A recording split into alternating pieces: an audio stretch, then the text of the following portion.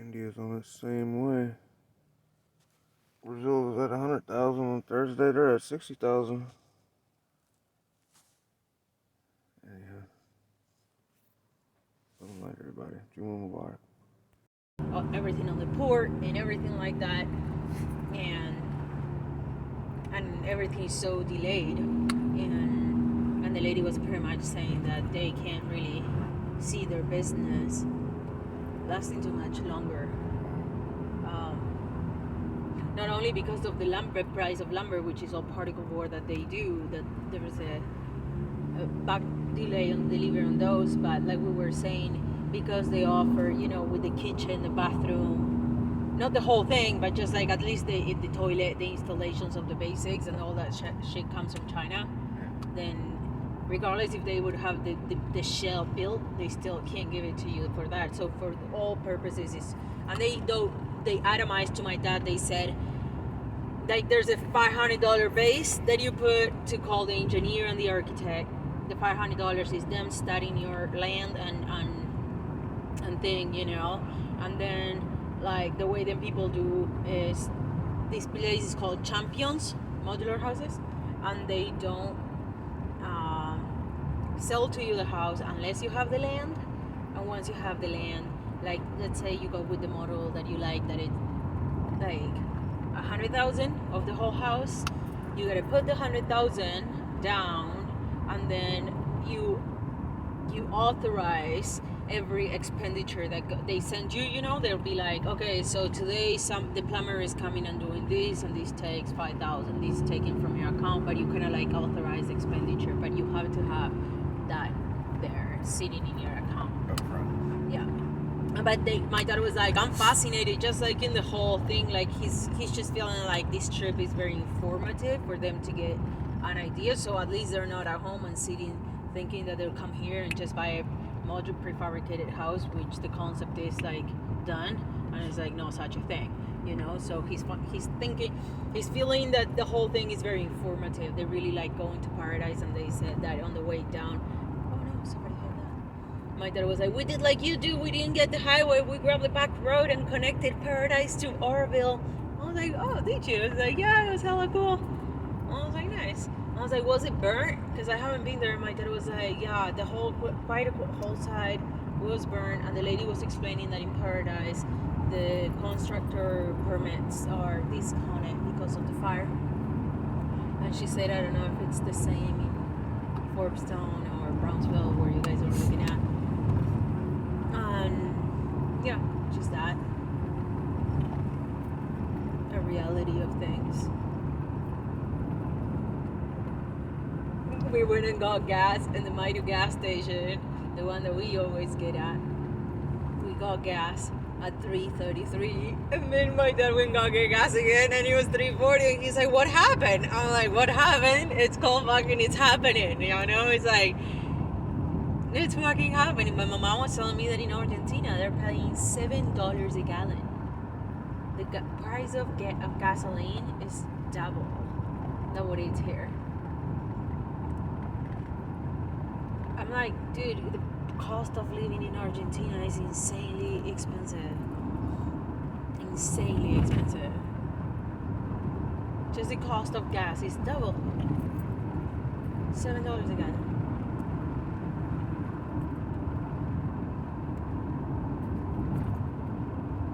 Yeah. That's mostly what we were talking about in lunch. They were telling me about their experience of going there.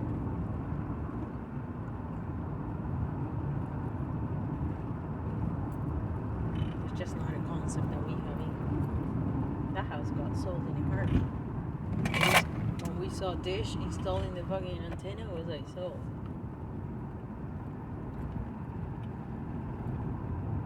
But I tell my dad, like, take all these calculations in mind, so when you see a finished product, you know what it took to those people to get to that point, Yeah. Like, I'm telling my dad, you see the pile, because when they first came to the property, it was snowed, so they didn't really saw the gravel, they just saw a mount. And so when my dad came the other day, he was like, oh, you got your gravel. And I was like, it was there all along, you just couldn't see it.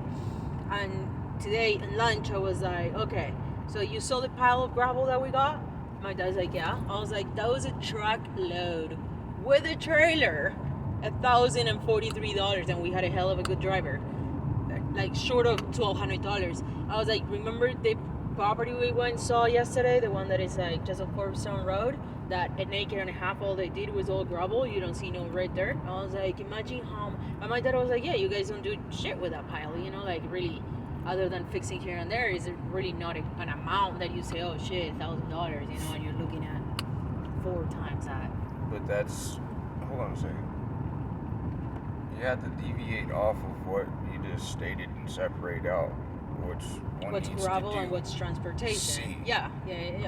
But the whole service I was allocating to my dad. As we were talking and so forth, if you have to go and do as we did with the service, and you don't go with the service, and you bring it yourself, then that pile is twice, if not 3 times or 4 times as big. With only $300 to $400 in transportation fees. Yeah.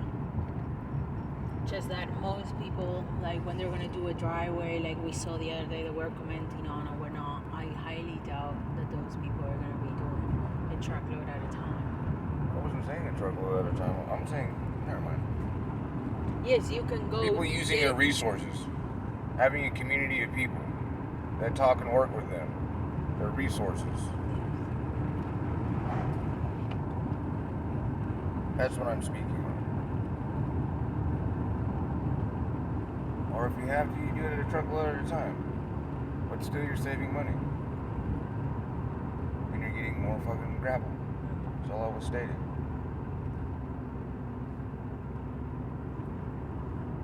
Like that day when we went down, and I was like, damn, 90% of all the money we spent today was just in fucking transaction fees and holdings. It was a good fall.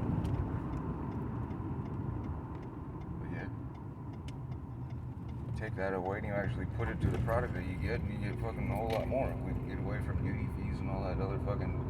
I touched it and I looked at it and fucking it made me laugh and feeling good inside. Fucking tax and shit.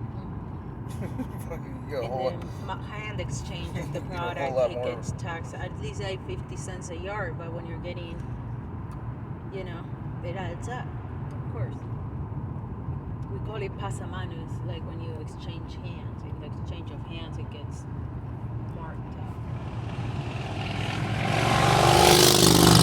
This property that has the pond, the thing running. What costs more is the fucking people that came out and professionally leveled the gravel out for them. That's what you're not allocating to and thinking and seeing. Is like $10,000 in work right there. All together with the materials. Making it flat. Making a good drainage, because for them to know that they're gonna put that shit down, it's not gonna fucking flood in the spot, right? It all had to been. It all had to been. That got sold. Done properly. They took the sign out. Yeah.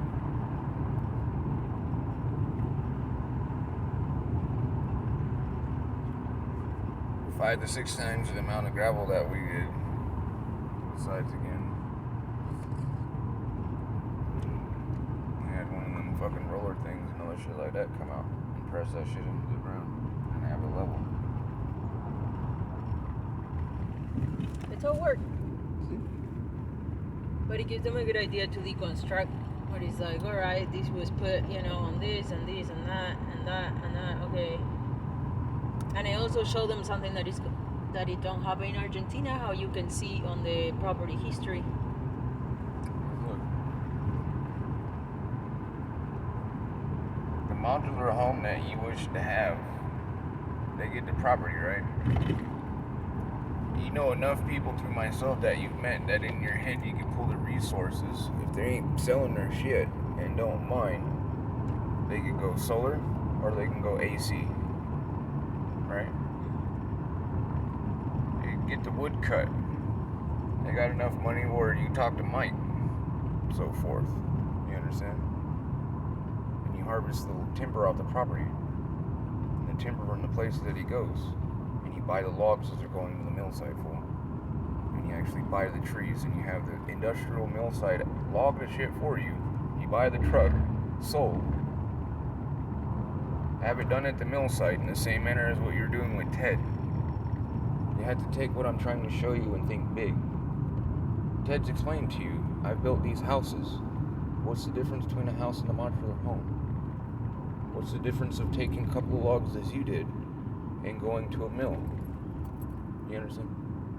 Or going to a person who's getting these trees that are going to mills that are being sold out of the country and buying a couple of truck trailers, having it milled, going down to Anderson Truss or whatnot, having the fucking shit fabricated for you, putting it back on a trailer, took into your property and put it together.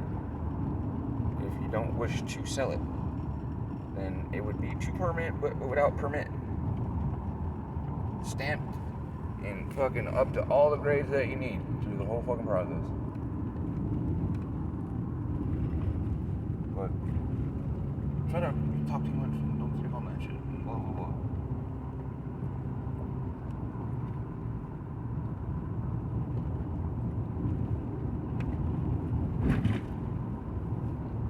Just look at the shit that we just got. A modular home is on a trailer, dude. Patrick explained to us the trailer he just got right there that he pulled the cargo container up. He explained to us the gentleman to go to have it done. You buy the steel, have it shipped, the person welds it. You don't need some crazy ass trailer like the cargo container, but you have the same kind of chassis for a modular if you wish to have it transported over the such. You understand? Or if you still wish to move it. If not, there's a simple frame that you have it brought over, or just a simple frame. And again, the wood pieces are made like a puzzle piece, done, stacked, diesel truck comes, crane comes, boop, bop, and you piece it together like the little casita that you just purchased for $2,000. It's very simple to do. If you're not wishing to use the equity of it having to be to permit for it being resold. If you're not doing that, then, again, use your resources on it. Because you know a fucking electrician, several, you know a concrete dude, you know a gentleman that just got his motherfucking contractor's license last week. Hello? Or sit there and twiddle your thumbs and not speak on it. Or water the seed and say, hey, there is ways of doing this, if you'd like. What are you guys trying to do? Because that year that they're stating to do such, the model that you see that you like, as I pointed out to you, build this frame like this and the shit that you see, these bathrooms and shit that are in fucking Lowe's that you say you like, fucking put it on the property, dude. With the steel frame trellis that they have in there. It's fucking simple. Don't make it too hard. But again, that's if you wish it not to be resold and for the equity. Otherwise, it's just the land. Guess what I'm saying? Otherwise, you build yourself a mansion, honey. You got the workforce. You got the soldiers. You just don't tell us drones what to do because you forget your resources.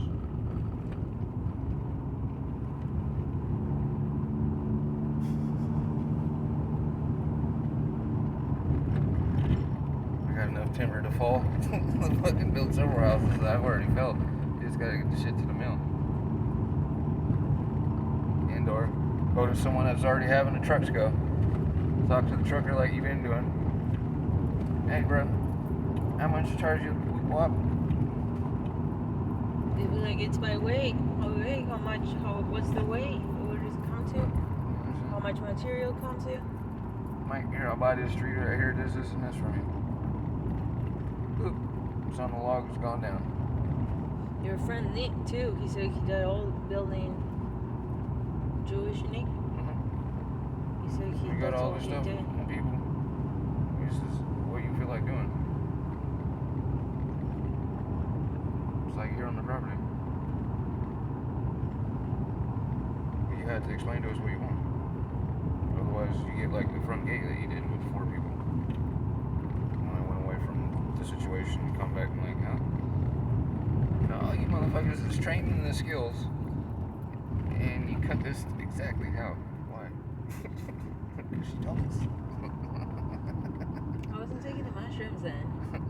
All I military. didn't quite see All it. military dudes. Listen straight what you said. All veterans. A mushroom.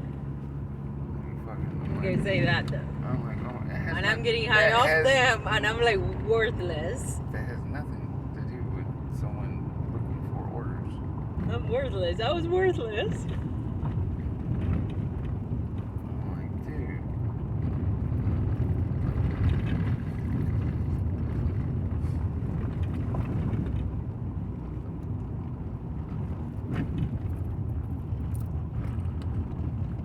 Yeah, they're just trying to do something like such.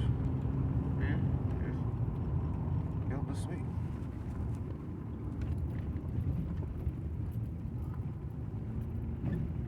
There was a tree falling there, like cut in the middle of the driveway when my mom and I parked there and walked up. I was showing my mom the pond. The pond is full of water. And there was a tree cut like to the middle of the sort of driveway up there.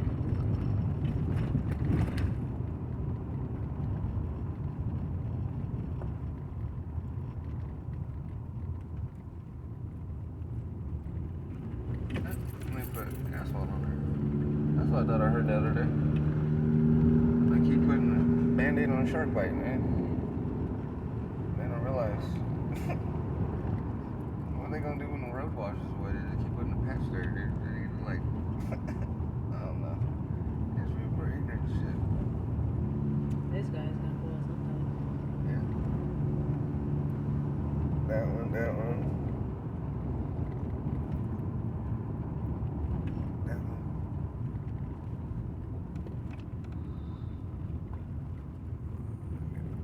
Get the water. Oh. Ballistic missiles, huh? That's a whole lot different than Oh, fuck! We had to get them. What? You want the saws? You want me to go get the chainsaws that are in the mailbox? We'll go to the post office real quick. I came up this way, but are you gonna need the saws tomorrow? The chains? I have the one on the blade and the other one that's brand new, honey. Okay, then I'll pick it up That's next time. not something that. Sorry, I forgot I said I was gonna go up that way.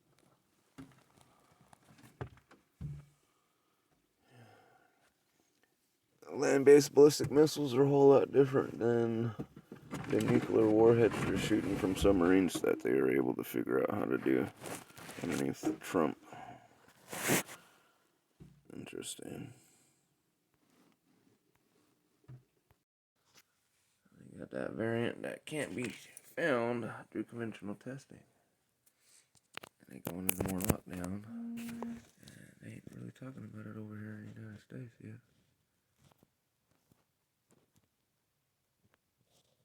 Coronavirus testing centers, a telltale sign COVID-19 infections are mounting. A colleague of mine who I share my office with tested positive. I spent 3 months without a case around me, and then one after another, everyone's come into contact with someone positive. The coronavirus positivity rate in the department of Rhône in central France is around 15%. Here, COVID-19 is circulating among younger parts of the population, and hospitals are under pressure. We can tell that we're already at a high rate, and the curve is rising. During the second wave, cases started out low, and intensive care units were not under the pressure that they are right now. Last week, a 4-week lockdown was implemented in 16 departments in France to limit the spread of COVID-19. While certain measures were relaxed, including the time one can spend outdoors, a limit has now been placed on the number of people who can gather when outside. Outside with 6 people or inside with 15. It's certainly less risky to be outside than inside, and if you separate a bit, that's fine. So it's a bit ridiculous. One day it's white, the next it's black. We've had announcements that have contradicted each other non-stop. As authorities in France grapple with a third wave of infections, the So keep government your own is doing protocol, everything it dumbass. can to keep schools from closing, saying that would only happen as an act of last resort. Keep your own protocol. Do you even care? The embattled health minister that these countries were now considered high risk. And so if you're traveling from France now, what that means is you will have to provide a coronavirus test less than 48 hours old. And Which doesn't mean nothing because the new variant from you're there. going to quarantine for 10 days. The only way you can get out of that is if you get, after 5 days, a second coronavirus test, Still which doesn't mean shows that nothing you're with the new negative, variant. and then you're off the hook and you can You could have a go lung about your biopsy. business in Germany. But this is really a reflection of the concern of German authorities over the third wave, and particularly the new variant, the B.1.1.7 variant. The health minister said that the health system was stretched and could be overwhelmed next month in April. And the Robert Koch Institute, which is the independent arm's length epidemiological body here that studies the spread of the coronavirus, and we could go up to 100,000 cases a day. And we used to think 10,000 was a lot. The number Like in of Brazil, infection has nearly doubled in the past 2 weeks. and So what's it's really going on in action India. stations here in Germany, and essentially not shutting the borders, but controlling who gets in, and their health status is seen as one of the This important steps to exacerbate take. the issue of what's going on in the ports and the Suez Canal block.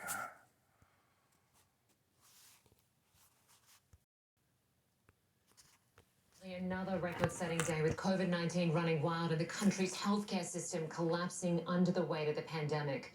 More than 100,000 COVID-19 cases were recorded on Thursday alone, exacerbating an already dire situation. Intensive care units are facing critical shortages, from oxygen to medicines necessary to intubate severe cases. And we're now learning Brazil's private hospitals could run out of other medicines used to treat COVID-19 patients in just a matter of days. CNN's Matt Rivers joins us now from Sao Paulo. Matt, it certainly is heartbreaking day after day. And what you're seeing there now, not only intensive care units just completely full, but oxygen running out. Yeah, Linda, we've been here now in Brazil reporting for a little over 2 weeks, and when we first got here 2 weeks ago, I think the system was beginning to collapse. I think now, 2 weeks later, in many places across this country, the healthcare system has collapsed. There's no other way to describe that. You mentioned the amount of cases that were recorded yesterday, the single highest number in a single day since this pandemic began. The private hospital association here in Brazil say they're going to run out of anesthetics used to treat COVID-19 patients within the next 3 or 4 days. The signs just keep mounting. I want to show our viewers a couple of clips here. I want to start with a clip of some ambulances. This was footage given to us by a source here in Brazil. And what you can see is there are 12 ambulances waiting outside of a hospital in Sao Paulo, all of them with patients inside. They are waiting because the hospital will not accept patients. And this is happening all across the city. Ambulances respond to calls. They have nowhere to go. If hospitals aren't accepting patients, that means the system has collapsed. I want to show you another clip from inside of a hospital in the federal district here in Brazil, where the federal government is. In this video, you can see an oxygen tube that is literally being run from one window across an open courtyard into another room. The reason that's happening is because on the other side, that's where the oxygen source is. But there are so many patients in the room where the oxygen is that they can't fit any more patients in there, so they have to put patients in another hallway. The only way they can get oxygen from the source to the patient is by running oxygen tubes out of windows.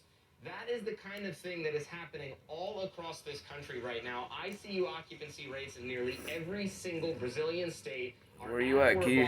80%. Where's the Space Many of them Institute have simply saving these collapsed. people?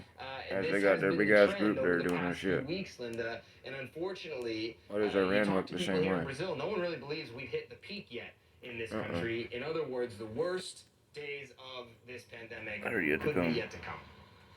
It is a horrifying prospect, and right now you're seeing many more young people succumb to this virus than we have in the past.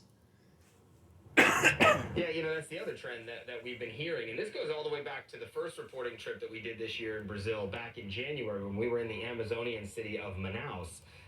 And back then, we were hearing from an ICU doctor who said the difference in this wave compared to last year is that we're seeing more young people in the ICUs. getting severely sick. They don't have comorbidities. They don't have, other issues that might exacerbate COVID. They're otherwise healthy, and yet they're getting sicker and they're dying more. That is something we've heard in Manaus, when we've spoken to doctors in Rio de Janeiro, in Sao Paulo, all across the country. It's the same kind of anecdotal story being told. And what we're hearing from health officials is that the ICU data does back that up. There are more young people ages 50 and below that have severe illness than before. There's a lot of theories about why that is, ranging from a variant here called P1 that's more transmissible, to the fact that younger people are simply exposing themselves more to this virus. But whatever the reason, no one is being spared right now in Brazil. The numbers are so high, and really, whether you're young or you're old, it doesn't really seem to matter at this moment. Yeah, it certainly doesn't.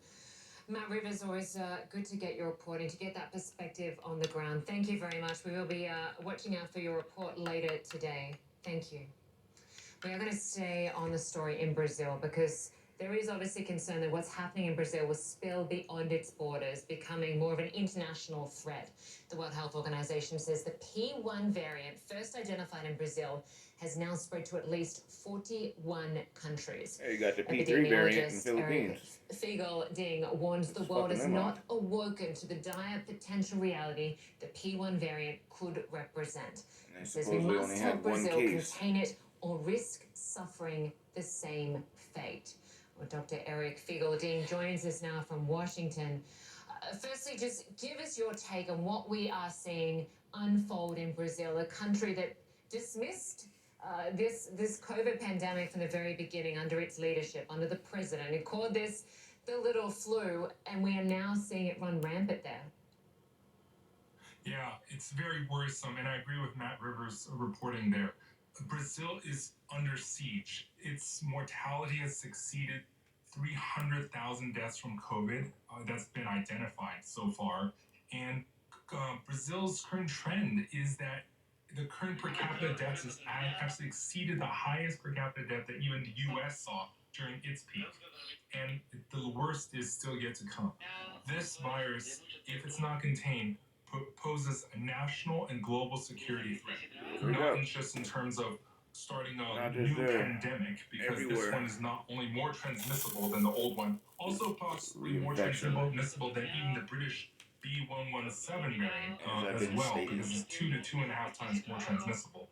But it also reinfection risk, and it also poses risk to collapsing Brazil's economy, which as a major country could also hugely impact other economies. And finally, the third risk is that if an unchecked pandemic can be completely ignored by authoritarians like Bolsonaro, it poses huge risk that other authoritarians will try to use the same playbook to ignore and dismiss the suffering of thousands and thousands of people. And all three poses huge risks to the world. If you could break it down for us in layman's terms about how these variants come about, how the COVID-19 strain mutates.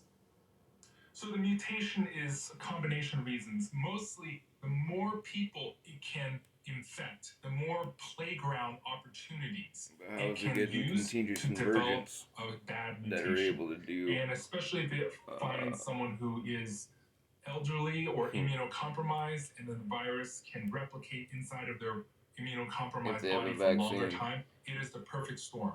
And many Harvard studies have shown that it's these kind of situations where the virus floats in more people and longer in each person that has the potential to mutate. And I always remind people, a virus can't mutate if it can't replicate. And this is why containing the virus is so important. But right now, Brazil doesn't even have enough vaccines. It didn't even order 138 million vaccines until last week when ICUs were at 90-95% capacity. That is not staying ahead of the virus. And that's why Brazil right now is in a world of trouble, because the vaccines are not coming for many months. And Eric, that mutant strain we are seeing that is more contagious and lethal than the original is now spreading. It's now invading regional countries around Brazil, right? The UK. Right. It's also infected into Paraguay, Uruguay, Argentina, Chile, everywhere. and Paraguay, Uruguay are seeing record high ICUs as well. Uruguay is one of the wealthiest countries in South America. They're also not containing it. Paraguay, ICUs are maxed out. They're out of oxygen. Chile has one of the highest vaccination rates in the world. In Santiago, Chile is still seeing a surge and a lockdown because of this. Meanwhile, Brazil, there's no lockdown.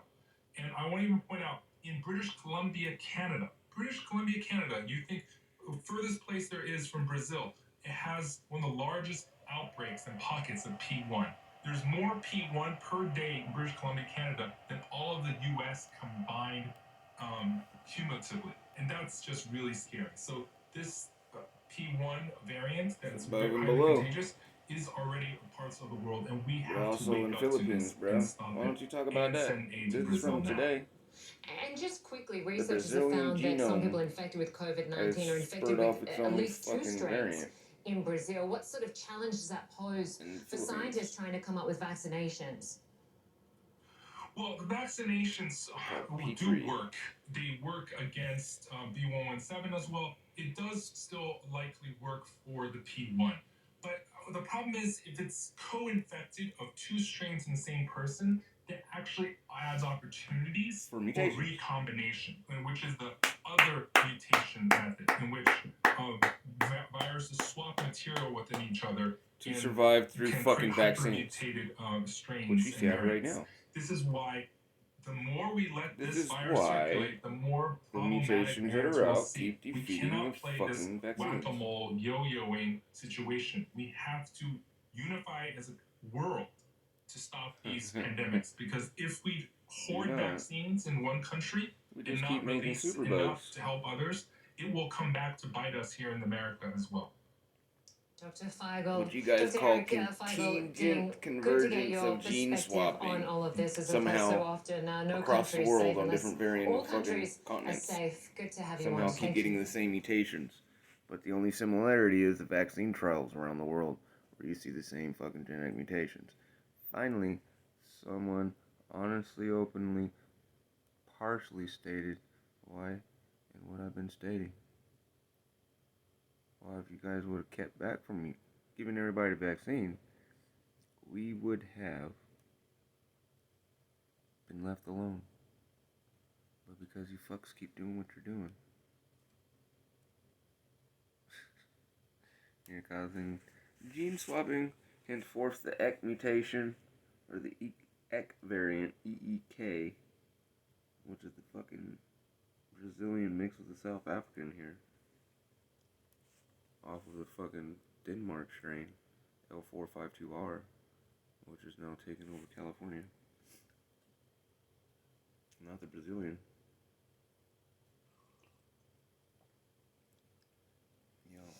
Completely eradicated all information about the Nigerian shit. Philippines don't wish to have their fucking shit called the Filipino variant. They have the stigma, so it's the P3. But how does only one case of motherfucking supposed one case of the Brazilian variant in the Philippines spur off a cluster of people infected 98 with its own motherfucking homegrown strand, but not homegrown strand, but they call it a homegrown strand from fucking Philippines. But yet, why I say it's not homegrown, because it's of the genome of the fucking Brazilian variant, as they say. And I was like, if this is the genome of the Brazilian variant, you had fucking communicable spread for that to happen. It still has the 501V and fucking reinfect you fucking shit to it. But P3, Philippines, come up at the same time as fucking the French shit. Because they keep coming up in clusters. Like how the stars used to die in threes. This shit's popping up in threes. Mutations.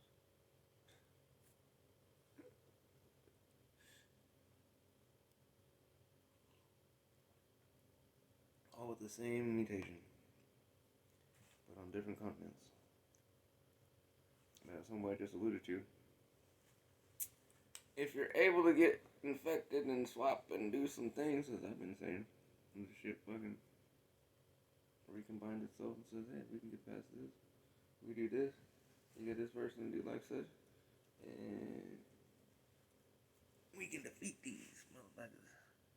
These fools still see this shit as a virus. This thing's a living, conscious motherfucking entity. By the end of Remember April, what homeboy said? WHO's initial goal of 100 million shots, which the U.S. met What I've been last alluding week. to. So far, more than Dumbasses with the 133 vaccines is million making it doses more have been infectious. administered, and more than 47 million people are now fully vaccinated. Meanwhile, the U.S. has topped 30 million coronavirus cases. But what the dude didn't explain to y'all, I'll break it down for you, is the metal toxins and all that from the vaccines, for the immune response to be blanketed towards not seen in the supposed host. You have COVID, but there's bacterial and viral phages that live inside of the virus itself. And they pass on morons to survive. To themselves, but also to their host, which is COVID. And to survive, they will enter and make it to where their immune response is different. But also proliferate themselves to make it to where their host that they're in can infect the host that they go after, even more prolific. And they keep stating, you gotta go after that which is inside that passes the morons. Otherwise, the morons will overtake you.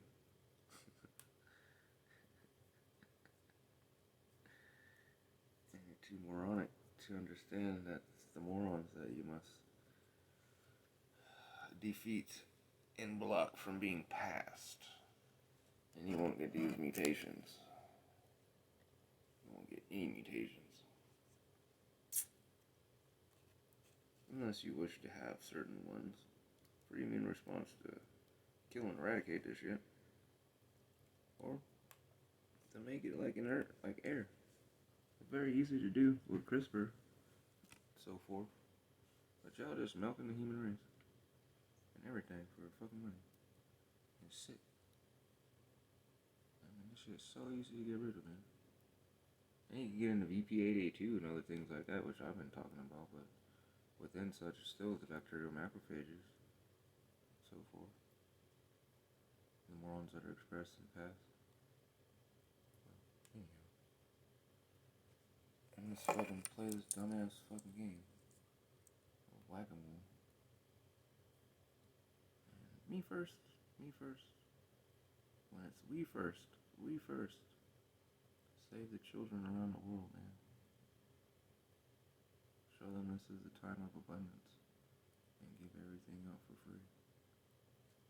So that we can start the next generation like Star Trek, where nobody works for nothing. And builds for stuff that's with the economy of the environment. Get away from money. This time is precious. It's the most wealthiest thing to have. Free time. Don't squander it. And then what you eat and consume like this stuff here. This consumption of something.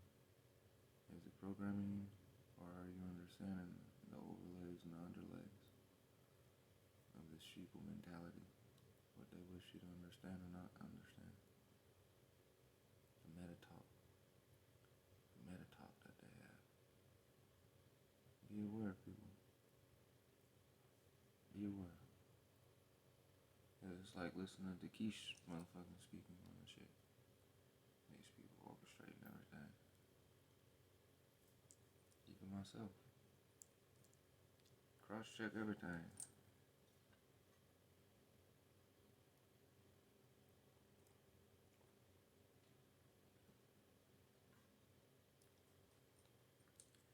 But always know, you're not alone in your heart.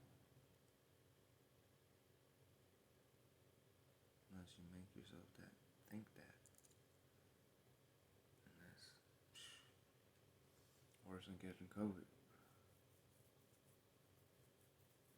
That's how these people's doing it to the world. Those who do catch COVID. Now stands at more than 545,000. And infections are beginning to increase again. Molangi is in Michigan, the latest coronavirus hotspot. Tonight, an alarming increase. COVID cases spiking across the country in 20 states. 6 of them where cases are rising at least 20%. One hotspot, Michigan, with one of the highest number of cases per capita in the U.S. More than 5,000 just today, the biggest daily total this year. And hospitalizations there are spiking, more than doubling in the last 3 weeks. A 633% rise in people ages 30 to 39 since the beginning of the month, and an 800% increase among those 40 to 49 years old. Health officials saying the spike is likely due to the UK variant. This is a race between Not the the virus and the L452R. vaccine. Dr. Nick Gilpin is the chief infectious disease doctor at Beaumont Health. That in state's the right hard-hit next to the Detroit one that in suburbs. December had the mink variant. Wild mink. Is it just a matter of the variant having been introduced to these places? That's exactly right. We believe that this variant, is going to eventually become the dominant strain. His hospital system is now restricting visitors This is for the almost first past time March, since honey. last April. It ain't. This is the race to vaccinate speeds ahead. Pfizer announcing today it's testing the vaccine in children 5 to 11 years old. Dr. Emmanuel Walter is leading the Duke University hospital trial. They're smaller, they have different physiology, they have different immune responses.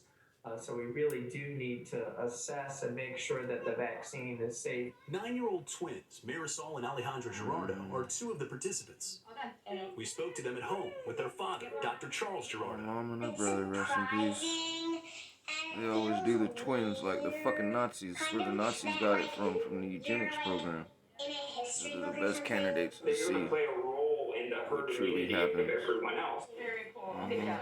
Ford Field here, home to the Detroit Lions, and the first mass vaccination site in the state opened up on Wednesday. One day later, they found themselves with an oversupply of vaccines. So officials opened up the doors to anyone 16 or older, and lines formed around the block of people showing up to get that shot. Beginning April 5th, anyone 16 or older here in Michigan will officially become eligible for the vaccine. Lana? You tricked the parents, man. That's some great progress, Mola. Thank you. And Dr. Len Horowitz joins me now. He's a pulmonary specialist at Lenox Hill Hospital in New York City. Dr. Horowitz, thank you for joining us, and thank you for all that you do. So let's get right to it. The U.S. has surpassed 30 million coronavirus cases, and the CDC says that the daily infection rate is now slowly increasing. At the same time, states are reopening. So please remind all of us, what do we know about asymptomatic contagion? We have to keep in mind as we hear these numbers that the mitigation strategies that we dealt with last year at this time, namely masking, social distancing, hand washing, and avoiding crowds, are paramount in keeping the case numbers down as people start to issue these rules. And we are in the 4th quarter of this, but it's not time to spike the football. We've got to be especially vigilant now. Shit is not the 4th quarter, man. This race of the virus. You don't understand what's cracking. In the quarter, maybe it's the 4th The quarter. US You is motherfuckers averaging saying about it's the pandemic, 2.5 and then we million go to vaccine endemic. doses per day. You heard Mola Just, say okay, we that just they accept had this. so many there that they were able to open the doors to anybody who wanted the vaccine. President Biden is setting a new goal of 200 million shots by his 100th day in office, which is in about a month. What's the score on We're the fucking on this hit football goal. game, honey? But what does it mean for 57 to us fucking to nothing. meet it, especially as we're Visitors looking are over fucking our killing the shoulder home at team. these variants that We're getting slayed that every day, threaten dumb our fuck, with progress. this football analogy. What's the score? We have to keep in mind that the purpose of vaccination is to reach herd immunity, either through people who've got natural infection and some How do you immunity is get herd temporary, immunity or against something vaccination that would be fucking more or less reinfects you? permanent immunity as far as we know. If we really need to reach 75% of the people vaccinated, that's 265 million people fully vaccinated. And here we have a situation, as you're showing, with 87 million people who've gotten 1 dose and less than 50 million people who are fully vaccinated. So we've got a ways to go before we achieve a sort of magic number of 265 million people vaccinated. Give them the tongue of honesty. Well, Pfizer has begun to test its COVID-19 vaccine on children under the age of 12. What can you tell us about this process? I think this is an exciting area because, first of all, She asked you about asymptomatic, you fuck. Why don't you tell people 85% of all people that are infected are fucking asymptomatic before the goddamn fucking vaccine started rolling out? Now with the mutations, it's really at that number. But yet, 85% of those people that get fucking asymptomatic get some kind of long haul fucking chronic fatigue, brain fog, and a whole other fucking allotment of shit that happens to them. Why you motherfuckers already got centers across the United States? Set the fuck up. I'm like, damn. How the fuck you build that shit if everyone's supposed to be on lockdown in these other areas and shit like that? This shit's fucking up and running. And Keisha over here talking about we got the cure, but your fucking shit's closed during COVID. When these long haul COVID clinics, have you looked into them? Motherfuckers are prestige and big as shit. They're better than the stem cell fucking research places. You know what I'm saying? I'm like, damn. How you crack these motherfuckers off so quick? And how you doing long haul treatment on somebody and calling you guys a specialist on it when we're only a year into it? There's it. The analogy and the falsity. I can see that if it was 10 years from now. And I caught COVID and was like, fuck. I got long haul COVID. Okay, you guys have been dealing with people for 10 years. But no. You motherfuckers are just like my mom, where you guys realize what sarcoidosis was, where it's like, okay, yeah, we got this long-term specialty for you. Yeah. Tell us everything that happens to you. Give me this fucking salad of pills and treatments and radiation and light and pamphlets of good things to think about. And fucking, you know what I'm saying? But we got no clue of what the fuck's going on in your body. And forth like the shit you've read 30 years later, honey. Hindsight of the doctors. Damn, we know what prednisone and steroids and fucking immunological boosters, suppressants do to people who have immunological response issues. But, you know, it's the first thing we offer them because, you know, it takes their pain away, but we never tell them that fucking by doing such throws them on a loop and 98% of them fucking end up in psychiatry. Or they just give them pharmacopoeia there too. And then we don't talk to the doctor that we sent, that they're on over there. So we just play fucking teeter-totter. And we end up being doctor to their kids because they epigenetically got their shit turned on. And it's just fucking, it's ridiculous. But why don't they say that shit to people? And she asks, what the hell is going on with asymptomatic things? Like, what's going on? And or, hey, this disease infects you through your fucking olfactory nerve. We should be concentrating on fucking nasal flushes or fucking vaccines that cleanse that out, or the immune response in the nasal passage and the lymphocytes in the brain, so forth. You understand what I'm saying? Like, be open and honest. Like, not everybody's fucking retarded in the sense of not saying that in a disrespectful way of saying nigger or white power or anything like that. Like, saying in that manner, I gotta get that terminology out of my mouth. I'm retarded. Because it's saying someone's disabled in the mind, but in a sense, you know, not everyone in their mind for some reason, or if, I don't even know if he has the aptitude in his mind to even think that, but why do they not speak in those terms? Because there is people that would understand or fucking Google search and be like, okay, that word means this. Oh my god, they mean that. Holy shit. You understand what I'm saying? And instead of just not even speaking on it. But it's like, come on. This is reality. This shit infects us through this manner. Why aren't we addressing it in such? Hey everyone, you really need to do as such. Hey, when someone asks the doctor about asymptomatic, how are people getting infected? Yeah, we're back at indoor dining, so on and so forth, and they say the last time this shit happened is a spike, which made me go, how the fuck? The only way that you'd be getting such is you're not getting infected when you're breathing into your mouth, you breathe into your nose. Henceforth, me looking into you and fucking spirit showing, yeah, it's your olfactory fucking nerve. And here you guys want to go sit up on with a bunch of motherfuckers, and I'm good on that, dude, I'm cool. But why don't they come out and explain to people that so on and so forth. That's the vector. This is why you have these spikes. Whether it's getting nice, people laying up on top of each other, you're gonna get sick.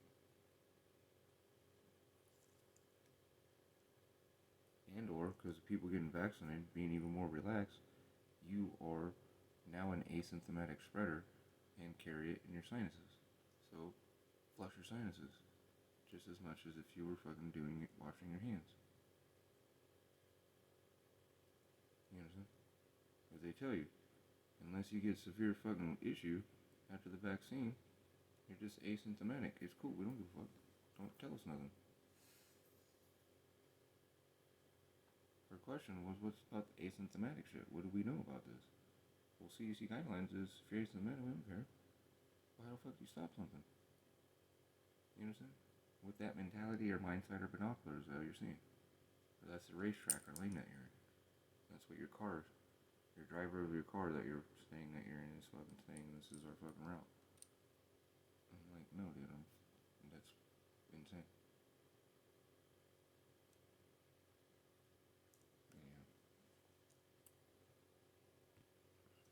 Vaccinated, of course, teachers aren't being vaccinated. Schools can reopen that much more safely. And children are a vector of coronavirus, as anybody can be a vector of coronavirus. They can spread it asymptomatically, and so vaccinating children and cutting down on that spread would be very helpful. A year ago, you again, motherfuckers were contributing to saying herd kids immunity. couldn't spread. Well, Pfizer says that it hopes that it will be able to expand vaccination to kids by 2022. What does this mean for kids returning to school in 2021 in the fall?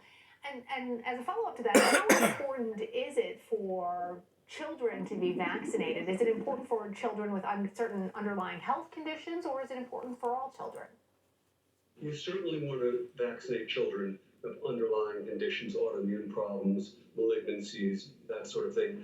But at best, it would be great to reach the entire population of children, since they are the ones who spread it between themselves, take it home to parents and grandparents. And so the mitigation strategy now of 3 feet apart, there are schools open for it, you just move the kids closer to 3 feet instead of 6. The spread in the schools, and so vaccination would be paramount. Let's go backwards. We've also been keeping our eye, Dr. Horowitz, on you're the using global fucking sock to the pandemic. And Brazil sock filters became the second country and the Wednesday ventilation to top systems. 300,000 Right, UVC lights, not nothing. You're deaths. using fucking The health Purell systems there are on the brink of collapse. How concerned puppet. are you Not about sock how puppet, this will but impact sock both global and vent the U.S.'s filters. pandemic recovery? Literally sock filters. Brazil's situation is really dire, pretty devastating. And we have to keep in mind that we don't conquer a global pandemic until every country on the globe is vaccinated or safe from infection. And so the vaccination rate in Brazil is appallingly low. Why you guys still opening up the space fucking vaccination hotel? rate and herd immunity in Brazil, which is going to be difficult. That's just one country. Going up there don't live on the same other earth as us countries with like Papua fucking New Guinea, which pandemic or had what? no cases for months and now is overrun. So we have to vaccinate the entire world. I mean, people on the International All Space right, Station Dr. got to Lynn fucking Horowitz, quarantine thank for you. like half a year or some shit in a bubble so that they can go up to that motherfucker. How the fuck is you and I gonna do like your parents and go up to the fucking hotel and meet your parents another time, or the kids come up and shit, you know what I'm saying? In different times and so forth and be chilling. Like, you gonna be isolating people? Or are we gonna run a spacesuit? Or what's cracking? Yeah.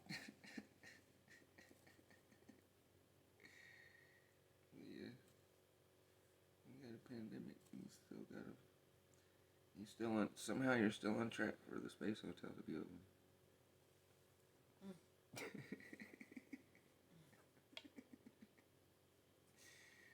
Never mind. I talk too much. I'm just like, damn, dude. Y'all wake up, man. What's really going on? You got a pandemic. People that go to space gotta do a half a year's fucking isolation. Somehow you're opening a motherfucking space hotel for the general public to just come up and do whatever the fuck they want and wish.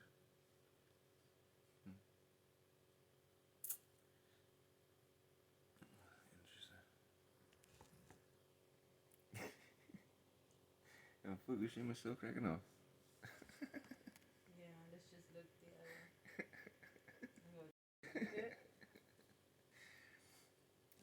just do the same in space. Yep. We just start Fukushima there, and then we just go elsewhere. I'm not asked, but wherever he's going.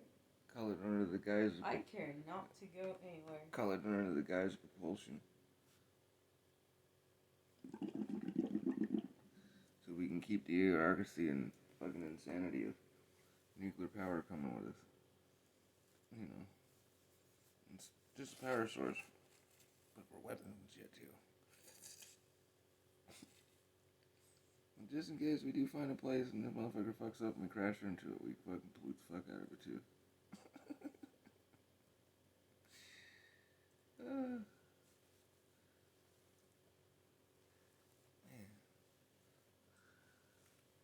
When will we learn?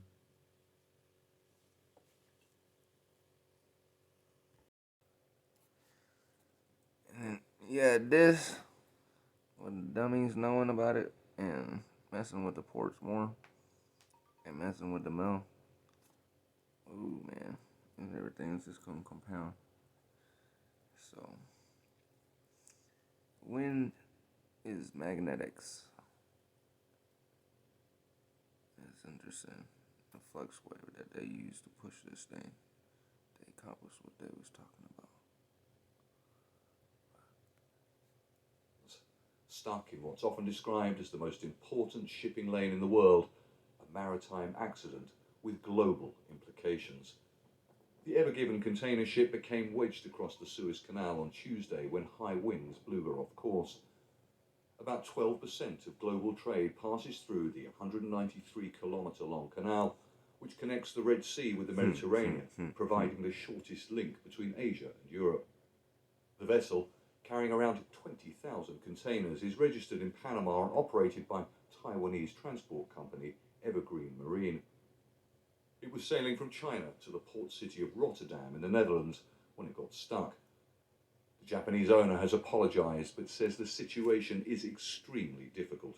At present, the traffic along the Suez Canal has been disrupted due to the incident, and local authorities are working on resolving the issue using tugboats, but there is no estimated time for it to be resolved.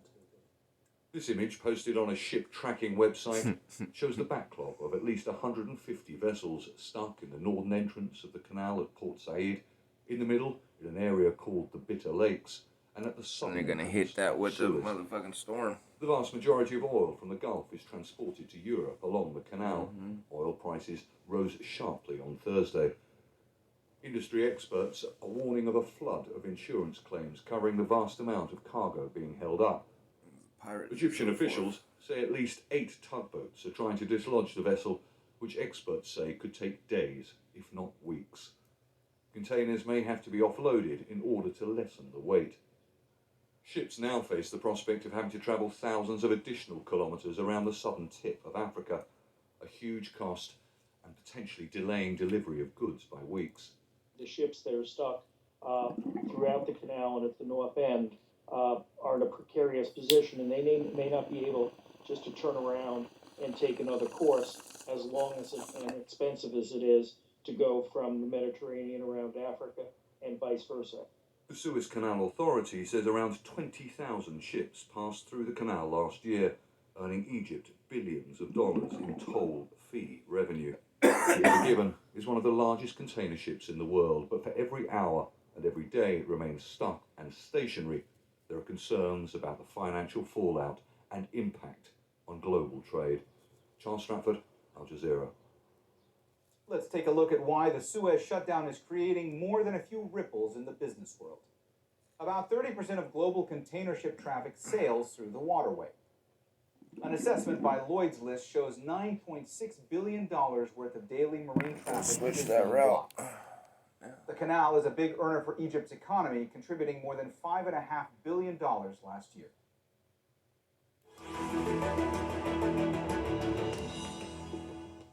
All right, let's bring in our guests from Oxford, Guy Platt. The CDC warned that new infections are up 7% over last week. This has been a long year, and I know people are tired and They don't want to hear that it's going to take us a little while longer, but it's going to take us a little while longer. Our advice is clear. We're vaccinating really, really quickly, and we're just asking people to hang on a little while longer in terms of the masks and the mitigation strategies so that we can get the majority of people vaccinated. There was also word that the European Union will soon see an uptick in vaccine supplies. The European Medicines Agency approved new manufacturing sites today in a bid to speed up a lagging vaccination effort. China has released its own report on the origins of COVID-19. It concludes the virus most likely came from an animal and not from a government lab in Wuhan. The World Health Organization's report was due out today, but was delayed again. The fight over China's alleged abuses of Uyghur Muslims escalated today. Beijing announced sanctions against Britain, and it intensified boycotts of major retailers. Britain, the EU, Canada, and the US had sanctioned China earlier this week. They announced sanctions against China based on rumors, lies, and false information. It is a violation of the basic norms of international law, and we are certainly forced to carry out just, necessary, and legitimate self-defense. Britain said that it would not be intimidated, and the U.S. accused China of profiting from forced labor by Uyghurs. In Afghanistan, the Taliban threatened to resume attacking foreign troops if they stay past a May 1st deadline. The U.S. agreed to the date last year. President Biden said Thursday that it would be tough to meet. A train wreck in southern Egypt left at least 32 people dead and 165 others injured today.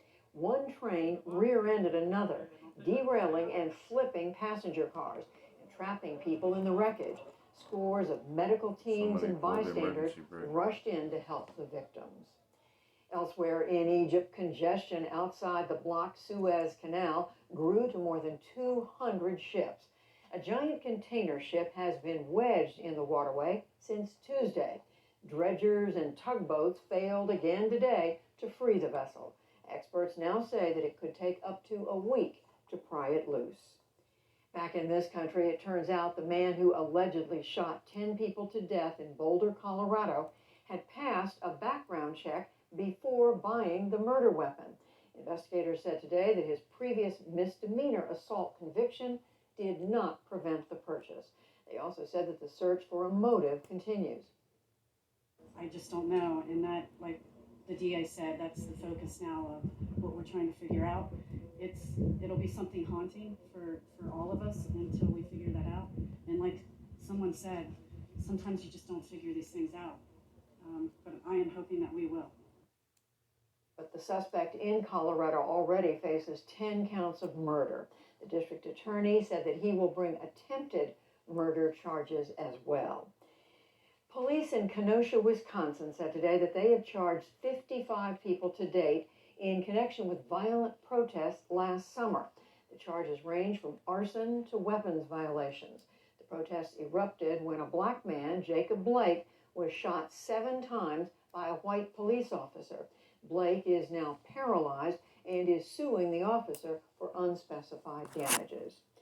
Dominion Voting Systems is accusing Fox News of defamation and suing for $1.6 billion. The suit alleges that the cable news giant wantonly spread false claims that Dominion rigged the 2020 presidential election. Fox News says that the action is baseless. Wall Street finished the week on a high, lifted by bank stocks and rising oil prices. The Dow Jones Industrial Average gained 453.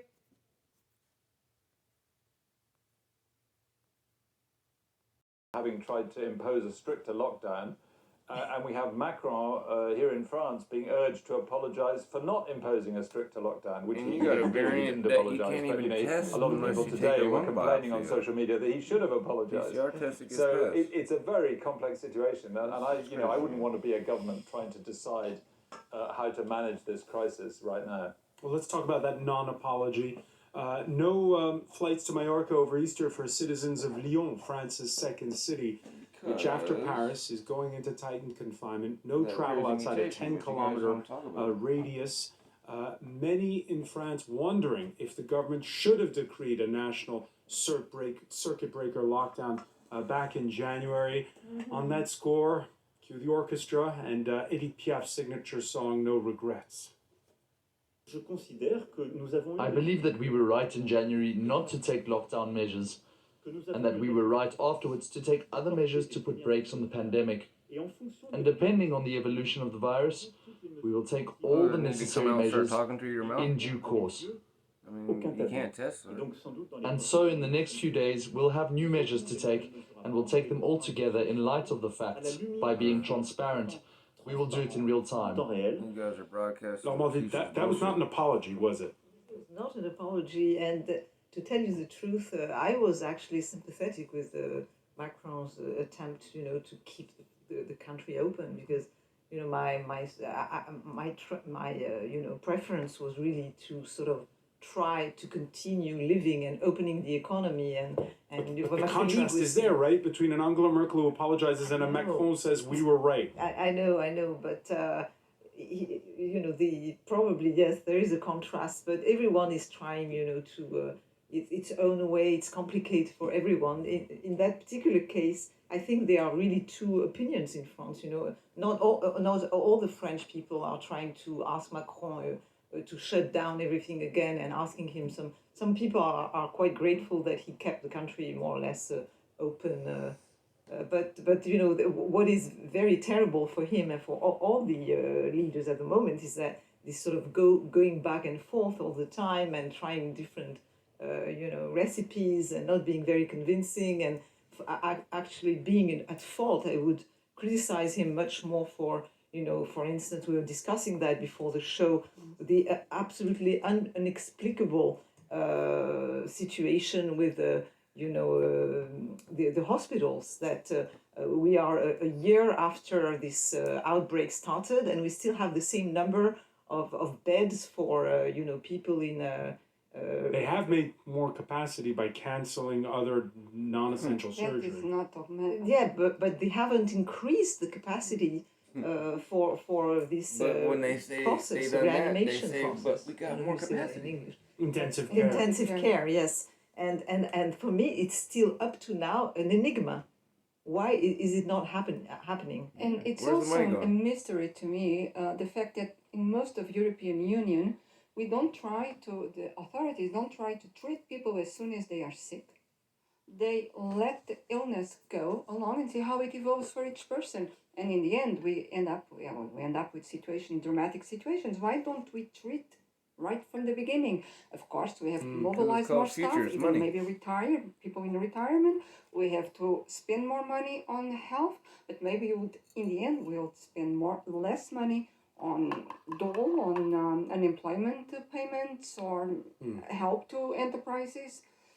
And on top of it, going back to the vacation in Spain, tourism within European Union represents around 750 billion euros every year pre-COVID.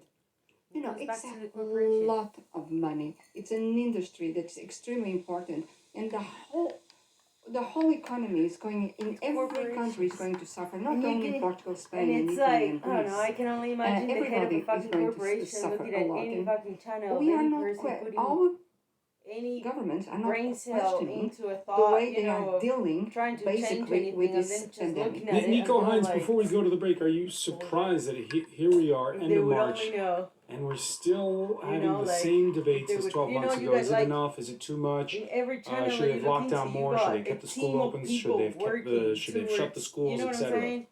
To put out something.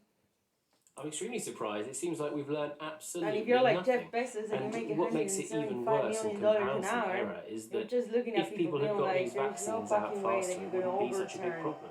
this monster if you that look you all at the created. rate of the wave in Israel Is at the that you're moment, chasing the fucking it tail started of to this go up like for a new wave, huge but dragon that because so is much of just the burning population has already everything been ahead. vaccinated, it immediately And went you're back just, down like, again. trying to And catch yourself France, back because they've been again. so slow out of the Way gate there. getting these vaccines into people's arms, they're going to have to deal with another wave, and who knows when they're going to actually get the house in order and have those vaccines sorted. All right, Nico saying the V word, the perfect seg There We're has going to to talk be about a vaccines when we come back. big Stay with us. You're watching The rupture World This of, Week. you know, people coordinating, people in a deeper way, I think. Not analyzing it, but taking more action at lower levels. As like sister is saying, starting with accepting the concept of, instead of trying to, you know, like she's saying, instead of trying to pay for these and pay for that and pay for that, why don't we treat the cause of the issue, and we don't have an issue. And so in every aspect like that, like she's saying, you wouldn't have people on disability or the expenditure of the healthcare system having to keep people alive for longer and whatnot, or just trying to keep people prolonging their lives but not getting any healthier. And so if you actually tackle that form of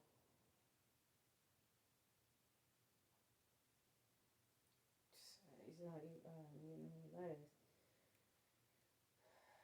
the way of doing things, and you actually start with educating and putting that money, any of that money, to preventing.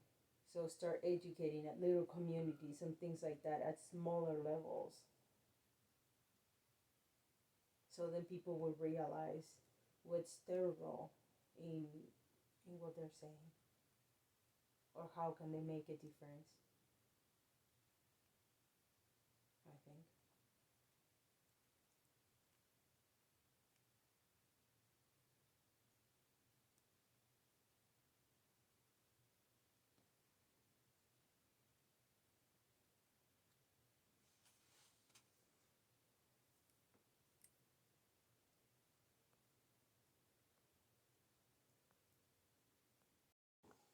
These people come here, you better not try talking to them. Because they're waiting for somebody to talk to them. So they can just broadcast it, but nope. They take all your shit.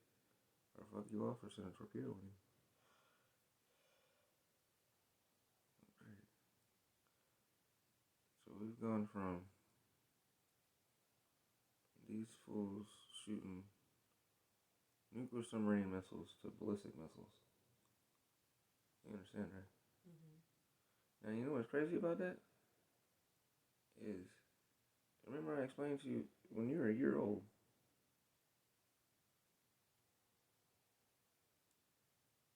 they had me hiding underneath the desk because they stated fucking Saddam Hussein was going to smack us with ballistic missiles. But not nuclear missiles, Scud missiles, chemical weapons from Iraq. You understand? No, you don't get it. When they did that, in 91, when you were 3, did the same shit. And it's hiding underneath the desk. This shit was goofballish. I think it was because there was an Argentine president that sold weapons to Iran. No, I'm not saying Iran. Iraq. Oh, Iraq. Yeah, missiles from Iraq to here. To the state capital, because I lived in Sacramento at the time when I was a child, when we were with Aunt Heidi. And they had us hiding underneath the desk. Like, that would have helped. You know, it was like the old thing that you did, that they taught people for nuclear weapons, right? Yeah, we're told that too. But Saddam Hussein wasn't fucking with nukes, dude. He was fucking with chemical weapons. Yeah, hello. So the dumbest thing you want to do is get on the lowest part of the fucking ground, you know? The shit coalesces. You understand? That's if hypothetically. That's too specific. That's if hypothetically the missiles could actually reach America. Right. But there was, at the time, no way possible, the weaponry that they had. And they didn't even have this shit. But we still invaded them. Just under the pretense that the dude had some ballistic missiles, right? These motherfuckers is your testing ballistic missiles. And we haven't done nothing. You understand what I'm saying? They went from not testing ballistic missiles to testing ballistic missiles. Underneath Trump, he was like, okay, dude, it's alright if you don't test ballistic missiles, but you can fucking perfect the engines while testing them in nuclear submarine capable rockets. That will help you perfect and give you cryptocurrency money. And now, the evolution of that is some motherfucking rockets that can hit us from land.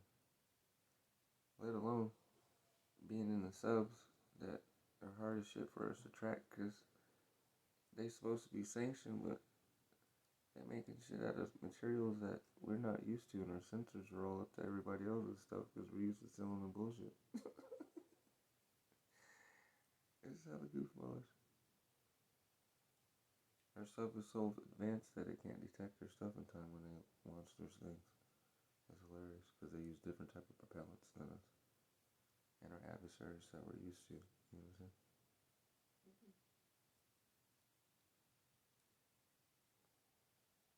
And it comes days after U.S. officials say North Korea launched at least one missile.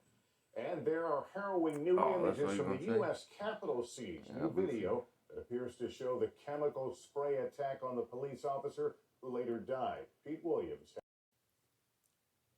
Negative entropy, the same energy that created that. These tornadoes. The tornadoes that were happening when there was snowstorms. Wake up, people. A big part of the South where tornado watches and warnings have been posted. The severe weather has killed at least 3 people in Alabama. Early pictures showing major destruction and forecasters warning of the potential for more severe weather, including flash flooding well into the night across several states. Al Roker will tell us who is at risk in a moment, but first a late report from Kerry Sanders in Alabama. Tornado on the ground right in front of me, going up this mountain. Tonight, at least 3 people killed by tornadoes in Alabama, and fears of possibly more touchdowns through the night. Already, as many as a dozen unconfirmed tornadoes causing widespread damage in Alabama, Mississippi, and Georgia.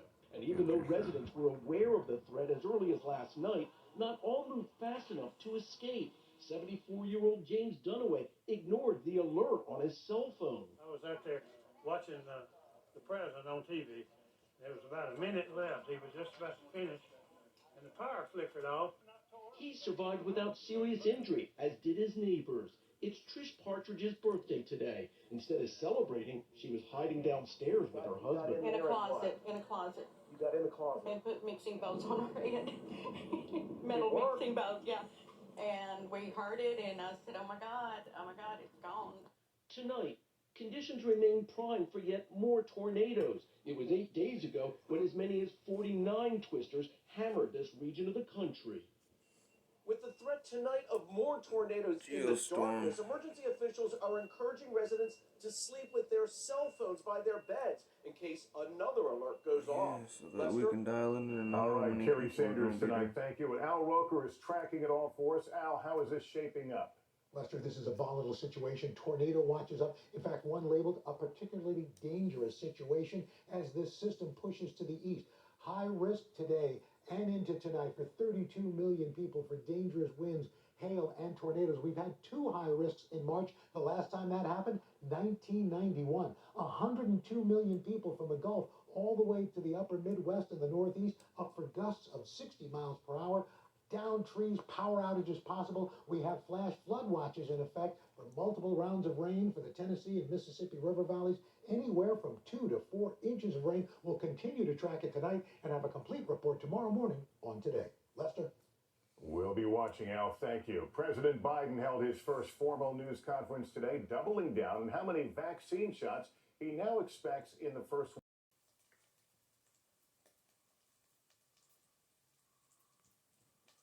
Afghanistan, the president said it would be hard to meet a May 1st deadline to withdraw troops set under former President Trump. Lester. All right, Kristen. Ed Walker, thanks very much. Let's bring in Chuck Todd now, moderator of Meet the Press. Chuck, we've just been talking about what the president did say. What about what was left out today? What struck you? Well, it's the issue of COVID. I mean, when you actually divide up the press conference, there was the news they intended to make, and then there's the category of unintentional news, which we're all trying to figure out if he made any. I don't think he made any unintentional news. The intentional news was announcing the 200 million vaccine doses on his first 100 days.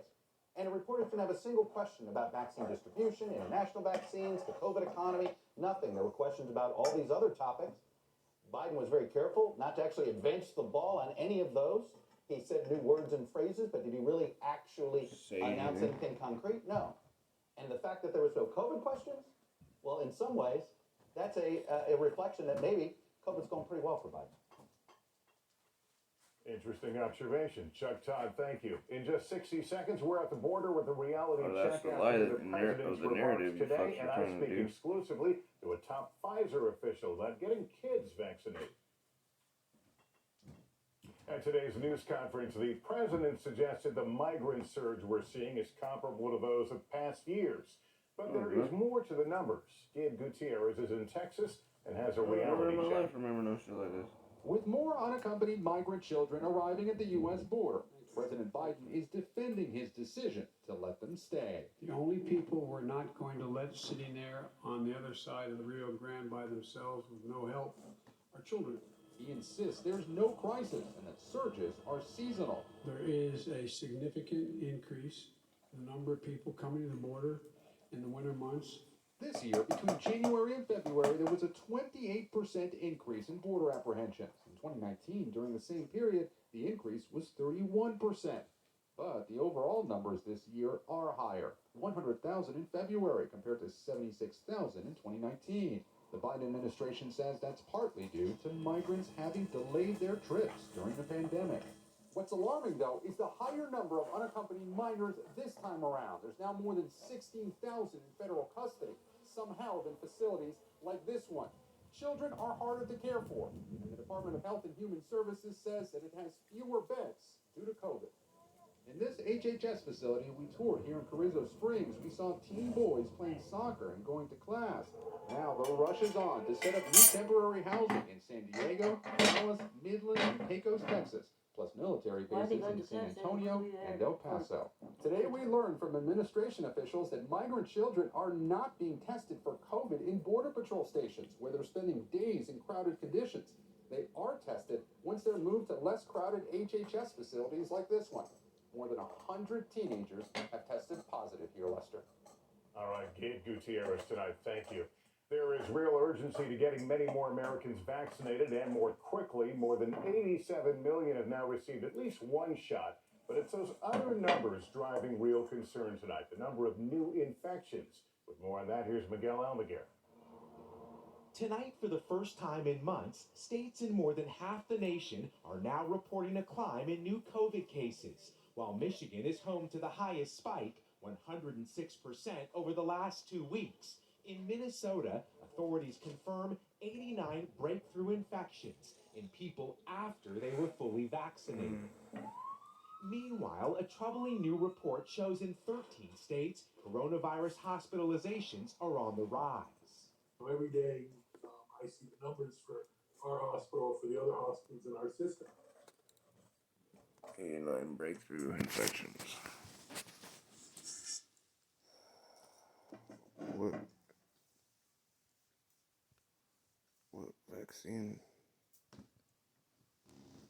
vaccines were broke through? Because those breakthrough infections, whoever those people were associated with, like I was stating to you, honey, and being frustrated about, so everyone's being idiots. Those breakthrough infections are just someone actually being, overcompensated in their shit. Otherwise, you're asymptomatic and you're infecting people. With more on that, here's Miguel Almaguer. Tonight, for the first time in months, states in more than half the nation are now reporting a climb in new COVID cases, while Michigan is home to the highest spike, 106% over the last 2 weeks. In Minnesota, authorities confirm 89 breakthrough infections in people after they were fully vaccinated. Minnesota. Meanwhile, a troubling new report shows in 13 states, coronavirus hospitalizations are on the rise. Every day, I see the numbers for our hospital, for the other hospitals in our system, and it's all going up. I've seen people who look good one day, and the next day they're, intubated. With 1,000 Americans still dying every day from the virus, the race between variants and vaccinations is at a critical crossroad. After safety regulators questioned their early data, AstraZeneca revised its vaccine efficacy down from 79% to 76%, perhaps undermining public confidence. It comes as Rutgers University announces vaccinations will be required for students who attend in the fall. More than 40 states plan to offer vaccines to all adults by May 1st. I've been waiting a long time and I finally got it, so I'm ready. Here in California, effective next month, anyone 16 and over can be vaccinated. The majority of new infections are those under 50, while the majority of new deaths are those over 50. Lester? All right, Miguel, thanks. 3 months, or months, I should say, after beginning COVID vaccine trials in children ages 12 to 15, Pfizer announcing today it has begun trials in even younger kids, starting with 5 to 11-year-olds, and later expanding to infants as young as 6 months. I spoke about it with pediatrician Dr. Bill Gruber, who oversees the company's clinical trials for children. We've started to vaccinate in a phase 1 trial, children 5 to 11 years of age, and we plan to move down progressively to children as young as 6 months of age. Pfizer says they will test kids in 3 age groups in the U.S. and Europe. Are these children getting the same vaccine that's currently being administered to adults? Yeah, so it's the same vaccine, but we take a very deliberate and careful approach to assure ourselves of the safety and how well the vaccine can be tolerated in young children.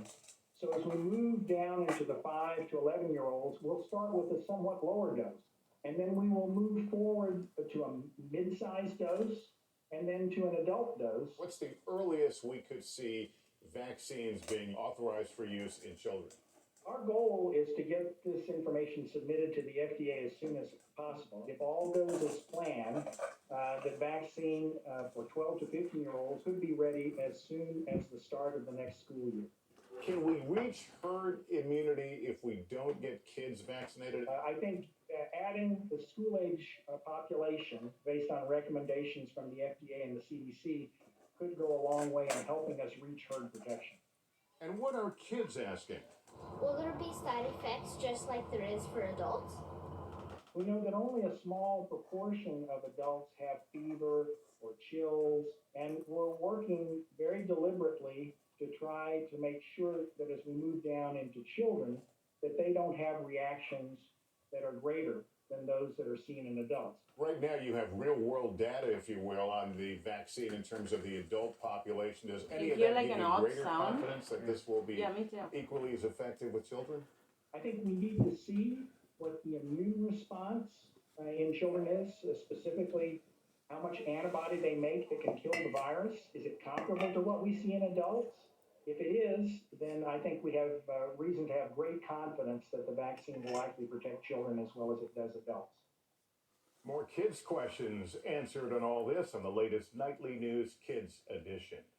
In Boulder, Colorado, the 21-year-old man accused of killing 10 people at a supermarket Monday appeared in court for the first time. His lawyer said he has a mental illness that needs to be assessed. While at the station where fallen officer Eric Talley served, his police car is now a makeshift memorial. You might have him Superman. Up next, a sign of hope as the Olympic torch relay begins. After it was delayed a year, the Olympic torch relay. It's like, why was him and his brother being wallowed and watched and communicated with by the FBI?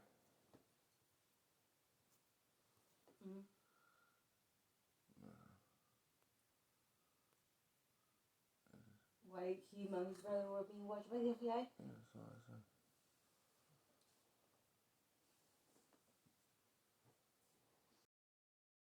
Get over and find out. Waking up everybody at 7 in the morning. Motherfuckers.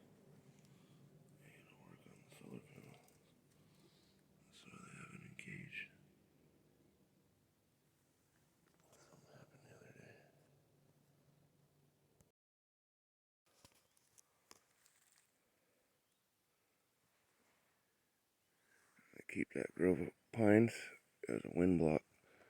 There's a vortex down this way. Like I said, continue cutting down these tannin oaks all the way down the side that way.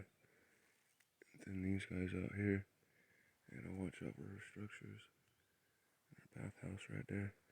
Follow them that way and buck them down. Debranch them and all that.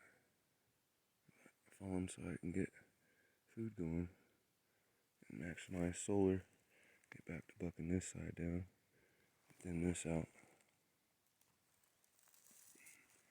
Thin this out. Yeah.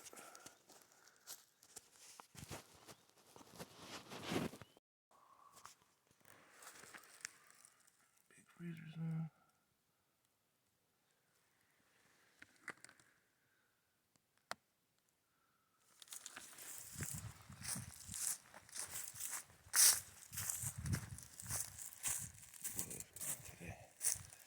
Chilling with her family inside. Things all mix.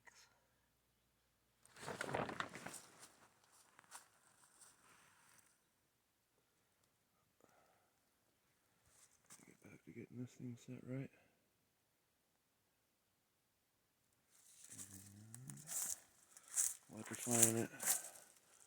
Resand it and repaint it. Set it up. Level it out.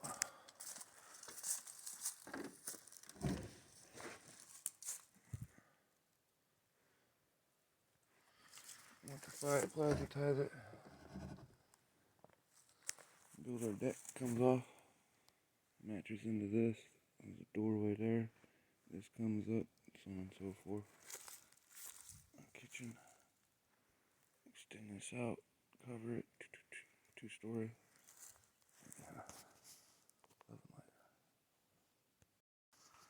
Wire guy here. Don't have couples. I'm gonna use electrical tape. Size 8 wire. Cut little like ingots. Stuff it in. See if that works. Couple them. Copper piece to the other copper piece inside. See if it works.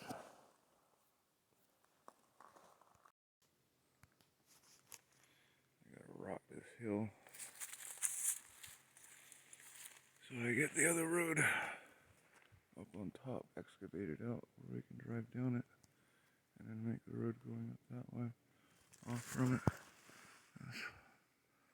That's there I cut for the other road for the backhoe and such.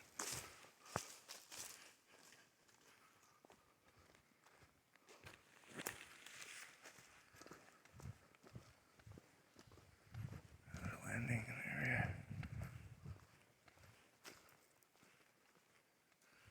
The pond's gonna be at.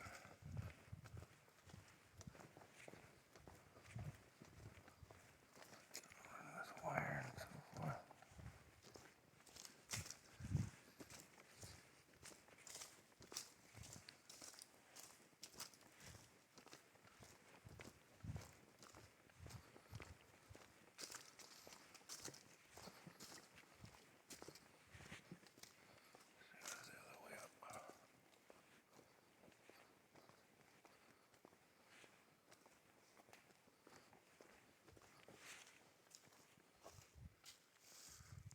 Between the big trees.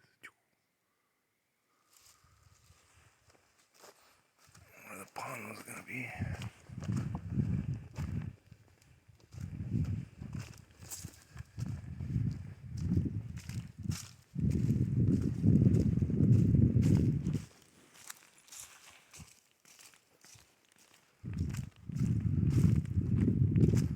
Back to thinning all this stuff back out. Straight thick.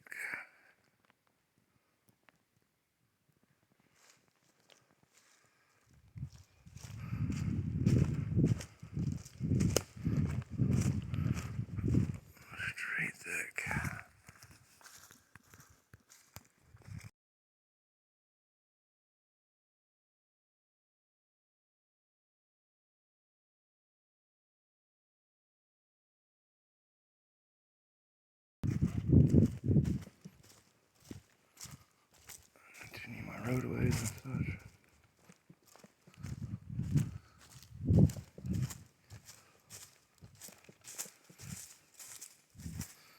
Finished digging out the pond. On this side, step down. Hydro plant and solar. But also in and out way. Some signal broadcasting. I got enough wire. Inshallah. Just connector pieces weren't gotten.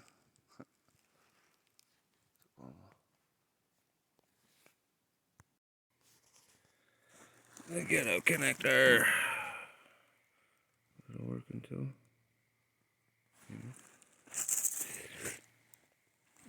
I get the piece. Connect that and duct tape it close.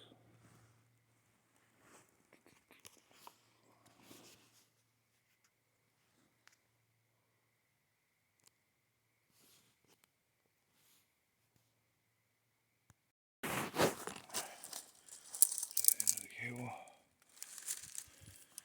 I think I'm gonna use this tree and broadcast it at the top of the mountain.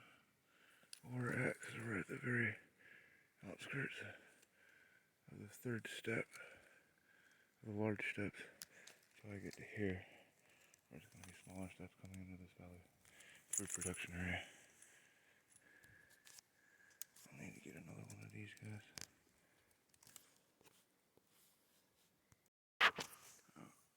Go get a power line, DC power line from down in the valley.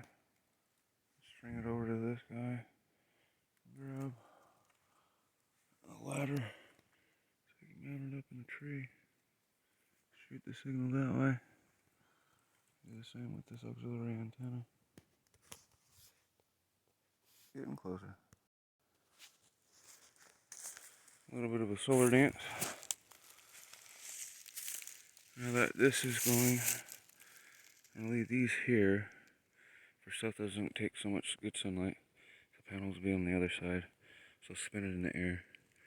And I'm working on this side with the apex. The 3 o'clock. It's in this general area. Henceforth, tie off on the cabling in these pines. Suspend the solar cell up.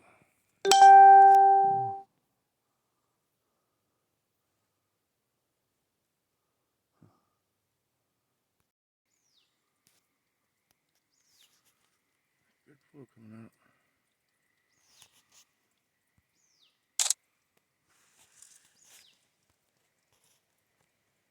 Crazy how much silt. Been collecting the silt to grow food in.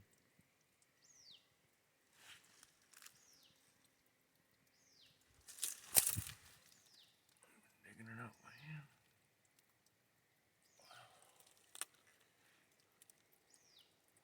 Goes way back around here.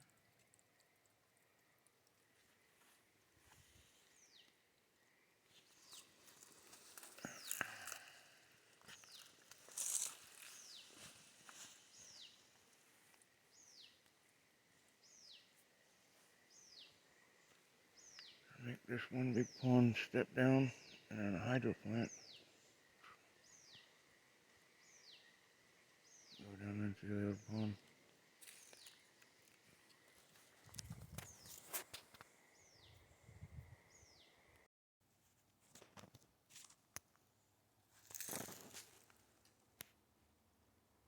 Broadcasting.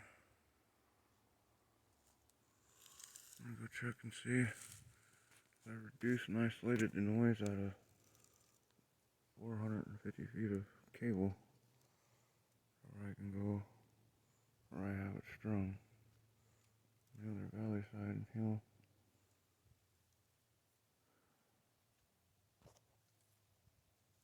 There's only a spot right here where I get signal. Always with that pieces signal thing.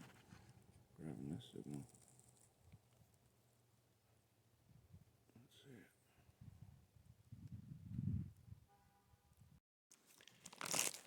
Look for the lights in the sky.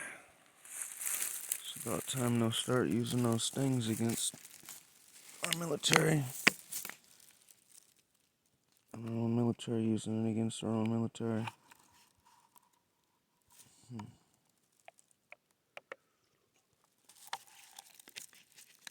What do we have here?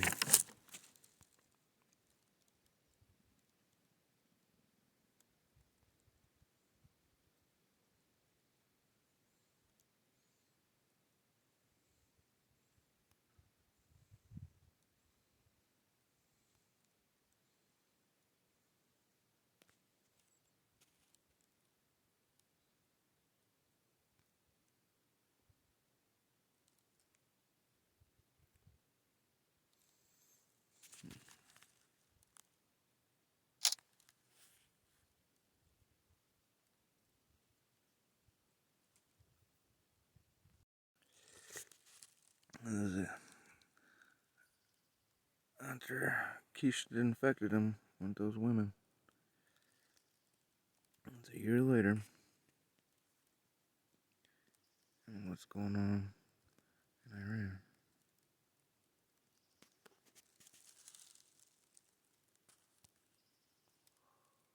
The man was literally dying on television.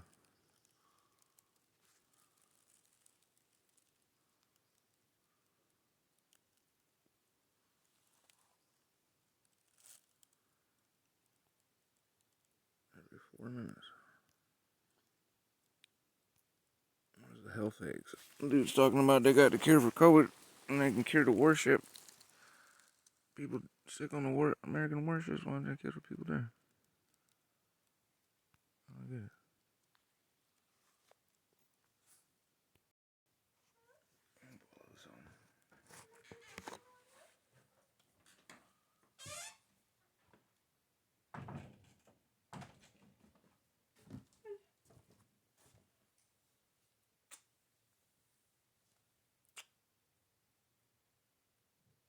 I need the days to get longer.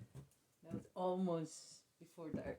I was like, I told Ezekiel I'll get there before dark. I'll be getting there like with the blue hue of fucking dark. But it's full moon though. I enjoy the drive. It's like beautiful. I was just driving towards it. No. Good day. Good. Definitely need those connectors. I tried using speaker wires in between.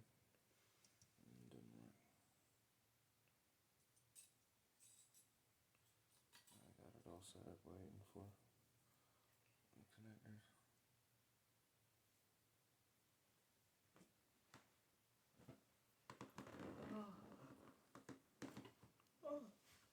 Lay down, tripped out of stream. You were sleeping? No, earlier I went back to sleep for a little, like a brief moment, and woke back up.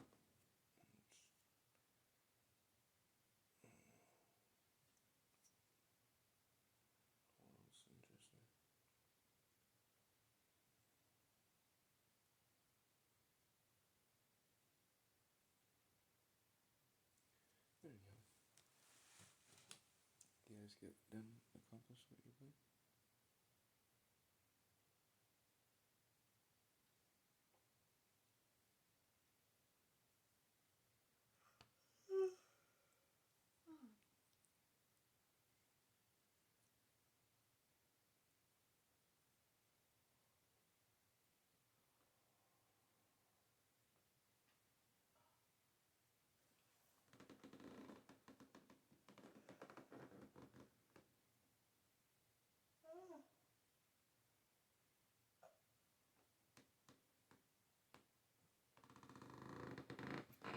See, beautiful day, huh?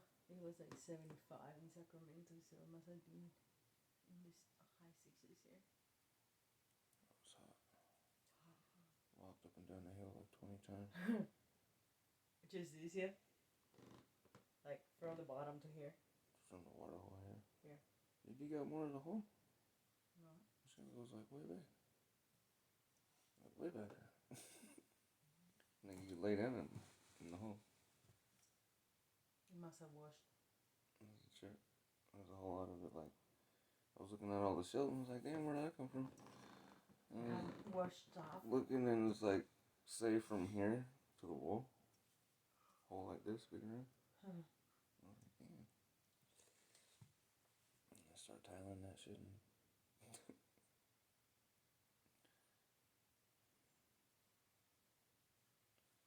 I talked to Leland.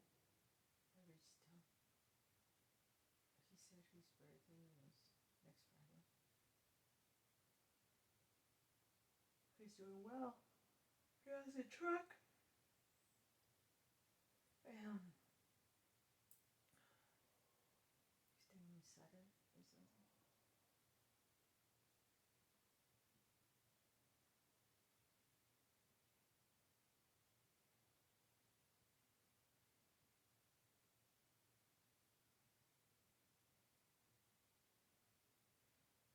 He was saying about coming up next weekend, Friday.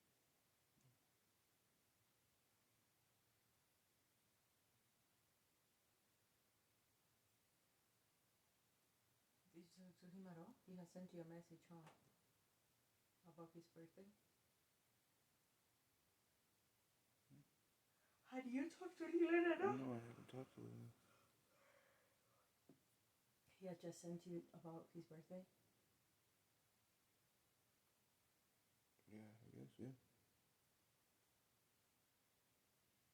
Well, he said that his birthday is Friday. He was thinking of coming out Friday, Saturday, and Sunday. He said he has a truck. He can come up. He asked if he could come with his friend. It's a guy. He said it's the guy that he buys the mushrooms from. Like you know him for like 10 years or something. As long as they take their shit with them. Mm-hmm. So as long as they take their poop with them. Mm-hmm. I was like, who's your friend? And he was like, he's like, it's a bouncer from the bar in Sacramento that I known for 10 years and he's my hookup. He sells me the mushrooms. I was like, alright. And he's like, and then he was like, oh, at the end my phone cut off, but he was like, what did he say? Oh, he told me about the vape. He said he went to an underground herb market or something, and that he got a raffle, and that he had a DMT vape, and he said, does Ezekiel want to do any plants there? Because he said, I got a plant for free. He said, I got a plant for free. I gave it to somebody, but if Ezekiel want any plant, I can get him. Like, I don't know if they're giving it away on veterans or something. Something like that, he said. I was like, I don't know, I'll ask Ezekiel. I bet he'll like some plants, but not just like one, you know. But he said something like he got a plant and he gave it to somebody and he was wondering if you were going to do any plants or something. I was like, I don't know. Cutting down trees and bugging. Trying to keep up with fire season.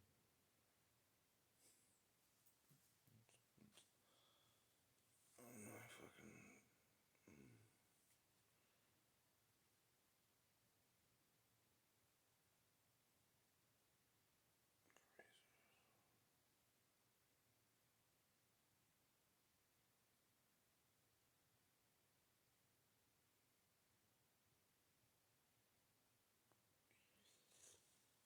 You guys see the Capitol or Sutter's Fort and shit like that?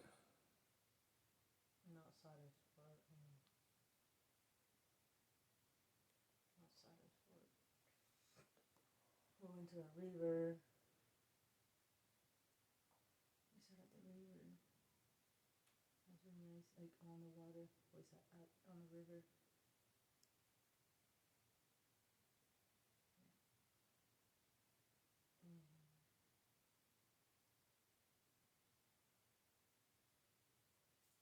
Yeah. And then my dad,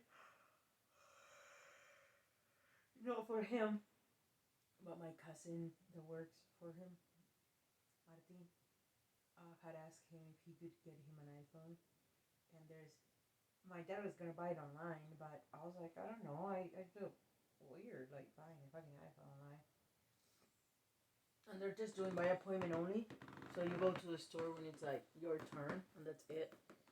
And so there was a place there in the Apple store, like buying a real apple, and it was by appointment. And so we got an appointment.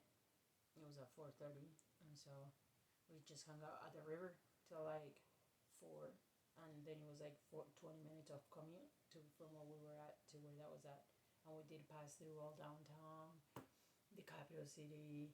What else? We're talking a lot. Like we were talking about the like the cargo containers and like just things like that, you know.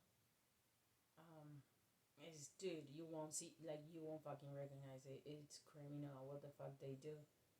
Them houses, like remember? No, dude, like they're you won't recognize. It's like way here. It's like Del Riego Road or something. Like just as soon as you pass Alberta Road, that it's like where the Thousand Trails was at. They pop like another 5 big lot complexes, you know, like of houses like that. And I was like, you see that these houses, like all these, they'll fuck you in the ass for the insurance of high flood insurance, and all of this is you know is zoned as high risk, high flood risk area, and like I was like, this is exactly what Ezekiel was pointing out. I was telling them, we just came out of wintertime. Them houses are half done, meaning they had to start them in the fucking middle of the winter time, you know, and you pass through and it's all the shells, particle board. That's all it is. And I was like, you see that, like that's what you're paying $150,000 for, like these fucking particle board like this that I was pointing out, because it's a different form of construction. They're just now, maybe in the last few years, maybe coming. That gives you mold. I was telling them, coming to Argentina is brick, like they do just brick in Argentina. So you know, I was telling my dad, like, you see that, it's like that pressed, they call it the particle board, you know, like what we used here. See, OSB. OSB, yeah. And I was just, my dad was like, what is it, like a pulp? And I was like, it's like the chips. There's different types. Yeah. Because the pulp is your IKEA shit. Yeah. Yeah. Which is the sawdust. The dust, the shitty of this byproduct of the byproduct. It's just sawdust. Byproduct. It all depends on what you wish to do and so forth. Yeah. I mean, they've got away with remaking boards and all that stuff. It's from you guys buying shit. I mean, that's the first place you guys always go to IKEA. That's why I'd always say bitch and moan. I always say this done that shit. Why? Because y'all are making the price of actual real wood go up. As the want for this shit goes. And they ship our good wood out. We're stuck with this retarded shit that catches on fire and burns. But just showing them the reality of that. And molds, because then they go, well, we can have these chemicals in it, supposedly it won't catch mold, but start your shit in the winter time. Motherfucking people moving to places now always wonder why they got their kids and everybody got sinus issues and shit like that. Asthma, allergies, seasonal allergies. And don't go away because it's in the fucking wood to frame itself. The environment. And they just had the people that keep painting that white stupid shit over and over again. Don't go away. Why? Because they built the houses like that.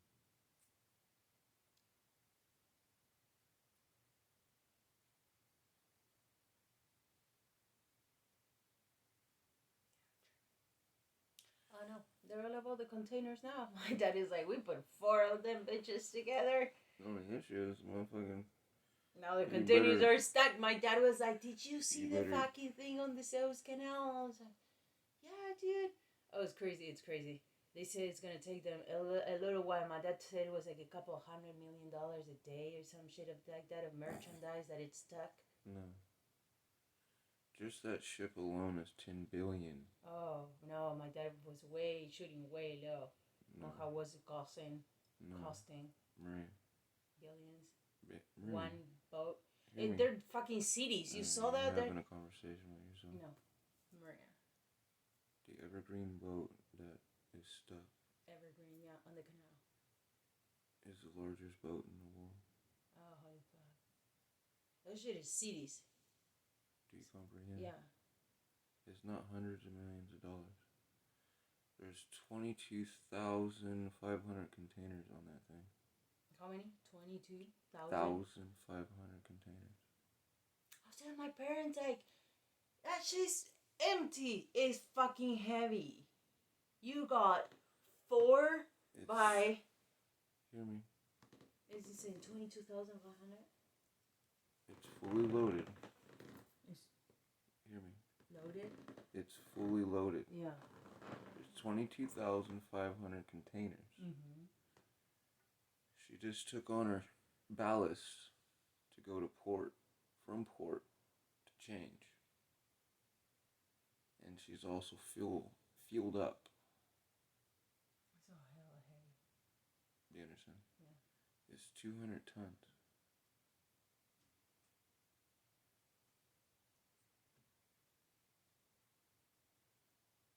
Yet, like I was stating last night to you, for them to try to put cranes in and so forth, they'll have to take it off equally. Evenly. Mm-hmm. Otherwise, you risk a capsize or whatnot. Yeah. But when I was looking through all the different news, it's interesting that, you know, all of a sudden you have this sandstorm that blows up. It's strong enough to push a boat that fucking big, being guided by a pilot that knows the canal. Do you understand? Mm-hmm. Besides the GPS in the boat and of the Suez Canal itself, showing where this thing is supposed to be at and where it shouldn't be at, somehow you have that happen. Now, I know what wind is. I know it can be generated, but yet people argue with me. They'll start understanding here soon. As you keep seeing from that same trajectory that knocked that boat off, we keep having these hurricane storms after that negentropic place is just blasted. The East Coast has been blasted for 2 months straight, getting what China was getting. The interesting weather. But interesting enough, again, the Evergreen, it's $10 billion a day. Just that ship stuck. The other day there was 200 ships backlogged to go through the Suez Canal. 1/12, I'll just break it down for you. 1/12 of the world's trade goes through there a day to 30% of the world's trade in a year. Right now it's costing about $1 trillion in backlog if you go with insurance claims and all those kind of things. If someone wishes to try to go out, down and around the Cape Horn, it adds 9,000 nautical miles to your trip to get over here to these ports. So, what do? Do you pay for that gas?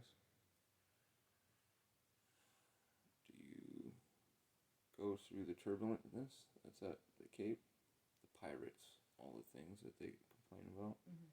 Do you go through Iran and so forth, having control of that area? What do you do? Or do you keep those boats there and you see what happens? And see what just might happen. But again, that boat, if it's stuck with its nose like this and the deep end's on this side, like I was saying, if they just take something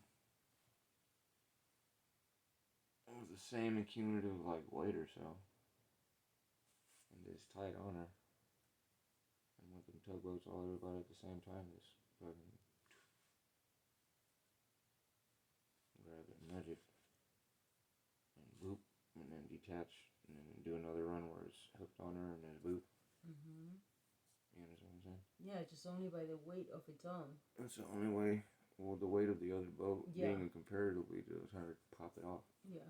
Off of there, because his nose is like, well, you see in the picture there's another 30 feet of that shit stuck.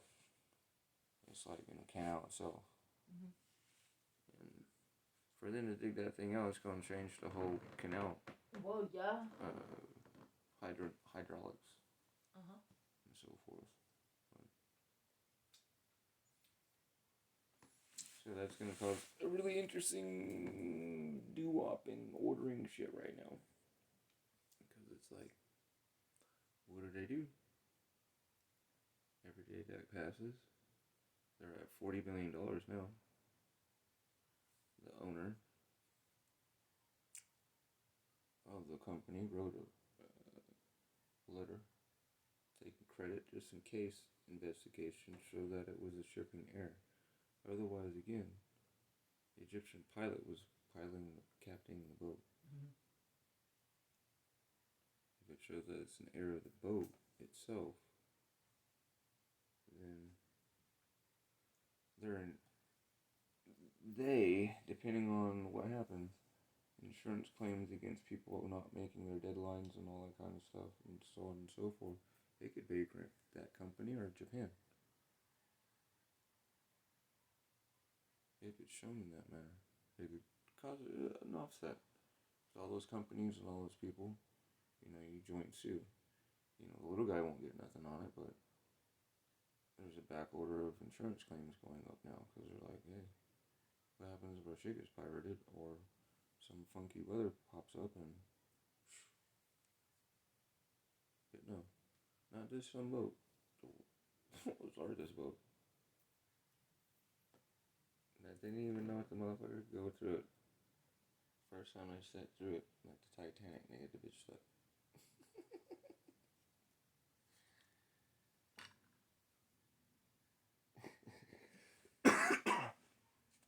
And as they're doing it, just on that day, what you would think, they got satellite system upon satellite system upon satellite system watching the weather to make sure these motherfuckers don't sink. You know what I'm saying? Or get blown over and whatnot. So that they is riding that nice Cadillac on smooth pavement, right? How the fuck a windstorm blow up right when they're doing that?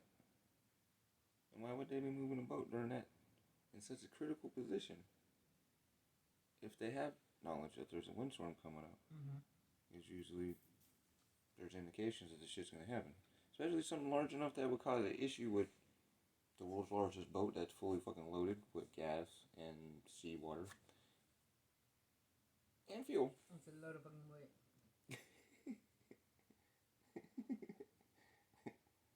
That's bigger than the Empire State Building, huh?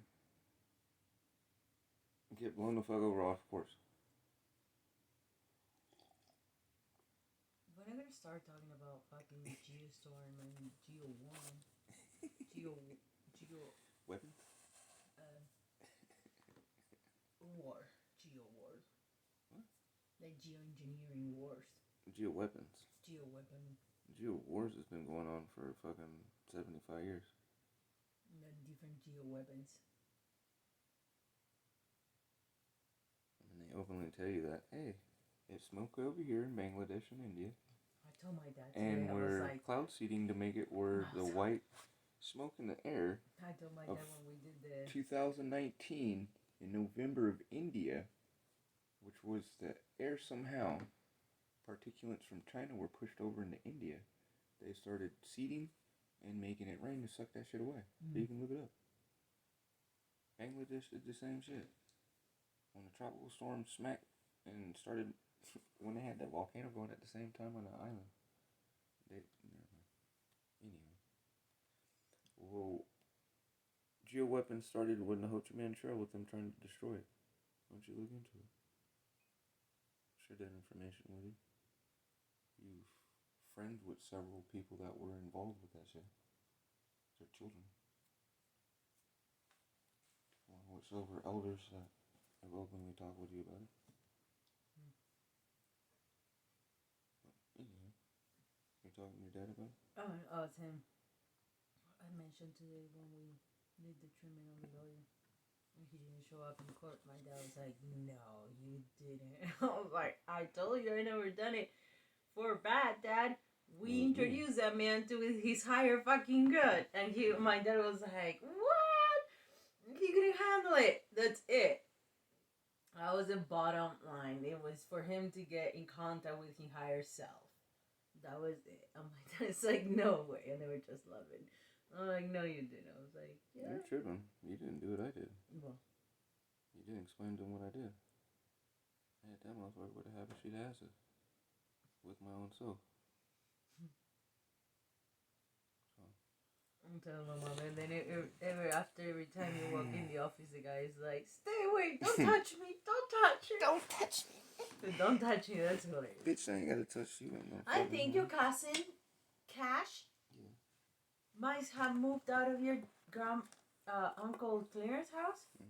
Cause when we were coming into Marysville, from Sacramento and then Orville, I drove through the old store to show my dad how they had turned it, and I was like, gross. It's fucking all black. It's like super depressive. Just outside, but anyhow, my dad was like, oh, I need to get the wind chimes from off the front. they still have them there. It's like everything black. They stands out. Like when they painted it, they could have taken them down. They painted the whole front, the whole beautiful green wall. That's been up It was like black. longer than I've been alive. Went to jail for that shit for even fucking drawing on it. And y'all just.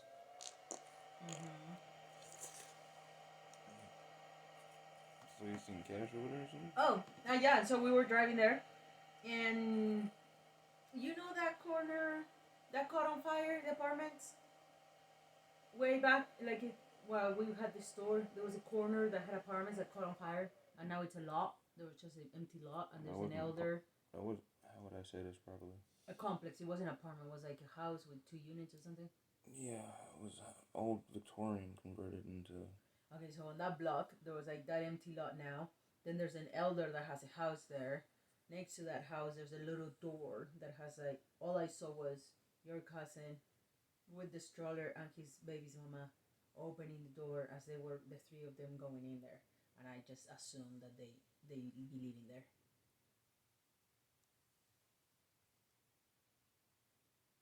So the building next to the Bank of America parking lot? Yeah.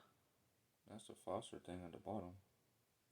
That's the foster kit. That's where There's an office, a foster office. See. Next to that foster office, there's a little door. There's 2 apartments upstairs. Okay.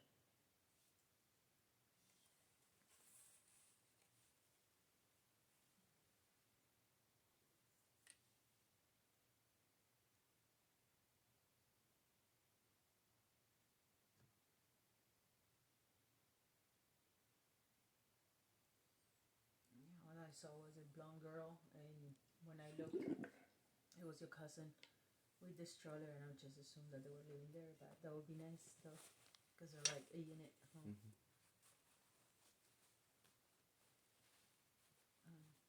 Your uncle must have been like, get the fuck out.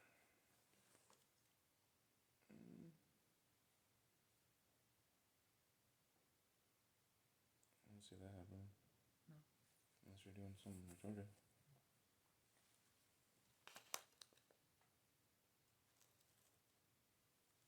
But it was just better for them to be together.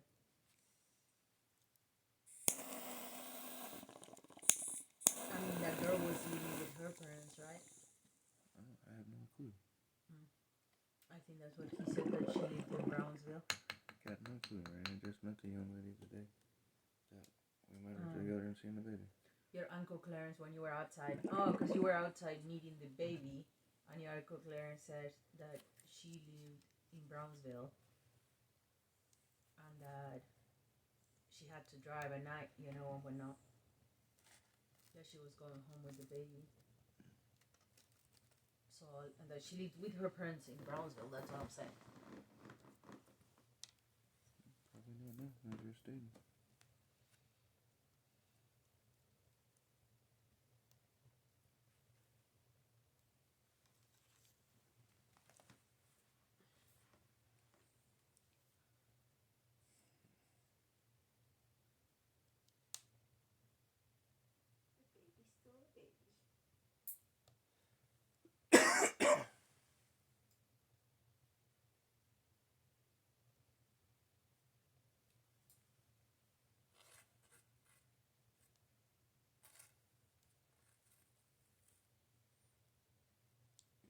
You seen Derek Hill the other day? Or you thought you seen him when he was in town? Did you speak on him?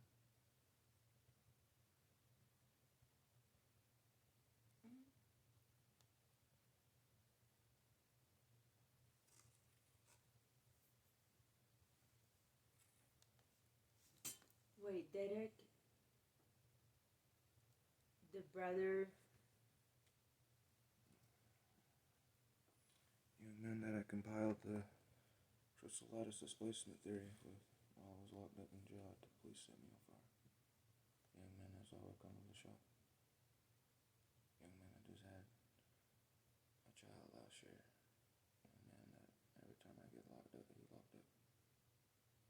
Red hair there that lived in the apartment in the RV that the modular house that his dad gave him that we went there. He exercised, passed away. How? I don't know. What the fuck? How did you find out?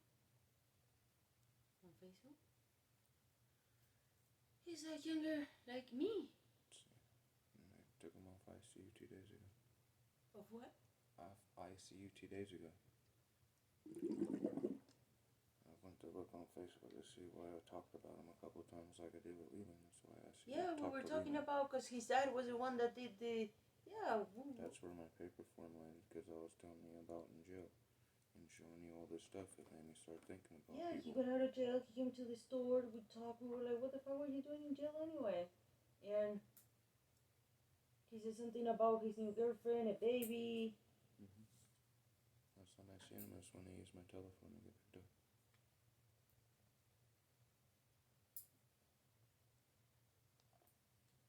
No COVID. What the fuck happened?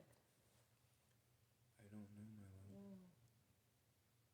All I'd seen is a message stating that they took them off ICU on Thursday.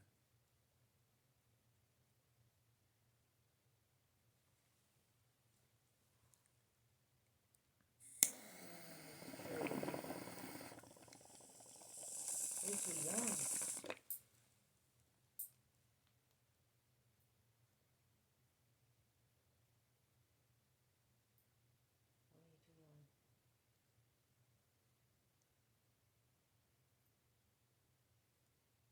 That's like 5 people from the skate park already so far.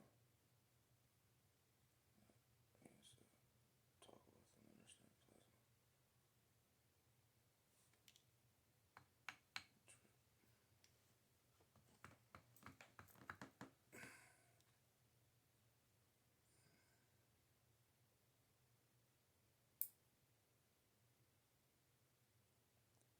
Praying you got to have good time with this child before he left. Changed my asthma flow so this child doesn't fall within the same loop. Mm-hmm.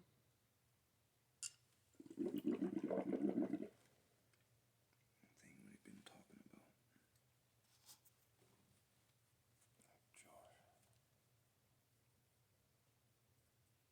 Chief Wulon has him on autism.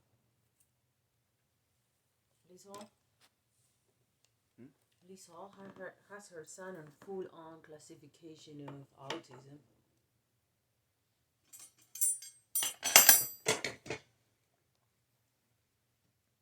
It's nuts. Nuts.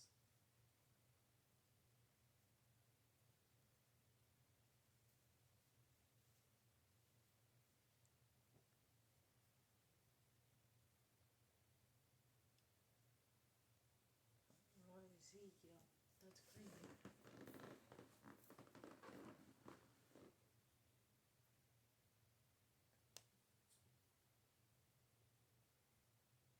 Were you able to pay your thing?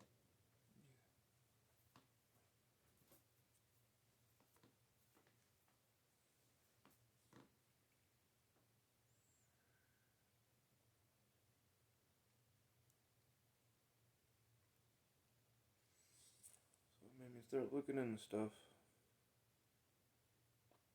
It appeared that they eliminated one of 6 people that I formulated that with on the middle table while playing chess in 2012.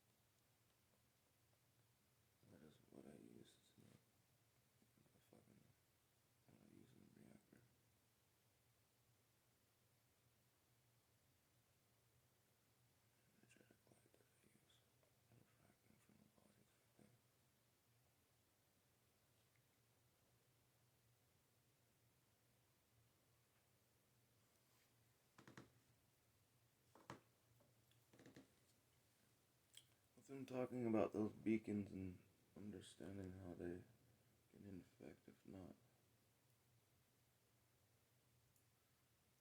And that fool saying at this time last year, they're gonna open the doors of the village and look for the lights in the sky. We're gonna have a JSOX operation happen to us from our own people. I think there was another shooting today. Did you hear anything about it? But I mean, like Project Bluebeam and so forth was gonna be initiated.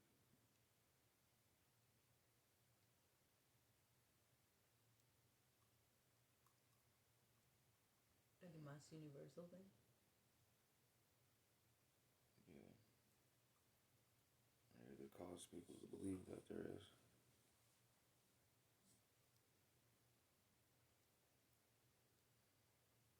The same pawns have been reinstituted into by the Biden administration from the old Biden administration previous with the 5+1.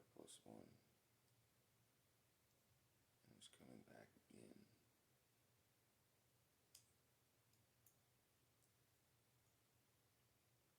Yet in the formulation as such, the guise of a Trojan horse, free energy and so forth, and or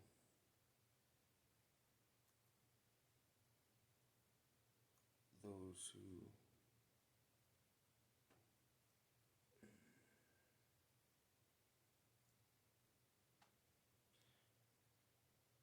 I just say it's one of the reasons why the mass hallucination of the videos and movies that are all coming out now all have to do with time and so forth. Timelines and shifts and Multiverses and so forth. Parallel realities.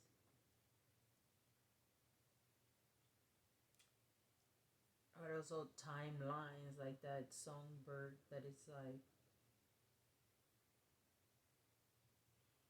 I explained to you it wasn't until they started taking the wrong ones back that actually would fight and understand that that's not what right is.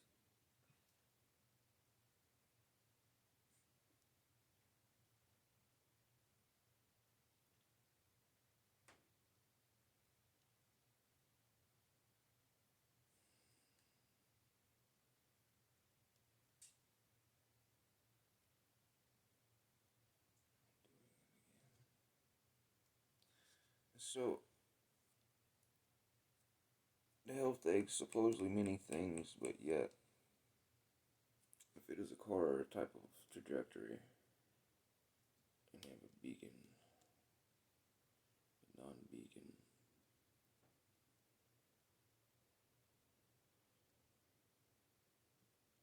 they had disclosed things several years back that had to have internet service to see on Facebook when I posted stated disclosure. This was during Space Force. As in the sidelines, they've now hoodwinked that. They'll end up combining everything under the guise of the Star Wars program underneath Ronald Reagan. So you have the New World Order, or globalization, the completion of that. Since everyone's going towards nationalization and, say, offshore, just industry on themselves, instead of these little small things that keep happening that say, hey, look at this. Because again, what is the odds of the one and only time them driving the world's largest boat? Do some shit. You get a sandstorm. I mean, these people got their own satellites that follow these motherfucking boats. People are stupid. Weather geostorm fucking satellite things. I watch this shit. They got their own mercenaries and armies that fucking protect these motherfucking boats, Megan. Yeah, if it's worth that much. even when they weren't worth that much. It's the same as when you go back in time in Spain. It's the same as the Spaniard fleet armada. A Japanese Royal Armada Empire fleet. Fucking shit. Coming back with a whole bunch of shit. You got this whole little escapade with it. Make sure this shit don't get took. That's why I say it's not. Sure, don't get took. It's not in the hundreds of millions. It's in the billions of dollars every day, and it's just gonna exacerbate as more and more ships accumulate to right there, and have to go around. Not just those boats that's already stuck right there that already went up and we're like, fuck. But the ones that are now having to go around. And prices of everything's gonna go up. That's why I said.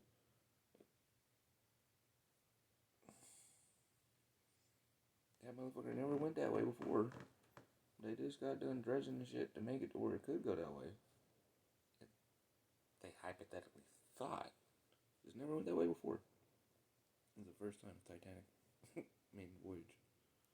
And back. Okay? That's insane. It's the first time you take the car out of the garage and it gets fucked up. You bap it. But you can't even, that's not even an analogy. You can't even compare that to taking it out of the garage. Because that's just your car. Fucked up. This is backlogged. A third of the world's trading route goes through that. Insane. They should have done the canal fucking a little deeper shit. Why are they taking... No, they did. They dredged it. To compensate for the super boats. But this is the world's largest boat. That's never gone through it. And they thought that they got it as deep. But that was only in a little small ass channel. Again, the Indian pilots, because it's Indian crew from India, they were in control. Indian crew owned by Japan pilots Egypt. So that no shit like that happens. Ever happened. Because you have a local that's been doing it all living life.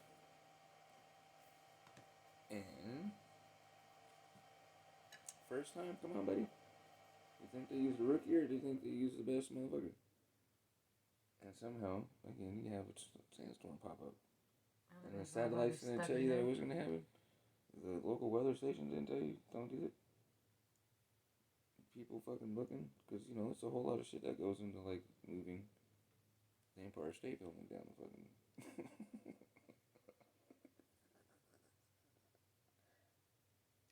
Yeah, that's a disaster. They're fucked, huh? What are they gonna do? I mean, if you just look at the controls that are done on the Mississippi River and other things like that with the fucking granaries.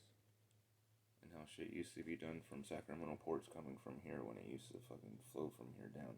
Where the dumbasses let it fucking get all filled with itself. Which is insane, huh? Well, no, it ain't no hundreds of millions of dollars. What are they gonna do? What they're doing right now with excavators and fucking dredgers, which are not built for the shit. They've never, ever thought about this ever happening. What was their plan B? They don't got a plan B. It's like you and I, we just don't They think got about a it. Fucking go for it. Mimi, they got a backhoe at the front of this motherfucking boat.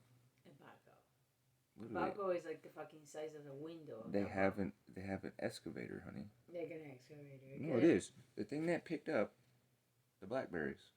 They have one of those. Just with a scoop bucket. Digging. Dozer, like that. No, not dozer. Excavator. Digging down to try to get the big fucking ball part unburied. You understand? The only issue is you're gonna go so far down because once you get to the water, you can't Get any closer, you fall. No, you can't dig water. You can't dig in water. You gotta use a type of dredger or suction. The equipment that they have there, because America's fucking fucks everybody off and doesn't let nobody get no other equipment and no shit, is the old school fucking side dredgers where it's just a conveyor belt that digs and or a suction thing. But they're not in the right position on the boat. You understand? So they can't get into the area where the shit is stuck. So they're literally like out with shovels in hands. With the excavator. Digging what they can until it gets next to the water, and it's like, okay, I can do so much, and the water just fucking makes it come out back out the bucket. There's only so much you can do. But they do it. With the excavator, yo. It's like you and I go into the ocean with a fucking shovel. Is you can try to get something. Hey, at least you're trying, man. It's called the effort. If you got heart, some motherfucker to help you. All those graces and mercies. And we're coming up on full moon. Who knows? Full moon tide somehow fucking they just get it just right and wash, and I'm over to come free. Inshallah. But who knows? Usually longitudinally on that area and so forth, how tide and all that, they do it right. They can get to where they can push them a good fucking walk into it or not. Otherwise, I just don't see how quickly they could build a structurally sound crane emphasis and base, because it has to be fucking 200 stories. It's 200 feet from the water line to the top of the fucking container. You gotta make higher than that and be able to withstand the wind blowing that shit. Empty and loaded, and be able to move and just... Can't they take the containers out? That's what I was just saying, fool. They have to build a crane From the shore to fucking put them in Yes, the shore. honey, they can, but they have to build a structure that is structurally sound enough to do that with a base that's on the edge of a canal that is not... Yeah, It's sand. Gotcha. It's desert sand. Yeah. Water level to the very top of the tallest container. Top of the container is 200 stories. It's 200 feet. Hello? You ever seen a skyscraper get built? No? All the fucking traveling you've done and all the movies and bullshit that you watch. You never seen the fucking thing that goes on the side of the building in the big cities. Oh, yeah. That picks up What'd you call? a crane. Oh, yeah, okay. That's what is needed to pick up the things. I mean, that's how they come off of the boat. There's a crane. But it has to be higher than 200 feet to be able to lift it up. So they have to do like a tower-like thing to raise the crane itself. And they have to erect a crane. But first, you have to make a base that's strong enough to take that wind shear of something standing 200 feet up. Yeah. Because you're in the desert. Yeah. And again, you're on sand. So you have to construct that, but yet you're next to the water. So how do you get that stable in such a short amount of time? Yeah, I know. Wow, they're in a fucking conundrum. You see the ports when we went and got your dome shit. Yeah. You seen those things. That's what kind of crane they need to take that shit off of the boat. Yeah. Yeah. Do you see that getting built in 3 days, as they stated? Hell no. Do you see that getting built in a week? And then putting it back into it. They empty the whole thing. Let it go downstream. Then what the fuck do you do with the rest of the containers? Then you unload it, catch it down the stream. You can't. You gotta make it go back to port. Or go into a port to reload it. Fucking call it lost.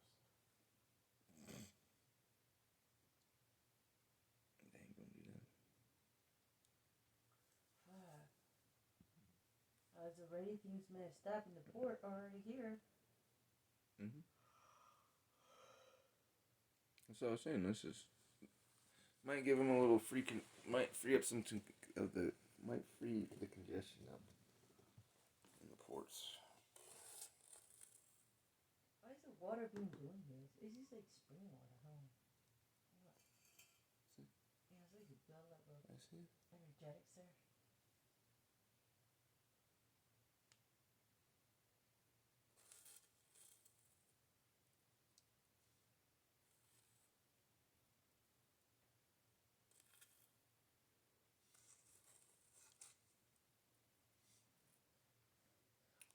Yeah, with everybody being open, part of the $1.9 trillion bill, there stuff goes Space Force and other things as such. But yet there was disclosure. Everybody's opening up about things.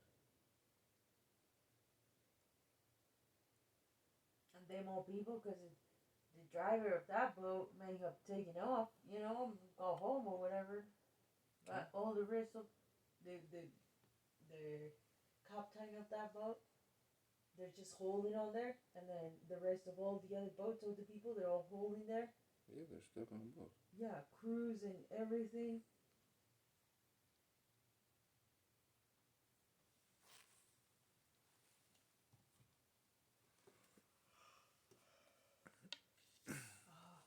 Globalization is a fucking mess. I should fucking drop it. He was like, no. Watch what happens when they start opening the gate again.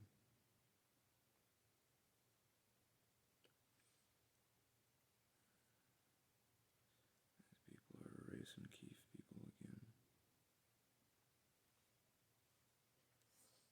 Nope, this shit don't work. It's for problems. Let's just fucking develop local industries and just fulfill our needs in a local way.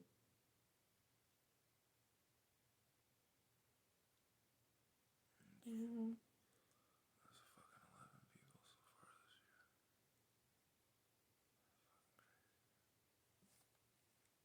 Yeah, that is crazy.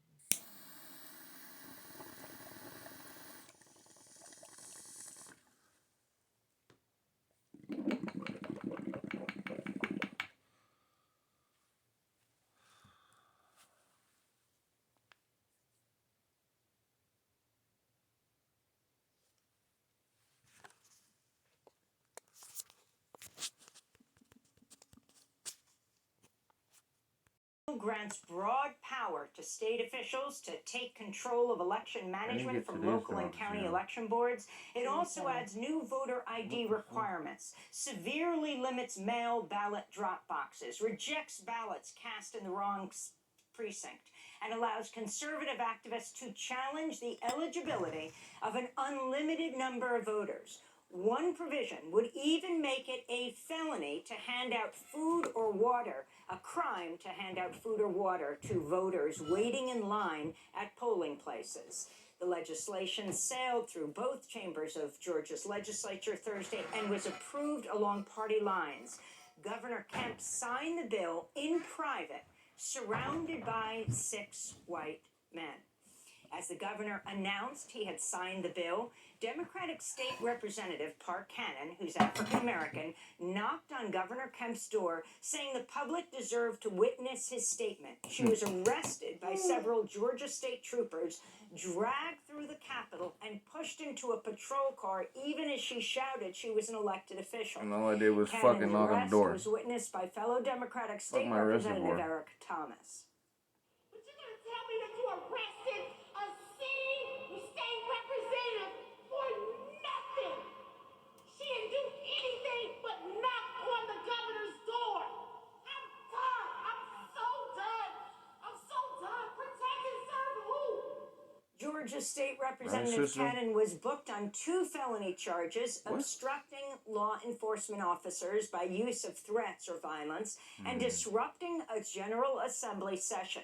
She was released Thursday night. to cheering crowds of supporters, including Georgia's U.S. Senator Raphael Warnock, who met with Cannon inside jail. It's time The to New stop Georgia laughing, Project, everybody. the Black Voters Matter Fund, and other groups have sued to stop Georgia's voter suppression law, It's time arguing to it stop violates laughing. the Voting Rights Act and the First and 14th Amendments of the U.S. Constitution. RBG. At the White House, President Biden held his first solo news conference since taking office Thursday, where he blasted Georgia's Republican-led voter suppression law. What I'm worried about is how un-American this whole initiative is. It's sick. It's sick. I mean, this is gigantic, what they're trying to do. And it cannot be sustained. And do everything in my power, along with my friends in the House and the Senate, to keep that from becoming a law. Also at his Thursday news conference, Can't do nothing. You're President federal Biden government. said All he, you can do is quote, pardon can't that woman picture from the U.S. fucking troops in charges. Afghanistan by next year. Biden responded to a question about the May 1st deadline for withdrawal set under the Trump administration. The answer is that it's going to be We're hard to going meet the May to 1 go another deadline. 20 years over there. Just in terms of tactical reasons. We've been meeting with our allies, those other nations that have NATO allies who have troops in Afghanistan as well. And if we leave, we're going to do so in a safe and orderly way. About 3,500 U.S. troops and another 6,500 NATO soldiers remain in Afghanistan nearly 20 years after the U.S.-led invasion. President Biden Thursday announced a new goal of 200 million COVID-19 vaccine shots administered across the United States during his first 100 days in office, doubling his previous goal. This comes as the U.S. reported over 67,000 new coronavirus infections Thursday and nearly 1,600 new deaths from COVID-19. Daily U.S. cases are on par with the peak of last summer's surge and are once again rising despite a mass vaccination campaign I would just centralize on that's that. fully inoculated 14% of the U.S. population. What More than vaccines 30 are million having people across the U.S. have tested breakthroughs? positive for And where? COVID-19, though public health officials believe the true numbers of infections is likely over 100 million, perhaps as much as a third of all U.S. residents. Yes, baby. This comes as a new study finds 7 out of 10 people hospitalized for COVID-19 had not completely recovered 5 months after their release. Mexico's official COVID-19 death toll has topped 200,000, coming in third for deaths after Brazil and the U.S.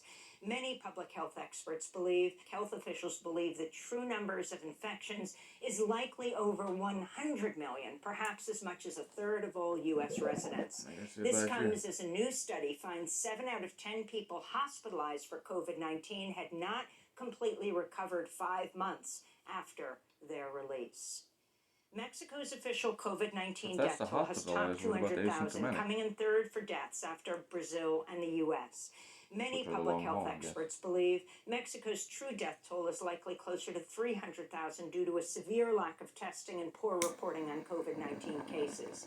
India's cut back on exports of COVID vaccines amidst a massive wave of cases across South Asia. India's decision is slowing vaccination efforts in poorer nations, which are already lagging far behind rich countries like the UK and the United States. They're vaccinating the shit out of their people, but Papua they New still got Guinea, new which strains. reported 0 COVID-19 cases from months earlier in the pandemic, has seen a recent surge in cases that's overwhelming the nation's healthcare system. In northeast Syria, nearly 43,000 foreign prisoners linked to ISIS are being held unlawfully in conditions that may amount to torture, this according to Human Rights Watch. Over half of them are children. The prisoners, who were detained over 2 years ago during the fall of the Islamic State Caliphate, have been denied due process, and Human Rights Watch says their home countries are either ignoring their plight or refusing to help in their repatriation.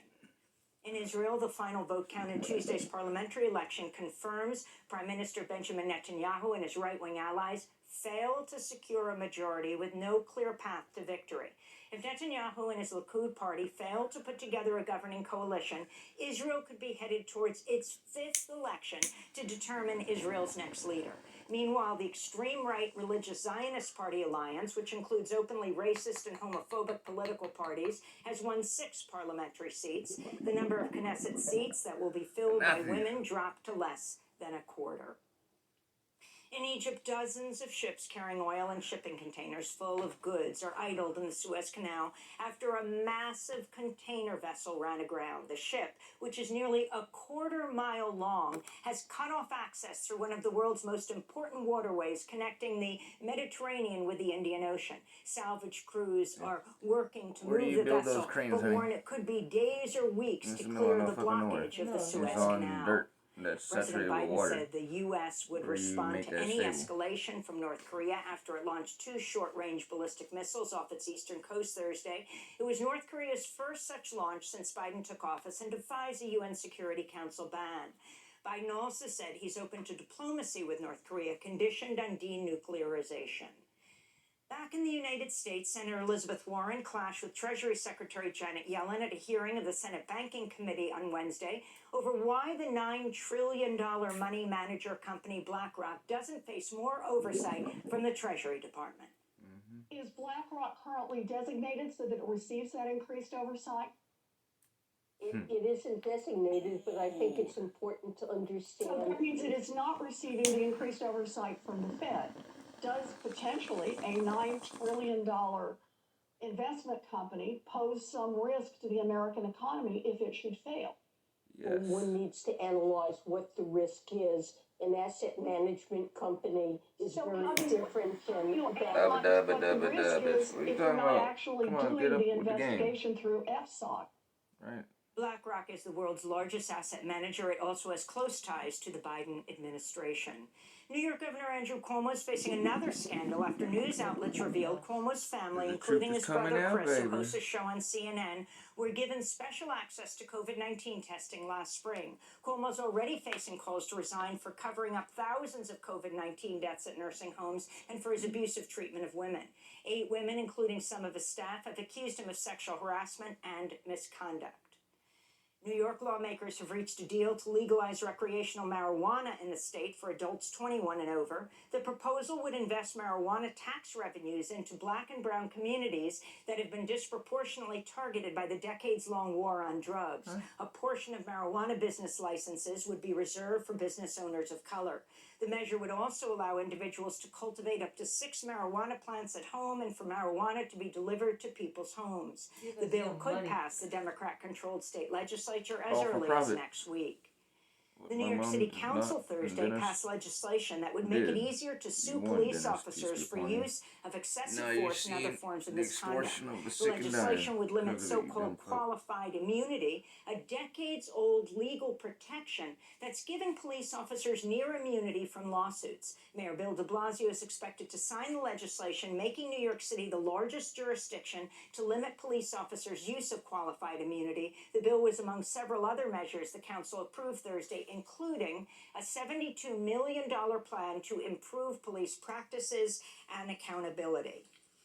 A warning to our audience, the next story contains descriptions of sexual violence. The University of Southern California has agreed to pay over $1 billion in settlements to more than 700 women who accused former student health center gynecologist George Tyndall of sexually assaulting them. Last February, a federal investigation concluded the university had mishandled dozens of sexual assault reports against Tyndall, allowing the abuse to continue for years. Survivors have said Tyndall raped or forcibly touched them and made racist and misogynistic comments while he sexually abused them. Tyndall was arrested in 2019. His trial is pending. So, in a couple years after this motherfucker die, are we gonna see some bullshit on news? Where they first glorify him as like the best motherfucking Olympic fucking gym coach, or not gym coach, but doctor and shit for the kids, and then at the end, he allegedly, so on and so forth, you know, went down in history with this shit, as they did that other motherfucking monster. You understand? This dude went through the same trial, the other motherfucker, but yet, my homeboy died. As you seen, PBS blast on us and state alleged. In the beginning, alleged. But yet, it wasn't alleged.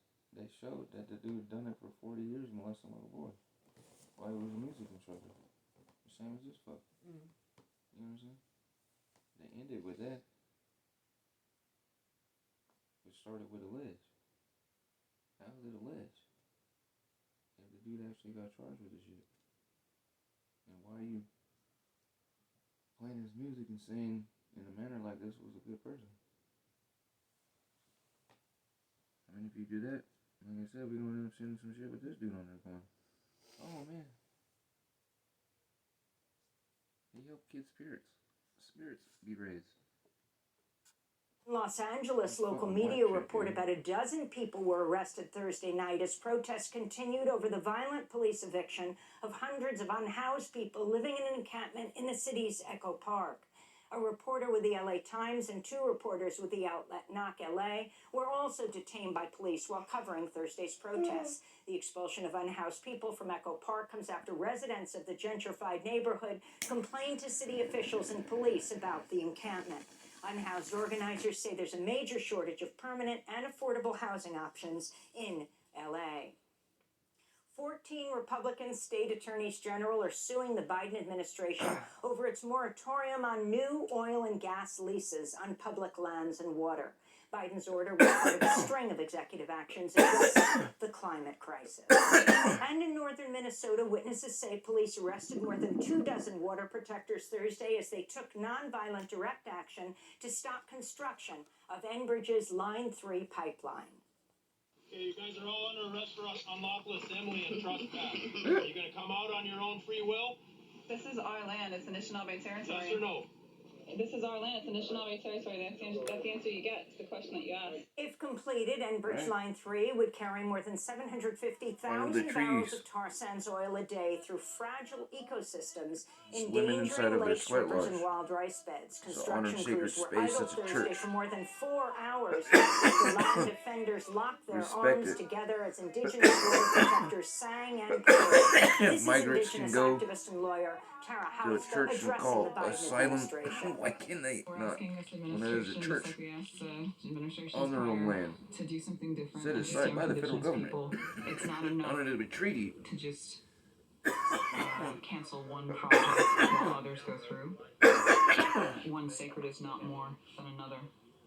None of us are sacrifice zones, and it's time for change. We said no, and we're still Some saying of the headlines. no. This is Democracy Now!, democracynow.org, The Quarantine. I'm Amy Goodman. Federal government don't fucking fuck with people in churches. How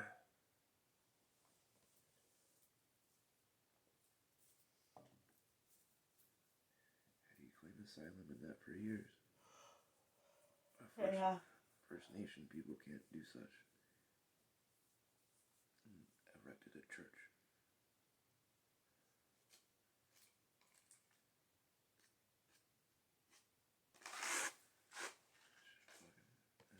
Wow, look at the moon. I'm pretty sure it's not a fucking outdoor light. Irritating as shit.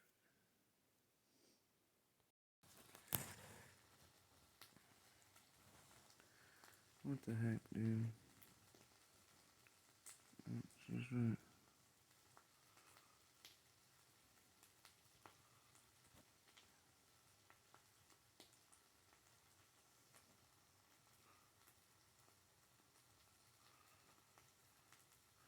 People are sick. I'm just trying to put out information for people to understand what's going on with fucking COVID.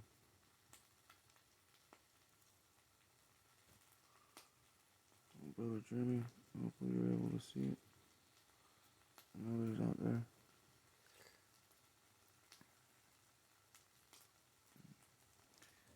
$11 hours and 32-minute video.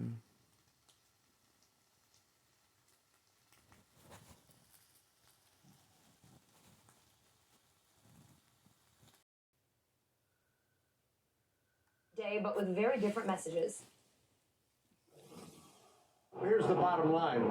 The Border Patrol and Health and Human Services and the non-governmental organizations that are struggling to deal with this flood of humanity tell us they cannot get ahead of this flood of humanity without policy changes in Washington, D.C. We're glad to see that the administration, the Biden administration, is building up the capacity to handle kids, the kids who have presented themselves for asylum. NBC News correspondent Jacob Soboroff joining me now. Jacob, you have been to the Rio Grande, where Senate Republicans are today. What stands out about what you saw and heard from their visit today? Allison, that the Republican senators toured, launching from Onslow Lewis Park in Mission, Texas, the Rio Grande in a gunboat with machine guns, occupied or guided, I should say, by the Texas Department, you're looking at right there, for public safety. I've been on that dock. Yep. I've stood next to those boats. I've looked at them closely. Those boats are meant for interdicting drug smuggling and, dangerous people, cartel members perhaps that might be on the other side of the river, not asylum-seeking children. And the idea that they would go in a show of force almost up to take a look at what really is a humanitarian crisis inside Border Patrol facilities specifically, because they don't have enough space to take the children and put them with child welfare professionals and health and human services, and do it kind of looking like this. It is baffling, honestly, and it's not where they're going to find their solution. You're not going to scare people away from coming to this country. You've heard me say that before. It didn't work under Obama. It didn't work under Trump, certainly, who tried the harshest tactics of any president with family separations. And it's not going to work during the Biden administration, even if you have 19 Republican senators on a gunboat. Yeah, Jacob, you bring up some really important points about the optics there as we were showing the Army fatigues, the rifles there, certainly sends a certain type of message. Let me ask you about something we're learning about today. A 9-year-old child from Mexico died trying to cross the Rio Grande. A mother and her 3-year-old rescued. Just horrible to hear. I mean, we're talking about mothers, children, families. What else do you know about what happened there? Well, what I can tell you is, sadly, it is not surprising that migrants attempting to enter the United States die along their journey, whether it's in the Rio Grande or in the desert of Arizona or in the brush of Falfurrias, Texas, north of where the senators are today. It's built into American immigration policy. It's called prevention through deterrence. The idea that you can force migrants to cross in what has specifically been referred to as hostile terrain in U.S. government Border Patrol documents in 1994. And this is the way, unfortunately, the immigration enforcement system along the border is set up to work, to funnel people coming here into places where it's dangerous or deadly to cross so that they would think twice about doing so. But it doesn't stop people, just as I just said, whether it's tough talk from politicians or a border wall or a river, it's not going to stop people who are coming here because of desperate circumstances. And this, latest horrific tragedy of a child losing their life is sadly another example, and there's a human story behind it. Jacob, White House Press Secretary Jen Psaki saying the administration is working on opening new facilities to house migrant children. Here she is at the Daily Briefing. One of our biggest issues, as we've talked about before, is moving these kids out of the Border Patrol facilities into the shelters. And we need to have places that are safe, that have educational resources, health resources, mental health resources, legal resources. This is a step toward doing that. Jacob, that's just one part of this, but how else can we get these kids out of CBP custody as fast as possible? What else needs to happen here? I think Jen Psaki is right there to get children into, as mandated under the law, the care and custody of Health and Human Services within 72 hours once they arrive in this country. There are very valid questions raised about whether or not these temporary influx shelters, like the ones you're looking at in the pictures there, when Gabe Gutierrez toured Carrizo Springs earlier this week, because they're big, they're impersonal, the level of staffing and the oversight is different from the more permanent shelters, but they just simply don't have the space at this time because of the number of kids, the unprecedented number of kids, let's be honest here, coming into the country at the beginning of the Biden administration. And so what Jen Psaki said is right. It's a matter now of logistically being able to stand up those types of facilities and make sure, advocates will tell you that they have the protections for the children in place so that, you don't see things happening to them that shouldn't be in the care and custody of the United States government. Yeah, overwhelming numbers and some tough logistics to work out there for sure. Jacob Soboroff We always love having you on. Thank you so much. Thanks. Good to be with you. President Biden condemning Georgia's new voting law this afternoon, calling on Congress to step up and take some action. NBCNews.com senior White House reporter Shannon Pettypiece joining me. What the fuck? Former President Clinton will talk on female empowerment. Are you serious? Wait a minute. What? These people are insane, yo.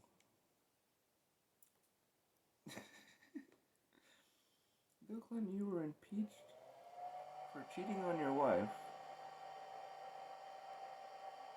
in the White House.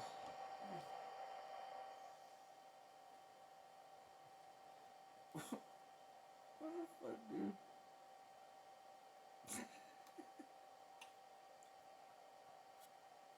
Girls at her alma mater, Howard University. What advice did she have?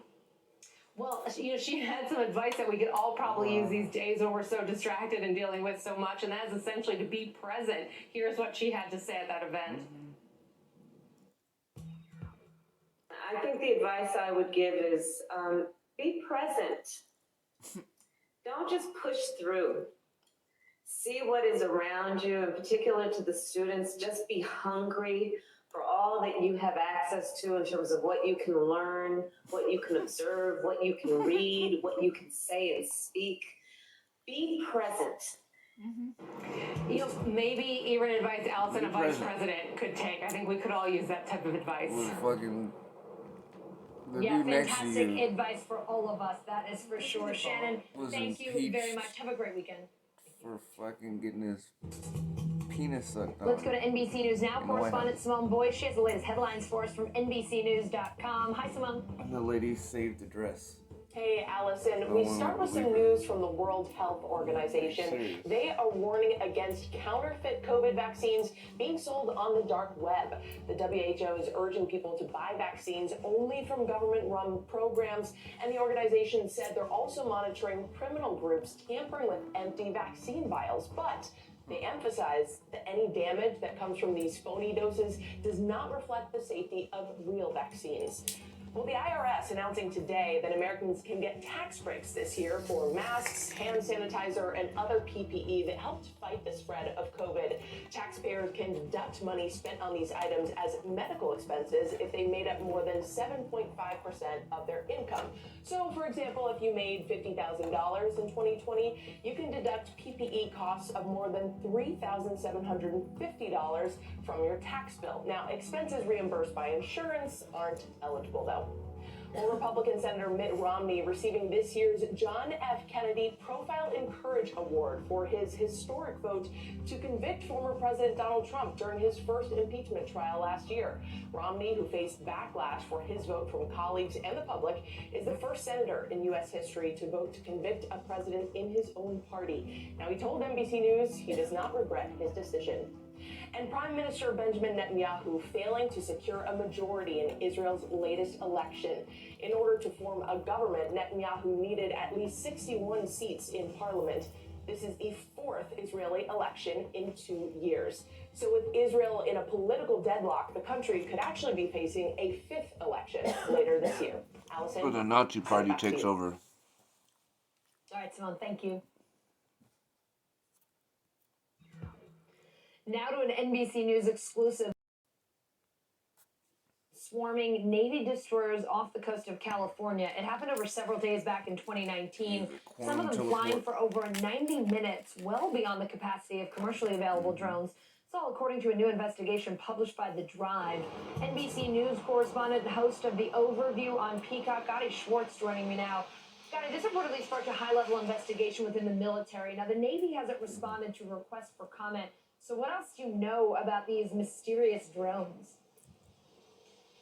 Well, Allison, just a little bit ago, the Navy did confirm that their ships were in the area and that they had looked into this, and they provided us with some of those documents as well that showed that they followed up with some of the smaller boats in the area to see if they may have been flying drones, some commercial ones, some private ones, but they appear to have been too far away, and they asked a Carnival cruise ship nearby they reported seeing the unidentified aerial vehicles as well. Now, here's where things get a little bit fuzzy. It appears from those ship's logs that for several nights off the coast of California, swarms of drones were basically harassing up to 3 Navy warships, the USS Kidd, the USS Rafael Peralta, and the USS John Finn. And special recon teams went out to the decks to document the lights and the abilities of these UAVs. But so far, no video has been released and no substantial documentation or evidence beyond some very vague descriptions. But one of those log entries details a fast forward, back, left, right maneuver over the ships. It's very similar to another well-publicized UFO encounter between fighter pilots in the same area and a flying object that they said looked like a tic-tac that happened back in 2004. We spoke to David Fravor, the commander of the strike fighter squadron that flew directly at that mysterious object back then for our show on Peacock called The Overview. Take a listen to his description. As soon as we look down, we see the whitewater, and then we see this little white tic-tac. It's pointing north-south, and it's just going forward, back, left, right. It's just bouncing around? Yeah, like a ping pong ball. What did it look like it was made out of? Like a perfectly smooth white tic-tac. Or for people that need a bigger visualization, a giant propane tank. And then it starts coming up at us. We call it two-circle fight, but it's coming up, I'm coming down. So it literally is aware we're there. There's no doubt because it mirrored me. So here it is. I cut across, and I get to about half mile of it, so I'm about halfway across the circle. As it gets in front of me, it just goes poof, and it's gone. It's gone like that fast. What do you mean, poof, it's gone? I mean exactly that. Like, it's 1 minute it's there, and the next second, it's like magic trick. Now, after that particular incident, another Super Hornet that took off just after Fravor landed was able to capture video of that object, and that video was released along with 2 other videos of UFOs in 2015-2016 by the Pentagon last year, still with no explanation. But again, so far in these sightings of these drones, no video has been released. These incidents involving the USS Kidd, at least not yet, but we'll see if some disclosures are coming soon. Allison? Yeah, so Gotti, the December COVID relief bill includes a clause that calls on the Defense Department to release more details about UAPs or unidentified aerial phenomena. So does this mean we could learn more not only about these drones, but a lot of other incidents like this soon? Possibly, but again, like you just said, it's not just this incident. The former director of the Pentagon's program to identify advanced aerial threats tells us point blank there are dozens and dozens of similar cases of unexplained intrusions into U.S. airspace over nuclear facilities, over other aircraft, by flying objects that sometimes appear to the pilots to break the laws of physics as we understand them. So some as close as 50 feet away to the cockpits. Now we will wait and see if the United States government will declassify more evidence in the next coming months. We're expecting a possible decision on that, or at least the outward appearance of a decision by mid-June. But again, we'll wait and see. Allison? All right, Gotti, before you go, we just have a personal question for you. Our producers want to know, how did you become like the official drone, UFO, out of space guy on NBC? I mean, you do this on Peacock on your show, The Overview. How does one become that guy? I think, look, I grew up in New Mexico, right? And obviously, people think New Mexico, people think Roswell. It's not necessarily Roswell. Like, I still have no idea what happened in Roswell. I think there's something about growing up in a desert where you just... Which is a mutation. It's getting hella people infected. Dr. Fauci. In some respects, that's not surprising. One of the important things that will be done and must be done is to sequence the genome of the virus. That's the breakthrough virus, because it would be very important to see if they broke through with the wild type virus, which would indicate a real diminution of immunity, or whether it broke through with one of the variants, which would be much more explainable. Is this something we should be concerned about, and how long could it take to figure out exactly what we're dealing with here? The guidelines of CDC This is something that we have to better understand in the American public. And what I mean by because you are vaccinated, it doesn't mean necessarily that you could not get coronavirus. It significantly reduces the likelihood that you would get coronavirus. What we have not heard, though, is that anyone that is vaccinated has had severe disease, and it has not contributed to anyone's right. So that's what vaccines are designed to do. Vaccines are designed to save lives by preventing death, and all of these vaccines that have been approved to date have been very effective at that, even in the face of the variants. Dr. Fauci raises a very important point, okay? Not only do we want to see what types of symptoms or what types of presentations do people who are fully vaccinated who go on to be infected have, but more importantly, we want to know through sequencing, was this a particular variant that evaded the immunity that was conferred by the vaccination? I'm still pretty confident that the vaccines that we have are able to beat back those variants, but we just have to stay on top of it. The science will continue to evolve, and as that science evolves, we need to communicate that in plain spoken terms and use this as a reason why we still need to double down on those basic public health measures like wearing your mask, practicing physical distancing, and frequent hand hygiene. Nasal flushes, ionic Dr. silver, Purnell, thank you so BP much. Have a safe and healthy weekend. Thank you. New Zealand, now the second country in the world to give paid leave post-miscarriage. Mothers and their partners will get 3 days of infects you through your olfactory nerve.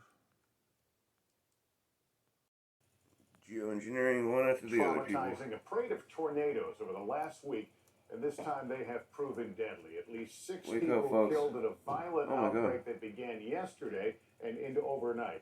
By daylight, a tornado's ragged footprint came clearly into view. Neighborhoods simply crushed. Tonight, we're hearing from survivors. We'll also take you this evening to the southern border, the tragic video that's driving home the danger and desperation being witnessed there. And with so many Americans now being vaccinated, why are health officials growing increasingly concerned?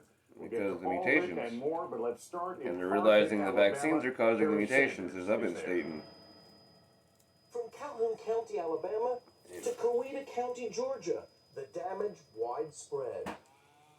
For the survivors, today was about cleaning up and sharing the heartache of lives lost. It happened so fast, it really didn't give you enough time to feel anything. At least 6 people died when at least 23 tornadoes, some with winds up to 140 miles per hour, ripped through the region. 3 of the fatalities in one home. Family now devastated. It happened so fast, so I'm kind of numb with it right now. I'm being able to hold it together for them. In Georgia, twisters tearing paths of destruction under cover of darkness. In Alabama, 74-year-old James Dunaway, who yesterday pointed to the second floor where he was in bed when the tornado hit, today, distraught. You got some kind of plans for me? Things happen for a reason, just believe. His wife Joyce in the kitchen where there is no longer a roof. I've been here 50 years, well, I'll die here. Fortunately, it wasn't yesterday. That's right. James Dunaway says that this is the 3rd tornado that he has survived at this address. He will not, he says, rebuild. In 50 years or just fucking last year? Traumatized after yet another That's the thing. tornado outbreak. Is it been in 50 years or just now here recently? Has the storm threat passed? Well, on Saturday, Lester, the threat remains. Up to 14 million people in the region to be on alert for tornadoes. And forecasters say on Sunday, the South and the Mid-Atlantic need to be aware of potential severe weather. It's Sunday, Not and what Keshe's anyone hitting you wants with to some more hear. Terry shit. Sanders, thank you. New warnings this evening about a surge in COVID cases. Here's the encouraging news. Almost 90 million Americans have received at least one vaccine dose. But here's the but. Hospitalizations are rising again amid concern about young people spreading the virus. Miguel Almaguer now with the latest. Tonight, the only number of states outpacing those with a rise in new COVID cases are the ones moving towards a full reopening. Colorado removing nearly every restriction. Arizona lifting its face mask mandate as bars and clubs welcome back crowds. But the CDC director cites a 7% increase in COVID cases and a rise in hospitalizations. I remain deeply concerned about this trajectory. With states soon opening, Going vaccinations down, for all baby. adults, a new analysis finds You faster fucking idiots rollouts can be plagued with are problems, responsible leading to for mass it. frustration. Yesterday, nearly 3.5 million All Americans this were fucking vaccinated. fuckery That record of equivalent to filling up Dodger Stadium. not knowing what the 60 fuck is times. reality. The race to vaccinate comes amid a growing debate over the origin of COVID. Former CDC Director Robert Redfield now says he believes the virus came from a Chinese laboratory. Oh! I am of the view that I still think the most likely. But China comes out and says, no, dude, it come from an animal. Pathogen in Wuhan, not from a a bat. laboratory. So, Escaped. It's a Other vaccine. people don't believe that. That's Or fine. Dr. Fauci says many disagree. The alternative explanation, Is which the most Keystone public Foundation health shit. individuals go by, is that this virus was actually circulating in China, likely in Wuhan, for a month or more before they were clinically recognized. The WHO could weigh in next week as we learn from the past in hopes of protecting. But that was already proven, dumb fuck, that it started in September. And make a plan so you'll be ready when it's your turn for a vaccination. When the first shit popped up and the first cases were in October. The migrant service. The southern border has taken on a tragic new dimension tonight with word that a 9 Need to kill my daughter. Yeah, like everybody. That's why I say to you, tell your parents, wake the fuck up, yo. Y'all run around this shit. It irritates me. I get irritated at myself for being irritated at what you guys. But then it's so blatant that you should understand. What should we understand? From my point of view, the fucking lady with no language, honey. Because you guys see that as such, you get to come over with the golden ticket, and her baby's dead in the fucking canal.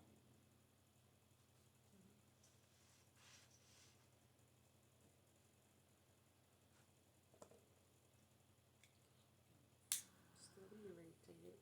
Hmm? You're gonna still be irritated. Still be irritated what? I wouldn't be irritated if somebody's eyes woke up to it, and verbatim in speech and their mannerisms woke up to something. No one would be irritated about that. But the more someone just blatantly in your face is like, shit like that, dude, it just frustrates me. Not the child dying, the person saying and keep making it where those babies are dying. I say, well, like what we say to racists, you're gonna have fun when you got motherfucking some color in your family. What we say to those other immigrants, watch what happens when you get exported. Your whole ideology will change.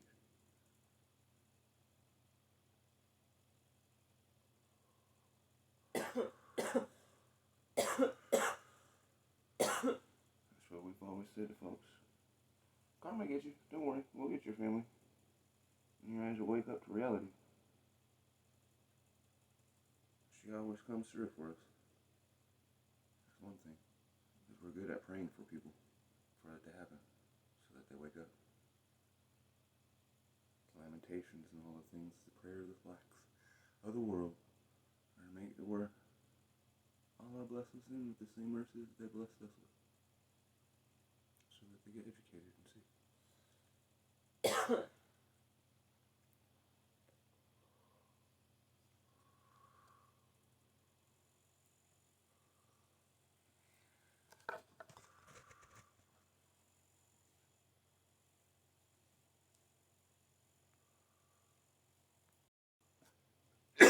What's interesting,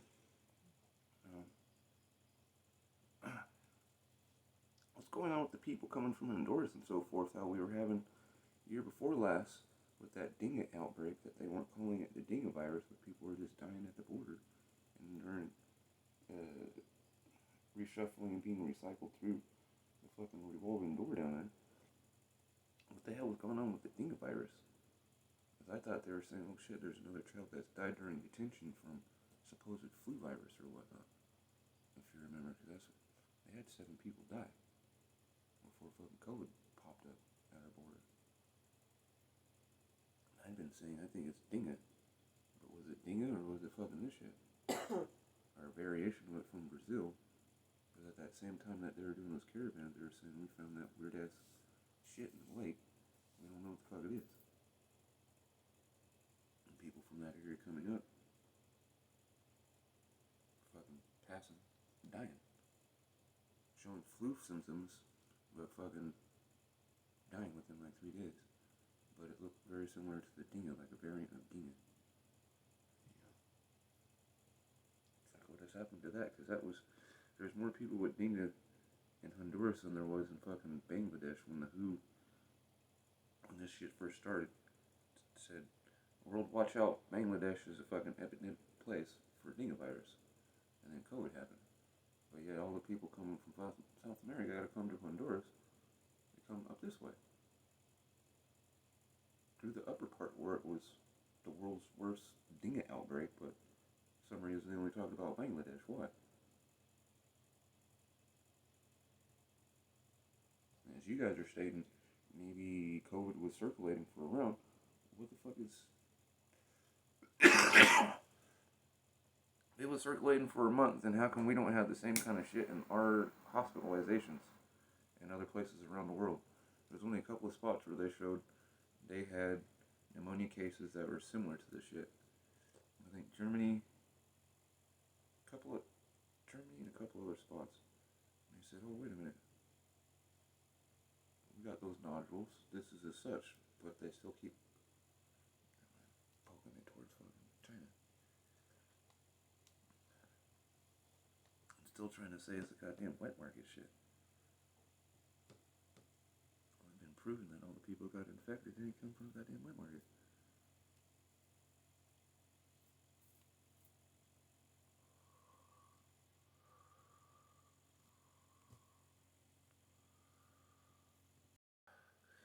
So, all young minorities out there, take heed and listen, and watch this video, or the sound bites that they'd always do, but watch what this officer's mannerism does, as this sister is knocking on the door. These motherfuckers always like to do and say you're regimenting or doing some bullshit, or you assaulted them or said something to them, when the funky motherfuckers always like to get in your face and touch you, which is a violation of your rights, and when you say something to them, you end up getting hurt. Republicans say the law makes voting more secure, but a Democratic lawmaker was arrested for trying to get into the room after the governor signed it. Watch how this officer orchestrates this shit. Georgia troopers arrested a member of the legislature, Mark Cannon, after she kept knocking on a door outside the room where Governor Brian Kemp talked about signing the sweeping new election law. What's the problem? Did you see the action? Okay. My boy was on the other side. She knocks. He moves towards her and Gets grabs in the her way. hand. Gets in the way. She puts her attention on him because her hand is still up in the air. And she saw the officer. The dude calls all this bullshit. You understand? That's how she goes. Knock on the door, get felon. 2 felons. People sick with it. She was protesting the law that says anyone asking for an absentee ballot must include their driver's license number instead of simply signing a form. Republicans say verifying identity will make voting more secure. When voting in person... I'd like to know how they call it a protest when she's a congresswoman. And she didn't want to get inside. She just knocked. And She just wanted to see the bill. She was requesting for the bill to be public to the people. As it's supposed That's to be. not the person wanting to get inside or trespassing or fucking... protesting or any of that. Yeah. It is, hey. Protesting, that bitch works there. She has credentials to be in the fucking building. Hey, can you open your door so we can see what's going on? And she's being selected by fucking people. She's representing a number of citizens. Arresting her is like arresting all of those fucking citizens that she represents. Like, Now not you giving a fuck. Now you waking up to it. Because they don't. That's why for the first time in my lifetime, I'm getting to see the shit that was happening during the civil rights riots. Where you had people that were just now starting to get in the office, getting elected, getting the fuck beat out of them. And are arrested. And are both. Now we're getting to see them get arrested. This is the 3rd person I've seen in my lifetime get arrested. And it's all boiling up here recently. It's like that old man. Well, we lived through a couple hurricanes. Well, has it been fucking here recent or have you went through it? Right? Because if it's here recent, homie dog, you might want to move. Has it been one every 10 years, or has it been one every year in the last 2 years? Like the kids. Oh, we safe here in this part of Oklahoma because people say that, oh shit, there's a tornado came over. Fuck, you fucking little retards, I told you. Where shit has not been, it will be. No, everybody says, okay, man, Spirit's telling me I'm just looking out for you. Hey, you ain't answering your phone. Oh, we were in the basement last night because the fucking hurricane come over the motherfucking house, and it was scary as fuck. But no, it's all good. But I'm good. It's hella cheap. Yeah, alright, kid. Dad was telling me fucking, because I've been doing this stuff, and these people stated and showed me that they was gonna fucking try to kill you stupid motherfuckers, but I'm just trying to warn you. For some reason about that region right there, they fucking just one after the other. Now once they get that dialed in, and they start flicking them motherfuckers this way, oh, it's a wrap. Maybe people will wake up and be like, oh, dude, we got hurricanes, tornadoes now coming towards fucking Arizona and Texas, smacking us on this way. That's never happened before. Oh, no, wait. If we go back in the climate change thing, we see these kind of things, so we're on normal. You fucking morons, get out of here, dude. This is fucking crazy, dude. 29 tornadoes in one motherfucking night. One after the other. The same path. Same path, folks. Come on now. All of a sudden, woo, and it's gone. Woo, it's back on. Woo, it's back on. Woo, it's back on. Woo, it's back on. Woo, it's back on.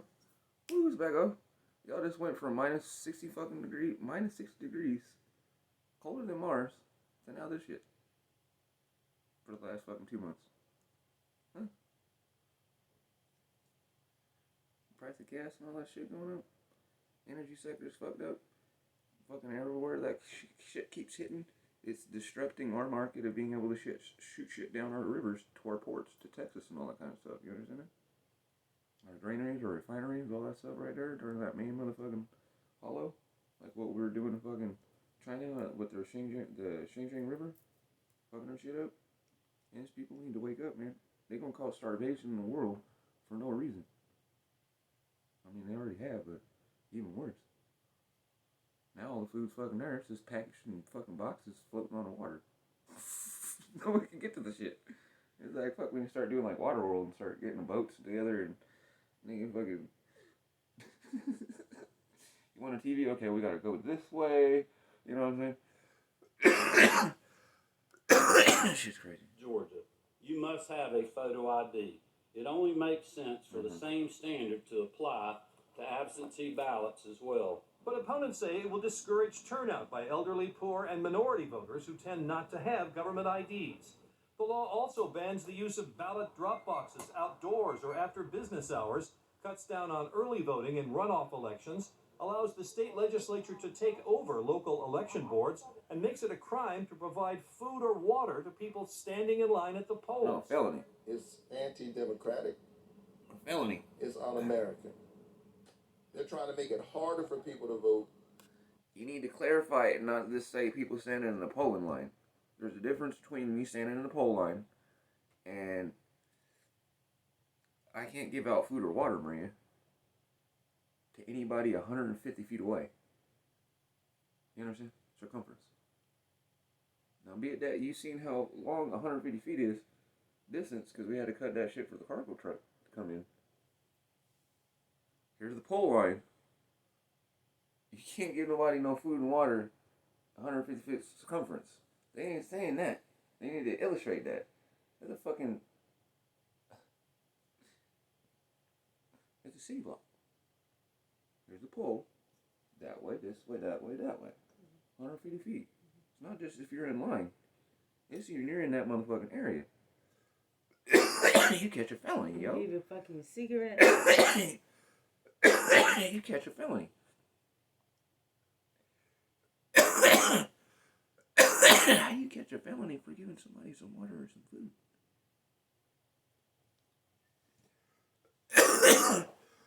How do you catch a felony for giving somebody some water or food, Brian? That changes your whole life. I didn't even know what those fucking fines entitled and shit like that, because I never caught those. I only got fucking assaulty things. But as you've seen in my life, just with those dumbass felonies, I can't get health care. I can't get Medi-Cal. I can't rent in places. I can't get a fucking certified deposit motherfucking credit card to get my own motherfucking credit up. I can't get nothing. What kind of things do those things fucking slap money you make where you can't do in life? You understand what I'm saying? Does it inhibit you from being able to work as a cashier like some of my crimes do? You understand? It inhibits you from being able to do certain work. You could be a volunteer, a kid. You know, people like you see that do the signatures, so they get 75 cents, 50 cents signature and all that kind of shit. Be standing there and fucking see somebody fucking, you know, thirsty or hungry and fucking pass some shit out and not know that this shit is not just for the fucking line, but 150 feet circumference from wherever that thing is supposed to be established. And catch a felony, dude, and your whole life is changed. It's fucked up. You understand? And it's a trip. Like, people ain't looking at that. I mean, and understanding what I'm saying, this Jim Crow shit. Because again, a misdemeanor was loitering. Vagrancy was fucking a felony. That was just catch the niggas that had a job and those who didn't have a job. You understand how I used to explain that to you guys? Mm-hmm. Here, if we were standing on here because this is my business, and we got the no standing law from fucking Shasta County for 5 minutes, what's happening? I'm getting arrested. They incorporating our fucking business. Other motherfuckers is getting incorporated. They getting slapped with fines, and they having to go work the line and do free slave labor. You understand? Mm-hmm. As they extort us to see how long it takes for me not to lose the fucking business. As they nickel and dime us. You understand? Mm-hmm. This shit's disgusting, man.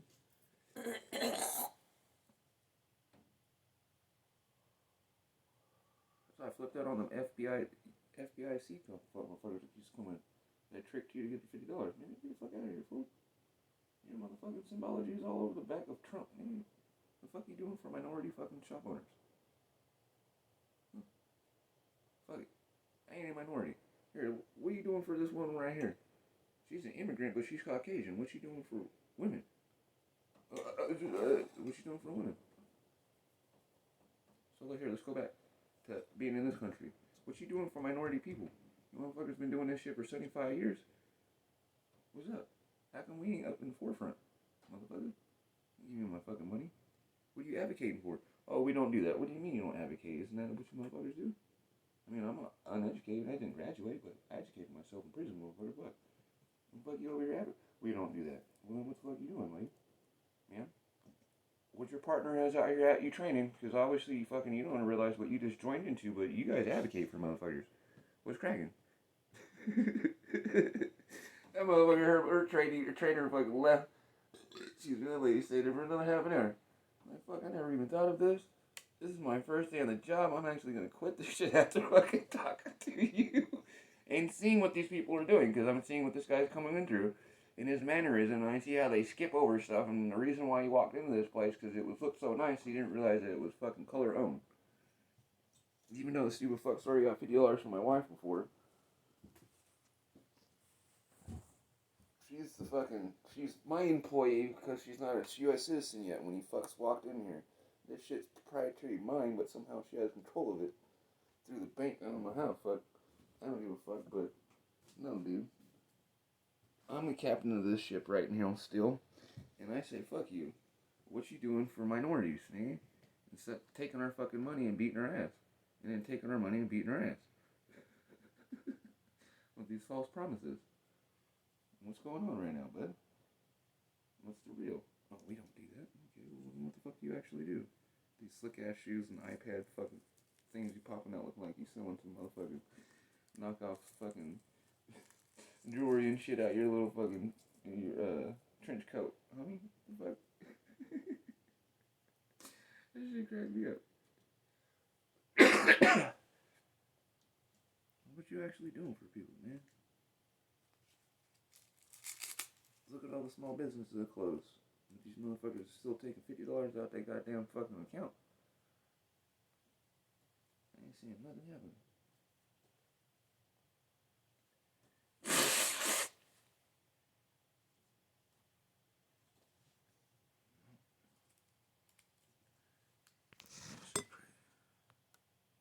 Other than making it easier President Biden today called the Georgia law an atrocity. You can't provide water. If you like to read it, your mom sent this message. Would you like to read it?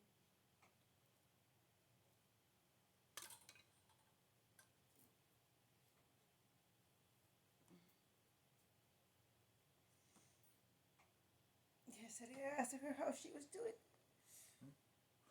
Very intrigued by the false history I'm finding. I want to send my dad's father fishing this. He has many pockets and spaces for crystal gatherings, and he is grandpa now. You should be getting that boy and bringing him there. Don't talk to Lala. Talk to Mason. His dad would love him to be up in the mountains. She said exactly what you said. She was like, know don't he talk to has Lala, offered to talk to bring- him. Fucking get the kid off here. Can you read out loud? Because I only got that far. You should be getting that boy and bringing him there. Don't talk to Lala. Talk to Mason's dad. He would love him to be up in the mountains. I know he has offered to bring him here to me, regardless of what the fuck Lala wants or says. She won't talk to him, so he says it's okay. You should try so that baby knows he's loved, period. It's why I kept Lala while Easy went running off for years. I didn't run off, I was fucking in prison, Mom. Easy wants to heal her, he needs to help raise that baby. That's how I'm doing, slowly getting out this chair. Lost 30 pounds. Fired Rebecca, she was stealing, and I'm only on 3 meds now. Doing non-GMO smoothies and mushrooms, drinks, lion's mane is awesome. Nice. Trying to cut more money so I can afford Irish moss and get a Shanghai container filter. Also sending a hoodie kit for you. If it was open today, I'll get it off, otherwise it will be Monday. Oops, didn't get the best in. There's 2 packages.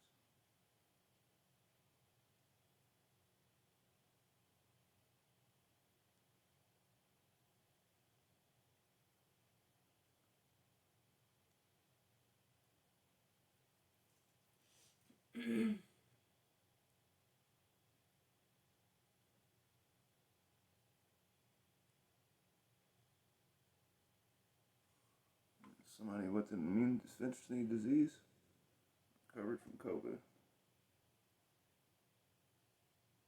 So I argue with your family and say, y'all are getting active treatment. My mother's only passive. What's your guys' issue? Can we come together and do something? Or can we all act ignorant still? Right? You're alive and you're alive. You're on the scan. You're alive. You're on a scan and hospital. Common factor is plasma. And the program's over. Y'all are healthy as fuck. You wanna talk about it? You went from a grocery bag full of pills, Mom, to you're only on 3 now.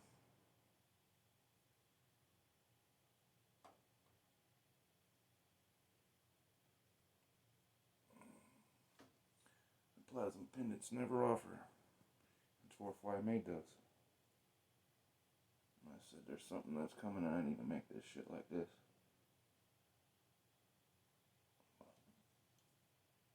The same shit that I've been saying. It's a thing that happens. When kids want to act stupid, you just take the chop. You understand?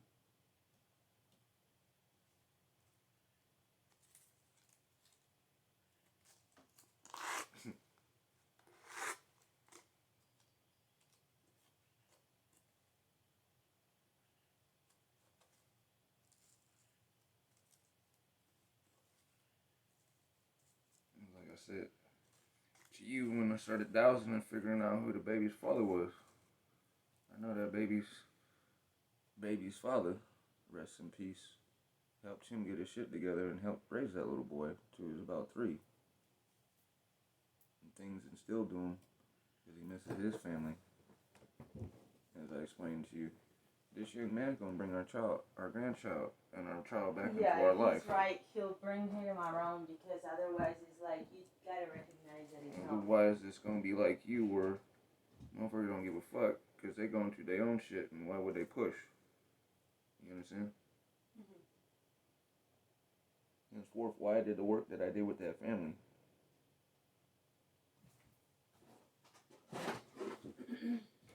Grandpa is considered uncle by that family. You understand? Yeah, because of that family, Grandma on mom's side said, "Fuck you, fool." You're not around. You're not around. And I'm How like, do you explain that? and I'm like, hey, this family's important, Erica. We need to focus on these people over here. You're fucking just out partying and No, I'm actually at the mosh pit fucking trying to get these kids to come do prayer with me. And educate them to get away from their family because of what their family does. No, okay. I can't really... did like I did with Hawaii and so forth, with you fucking with your dad and the family, trying to say, hey, you know, I'm like, literally telling you what's going on, but can't. If you understand what I mean. Alluding to it all, the door has no handle. But if you push it, it will open. Right? But I can't quite tell you that. You know, you gotta, like, figure it out for yourself, otherwise shit changes, as you've noticed. But... No. Bam, bitch, here we are fucking 20 years later. What's cracking?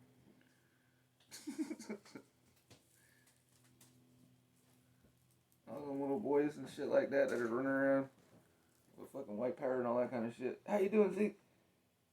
How you doing, Uncle? Come on, kids. Go say hello to Uncle. You understand?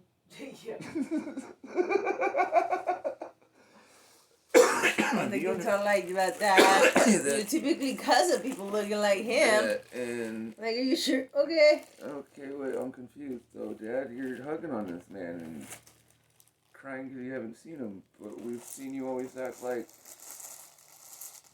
shut up and say hello, Uncle. Yeah. See, look funny. Yeah. You understand? And you got an organization you looked into that's worldwide now, and that's supposed to be as such.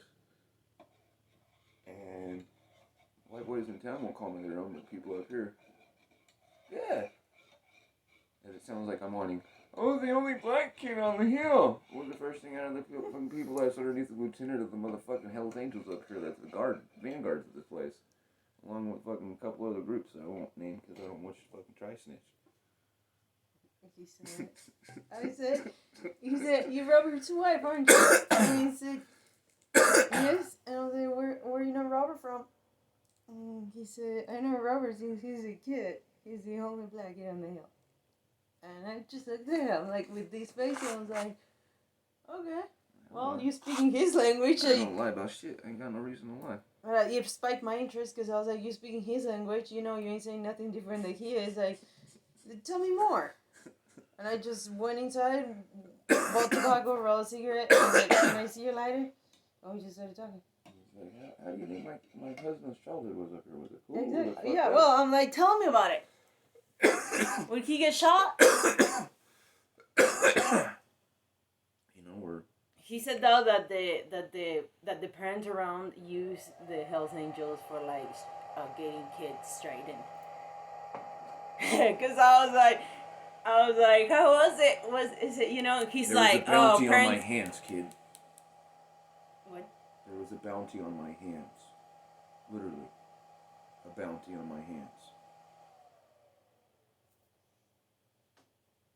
You don't comprehend that. I had to fight against these people. I had a bounty on my hands. Yeah, he said parents would call us to get their kids straight.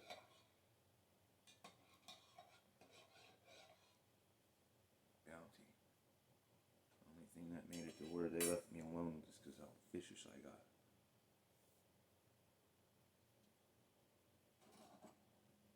The people that I was raised with. The young men that teamed up with me to verse the elders, we all got vicious. Those were all the ones that all went Navy SEAL, so on and so forth. You understand?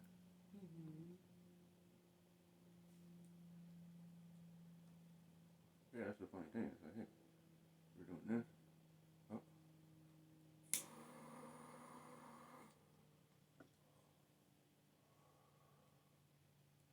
That's what hurts me about fucking losing Derek, man. The only thing you hear about that man, he's a down-ass brother. What you won't hear is the light he had inside, the beauty, conversations, formulating stuff. I miss our conversations in jail. Otherwise, on the streets, he was too misconstrued.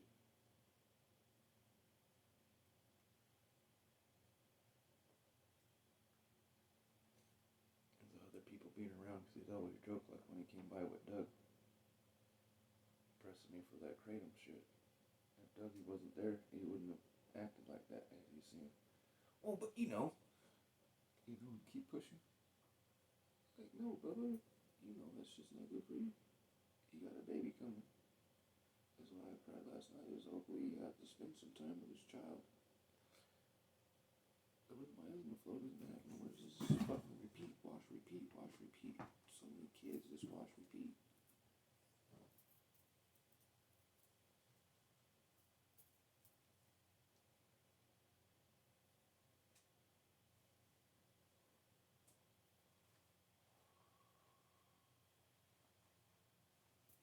Hey, help me formulate something like that, man. Every person that has helped me do, if not do, but remember something.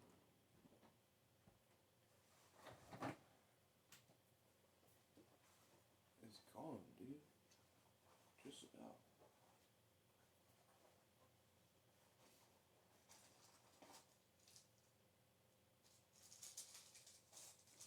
People that have nothing to do with the shit, man, they living their lives fucking peaceful.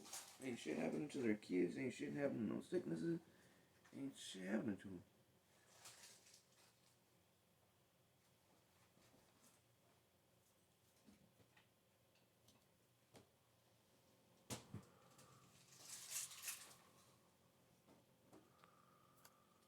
About to vote. Give me a break. And President Biden says tonight that the White House and Justice Department are looking at possible federal responses to the Georgia law. Lester? All right, Pete Williams, thank you.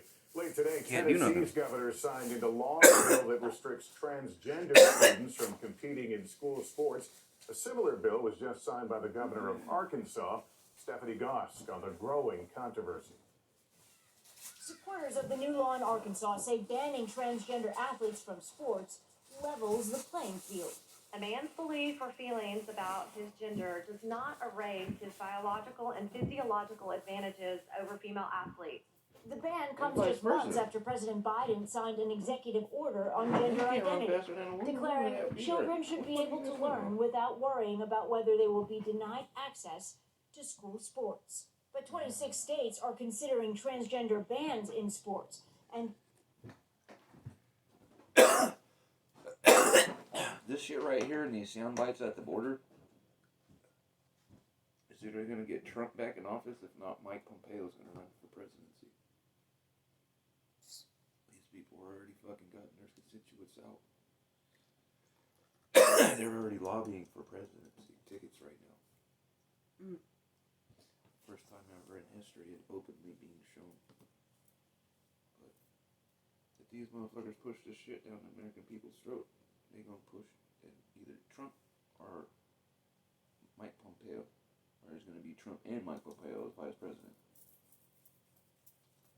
or some other fucking crazy ass fucking constitutional fucking ass munches like that.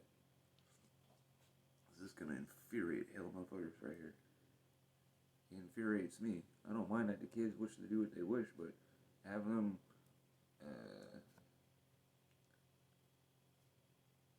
compete against the same transgender, if not compete against the same hormonally active fucking female versus transgender boys. If you understand what I mean by that. Because there is up until a point when the hormones flush through our system that we are equally handicapped by those hormonal flushes that inhibit those muscle differences in each physiology to either engage or disengage as a handicap or as something that gives you more advantage over the other sex. comprehend what I'm saying there? Mm-hmm. That's only through a certain age group. You understand? Then those things get turned on, and they're no longer a handicap, but something that helps you. But then you go into the transgender, which they have those kids that have gone transgender that change their sex back to what they were born with, which I won't get into that, but if you're having reconstructive surgery as a child to be turned into a male from a female, and vice versa, a male to a female, those hormones that they give you to help with such are supposed to be a handicap for you. But yet these idiots still don't know how the body works, because as you hear with me and the older elders that work out and other things like that in prison to loggers, we know what muscles, what foods to eat, and we know that estrogen is a thing for us, but yet they say testosterone is the thing that gives a man an edge over a woman when it's not. You understand? Mm-hmm. So that's going to be an interesting thing about those who are getting the sexual orientation fucking operation. They're getting those hormones more than the normal opposite sex would, if you understand, which are supposed to be, you know, again, a handicap.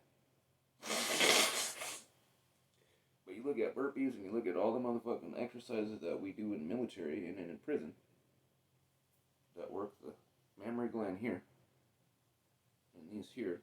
Why do men get so big when they get out of prison? Because they estrogen themselves. You understand?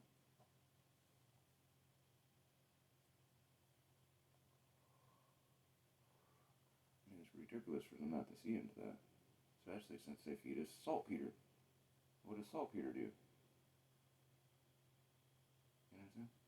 They give it to the military and they give it in prison. Saltpeter fucks up our body's metabolism of testosterone. So you got a whole bunch of motherfuckers running around with exploded out chests, and all they're doing is bread and water. That one before it gets so big, honey.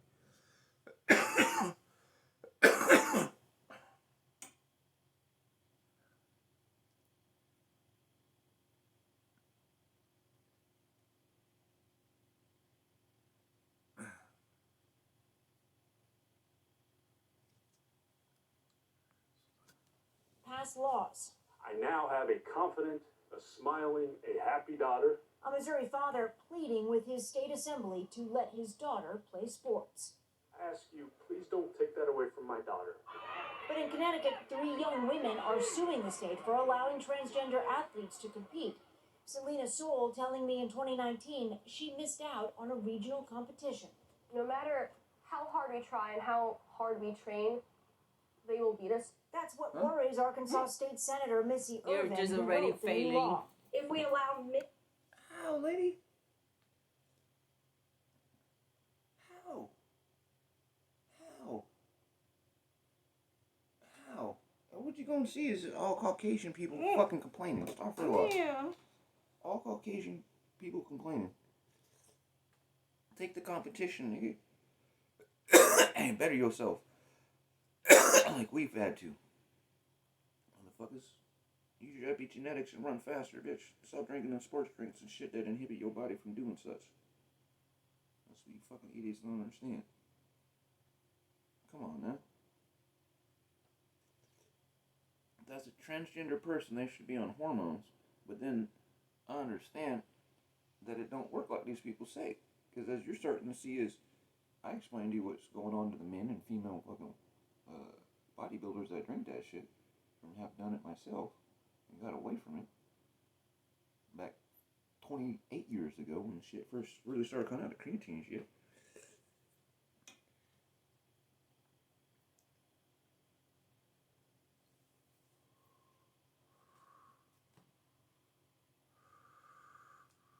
Three years of doing that and getting buffed out. Got all these bitches on me, but fuck them, I'm trying to figure out am I gay or not. Is it because I was molested or what the fuck going on? As I came out to my mother and fucking Erica. Going, hey, my head's all fucked up. And I realize this is motherfucking shit that I'm drinking, that I'm having to take my football, motherfucking gym class, weightlifting class, and motherfucking track. But girls can out-squat us. Stronger legs. If you got stronger legs in your physiology, how the fuck is a man to run faster than you? Huh? Our upper strength is in our fucking arms. Say that your titties weigh too much and fucking just victimize yourself with gender. I mean, come on, dude. This is track. Then you throw that transgender person versus you in the squats, and he's beating us every time. Okay, okay, let's throw that out. You're not arm curling, because there's some buff-ass chicks, and I'm like, damn, bitch, you fucking fuck me up. I ain't fucking with you. I ain't even trying to do nothing with you. You scared the fuck out of me. But that's his normal female. That big ass Russian lady that used to walk down, everybody was all fucking googly eyed. I'm like, damn, that looks like a fucking dude. She got fucking, her thighs as big as this motherfucking fireplace. I come in the shop. That woman squat like 1,000 pounds. There's nobody in the gym that can squat as much as her. And she don't even fuck around. The little fucking blonde chick, dude, that fucking Eric and them, I'm like, dude, you guys seen that chick? Fucking yoke ass chick, but she got the big ass and the big ass legs. She's a professional squatter. Squat, deadlift. 1,000 pounds plus. Yeah, dude, it's fucking hard. None of the guys in the gym can't do that. Can match her. Worked up to do that. They can, but nobody has worked up to do that. No. Or do it at all. You women have more muscles in your legs. You're stronger in your legs. So I say because we're meant to give birth, and so all of that also has to do. Fallacy of this fucking young lady saying the guy is running faster than me when I could outrun all the boys on the mountain. When I went down to the hill, I fucked off all the Hershey track meets, dude. The dudes I could eat up. The women I could not. That's why I said, what the fuck are these people talking about? I couldn't catch the girls. Not the mix and the black girls. I could not catch them. Caucasian chicks and Mexicans and shit like that, I fucking eat them up. White boys and shit like that, I eat them up. Mexicans and black dudes, I eat them up. If they're mixed like me, or super lanky like motherfucking couple of kids I ran against that were fucking from Africa, I can't touch them. Couldn't touch them. That's why I say, what the fuck are these people putting in their heads that you can't? Conditioning. Be like, make it a challenge. Be like, you know what? You'll be a new kind of category. Let's do a challenge. I was gonna say something else. Like, you're a new category, and let's compete. You know, make it a challenge. Why feel like you're always in disadvantage and wanna? How is a transgender man from woman gonna throw the hammer, throw the shot put, throw the javelin as her competitors that are men that do not have a strap muscle across? Henceforth, why you guys can't throw a football or throw a baseball like we do. You got to throw it like a softball. You understand? Because the physiology on top is different. Your strap muscle to hold your fucking mammary glands up comes across and inhibits the rotary cut from fucking moving the way that we do up here. So again, a transgender woman turning to a man, javelin throw. How are you going to compete with me? Shot put. You ever done shot put? How are you going to fucking compete with me? And all the others. The hammer throw. It is all about the body, but there is certain muscles and so forth that are different that can be used as a handicap or an advantage. Because of physiology. That sport's upper body, but somewhat in the fucking mid and low. How does a female transgender compete with such when, again, inhibited by certain muscle groups that men do not have, and then the men don't have the muscle groups in the lower body as the women have, and they're sitting, that's their handicap. But I don't get it. I don't get it. That's an interesting thing. Some of the biggest motherfuckers on the yard, I'm not gonna get into that shit, scared me. There's some big ass motherfuckers that fucking take your booty in prison, and they got titties and arms. Yeah, that shit was scary. Like, whoa. going to that shower. To enter into and No, compete I against wanna girls' say something. sports. You will dismantle girls' sports. What about men's sports? I say you gotta fucking integrate that shit in an interesting thing. Oh, I was gonna say that also is like really conditioning for the person that is a transgender, and they feel like they have to hold back or whatnot, you know, because of the way that it's perceived, and if that disadvantage is gonna come up because they're not being in a group that it's all alike, you know, in a team, and so it's like I feel like for their mental health and well-being and full performance and development of that potential, they have to compete against themselves. Yeah, and show exactly like you're saying, you know, like actually there's gonna be a, you know, a pattern or a noticeable pattern if people pay attention of a new modality or a new way or whatnot, you know, like from that variety new things arise.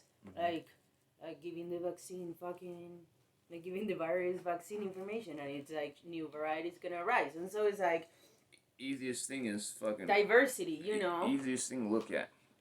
Cut all sports away and just fuck with javelin and pole vault. Transgender. What do you think gives the pole vaulter advantage over a female or a male? Would it be a better pole vaulter? You understand what I'm saying, don't you?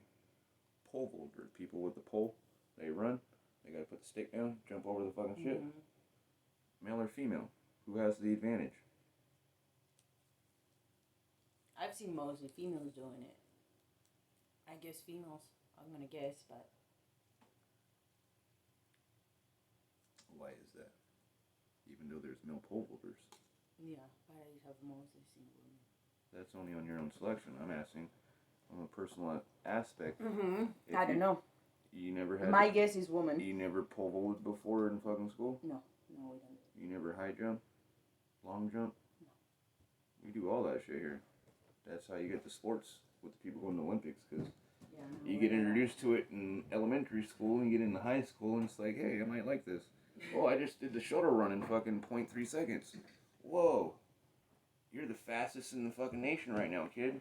You want to keep this up? You get a full scholarship. No. Blah, blah, blah. We don't blah, have blah, systems blah. That's like that. Yeah. how I got into shit. That's how I got the President's Award for running the fastest mile. Most of them... Now, I'm a short burst person, but also long distance. But again, I couldn't keep up with the fucking girls.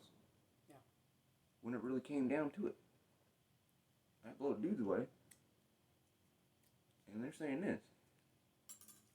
I'm going, huh? Bullshit. Yeah. No, there's... Just like with wrestling against girls and Greco style wrestling through my elementary school from 6th to 7th grade. And it ending because of that girl getting fireman carried and fucking a vein in her breast getting exploded. Now that was her versus a man that was non-transgender. What happens when you wrestle a female transgendered man that does not have those pain spots? Doesn't have breasts. That picks you up and fucking body slams you with their weight on top of it.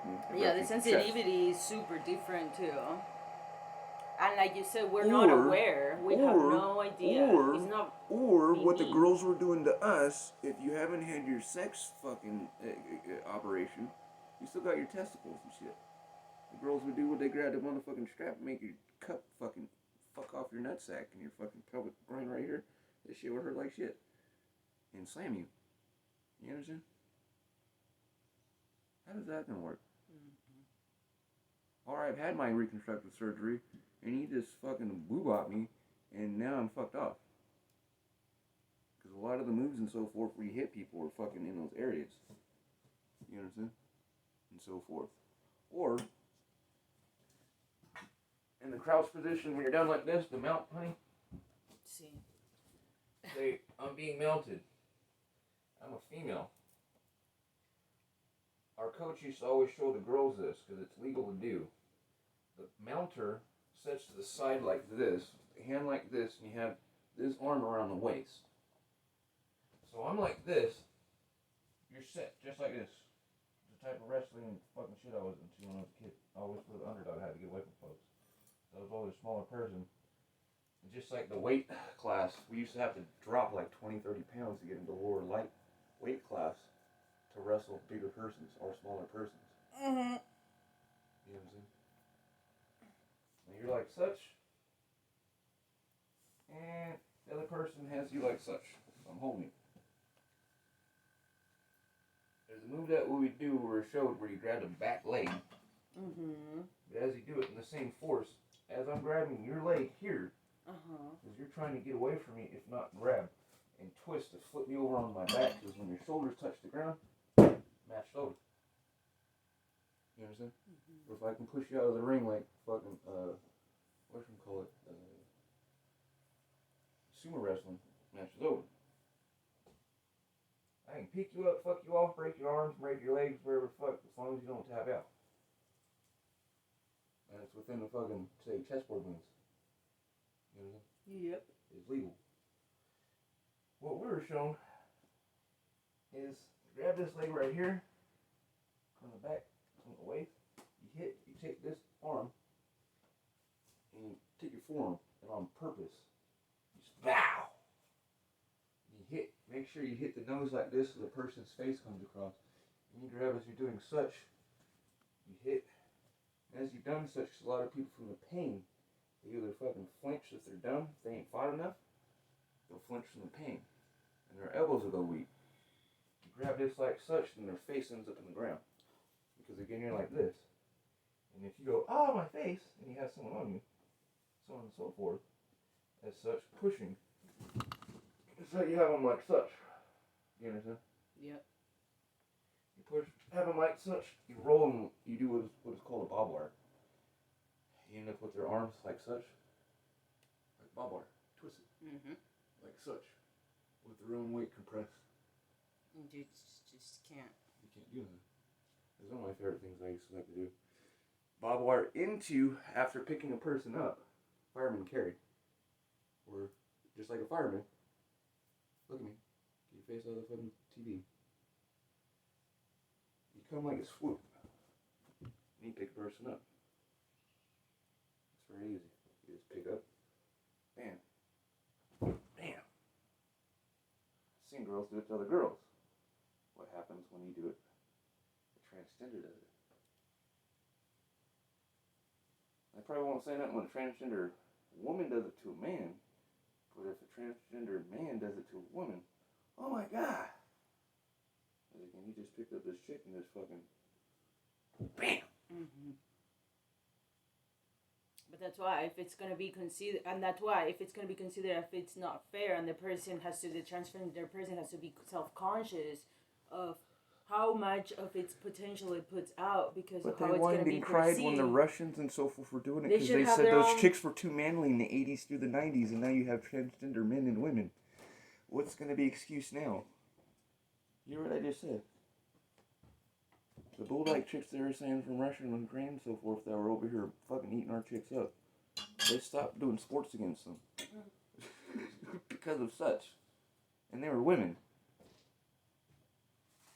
Now they got this, and it's like, yeah, okay.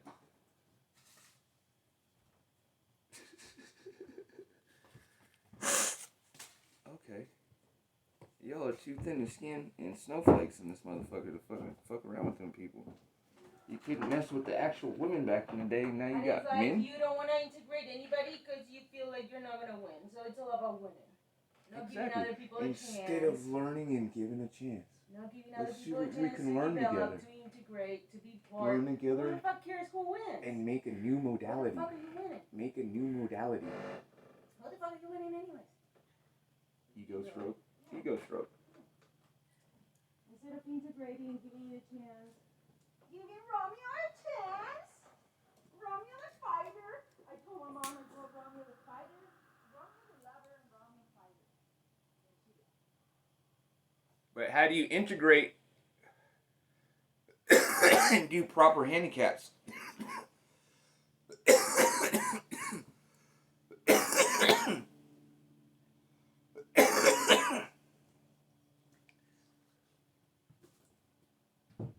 seems like all the athletes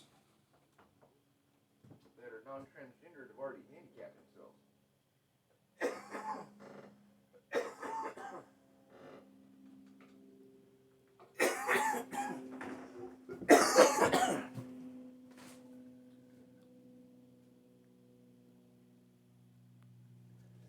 Do you believe that allowing transgender girls in the playing field will dismantle, as you say, girls' sports? I believe that case has happened in Connecticut. But it's not total dismantling. Yes, it can be, and that is why the law is incredibly important. Supporters of transgender rights have another word for it: discrimination. Stephanie Gosk, NBC News. For generations of children, her books were required reading. Henry Huggins and so many more. Tonight, Beverly Cleary has died at age 1. It was hard to find something she wanted to read. So many books in those days, back in the 1920s, had been published in England, and the children had nannies and pony carts, and they seemed like a bunch of sissies to me. The reluctant reader eventually became a librarian. When she found many kids were just like her and bored with the books that they were given, Cleary decided to write for them. It was genius, and Cleary's books became an instant. I feel the niche. What the fuck? Tonight, getting your hands on a rental car is tougher than ever. I'm put in a bind. Unhappy customers sounding off. This is the second occasion where I've reserved a car as a preferred member, get to the location or get a phone call that they don't have cars available. If you are lucky enough to get behind the wheel of a rental, be prepared to pay up. The average 4-day rental now costs $350 compared to $250. How the fuck? When? 350? Last time we rented a car for like that, dude, it was like $100 or some shit. What the fuck? $350 a month. It was $250 last month. How much mom and dad pay for that fucking Nissan? You sure they got that thing for a month? It was like fucking $4,000 or some shit? No, 800. 800? Because a monthly one is cheaper. People should They rent pay monthly. $30. Yeah. They should say that. I mean, fuck. 4 days is $350. Well, that's why I was helping Charlotte the other day because she was stressed out because that's fucking insane. In Oklahoma City, where she was at, she couldn't find any cheaper than renting a big car like my parents, a 7-people car, for any less than for a week, any less than 1,000 and something. And I was like, look into your airport location, and I got into it. I was like, are you far from this airport? And she's like, no, it's around the corner from my house. I was like, dude. So we looked it up, $600 instead of 1,000. And she was like, because if we fly, then we can bring our gear. She said we can bring our camping gear and stuff. And I was like, I hear you. And she was like, but we do want to have a car because we want to take the kids to the ocean, you know, and we don't want to be confined. And so she said, I was like, dude, just rent the car there. I'll help you find. So for less than $700, she got a car for a whole week, you know. For a whole week? No, they're not doing a month. How long are they coming out here for? No, just from July 26th to August 1st or 2nd. So like a couple of days, maybe 6 days. I was like, yeah. It's just like a day or two drive from where they're at to here. And then rest and hopefully by that time we got the spot over there cleaned out and they can stay in the trailer and so forth, the other one. Yeah, I told her. And this should be bucked down enough to where they wish to fucking whatever. It's still a couple months off, but god damn, $350 a fucking week. Not even a week. That's 4 days. It's like $80 a day or something like that. And then insurance and it's $85. And I was like, don't you guys have a car? And she's like, yeah, but our truck, we don't all fit in it. I was like, oh, but they really, like, the trip is not her and him coming out, is like for the kids, you know. So she ended like ditching one of the kids to save money to bring her car, you know, like they're wanting a whole to family do it. unit to do it as a thing. They want, like, that's the thing, like they want to get the kids out, they want to share things with the kids, you know. So they ain't doing it cheap on that side, but she's like, Looks like they're trying to reprimand for the shit that they was doing with each other and coming back together to show the babies, you know, there's something else. There's something else. We building together, and so let's do this. Yeah, that's insane. $350 a fucking week. How the fuck are you supposed to? That excludes a whole lot of people from renting a car, I say that. Damn.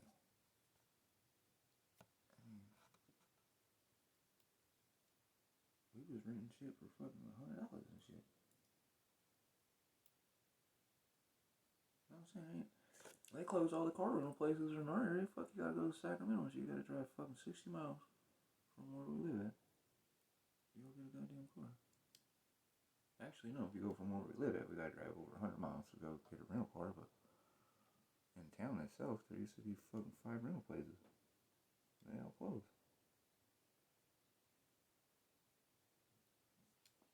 That's crazy.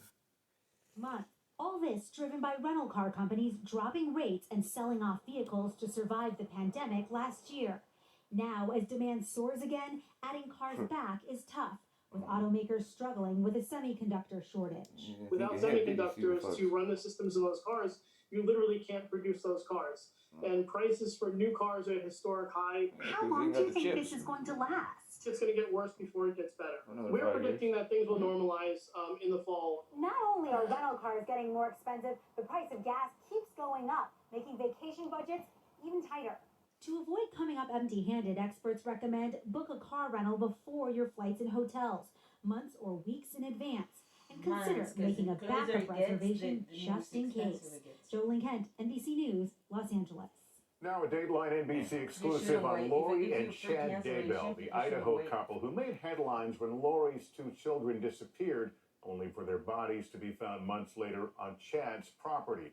Tonight, Chad's sister-in-law speaks out for the first time about her sister's death and Chad's wedding to Lori a month later. I was shocked, because at that point, I mean, Tammy had only been gone for a month, and I just thought, is the grief clouding his judgment? I mean, who goes and does that? It didn't make sense to me. And obviously, I was really upset. You feel almost betrayed. Yeah. You disappear for a month and I remarry? I don't know. I'm confused, but then they said something about kids. Just a month, I'm gonna give it a little more. Came up. I don't know what's going on. I think this is the woman's sister. Sister disappears, dude gets remarried, but then they said the kids' bodies were found on the dude's property. So, well, that's some crazy, sinister, nasty shit. Yeah, because I felt like that was too soon. That's too for soon. anybody to get over my sister. See much more tonight on Dateline at 9, 8 Central. Yeah, Up next, I speak with the Navy commanders making history. Finally, as we near the end of Women's History Month, I want to meet 4 remarkable women of color. Administration was infiltrated by the Keshe administration. JPOA, 5+1. Now they're back to business.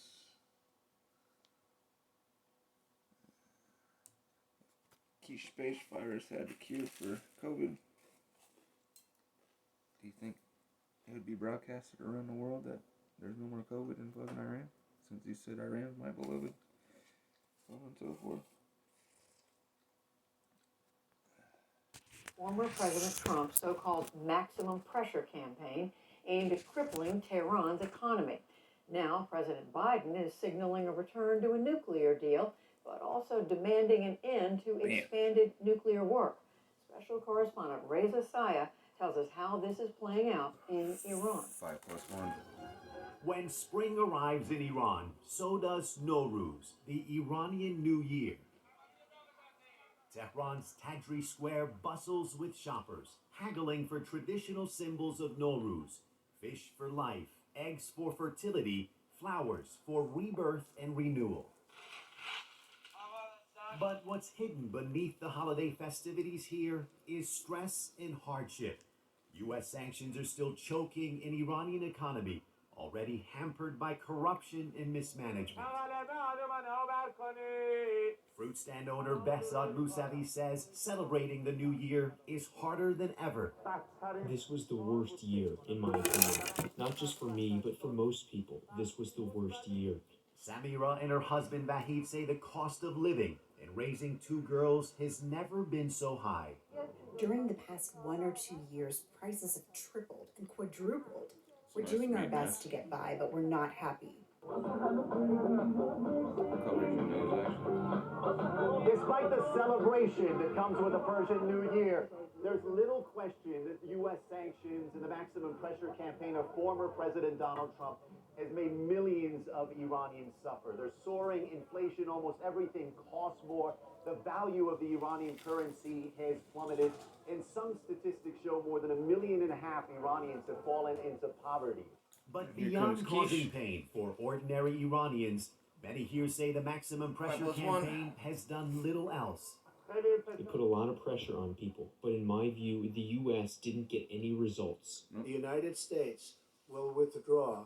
The maximum pressure campaign against Iran began in 2018 when Mr. Trump pulled out of the Iran nuclear deal, also known as the JCPOA. In the agreement signed under then-President Barack Obama, the U.S. and world powers agreed to lift economic sanctions against Iran. In return, Iran rolled back its nuclear program, deemed a threat by the West. Mr. Trump said the deal wasn't enough. Sanctions and economic pressure, he said, would rein in what Washington calls Iran's destabilizing behavior in the region and curb its missile program. But today, Iran still funds, trains, and sometimes commands militias and proxy forces in Iraq, Syria, Lebanon, and Yemen, some accused of attacking U.S. interests and allies in the region. Iran also continues to expand its ballistic missile program, showing off its latest missiles at this military exercise earlier this year. Ray Takei was a State Department official working on Iran under President Obama, now at the Council on Foreign Relations. He was a fervent opponent of the deal. The administration has promised that it will revisit critical aspects of the Iran nuclear deal, particularly expiration of the sunset clauses, the ballistic missiles that were excluded from the original deal, and Iran's so-called malign activity. Trump's maximum pressure campaign brainwashing motherfuckers and using microwave weapons. Tehran-based political analyst Mohammad Marandi says Iran's missiles are a necessary deterrent, not a pressure tactic against Washington. Aren't they saying if you don't come back to the nuclear deal? It's all about the microwave fucking plasma shit. The United States sodium chloride surrounds Kool-Aid. Iran Jim Jones got military bases, then the Iranians will send messages Amazon is selling their shit, so you ain't no way any sanctions you do. Just gonna fucking do a goddamn thing. That's deterrence. Some analysts say the maximum pressure campaign was also designed to trigger popular unrest and regime collapse, something the Trump administration had denied. In 2019, a sudden spike in fuel prices did spark nationwide protests. A deadly crackdown followed. A few weeks later, the protests ended. Today, there's little indication that Iranians have an appetite for an uprising. The maximum pressure campaign did succeed in intensifying a rift between Iran's moderates, led by President Hassan Rouhani, who made the nuclear deal a centerpiece of his 2017 re-election campaign. Now it's time for election. Conservative factions and fuck boys in the background with the other side. Washington. Abulfaz Amoury is one of those conservatives. I love he was part of the diplomatic that's why team you led by Iranian Foreign Minister Mohammad Javad Zarif that negotiated the nuclear deal. Today, he is among scores of newly elected conservative lawmakers who now dominate Iran's parliament. They call for a more confrontational approach to Washington. Last month, they threatened to bring legal action against President Rouhani, accusing him of circumventing Iranian law in his effort to restore the deal. But Emily claims the two sides have now buried the hatchet and are united in their demands against Washington. No, they and the report was that last year we spent a little over $6,000. But there could be there in that classification of not like if I ever nowadays. In its latest report, the UN's nuclear watchdog said Iran's stockpile of enriched uranium is roughly 15 times more than the limit set in the 2015 nuclear deal. In December, lawmakers voted to further expand Iran's nuclear program, and scale back some nuclear inspections. President Joe Biden says he's open to restoring the nuclear deal. Was it the right timing to pass a law restricting IAEA inspections? If I were to explain the logic of this law, it was designed to make pressure against the United States and other Western countries to implement their commitment through the GCPOA. Do you think it's helping or hurting matters? I think that it helped us. President Joe Biden says he's open to restoring the nuclear deal. He says he wants to talk. Why not talk with Washington? Did they talk to us for leaving or withdrawing from the GCPOA? If they want to come back, there's no need to talk to us. I do think some way it's going to be worked out where the two parties will return to the table, but there's little possibility of renegotiating it along the parameters that the United States has laid out. So down the road, I do think we're going to face another negotiating stalemate. How much do you trust or mistrust the Biden administration? There is a big mistrust wall between Iran and the United States. At a time when Iranians celebrate a season of renewal, the decades-long mistrust between Washington and Tehran still lingers. The effects of the U.S. maximum pressure campaign persist, and a nuclear deal with global implications hangs in the balance. For the PBS NewsHour, I'm Reza Sayah in Tehran. You got an interesting sky right there.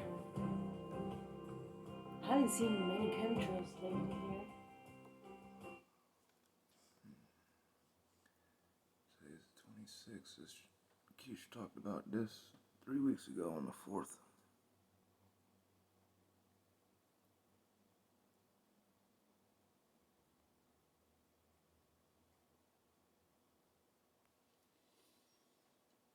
A new report about Navy destroyers off the coast of California is making waves. The report posted on the website The Drive cited ship logs saying that several drones hovered over those Navy destroyers back in 2019. UFO correspondent, NBC News correspondent Gotti Schwartz joins us now. He's the host of The Overview on Peacock.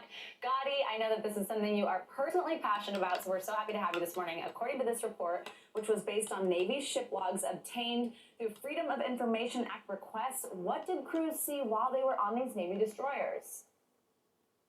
Yeah, it's a pretty shocking report detailing several nights of confusion aboard several Navy warships off the coast of Los Angeles that may have been followed by this swarm of unidentified aerial vehicles or mysterious drones. And the kicker here is that some of those drones may have been flying in a similar pattern as a well-documented UFO encounter back in 2004 between Navy fighter pilots and something they still can't explain. Now, the new reports come in the form of those ship log entries that you just talked about, requested by technology website The Drive and a documentary filmmaker, and they show the USS Kidd, a destroyer, the USS Rafael Peralta, the USS Finn, all reported seeing unidentified aerial vehicles at very close range, in some cases I read the newspaper. Restricted airspace around It was the like warships, 3 days at one ago. point hovering 4. over a landing pad and making rapid north-south, east-to-west maneuvers. Now, that's very similar to what fighter pilots saw back in 2004 when they were called to check out a mysterious flying object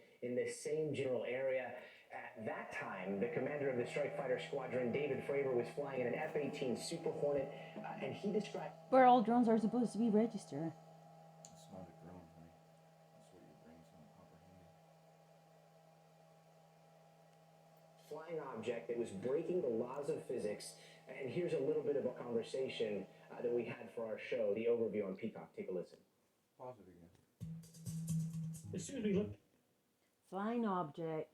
It's not a fucking drone, goofball. Fighting the... You know what a tic-tac is, don't you?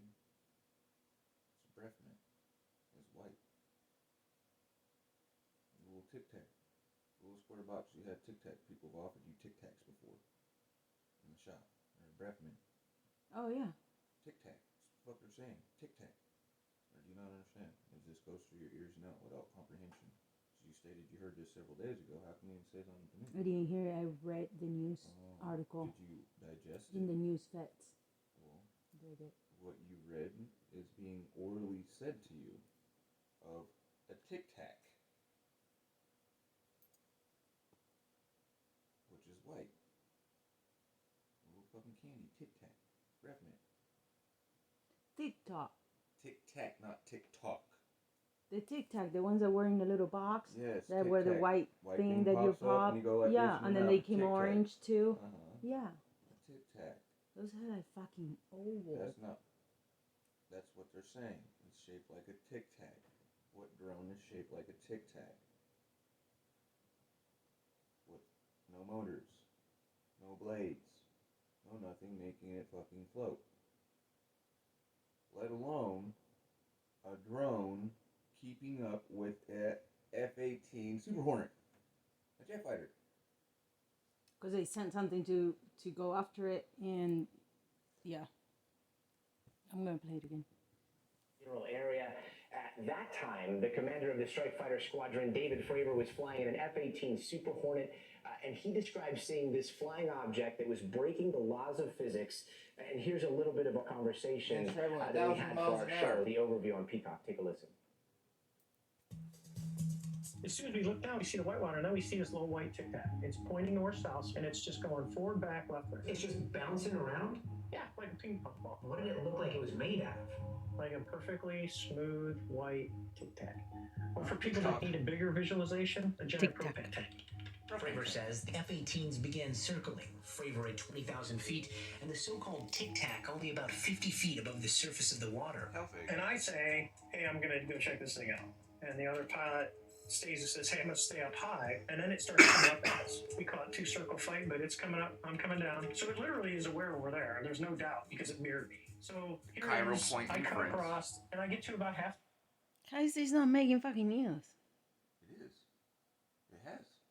This is where I just got this. It's off the news. But news just one fucking, and this one fucking channel, not like stream wide. Everybody else, like yourself, they looked at it and they're so conditioned that they don't give a fuck. Henceforth, why this is on the news is that bill that they did not want Biden to pass. This is from that bill of disclosure. You understand? Start disclosing this shit to the American people. That's why I said we're back to the Ronald Reagan Star Wars issue, where they're integrating us with the other thing. My conversation with you last night. You weren't picking up on what I was trying to explain to you. That now the threat of which they were staying for globalization. Since globalization, there's been key things that have made it to where, if you wish to say the wheels of globalization has a fucking monkey wrench in it right now, the best way of fucking making that go even faster is, here, we'll stop lying to you. We have an external threat that we've known about for fucking ever. But now all of a sudden here we got this right here. And now we're not going to fight against each other anymore. We're all going to come together. We're going to use this plasma tech and all this kind of shit like this to fight with this stuff. And this shit comes from these people, and it's our own fucking people. And these hybrid motherfucking things that we're using against our own people. So I said last night, it's JSOX operation on our people. Project Blue Beam. We have an external force, like fucking Spider-Man fucking Return Home shit, where Goofball fucking tricked everybody and they were just using holograms and shit. Make them think it was fucking external force, and they said, hey dude, here's fucking Iron Man's motherfucking weapon system. You're such a nice person. Here's the keys to the earth.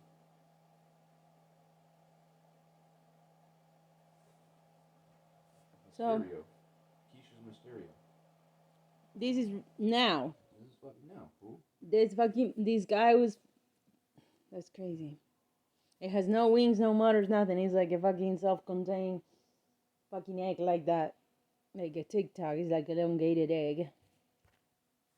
You know, so about halfway across the circle. As it gets in front of me, it just goes poof and it's gone. It's gone like that fast. That are in drone formation. It gets in front of me. That are in drone formation. Drone. Swarm. Henceforth, they started it stating, our warships are being swarmed. Swarm is not one. No, more, yeah, it's like harassing, right? Like, there's a swarm of these things over our ships for days. Hello? It's just now. on shit that has the ability to disappear Just on its now. own. This guy is saying it vanished in Just front of now, my as I eyes. stated to you, I started looking into this stuff because I said it's about time for what Goofball was stating of We have opened that portal. the village You're gonna gates see are it. open. Look for the lights in the fucking sky. Because But this time last year, when that bullshit was going on, and Tesla and them fucking did that shit, and they started seeing those things and ships and shit in Brazil. Let me see if I can find this in Spanish. You know what I'm saying? That's crazy. So I said last year, if you go on my Facebook, you type in search and you look up disclosure, you'll see that instance of such, of what they're talking about in 2019 and 2018.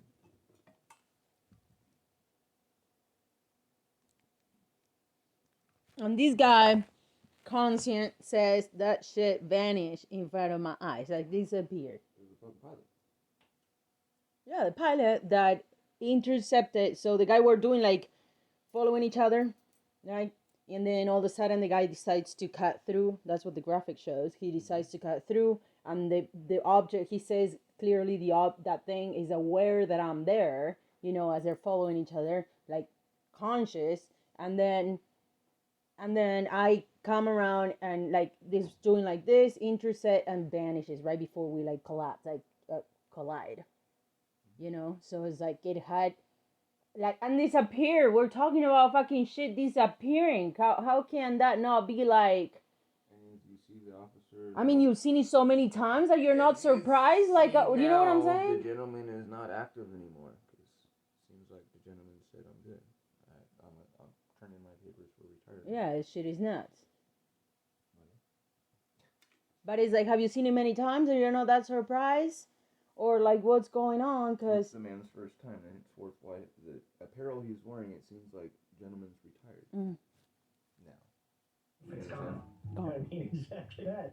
Like, it's 1 minute it's there, and the next second, it's like magic trick. Like magic trick. Now, after he landed back on the carrier, the next crew that took off was actually able to capture video of that tic-tac-shaped object before it just accelerated away. And as odd as all this sounds, it comes before this approaching deadline that's set as part of a COVID-19 relief bill that calls for the Pentagon to brief lawmakers on what they call... And Navy destroyers are like bombers of the sky. Like, the bombers of the sky are like things... What are Navy destroyers? They're, say, the backup for our... They're anti-submarine, like a frigate, which is a smaller boat than a destroyer. But a destroyer has like 3,000 to 6,000 men, depending on its class. And it escorts, say, cargo ships and the aircraft carrier that those guys landed back on. So it's the boats, when you see your aircraft carrier, the one that has the airplane flying on, and you see like the 5 and 6 boats that are around it. Floats that, yeah, like Mark was telling me that at all time, for one thing, there's another 5 floats going with it. See, those are with another 5,000 people, each of them. See, that's the destroyers. And they all throw all the shit in the fucking ocean. Destroyers. Yeah. Then you have frigates. You have different sized boats that are done for certain things that are for escorts, but also for weapons class. For either land-based, air-based, also for water, or for surface to air, or surface to underwater classes for different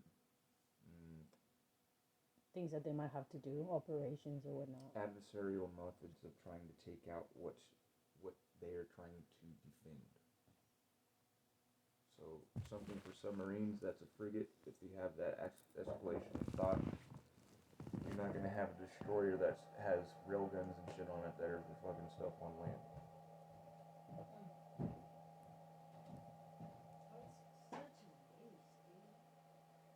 Waste of people, resources.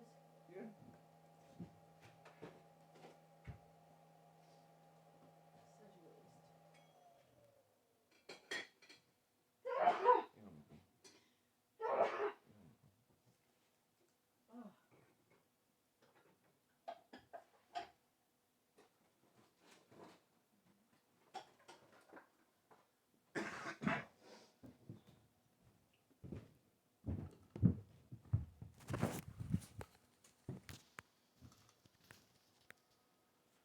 or unidentified aerial phenomenon and what kind of threat they might pose to national security.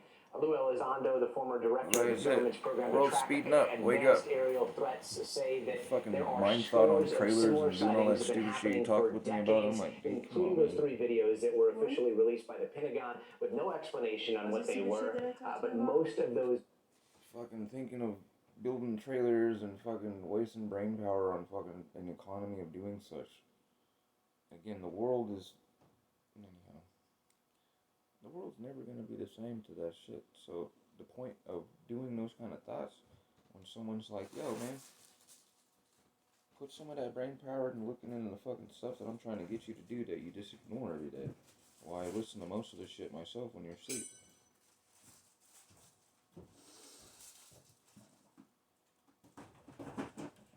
Because this is not, a couple years back, this is not a drone.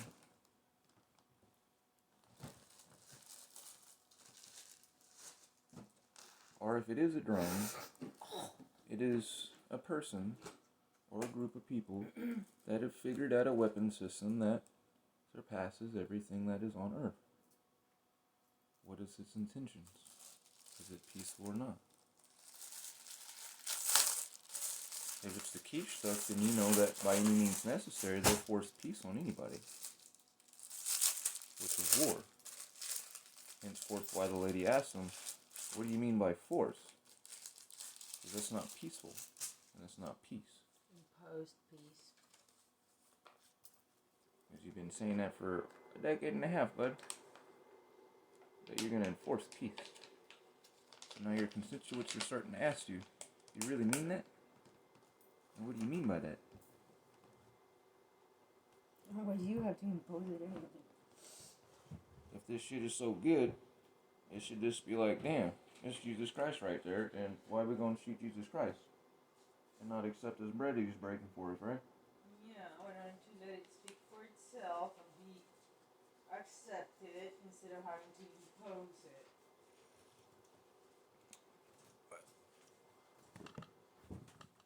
One world, one nation, one blah, blah, blah. It's all about that. And how come you gotta impose your shit on people? And you use the term of imperialistic America when this is not being imperialistic.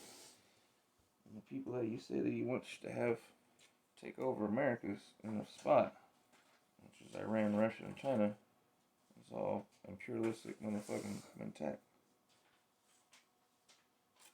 But again, you have open disclosure. You just had a bill passed by Congress, honey. That makes it where it's legal for you to get this information now. Mm-hmm. Or no, you not comprehend what I'm trying to share with you. And say, huh. One should start trying to realize and see some other shit. Because the stuff that you're stuck on is like a little kid right now just born playing with a gas model motherfucking car as a toy. And I'm going, what's the point of that? You understand? You understand that example?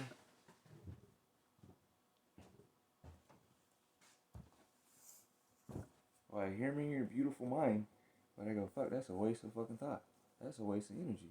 Because again, you ain't gonna give Isla or fucking Huxley a gas model motherfucking car you to play with, or a gun to play with, are you? So why you keep entertaining the same shit? Because I'll look at you and humor you, but my mind's now doing like what you do, where it's like, this fool's mouth is moving, but I don't give a fuck what he's talking about. It doesn't make no sense. It don't apply to my world. It don't apply to reality. Said that to you a couple times already. And the shit, you talked about the whole building the economy and the whole commerce shit, fucking with that trailer shit all the way down to Orville. I'm like, dude, what's the point of that? Who got some money right now for that? That was a beautiful thing like 5 years ago. People gonna need a place to be. Oh yeah. Are you gonna give it to them for free? Where are you gonna get the material? Other than if you don't do like what we were saying to Ted is, we need your material so that we can make a mill site here because fucking here within next year, bro, anybody looking do a goddamn thing. Unless like you're I'm rich. Thinking of our generations, Unless they you're rich. won't have the chance. That's our generation. You're thinking about ours. Who gives a fuck about our generation? Our generation is dead. Well, the kids are just look at the babies. See. Our grandson. Our grandson's generation is the same as our nephews, Martino and Vicente. But if we don't our help. Grandson, and we say grandson, future is the same future as Martino and Vicente's. Mm-hmm. Hello? Vicente sees a little bit more than Martino, and Mason. Because he's 7. You understand? Going on 8. But he's still within that decade of going to be living through the same fucking shit. He's just experiencing it first. If he's honest with himself and honest with his siblings and family, then he'll be able to pass the baton and be like, okay, this is how you weed through this right here. Otherwise, we're all hooked on the same bait. In the frying pan. You understand? Because the world's going to be 3 degrees hotter. Hello? Along with all the fucking whack resource shit that they're stripping away. And no eating of meat. You're eating that fucking bullshit that these motherfuckers are pushing on the world. Unless you got your stuff.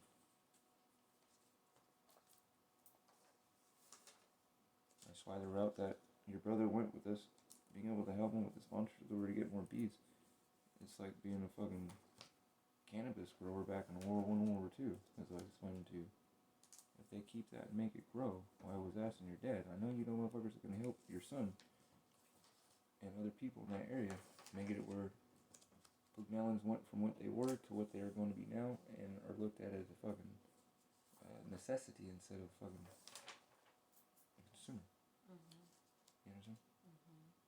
They had their first fair yesterday. They sold 23 jars. You should see the jars.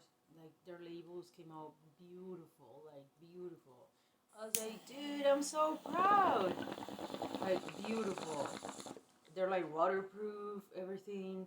So beautiful, the jars and everything. So I'm pissed off with that damn thing. I should be here plasma making the stuff for our hives and so forth to send down with your parents, but like everything for some reason keeps me from doing my fucking work. Every reactor keeps getting sent to the wrong address. Fucking this bullshit happens. Shit was right motherfucking there. Super That's why proud. I said They to had you, the first fair. That's why I said to you, look, can you please look into it? Oh, look, it's probably already on its way back. There it goes. It's on its way back. And now with this fucking shit with the damn canal being blocked, you know what? I'll be getting them. I'll be able to do any work to send down for your parents. Shit won't be here in time. And if I run that, it's just going to explode the chamber and it won't have anything to do. I have files to send to them. They sell out? Yeah, they sold out in the fair. He said he had to get back to jarring. That's really time consuming for him. That he envisions for next season to upgrade to a way easier for him to jar. Still doing it, but more productive. No, they still have of the season, but he sold out of what he had brought. I'm unsure if today they had another the same fair. My sister asked, but my brother had not got back. And I sent him some plans of something that I've had in my mind for doing separation of my plasma, which would work the same as for honey. It's actually from the old way that they used to do honey, with spinning, like doing pottery and so forth for separating the honey out in the wax. Oh, he spins. They put the frames in a thing like that, in a big barrel that holds them like that, and Juani does like this, and there's a little spigot in the bottom. In the video they show you, they made a beautiful video, that 7-minute video, the whole production, everything is like so beautiful. I share it with like 20 people, and the end my brother is doing like this, with the stainless steel food grade tumbler thing, and he's doing vertically like these, the frames. And that way he was telling me so they don't destroy the frames, and they saved 3 weeks of the frame building for the cell building for the honey. And so they saved work. Yeah. So he's saying that's how they're harvesting it. He said they got 20 kilos, so 40. Otherwise, the bigger products, 40 pounds they don't care of doing such. No. And they just cut, scrape. No. Mash. No, they said they're saving it for next season. The frames and everything, they put them back on the hives. There was a team of 3 people doing it. And then he said that, and then the thing comes from underneath. But he was saying that now he needs to get buy sugar for the season, you know, like he needs to buy sugar, that now is the best time because it's cheaper and whatnot, like cane sugar, raw cane sugar from whoever there is doing it. Yeah, and what else? He was stoked. He was like all about it. Why doesn't he start growing his own cane?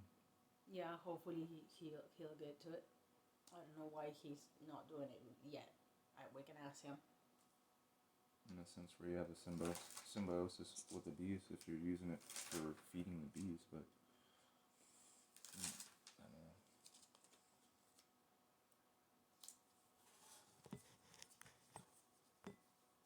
Classified. So, guys, the bottom line seems to be that there's either another nation or possibly a secret program that has made some technological breakthroughs that would change the way we understand physics, or something else beyond our understanding is going on. But either way, it looks like some in Congress seem to be taking notice.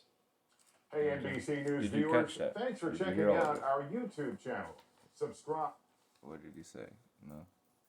I'll back it up for you. Yeah, the people in Congress are taking notice that there's something happening in this reality that is defining gravity or physics as we know it, and they're subtly putting it out there as saying we're registering this and we're noticing it. What did he say before that? No, I didn't catch that. Something else beyond our understanding is going on. But either way, it looks like some in Congress seem to be taking notice. Hey, NBC. Guys, the bottom line seems to be that there's either another nation or possibly a secret program that has made some technological breakthroughs that would change the way we understand physics, or something else beyond our understanding is going on. But either way, it looks like some in Congress seem to be taking notice. Yeah. Hey, NBC either an organization or another nation. Is it either another nation or an organization has defined the way that we understand physics and has figured it out, and Congress taking notice of it. Flashing Tic Tac-shaped UFOs chased 4 U.S. Navy destroyers off the California coast at 45 miles per hour and hovered above them at night for weeks. Ship logs reveal. Mysterious drones chased and harried 4 U.S. naval destroyers for up to 100 nautical miles just off the coast of California. The drones, or UAVs, were able to travel long distances at high speeds. What are UAVs?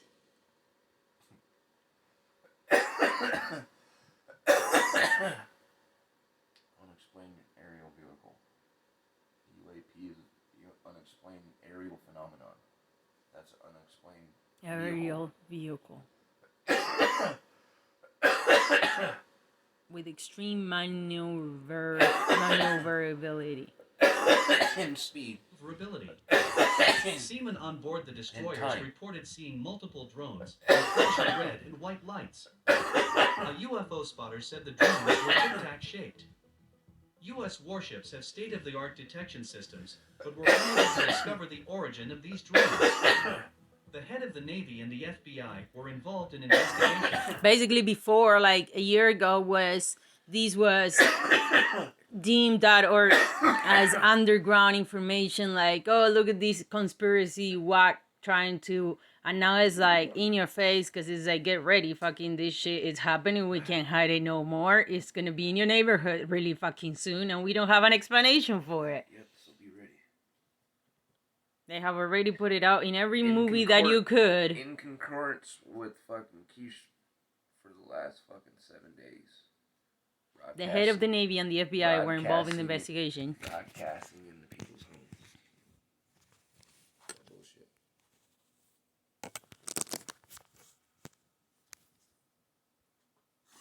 Well, the church a couple years back said what? But it was hushed up by Navy intelligence. Came out a couple years back and stated that aliens are fucking just like us. They're created by God.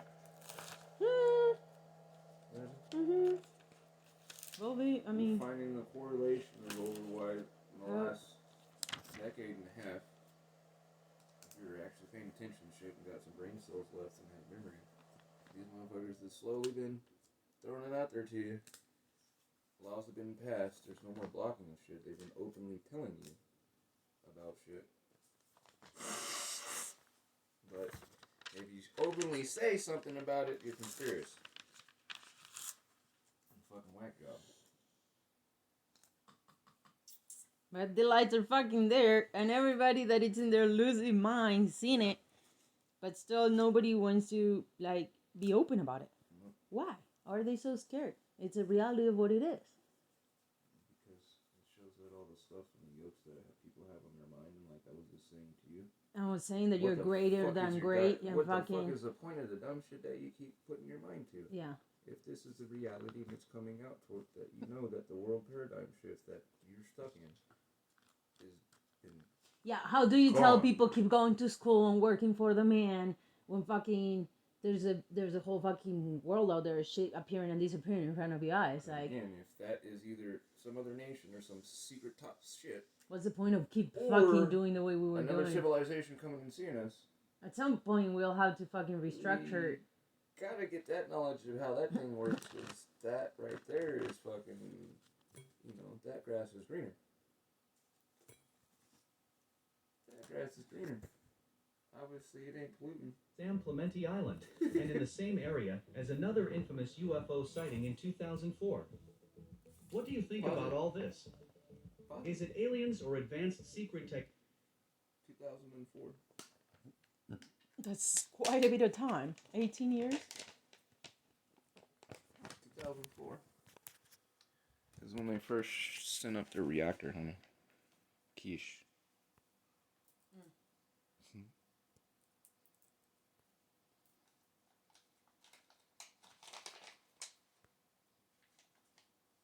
Whether these unidentified aerial vehicles might have been drones launched by nearby ships, but no luck. And when they reached out to a Carnival cruise ship, they also reported seeing these mysterious lights as well. So right now, what we know about this pretty brazen incursion comes from entries into the ship's logs of the USS Kidd, the USS Rafael Peralta, and the USS John Finn, which over the course of several nights in 2019 were swarmed by unidentified aerial vehicles. One log entry describing a back-and-forth left-right maneuver that's similar to what a commander of a strike fighter group saw in the same general area back in 2004 off the coast of California when he and a group of fighter jets spotted an unidentified flying objects they described as a white tic-tac. Take a listen to what he says happened right after they first spotted it, bouncing back at... Now, the area that is interesting that this is happening at. Mm-hmm. You remember what I played for you of the old Death Valley Americans that live in that area. Mm-hmm. And what they said when they seen the people come and change and do their rockets, do their stuff that would be silent, they would hover back and forth and watch us. I think it's interesting. It's in the same spot where they did that electrical storm.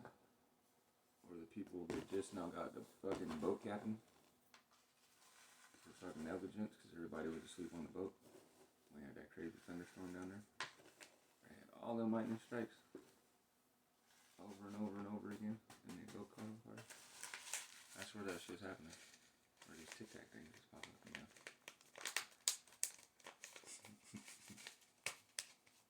right over the surface of the water.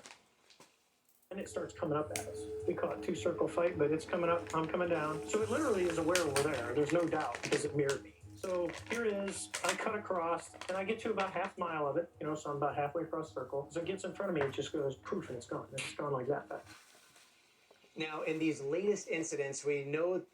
Now, from his perspective, he says poof is gone. Mm-hmm.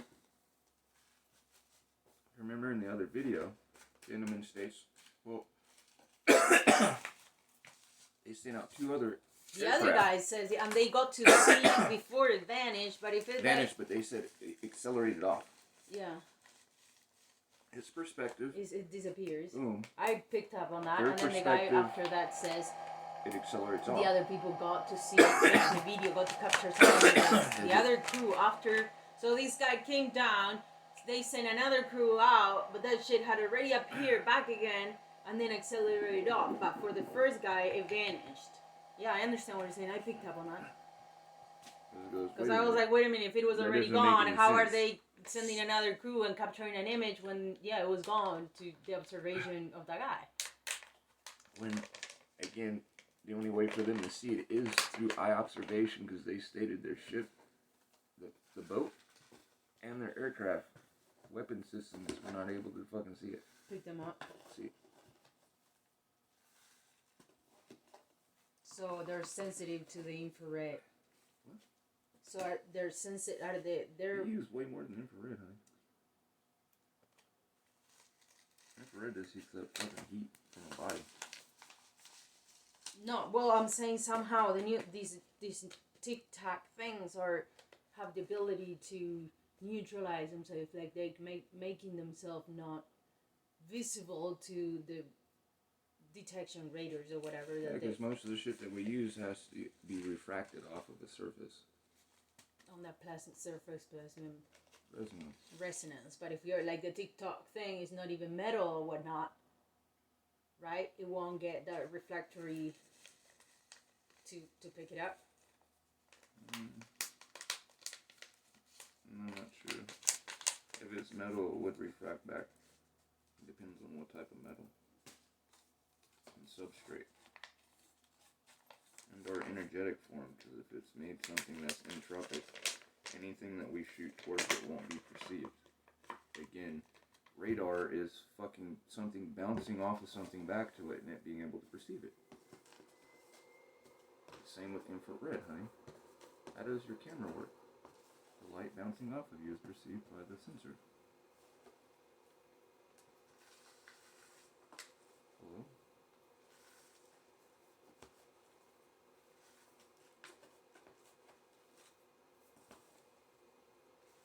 Hello? Yeah. Well, I was thinking.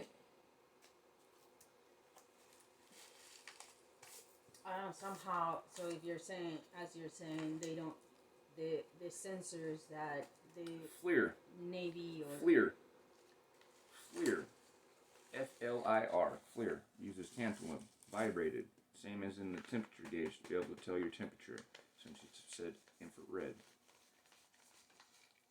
Tantalum, like on the outskirts of the macro lens. You're able to see through walls if you put the right sensor of that and see someone's heat signature, if you wish to say. They're using that, they're not able to see anybody inside the vehicle. The only thing that can refract such thing, again, because it's like sonar, how does a bat see? By sending and that's how all this getting shit the sees. That's back how all from this shit sees. That's how objects all around this it. stuff sees. That's how all this stuff By sees. feedback. You That's get how all feedback. this stuff sees. Sort of feedback. That's how all this stuff sees that they're using. Henceforth, how stealth fighters and all that stuff are cut at certain angles so the refractor rate doesn't see it as a fucking airplane, but as a bird or a kite or a dove. It's a signature, even though it's so massive. It's refractory. The angles don't give it shooting back. But it's made out of metal. It's made out of solid shit.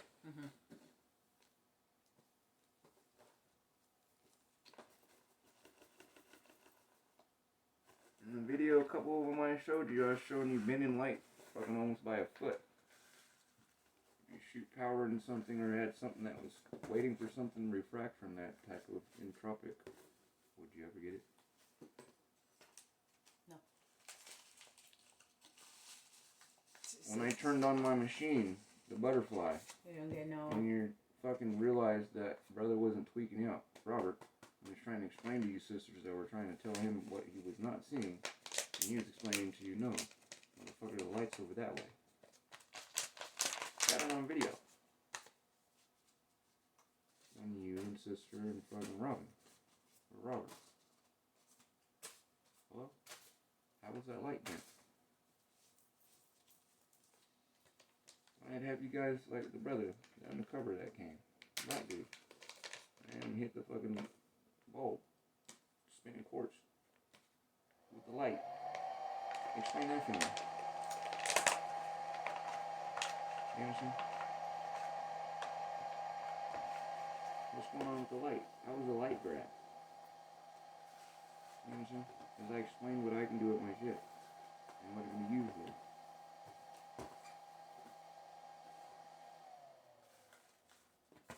Now, if you're using a laser beam that shoots out the same as infrared you're talking about, what's your feedback? Are you going to see something in there? Are you using detect or know that's something? Same with the EMF. Same with sonar and radar. You know what I'm saying? Mm-hmm. There you go. Crazy shit. They're only detected by visual. Somebody had to see that shit in tone. Otherwise, they're seeing it at night. What the hell is those things? And then who's flying them?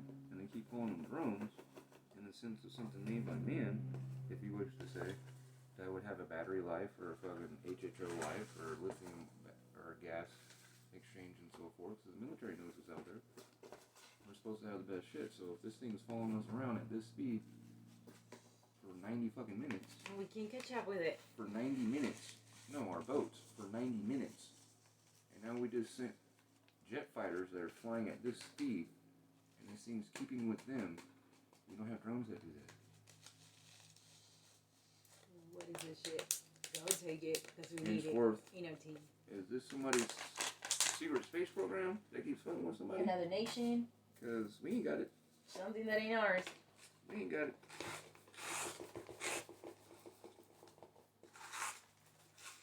Or it's the other. It's not nobody from here, from this time frame, and they come and say hello. For some reason they like cruise ships, and they're like, hard to say, for some reason they just like large amounts of people congregated on boats, because a cruise ship and a destroyer has the same amount of people on it. Now that I think about it. Interesting enough. Since they're saying it was cruise ships. Depending on which cruise ships they were in that vicinity as such. Cruise ship and a destroyer had the same amount of people on them over there. It's crazy. So, what are they scanning? What are they putting on the people?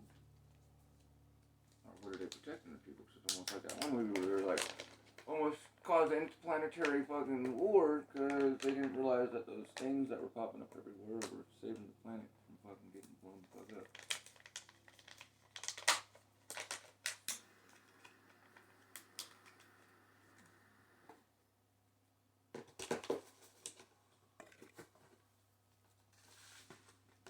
Like, oh, what? Them people, we were antagonizing them and they were actually helping us, so that fucking meteorite didn't hit us? Wow. Well, we always perceived every fucking thing as a threat, so we're just gonna perceive them as a threat as well. I mean, we conceive our neighbors as a fucking threat. Why aren't we gonna conceive something that is completely foreign to us? Right? Mm-hmm.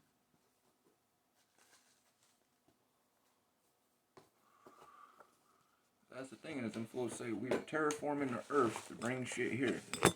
What the fuck are you bringing here?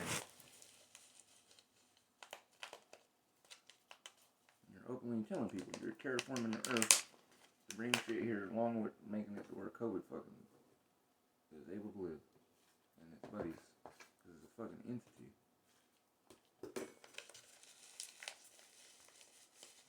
Special recon teams to record evidence from the ship's deck, but so far no evidence of what they saw has come to light. But we are told evidence from these incidents are just a small part of a report requested by the Senate Intelligence Committee that could include a large number of unexplained sightings of flying objects that seem to operate with impunity over secure, restricted areas of U.S. airspace. And that report is due to Congress by mid-June. Frank, back to you. So, Gotti, great reporting on this. So, I think the question that a lot of people are going to ask is, were the ships ever in any real danger from these drones? Were there security concerns about the crew members or the equipment on those ships?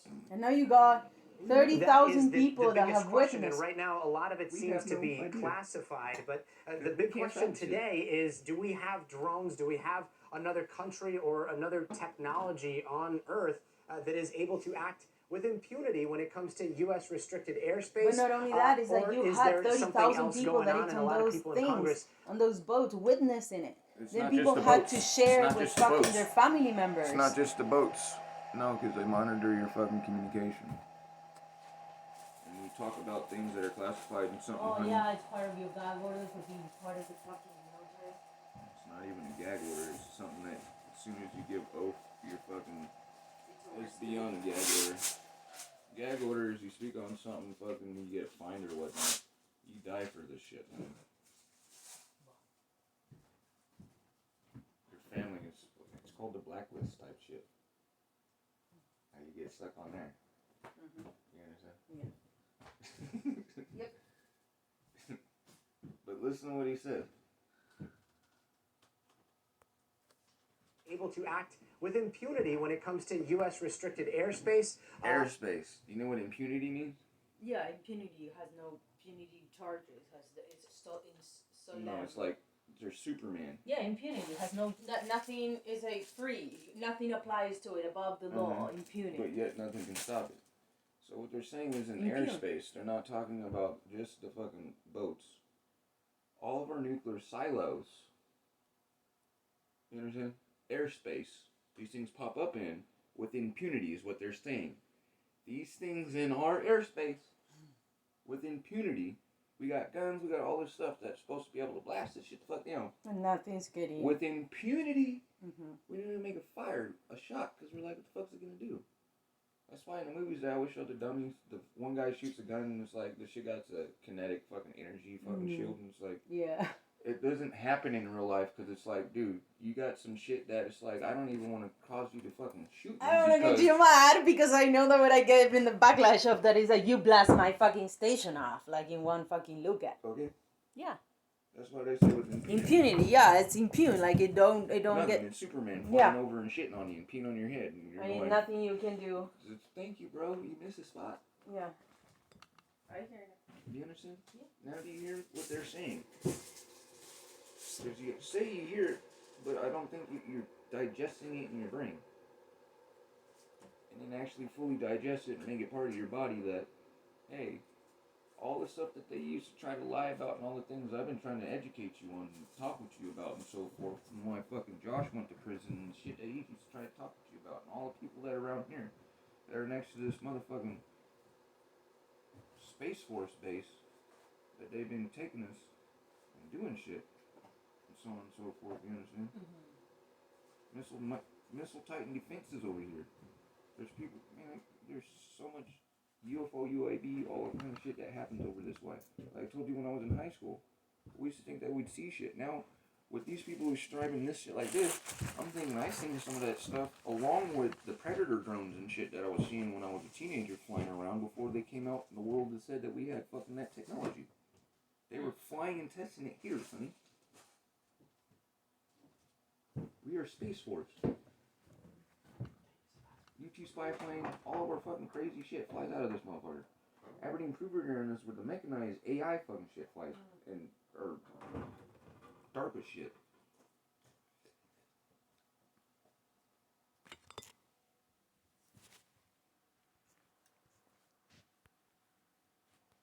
The boats. In July, I say, at the age of 40, why don't they do that in Iran? a little more than a year after getting married, she and her husband, Sohail Gohari, became infected with COVID-19 around the same time. Ayat received treatment at home, while her husband, who had a pre-existing health condition, was admitted to hospital and within 24 hours taken to the intensive care unit. When he was leaving me to go to the hospital, he told me he would return.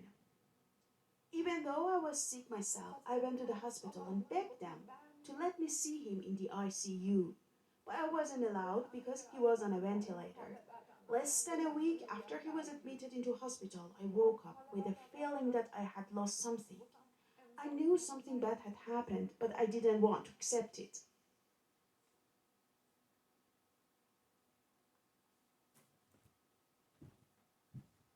Sohail is one of more than 32,000 Iranians who have lost their lives to COVID-19 since the pandemic began in February.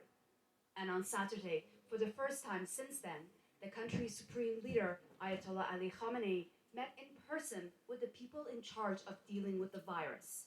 Khamenei urged authorities to prioritize public health above all else.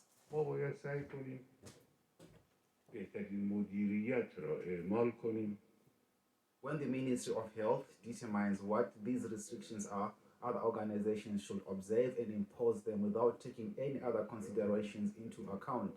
The main responsibility for imposing these regulations and supervising their implementation is with the National Security Council and the police force. Every 4 minutes, the person dies of The COVID. government has resisted a total lockdown, fearing it would further devastate its economy, already weakened by unprecedented U.S. sanctions.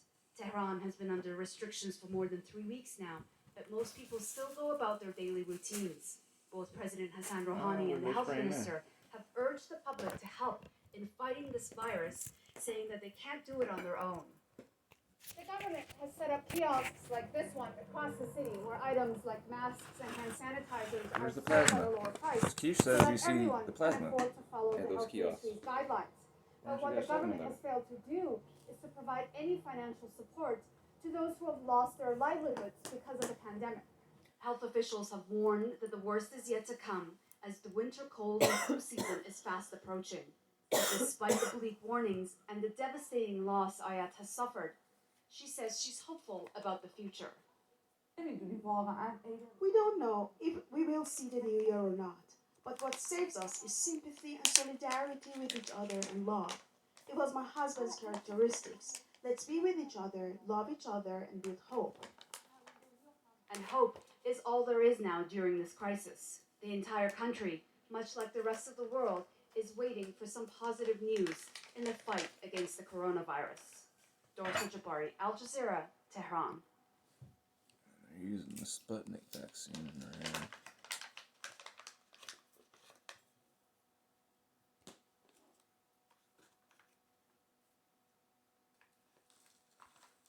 Remember this last year? Over 80,000 cases of the coronavirus. This graphic says in 36 countries. That was true as of a couple of hours ago, but now Algeria is reporting its first case, so the figure is up to 37. The vast majority of cases are, of course, in China, but there are now significant clusters in South Korea, Japan, and in Iran, where there have been close to 100 cases, and the death toll is 15. The outbreak is centered around the city of Qom, close to Tehran, and this man, the deputy health minister, became involved in a political row. Yesterday he said he'd resign if allegations that the government was hiding the true death toll in Qom were true. Well, now he's become part of the story. But remember when Keish talked about that dude and then infected him on purpose? Mm-hmm. I mean, enlisted day people. After that fool was took out and all the other dudes was took out, March 12th they raised their flag. Last year in Iran. Thursday. They said, this is our shit. he's got the virus, and he's involved in the most extraordinary press conference. Here he is. What were we talking about yesterday? The night before yesterday? I was saying that I asked my dad, like, hey, Dad, you know, like, how do you resonate with your friends? Like, what are they live for? What do they stand for? And how you feel about being around? My dad, when I got in the car yesterday, my dad was like, you're not going to believe it. The federal government requested all prosecutors that are, the prosecutors of my friend's group that are trying to bring down the ex-president, but because the current president is of her branch, the federal government just requested all of their own prosecutors, taxes and finances and everything. They're gonna study them, and if they find any irregularity, because they're trying to replace fucking everybody that makes any resistance, you know, they're trying. And my dad was like, dude, and I was like, does he has it all? And my dad was like, why do you think I told you about Mom with the stuff when they switched her? And then started explaining to you, tell your parents to stop. And this is the only people that are doing any resistance. After, if they take these prosecutors out, there's no fucking country. There's just no country at all. It's just yes men and women. Yeah. My dad was like, you're not gonna believe it.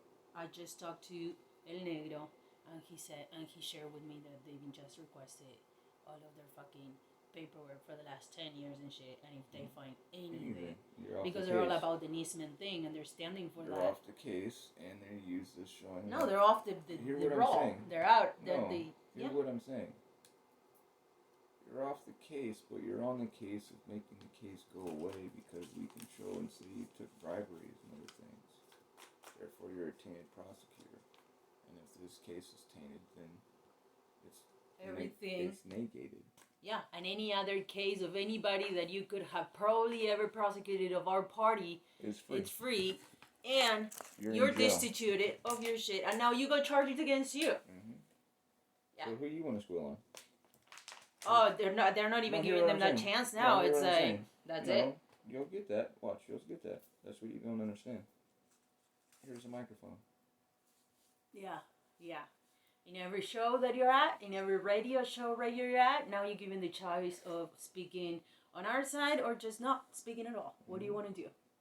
It's like, do you still want that guy has a girl in Australia, a daughter Australia, she's vegetarian, and a vegan daughter that is a pilot, studying to be a pilot. She's younger than me. Her daughters are like 23, 25.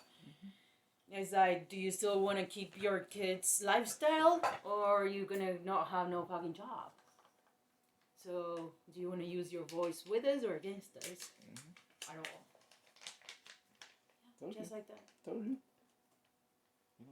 Anybody that thought that had, and I was like, Dad, tell him I'm part of the resistance too. And my dad laughed and he was like, just don't do like this, Maria. Because, and I was like, just tell him I'm part of the resistance too. And that's when I said, so you know that when I said, Ezekiel sending the thing or whatnot, and that spiked that conversation, and my dad was like, but Maria, that's to be used in a life-threatening, and my mom was like, it was a life-threatening situation, and I was like, just tell your friend, if it needs any help, to fucking let me know. And it's like fucking nuts. Ezekiel's fucking nuts. They're just stealing every fucking thing they can. It's insane. My mom said that Vicente has no school to go to. They got no school to. No, like they stole everything. People just taking everything. My mom said that Coti was trying to, because Coti kept working, and Vicente hasn't gone to school, hasn't even started. Vicente reads and everything, and he'll tell you, I read because my mom tells me I need to learn to read, and he reads and writes and everything. He has like a 9 or 11-year-old kid education at this point, because Coti, it's on his ass, just Coti, not my brother. And my mom, Coti, said that she tried hiring a tutor, like a teacher, to go teach Vicente, for a couple of hours, and because all the teachers are state workers and they're getting paid anyways, they don't care to make a little extra. They just don't want to. It's not extra. I don't want to take the extra chance of catching COVID. You got to figure out how to do a bubble system. If not, here. Instead of iPhone and shit like that for cousins and all this retarded shit, why don't you come together with the family and sponsor the next generation and facilitate these teachers and so forth in the buildings that you guys still have or whatnot, or set up like here, long distance fucking learning and communal. Started as a branch. You know what I'm saying? Go to the fucking store and go buy 5 or 10 motherfucking laptops. Give it to that community. They're really giving them. The kids don't have internet. The teachers and so forth can set up a VPN network so they can do distance learning. Your fucking parents and you Skype every day. Your brother and you are Skyping. How in the hell are you saying there's no internet? If you wish for Vicente to learn something, instead of fucking talking to somebody and listening to music and watching fucking Shark Tales, as you always bring up, had a child talk to a fucking teacher and have them doing a goddamn fucking long distance learning with the child. And integrate that to where you have a room facility where you have more kids, or those kids that were in the Pachamama video with our nephew. Integrate it to where all the kids have that ability, and make yourself fucking a necessity. You understand what I'm saying? Bring it back like in the old days, where only one person, which I know you've probably seen in areas of your country where you still got only one person got a telephone in the neighborhood. Everybody go there to use it, right? do the same with the damn thing. Where your brother's at and shit. You got a cell phone. They got internet connection, hotspot the fucking shit, make it to where the kids got a computer. I'll explain to brother about the crystal. What I'll do, I'll donate my motherfucking check for that shit. Fuck, man. No fucking excuses on everything. Teachers don't want no extra money here. You don't gotta take the chance to get sick. Here's a fucking computer. Here's the VPN to the class. Right?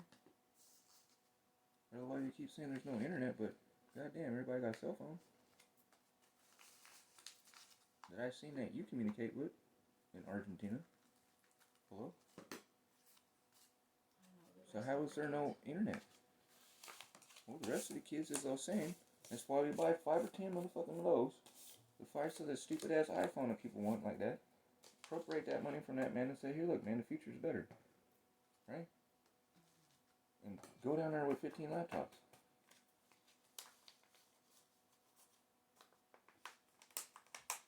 The teachers got laptops at your state and the kids got laptops but there's supposedly no internet. Then go down there with a way of making it a hotspot for the kids to be able to connect. Or if not, tell the parents stop fucking around with the phone and masturbating and give the child the fucking phone to make a hotspot for the laptop that your state and all the kids got so they can talk to the teacher. I don't know why aren't they doing it by internet?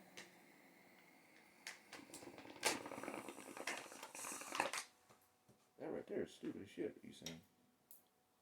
I'm not saying you're stupid or anything like that, but just saying if that is the holdup that there's supposedly no internet between the chips to meet, but everybody that you're talking to has Skype and WeChat and all this shit and are video conferencing each other, how come the children can't get access to that and fucking use it for their schooling? Well, is what I'm saying.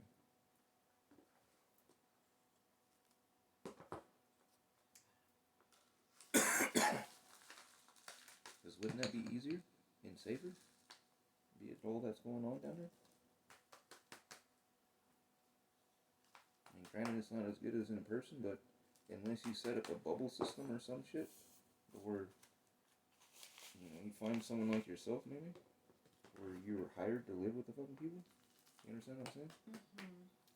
As a teacher or whatnot, and them accepting such, and setting up a bubble system, where again, it's as such. I mean, you do it long distance. In conjunction with the family doing it together, because long distance, you don't get that, as the children are saying. But if you do that in conjunction with Samina and Wani taking turns and together doing the schoolwork with them, and or because you're doing long distance, hey grandma, you're not doing shit. You can do it with him. My mom does schooling with Vicente. I'm saying with the teacher and him. And she's stating that there's no teacher. I'm saying that there's somebody there involved. There's a family involved where it's a thing. It becomes ritual. Why do you look at me funny? I understand mom's doing such, but if they're saying that his schooling is falling behind, how does he get accredited schooling from grandma, who's not an accredited teacher? Right? You understand what I'm saying? Yeah, make that class official till it gets accredited. See.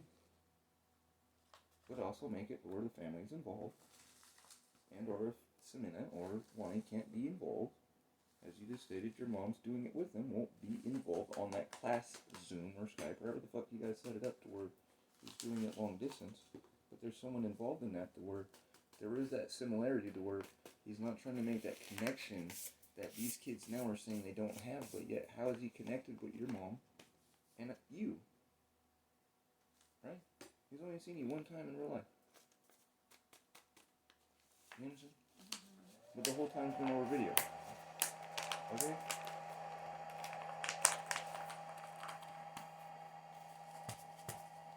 Be it from birth to this is different from someone now being distracted and having to learn the innuendos of how do I communicate with this person.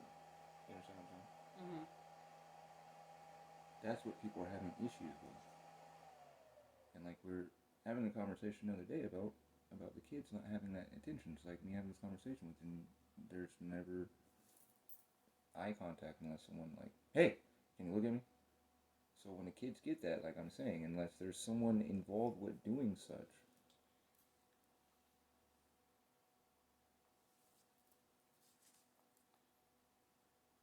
otherwise like you said, your mom does it with them. But if she's involved with such, then it helps with someone trying to learn this new innuendo of, hey, did they accept how I said hello, or...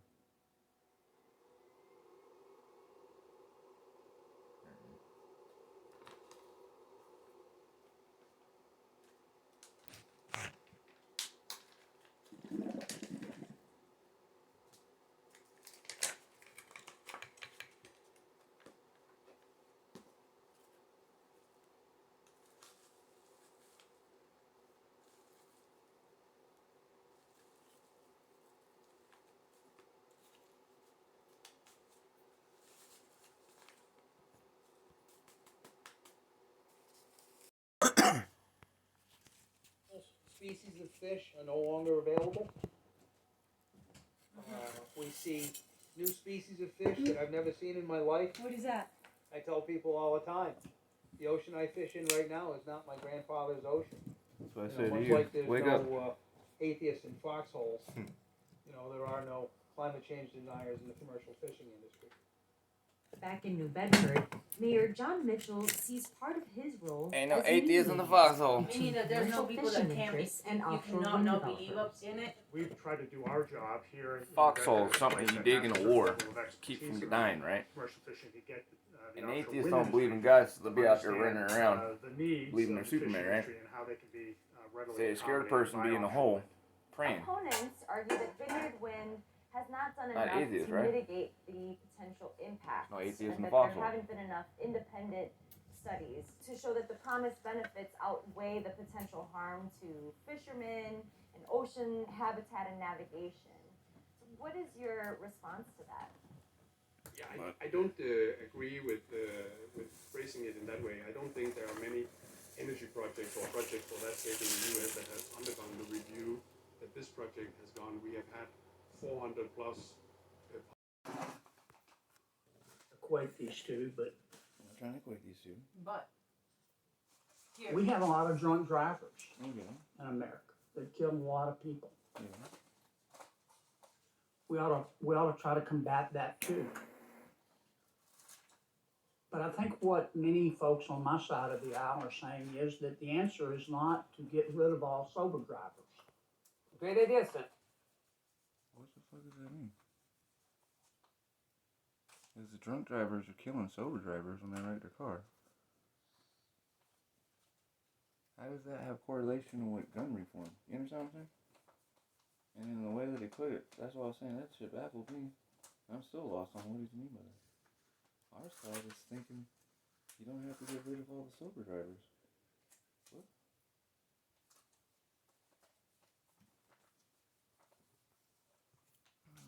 There's the people that got control of the car. Or the football, as these people keep doing an analogy. Producto terminado después de mucho tiempo de sacrificio y trabajo. He's saying this is a finished product after a lot of time and work and sacrifice. Ya tenemos nuestra propia miel. We have our own. Si nos quieren seguir. If you like to follow us on Instagram, I think you said something like that. And then there's pictures of their stand if you want to see. If you scroll down, there's pictures of them. This is what's not good, because this one is of the genus The fucking Romeo, look at him. of the Brazilian variant. Romeo! I fucking see you. Look at you. He's like on the fucking head. Oh my god, he's a ninja. Dude, he got in there. Through that, there's this big. He got enough to sit on the head of my car seat. And then he's like sitting there and wondering like, what the fuck can I do here?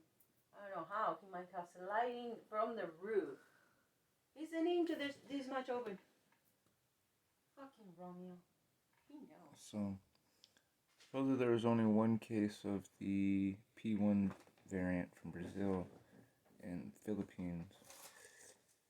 We had several days ago, 5 to be exact, there was a 98-person cluster, which they call the P3 since Philippines do not want a negative connotation on their country. They calling it the P3 variant instead of the Philippines variant. But it is of the genome makeup of Brazil, and there's already other countries that have it spread to them. Interesting thing about it is it has the escape mutation 501V and UK417 or R, that is able to hurt you or reinfect you more contagious, if you wish to say. Been found in several other countries. And with it being found in this country, it's interesting enough that they're still holding on our It's Been Found wall right now for doing the Olympic Games as the torch passes through the country. Sabi, hindi raw tayo dapat maging kampante. Unti-unti na raw kasing napupuno ang mga kama sa mga ICU ng mga ospital. Ang bagong P.3 variant ng COVID-19 ang pinag-aaralan ngayon. Kung ano ang bahagi nito sa napakaraming bagong kaso at bilis ng nawahan. At yan ang tinututukan ni Real V.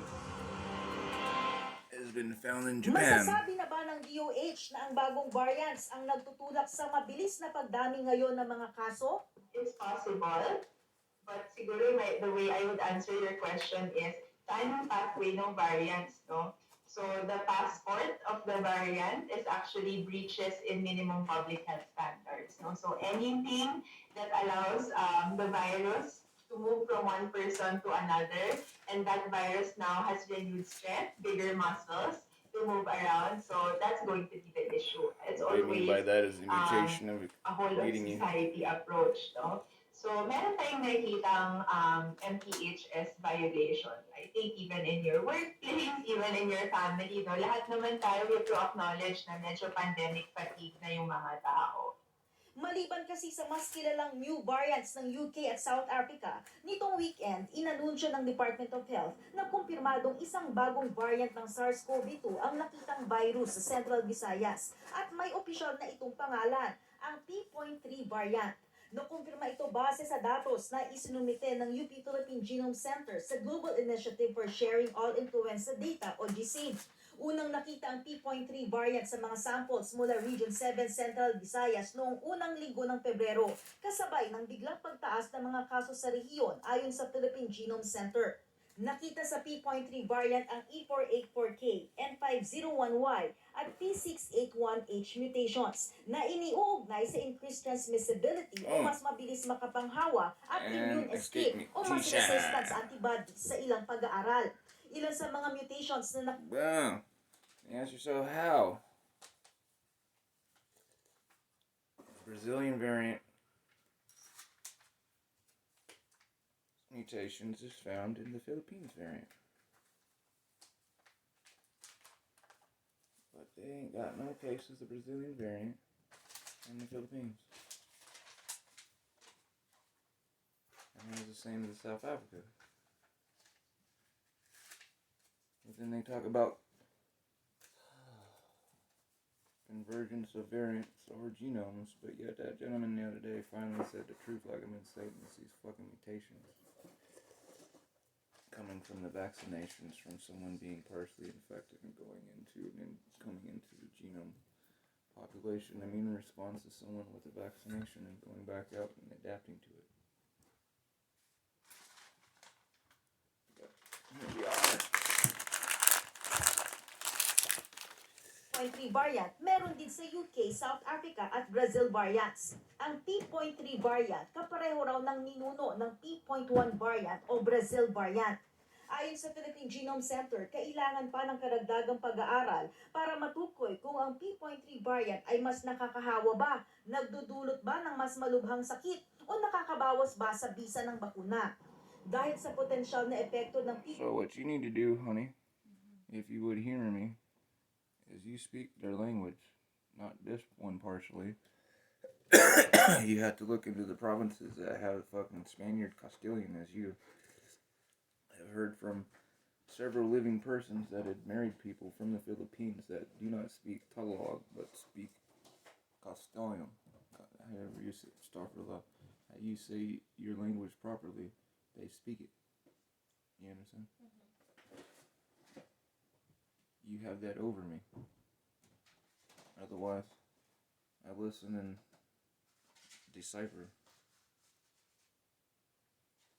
And go after things that Spirit shows me to look into, like this and other things, and talking about it. And listen to the news that is in language that I can't understand. And try to figure out what the hell is going on, because, again, the vaccines. It's interesting to get a thing where the dude's saying the vaccines is the culprit of the mutation. So the person you hear honestly kind of bridge out and state such. But yet, all these variants all have the same mutation, and they're said that they're homegrown. So how are these homegrown sharing the same mutation? And they keep saying the lie like the 1,700 infected type thing, where they did the 3 times the 545 people, or 554 people got first infected in Wuhan for their fucking infectious rate schematic that they used by WHO last year. I was like, dude, that's kind of funky. They keep saying the same number for 6 days straight. You know what I'm saying? Well, if that's a homegrown variant, how does that make up the same responses? The only thing could be is the correlation of the vaccine trials.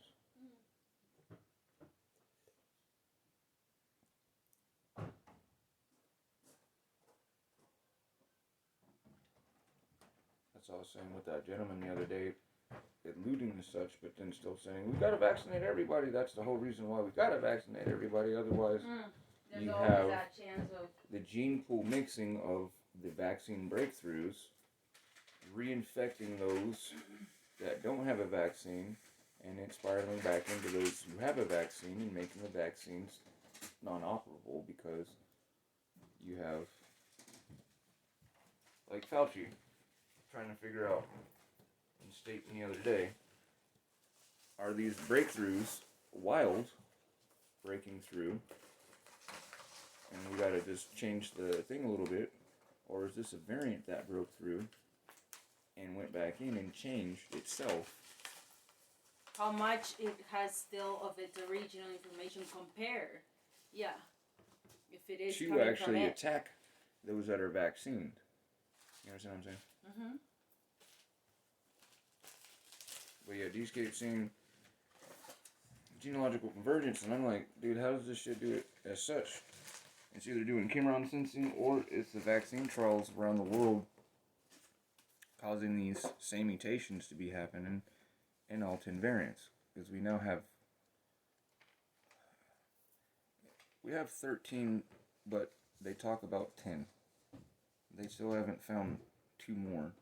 The France one makes 11, but there's 2 others that are going to pop up and mix in that they'll actually call variations. I'll just put it in that manner. And not homegrown, because they're dismissing the homegrowns, and they're still talking about California strand, or variant, and calling it our homegrown one, but it's L452R, and that's not our homegrown one, that's from the fucking Denmark strand. And they stopped calling it that, and tried to state that it's sequenced out or died off, but every time they sequence it and show the shit, they're showing it that it's L452R. Still shares that. Which is the fucking meat variant, which came from Denmark. Which I'm so going, how in the hell did that shit get over here from there? If they supposedly killed off all the mink and all that stuff and didn't share it over here. Did they kill off all the mink, or was the shit shipped here to our mink farms? No, it was shipped over there. For it to be found at the organ farms. After it being found at the organ farms, it's found in Utah, across the United States, in wild mink, not mink farms, in wild mink. Wild mink. Where Minnesota and all that kind of stuff is having an explosion, but yet it's taken off over here. Why is that? Where are all the vaccines being happened? Over that way. We just started getting our stuff. That's why I said, scan my mom, scan your parents, and see the variant. You've seen your parents' variant, and then my mom got sick in December. Them fools weren't ringing the alarm so bad about the B117 until like mid to end January, saying it was going to be the fucking thing that takes over fucking America by March. Or through March, they ain't took over America. You understand what I'm saying? Yeah. How did my mom get infected with that shit? How long has that been in the States? You understand what I'm saying? Yeah. Yeah. Yeah, we're always 3 months late.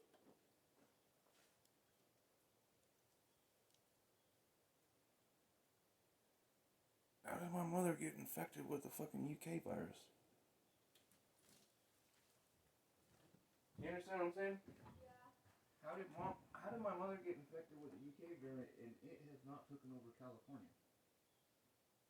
You understand what I'm saying? Mm-hmm. If it's been here in California since December, but she got infected over Christmas, and they just figured out that that variant was going on in December. You understand what I'm saying? Mm-hmm. They just figured it out because it was that one, South Africa, Nigeria. Mm-hmm.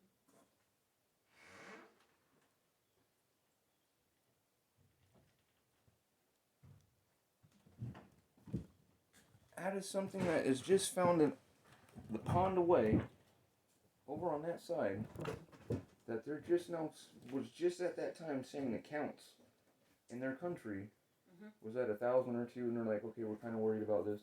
How the fuck my mom get infected? Within that same month? With that strain?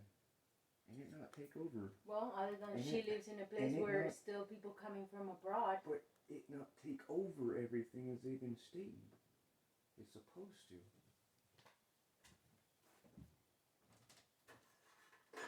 Did that shit come from here and bounce over there and they just figured it out?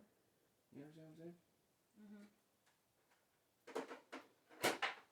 B117, a homegrown American one, but they tagged it to there. You understand what I'm saying? Mm-hmm. Yes, sir. I don't know. That's what had me baffled for a while now. How my mom get infected with something that they just figured out was going on in their country and was trying to take precautions and measures and so forth. Yeah, but Reading is a hub of diversity too, and there's a lot of people coming and going, and all them Christian kids, and your mom, as a picture that she sends me, she don't stay inside, like your mom goes around. She goes to the donation center and shit like that. Bethel kids, all those kids that come from Europe for Bethel. Go shopping to the cancer thrift shop every week, so. The Bethel kids, the Bethel church, that's such a huge influx of people from overseas that come over. Yeah. Unregulated.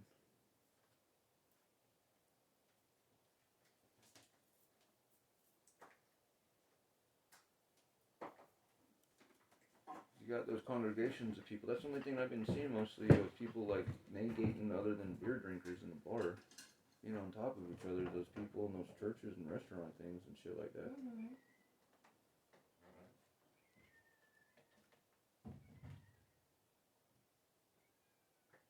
How the fuck my mom getting back that? And that shit has not took over the United States as they estimated or fucking said that it was supposed to. Yan. Ngayon pa lang, binigyang diin nilang kailangang mapigilan ang pagkalat pa nito sa ibang bahagi ng Pilipinas at sa ibang bansa. We're currently still working with the WHO about this P.3 variant that we're talking about. And I think we will be able to let you know of our stage of community transmission once we finish all our investigation with the WHO. Hindi pa rin daw ito mababansagang Philippine variant sa ngayon, sabi ng DOH, base sa mga teknikalidad habang pinag-aaralan pa ito. Sa ngayon, 98 ang detected cases ng P.3.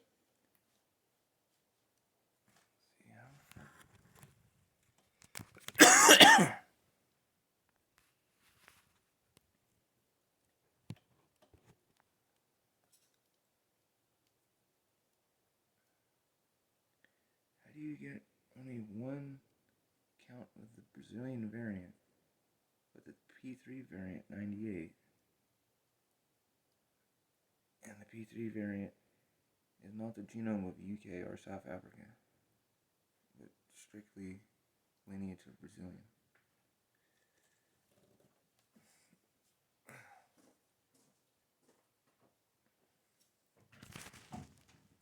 See, it's like this, honey. Understand. Try to understand this now. There's how many cases they have of the UK variant right there, right? Mm-hmm. How many of South Africa, right? How many of the Brazilian variant, right? Just one. P3 variant, they have 98 cases at the time of which I grabbed this off the web. They have more now, right? The thing is, though, when they genome sequence the P3, it is nothing to do with the UK variant, nothing to do with South Africa. It has the same attributes as the South Africa of the escape mutation and so forth, as you heard, and reinfection.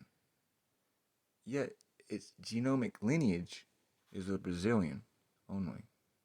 So I've been trying to talk with you for the last couple of days about how do you get one case,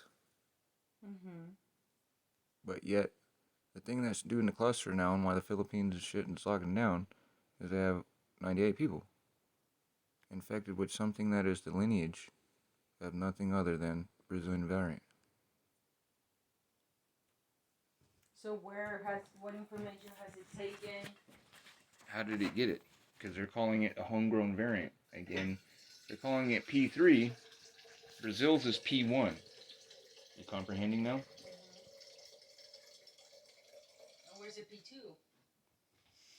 What is it? Why are they skipping? But this is a homegrown variant, as they're stating. But its lineage is of Brazil. And they only got one case. One case. Out of this whole, so on and so forth. How'd it get there? And how's it sure those same shit?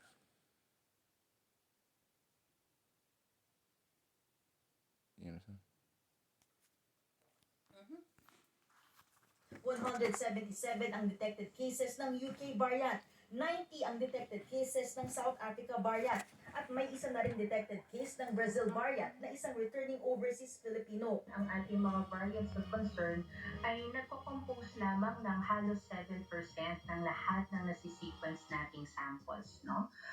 At dahil dito, at kung ito ay lalagpas sa 7 at magiging more than 50% na po siya, halimbawa sa UK, naging 60% na siya ng mga sinisequence na samples, makakita talaga tayo ng jump, no? Hindi lamang siguro 3 times, kundi 28 times yung sinasabi nating mga eksperto.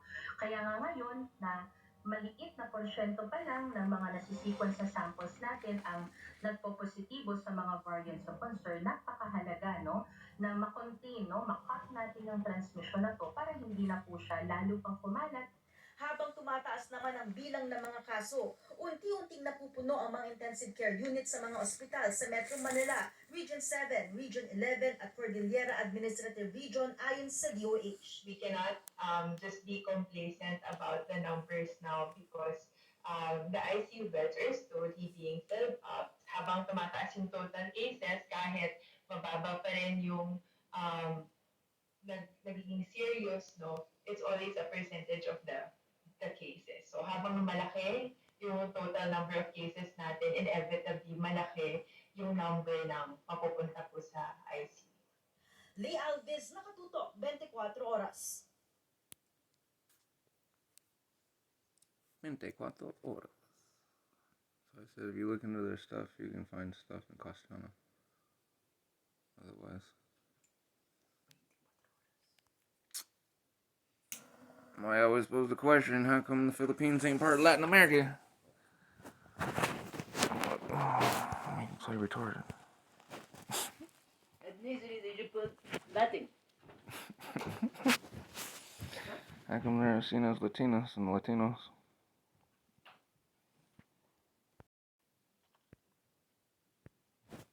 UK is actually deadlier than other strains of the virus. We already knew that it was more contagious, but this new data shows that people infected with the UK variant have a 61% higher risk of dying. So we want to bring in Dr. Nita Ogden. She's an internal medicine specialist and immunologist. Dr. Ogden, I'm still alive, talk beer. Also wrote in that study that people who catch this variant of COVID-19 could be more likely to experience a more severe version of the disease, more severe symptoms. We've talked about how these variants change over time. How is it that this virus could have become so much more dangerous so quickly? fucking vaccine program. Good morning. So, we actually don't know why this variant is more transmissible and possibly more severe. That's actually one of the comments of the authors of the study that was published in Nature admitted If it's to my that could titles of change my the videos I've been interpretation of their posting before you results, fucks even which realized what it basically was. showed that among over 2 million COVID positive tests in England taken from September to February, they used projection That's why models it's killing that babies. showed that Stop her there alone. was a Called 61% cesareans and higher shit. incidence of And infecting mortality pregnant women. projected out to 28 days. The things to keep in mind here, though, is that number was really significant for people who were older. They found that in people over the age of 70, so from 70 to 84, that risk of mortality went up by 1.5 percentage points. Over 85, we saw the risk now increase to 19 to 25%.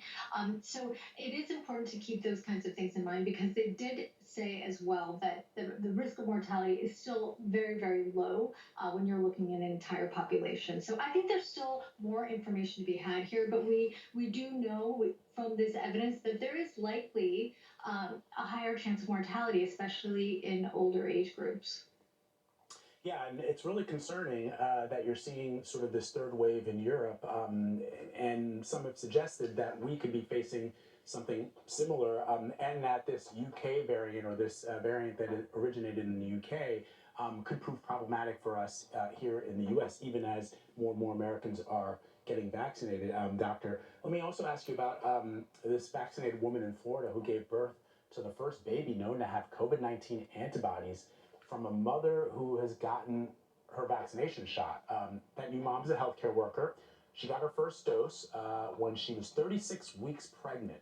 Researchers detected the antibodies in a blood sample from the baby's umbilical cord. So what does this mean for babies and whose moms have been vaccinated? I know that we've spoken to doctors like yourself fucking vaccine who have trials suggested, who have said to us now you understand that, why the twins was even if born you're kids. pregnant, Come you on should now. receive the Designer vaccination. kids with the cure for AIDS and the cure for COVID Yeah, I built thought in. this was a great story because it really starts aligning the COVID vaccine with those vaccines that we already use in pregnant women, like the flu vaccine, the diphtheria tetanus vaccine.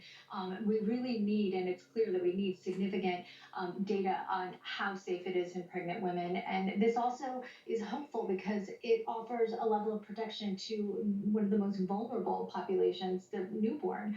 We don't even have vaccines in children. So if we can see this kind of safe maternal transmission of antibodies from the vaccine to newborns, I think that's really a great step in the right direction, and also a step towards getting more and more information about this group of people, pregnant women, that is really sorely needed during this pandemic. So I think it's really, really hopeful. You fuck see it as hopeful. What you're really seeing now is the information of what I've been stating is those things are no good, that it stays in the gene population forever. Hello.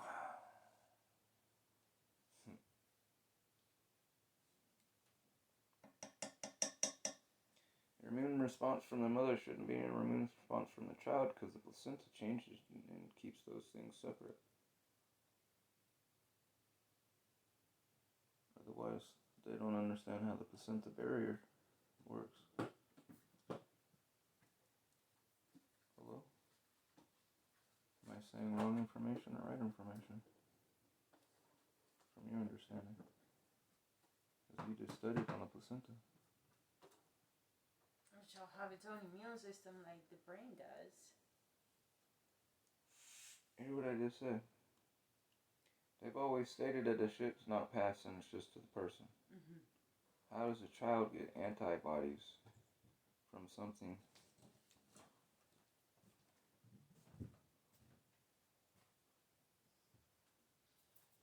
It's fine, I'll get it, man. How does a child get antibodies from the vaccine from the mother being treated?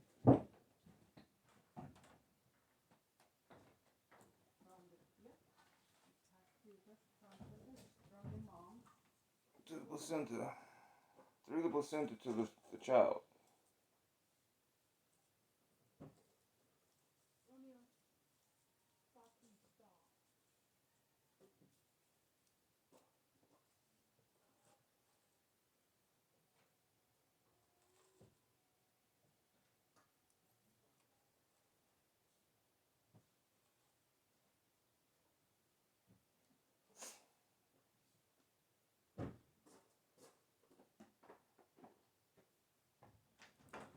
information that you had me look into with you about placenta, and how the placenta works, and how a child gets sick or doesn't get sick, or how viruses pass through the placenta or doesn't pass through the placenta. How is this mRNA transcribed shit antibodies in the child? If there's a barrier that keeps infection from the mother to the child.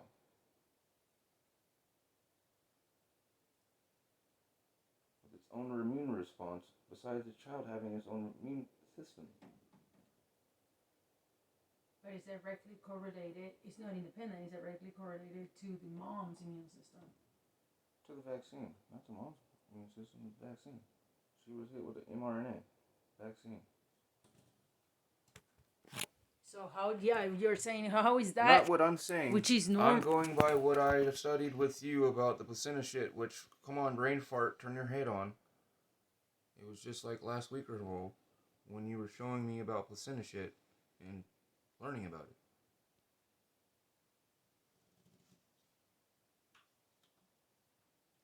So that's how autism is created in kids, is through shit going through the blood, the fucking placenta barrier into the child, getting into the brain and so forth.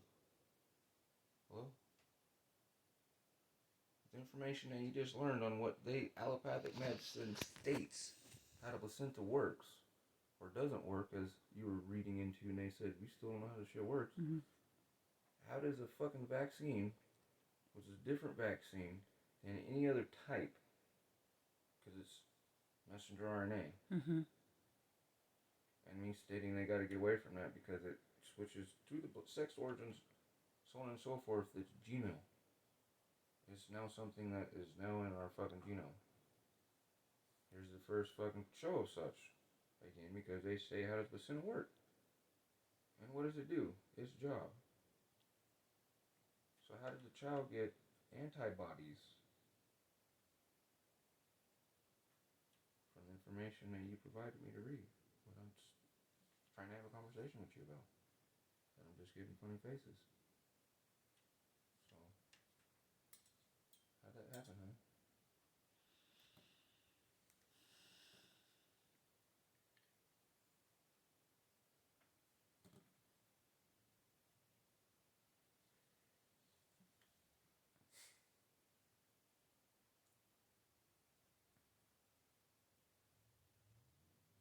Is that going to keep getting passed? Does that make you susceptible? What happens if an adverse effect happens? Because, I have different allergies than my mom and my dad. That's worth the allergy test when you're born, where they prick you to see. What happens if the child has an allergic reaction, but mom doesn't have an allergic reaction?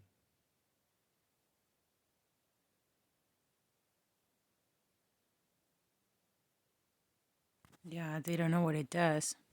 Otherwise, that just shows that went past through the placental barrier, and the child was infected. Henceforth, why it has antibodies. And it's able to pass through the placental. And they didn't realize that, because again, they're using something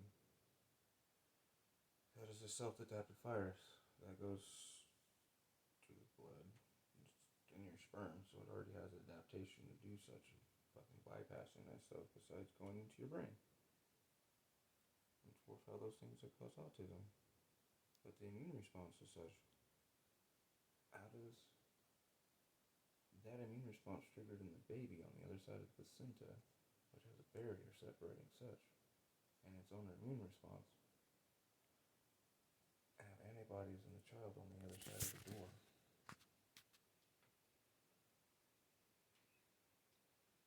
With the information that you and I just learned together. And go. I'm not playing into this. I don't know, Ezekiel. What do you mean you're not into? You should I be. said I'm not playing into the go thing. And I'm go, not. like, what? Like, what do you mean play into something? I'm saying, like, and go, like, put it together. You wish to have a fucking child, dude. Yeah, I'm gonna put my So I'm brain asking you, into it. and go. I don't Let's know put right that now. through, like, and go. Let's, give me your 5 seconds of fucking me.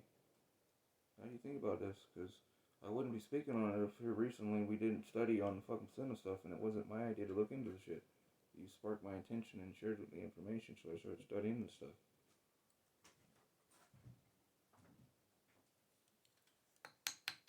Nothing. No, I myself, I can't.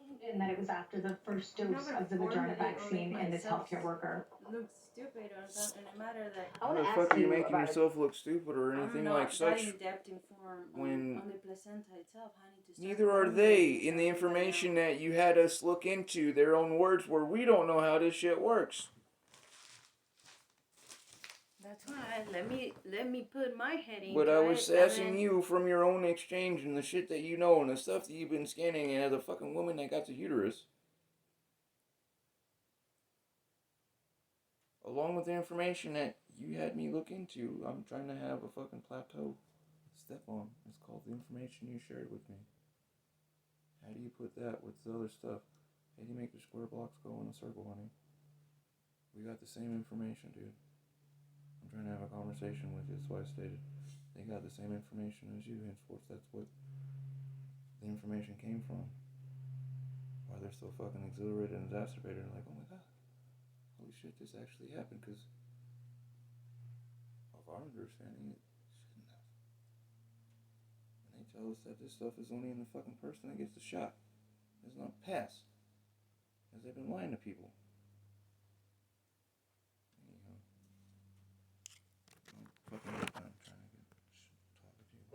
Story that came Why are out. you so A scientist in California detected 55 chemicals in pregnant women that had never been reported in people before, including chemicals from cosmetics, pesticides, plastics. The chemicals were detected in the blood of the women, which means blood that they're sharing with newborns, also detected in the newborns. So what does this study tell us about just the kind of chemicals that we are exposed to on a daily basis and the sort of impact that it may be having on us? Yeah, so I found this alarming and a bit infuriating. We continue to be exposed to chemicals. Talking about the vaccine. So, what does this study tell us about just 55 chemicals in pregnant women that from the vaccine to newborns? I think that's really a great step in the right direction, and also a step towards getting more and more information about this group of people, pregnant women, that is really sorely needed during this pandemic. So I think it's really, really hopeful to hear about it, and that it was after the first dose of the Moderna vaccine in this healthcare worker. I want to ask you about a non-COVID story that came out. A scientist in California detected 55 chemicals in pregnant women that had never been reported in people before, including chemicals from cosmetics, pesticides, plastics. The chemicals were detected in the blood of the women, which means blood that they're sharing with newborns, also detected in the newborns. So what does this study tell us about just the kind of chemicals that we are exposed to on a daily basis and the sort of impact that it may be having on us? Yeah, so I found this alarming and a bit infuriating. We continue to be exposed to chemicals through products in our everyday life. And really, that the technology's improved and allowed us to detect these chemicals, which probably have been around for quite a long time. I think that this points to the fact that manufacturers really need to provide analytic standards that look at these chemicals, allow us to identify them, and really evaluate their toxicity. And then that really plays into the EPA also stepping in and creating higher regulation standards where, again, these types of chemicals will be easily detectable. We know what their, and now analytics are involved in finding them and discovering them and then seeing how they impact human beings. I mean, the thing about this study was that it was in pregnant women and their newborns where these chemicals were detected, and they were found in everyday products like, cosmetics, non-stick cookware, pesticides. So this is, I just think that there's so important to put a greater lens on this. We really need to see what's arriving, into our own bodies and those of newborns, especially in our children. Yeah, it's remarkable that there's been concern by some about these vaccines, and yet we're constantly exposed to things that are detrimental to our health and our well-being. We constantly ingest things that we're told by doctors like yourself, processed foods and alcohol and tobacco that we know will be life-threatening. Unnaturally dyed So clothes, this data, polyurethane, this report is plastic just sort of clothing. an interesting sort of detail You're that dying, there's you're many, killing the many environment, chemicals you're killing yourself. that we're exposing ourselves and the unborn children to, which people should find concerning. Dr. Ogden, always great to have you. Thank you. Leeches and everything. Thanks for having me. No matter what.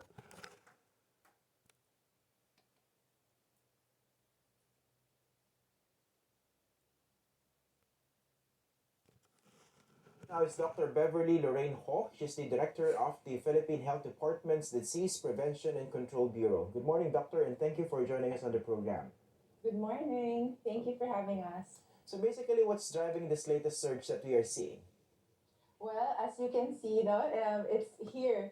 Several other factors are driving the surge. So, for example, in terms of transmission rate, we see that there are breaches in the health protocols that we're implementing, but also we cannot discount that the variants have an effect on increased transmission rate.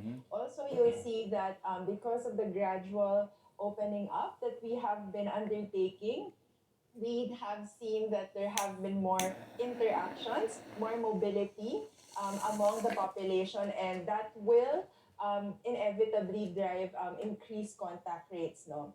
And then, of course, most of our establishments are still in the process of complying with our ventilation standards. So that would also be a possible driver.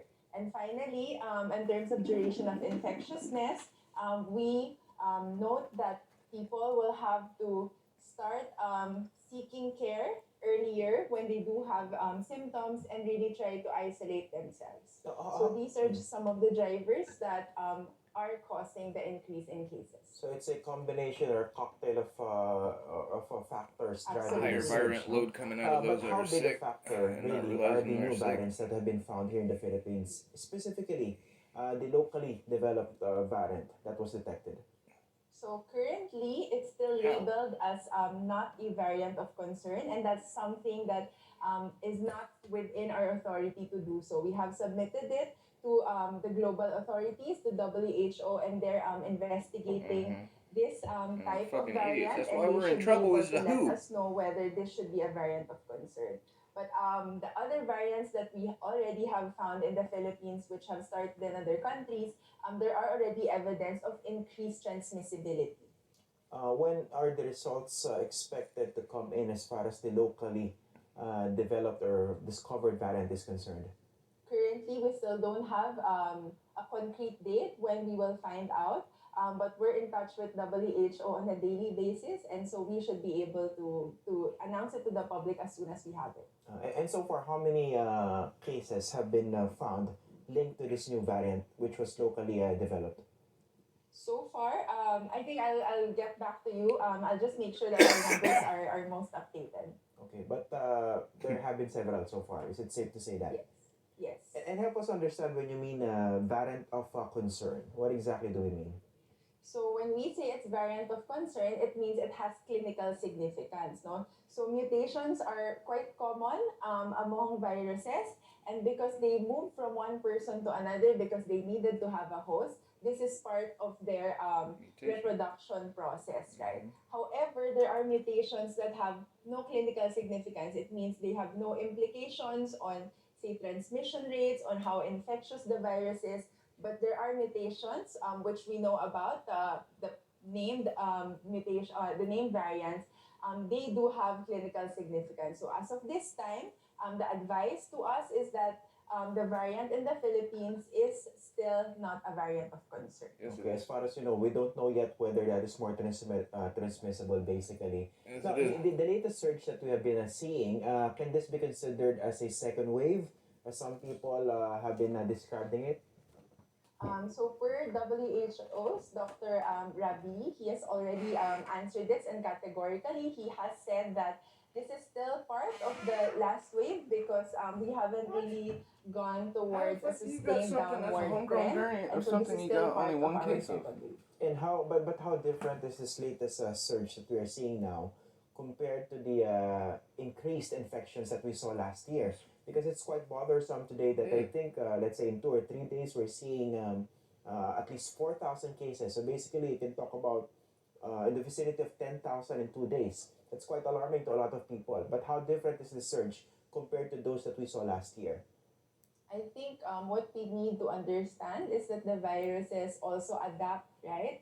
And so this is the new kid in the block, so to speak, and the cocktail of factors that are causing the increase. And we're seeing that indeed, no, the increase is much faster than what we've seen in the past. And it has And better so ACE binding receptor site. clearly, this is a cause for concern, but we wanted to remind the public that the variants won't be able to move from one person to another able to if there's neutralize actually no breaches in protocols, if there is no your immune system. more increased contact rates. Wipes out So your the naive cells, so way your that the T virus gets transcriptase and your M transmitted is cells still the fucking same. have So in the nothing to same talk to. way, we will be able to prevent it in the same way, only that we have to be more consistent and correct in the ways that we do the habits that we have been doing the past year. And I think one concern is that we've been in this lockdown for more than a year now. We marked the first year yesterday, and the concern is that we might squander the gains over the past year if we do not do what needs to be done now, right? But basically, what are the lessons? I mean, are we better equipped now in terms of dealing with this new surge compared to last year? What are the things that we have that we did last year that can be more effective in terms of dealing with this latest surge? So first of all, I think we need to understand that this entire response to the pandemic is a pendulum, no? So it's not a one-way direction wherein you win round one and then that's it, no? So it is several rounds with the virus, especially now with the variants. So our strategy also needs to tighten up and also needs to be more consistently applied. So last year, we were able to invest in many health system interventions. For example, more quarantine facilities, more testing facilities, and even more beds for COVID-19.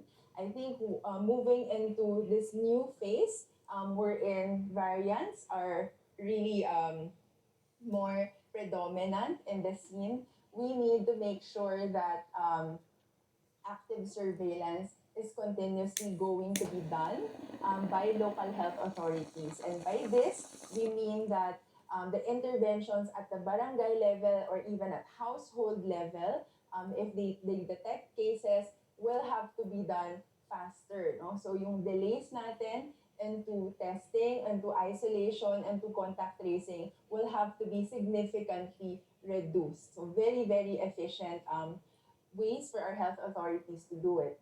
Second is we need to understand that we cannot afford any more large-scale lockdowns, right? Health is socially determined as well. We need people to have livelihood.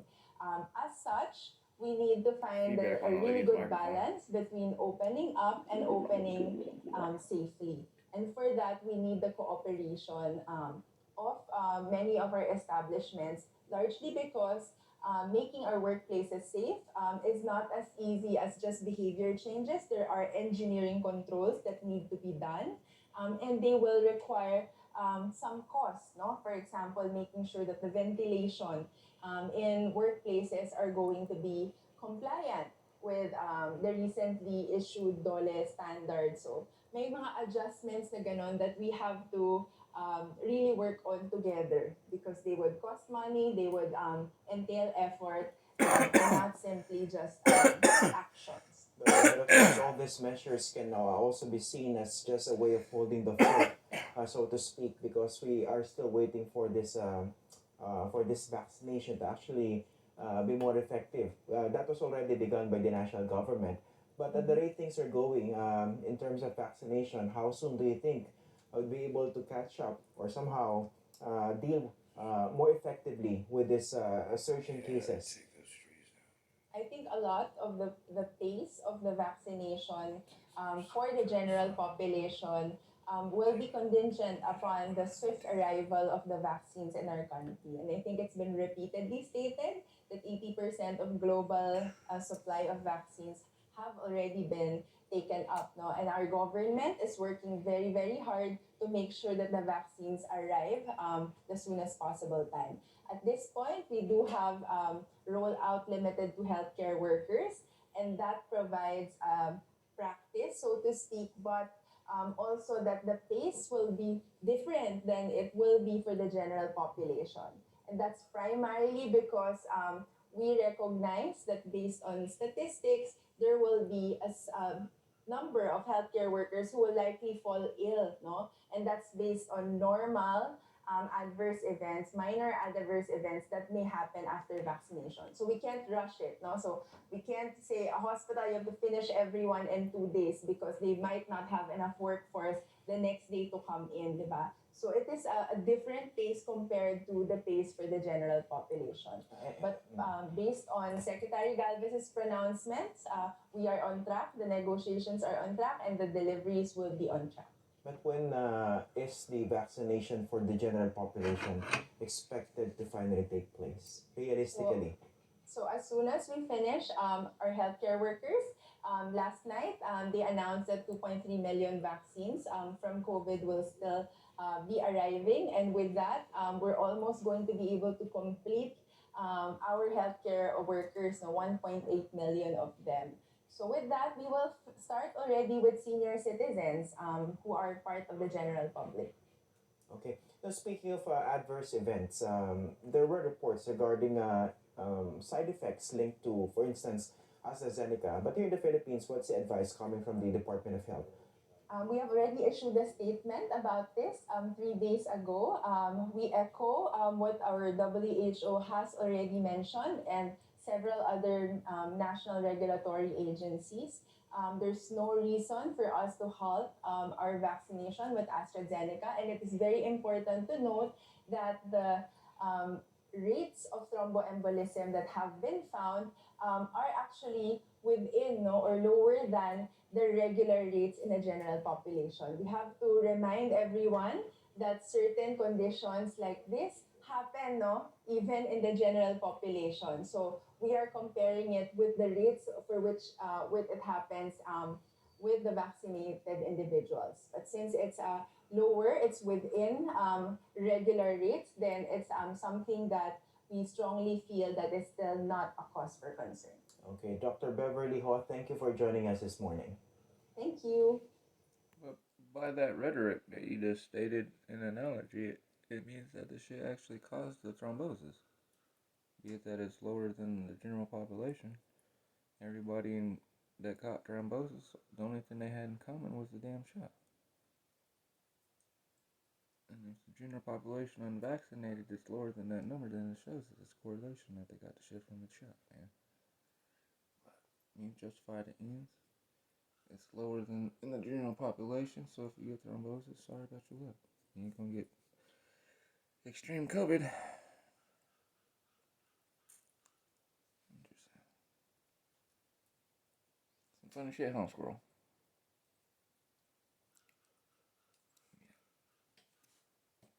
Rocky Raccoon.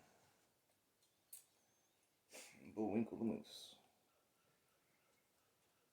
Rocky the Squirrel! My bird's been mad at me since I cut them oak trees down. I'm pissed. Now they're gonna throw shit at me. Yeah. Sorry guys, I gotta go out there and do more. I was out there yelling the other day. I was like, yeah. I was trying to move this over. I know my birds. I thought it was gonna take. See you as a man. I thought they was gonna take me off in the tree and beat me up. There was like 6 girls over there and shit. I'm like, here comes the man! I was like, where you at, Romeo? Where you at, dog? You gonna get him, buddy? This team He was up. like, no, Dude, they got I me. defended you with the fucking little bobcat mauling and shit. They got more claws than I do, I buddy. was telling my parents about the cat that came over. My parents like listened so carefully to my stories. I was telling them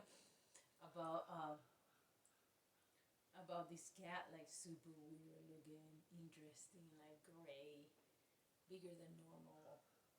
And the Romeo stood up and he stood his grounds and fucking defended socks in his territory. And then I got him a little bed. For being such a good cat.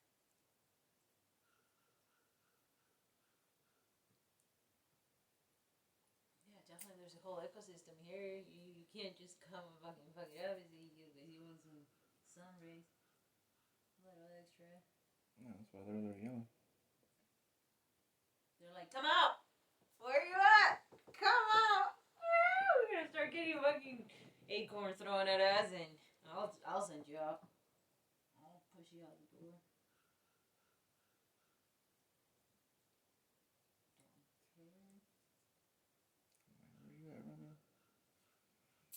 Where you at, Romeo? Oh, squirrel's got long ass claws. I ain't messing with you.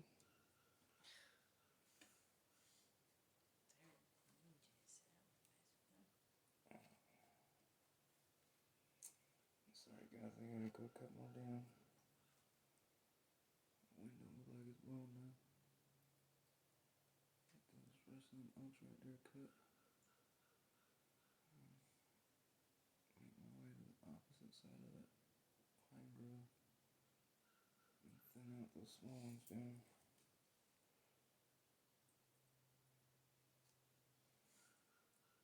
Make the decision.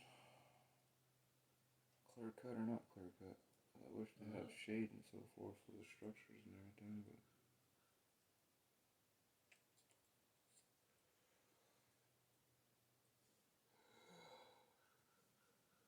keep thinking about it. It's better to keep them there than cut them down and fucking have to try to figure out how to fucking build something, put back what was already just given shade.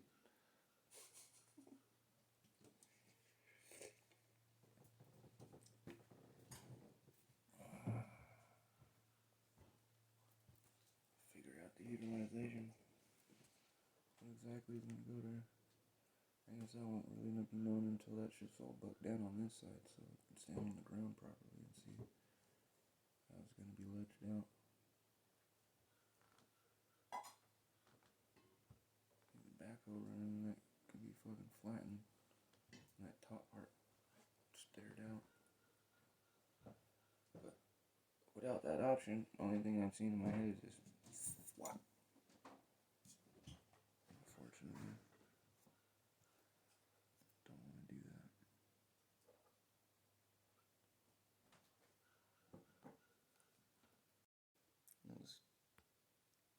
Cases calling Western scholars and officials mad dogs. The regime is also sanctioning Western lawmakers who speak out against the Chinese Communist Party's human rights. Years ago, Beijing was known for its smile diplomacy. So what happened to the smiles? China Affairs commentator Tang Jingyuan says the CCP spent decades working to intertwine its economy with the West. That way, if the West ever decided to cut China off, they would also suffer themselves. Tang says the CCP now believes the time is ripe to end its low-profile approach and reveal its true motive. Xi Jinping believes that the totalitarian system represented by the CCP is on the rise, while the democratic and free system represented by the United States is in a period of decline. He thinks that sooner or later the CCP will overtake the U.S. and take over the position of the U.S. He thinks it's a historical trend. This has formed the theoretical basis for Xi Jinping's foreign policy. Communist Party leader Xi Jinping seems to think the West is too economically dependent on China to really confront the regime. That's why his wolf warrior diplomats are now testing the West's limits to measure their response. If he is able to subdue many democratic and free countries by openly buying them up with benefits, he will consider it a victory for the ideological totalitarianism, dictatorship, and tyranny of the CCP. And if a confrontation does happen, Tang says the CCP believes it can better tolerate the cost of it than the West. He explains that in democratic countries, when the economy suffers, people may protest and vote out the leaders. But in China, the majority of people don't really have a say. In fact, it is always the vast majority of the people who are suppressed by the CCP who suffer. But the CCP's own privileges are not affected. The CCP actually has a very clear idea, a calculation. They think that because there are more than 1 billion people in China, there is such a huge crowd that can support the regime, to feed it. So that if it really has a decoupling with the West, if economic crisis happens, such a huge base of people can support the regime from falling. But the West, the opponent, will fall first.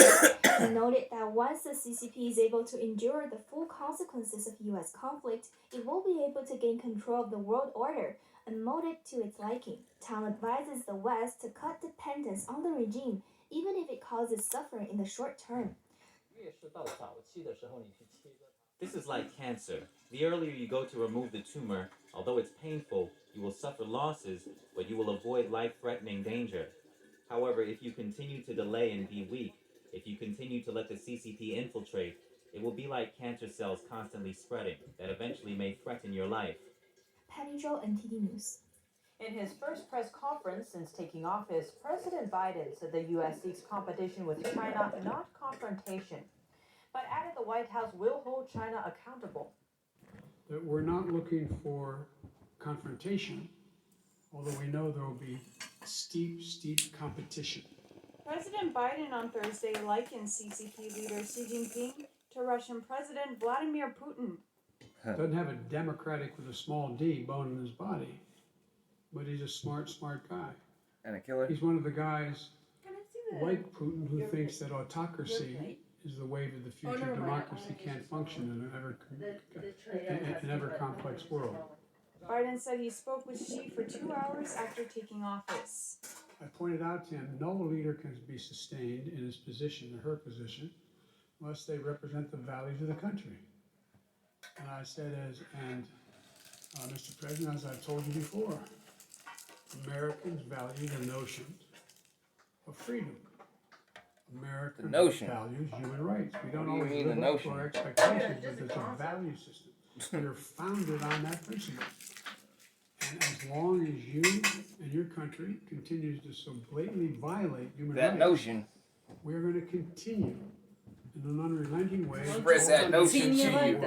We're going to continue to spread that notion of freedom around the world. Make it clear what's happening. He stressed Don't you that need some freedom? competition with China would require investment in key Everybody areas. got the notion of freedom. Industries of the future, artificial intelligence, quantum computing, biotech, and we're going to make real investments. China is out investing us by a long shot because their plan is to own that future. Hong Kong is yet another step closer towards authoritarianism. Now, simply talking about Hong Kong's protests could be considered a crime. A Hong Kong court ruled on Thursday that those who encouraged what they call unlawful demonstrations could face criminal charges. It doesn't matter whether they were physically there. According to local news website Stand News, those who helped in organizing, funding, or promoting unauthorized protests can now be charged as an accessory. That also includes those who give backup supplies, keep a lookout for incoming authorities, and drag protesters out to avoid arrest. That's crazy. The new ruling is an extension of a 2019 law. Hong Kong police used the Public Order Ordinance to target hundreds of protesters back in 2019. As of January this year, South China Morning Post reports nearly 2,500 of the protesters have been charged. Amid increasing chatter of war between Taiwan and Communist China, the Democratic Island has begun mass production of long-range missiles. It will have highly extended range and the capability to make precision strikes on Chinese targets. According to China's latest defense report, Beijing is, quote, posing increasing hostility and threats, further escalating the risk of accidents and clashes. Beijing has repeatedly flown warplanes into Taiwan's airspace in apparent acts of military aggression. On Friday, the island reported the largest ever incursion. A record-breaking 20 Chinese military jets entered Taiwan's air defense zone. On Thursday, a senior Taiwanese official said that one model of long-range missile has already entered production. Meanwhile, 3 others are currently in development. No details were given on the range of the missiles. Can I use a blender real quick? How many people really died from the CCP virus in Wuhan? You done with the blender? More than one source suggests that the real number is likely to be higher than the official one from the Chinese regime. NTD's Becky Zhou has the details. Photos posted on social media show many Wuhan residents are visiting graveyards. I hit the road 1 week in advance, and yet I am stuck in traffic. I have never seen so many people visiting graveyards before. Some interviewees asked to remain nameless to avoid retaliation from Chinese authorities. The number of tombs in the city is incredibly large. They were rarely seen before, but now there are so many. I was there. While While China's real pandemic death toll is still unknown, a former lawyer says the facts speak for themselves. If a lot more people are visiting the graveyards this year, then we know what happened. The most dramatic thing that happened last year, or since December 2019, was the pandemic. A new study from medical journal Lancet sheds light on the situation. 7% of the population contracted the CCP virus last April. Of those, 82% showed no symptoms. That means out of a population of 11 million, about 760,000 people caught the virus. This number far exceeds the regime's official figures published at that time. They reported only around 50,000 cases in the city and less than 70,000 in all of Hubei province. Videos on YouTube and TikTok captured last year also revealed long lines outside funeral homes. Radio Free Asia reported funeral homes handed out at least over 40,000 boxes of remains to family members of the dead last year, but the authorities said only over 2,000 people died. Many Chinese people will remember the deceased in the next 2 weeks. Reporting by Becky Zhou, NTD News. Chinese smartphone maker Xiaomi is reportedly planning to make electric cars now. They are partnering up with a Chinese auto company. Another tech firm has joined the race to make electric vehicles. This time it's Chinese smartphone maker Xiaomi.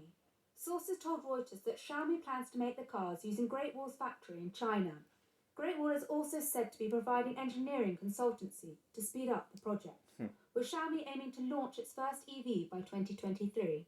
News of the potential tie-up sent shares in both companies up as much as 9% and 15% respectively. Xiaomi has been looking to diversify its revenue streams from the smartphone business.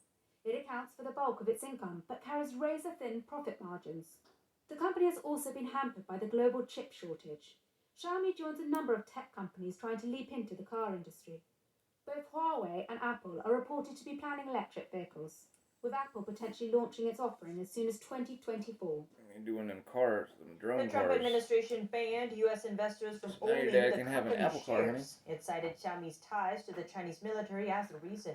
Xiaomi launched a lawsuit against some of President So now Biden's your dad can cabinet have an members Apple car. in January. Lay down here.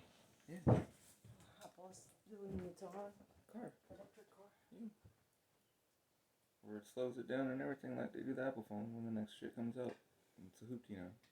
They force you to buy the shit. That's not understand why you guys still stick with that stupid shit. No, my dad said that when he gets here, he's gonna switch to Android. Free yourself. Only He fucking was like, seen what the reality. fuck? Only seen reality. And fucking how much faster your brain works. Yeah. You can get done. Like literally that's what people don't comprehend. The iOS system that you use to fucking to do shit, man, like inhibits your brain or it gets your mindset and the surface, like you literally fucking grow dendritical fucking synapses to like dysfunction with that shit. And it's like there's freeware, open source, or I'm in this box. Or 50-mile radius. Right. And they get you back to 10. But it did start at 350 when I first bought the shit, but after a couple of updates and 2 other phones that came out in the year, I'm at 50 and I'm still thinking this is alright. 5 megapixel to 13 megapixel camera, I don't see a difference in it. To the 64 megapixel camera to the fucking 5 megapixel. Right, I don't see no difference in that. But I'm saying I'm a photographer and I had You're just loving him like and all that. that kind of shit. I'm kind of passively aggressive. I'm Gonna like, throw this out there. I'm like, damn, yeah. No wonder I. Because, you know, in case you don't hear it, No wonder. Fucking No wonder. alternate reality, I'm just gonna enjoy it. No wonder. Saying these comment, I enjoy No it. wonder why. And now then you pose that I question. have the beautiful do pleasure do you smile or laugh when a kid gets hurt or somebody of else being gets able hurt? to be waking up Do next to you you because you don't mind. What's your answer to and that question? see the difference between a 5 megapixel camera or a 13 megapixel camera and a 64. So that's why I have the pleasure of waking up to your beautiful face. Because you're like, I don't see no difference. I'm like, dude, if I had to wake up next to me, damn. I'm definitely not a 64 megapixel or a 13. Maybe like a 3 megapixel. But since I'm close to the 5, I see where I'm at. I'm good. I mean, like, I work with you.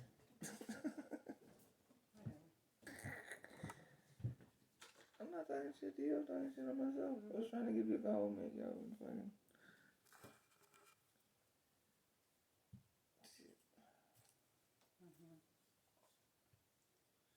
Shit, the new phone now comes out with has 64 megapixel No, camera. that goes back to yourself and ask yourself, why would you be with someone that sees life with fucking just like through 5 megapixels? No. What advantage are you getting? Why are you getting domesticated? Maybe I like thinking that I can help you see. Being Blanca. My project, huh? My project is just that I'm being Blanca. But not skipping over stuff. You don't wish to know of everything that's out there to see, I guess, that I see. So you tell me, shut up. And I'm like, well, wait a minute, man, this shit's cool.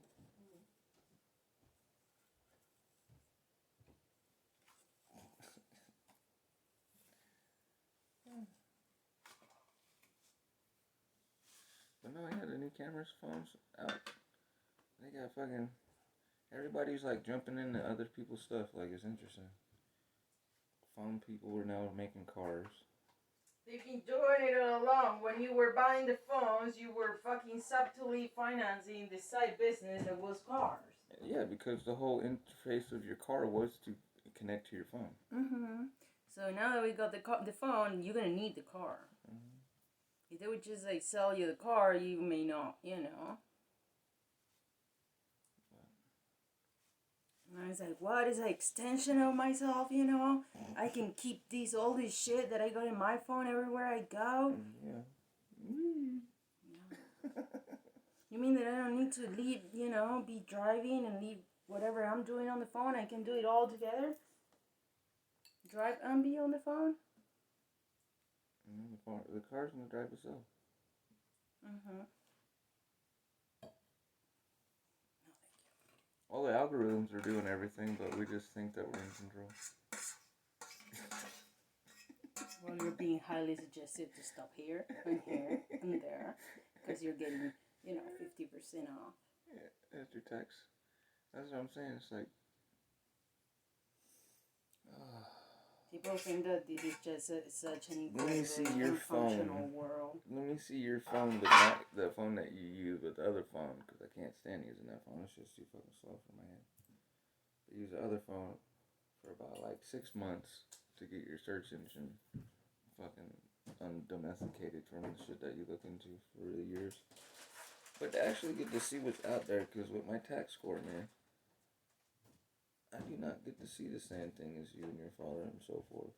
You should ask my dad, have they suggested you already? And people fucking don't. To buy the iPhone phone? People don't fucking think about that shit. Because of that tax bracket. And I'm like, yeah. With the expenditure that the person has, they have been classified as future customer, client. See? Would I share some shit with somebody that can't get a certified deposit credit card to give them to him where it's his own $300? Why would I give that nigga a chance to look at some shit and maybe change his life? You know, we were talking about it yesterday about racism or not, and then maybe change his life. The conversation was like, even if you break your ass or like, you know, bust your ass and make enough money to, you know, buy into a neighborhood or whatnot, they might still not sell you the house, you know, because just your sole presence like brings down the value of everybody around you. Mm-hmm. So they can reserve the right to, even if you have the money. You know, how do you justify that? Because before, I don't know, it's like, well, the person just don't have the money to be at that level, whatever, to access to those things, or just because of the environmental racism and the whole system, how it is orchestrated. You know, maybe a person of color or minority or whatnot, a self-made person may never get the chance, or it's estimated, or the system it's made for a person never to reach that bracket. But what happens when that person does reaches that bracket? You know, like you got football players or even like self-made people that have the money in their pocket, and now the real story are like, oh well, yeah, we still, not that we were not gonna loan it to you, I know having to jump all the hoops. Now that you got the fucking money, how we tell you no, we don't even want you here?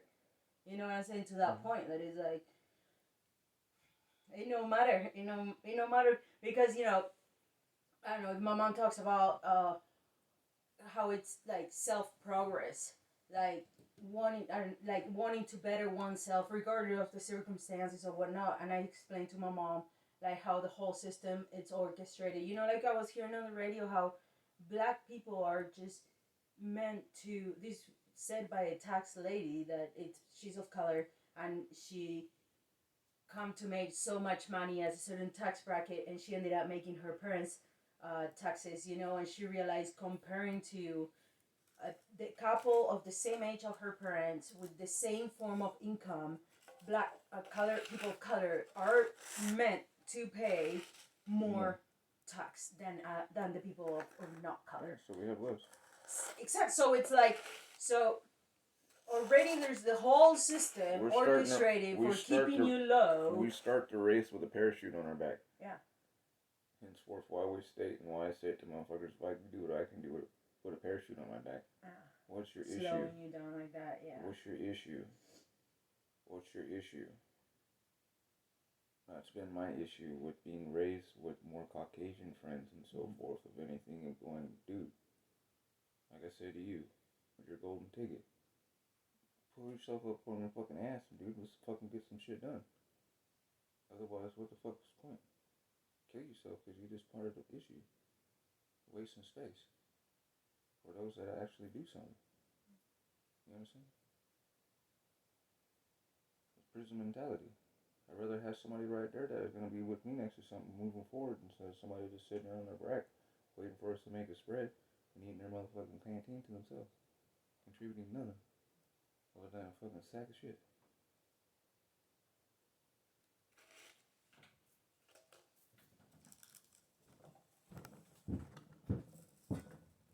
There's a war out there of ideology. If you ain't showing them a personal way of moving or doing something, all you're doing is just being a commercial for the colonizer that fucking takes away from you. Henceforth, the argument is, please don't say marijuana. Hey, correct your parents, man. I'm just looking like an asshole because y'all are using the term on yourself when you still got them gold things in your arm like it's fucking something cool when it's called a slave. Where does it come from? A slave. Where does that come from? Slavery days. Where do you get freed from, honey? Called the 1804 revolt of fucking Spain losing its grip on Haiti. That's how your ass got free. But you're still wearing shit and using colonizers' names against fucking slaves on self. And still hindering self on self with slave trinkets. Henceforth, the joke and so forth is saying, me, the other brothers, that wear all that gold jewelry and bullshit and say you're doing the fuck, you're a slave still. With a chain on yourself.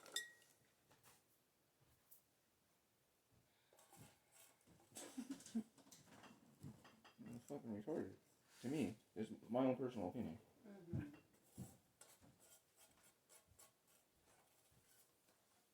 Henceforth, so my fight's in prison and shit with people going, what the fuck, dude? You run with these people that actually think this, as you heard in the stuff. Well, if you're a paisa coming over, why would the fuck would you run with people that state that you're fucking, you're shit, you're less than shit, after coming out of their ass? And then run with another group that says that they're an Americanized version of you that extorts you. When there's supposed to be something that was supposed to protect the fucking community, how will you figure protecting the community by selling drugs and extorting people and making us fight? And propagating that we're less than fucking Caucasian. How the fuck does that work? Sorry? Yeah.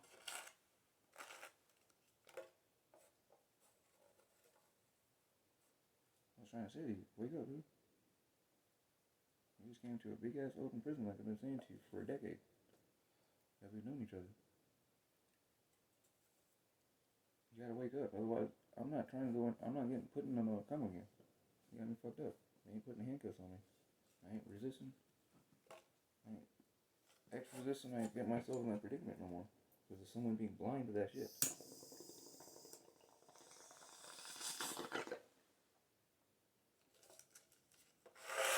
Raised with that golden ticket, but don't understand that not everybody got that golden ticket on. So it endangers those around you. It's like, you're vaccinated and I'm not. You understand what I'm saying? You're fully vaccinated, honey, I'm not vaccinated. Let's put it in that simple term.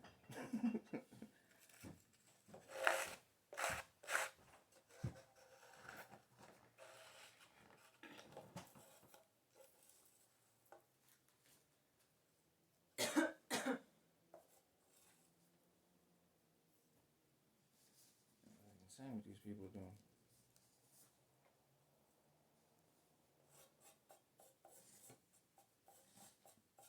That's why I was seeing that shit. That was the main focal point of my stress on our grandson being born. You know what I'm saying? Well, how is the baby going to be treated in his life? The era that we're in, he goes through the same torment of Michael David, rest in peace, if he gets fucking jumped into that stupid shit. It never does time. If they show a picture of his mother with his grandpa, he's a dead man. Do you understand?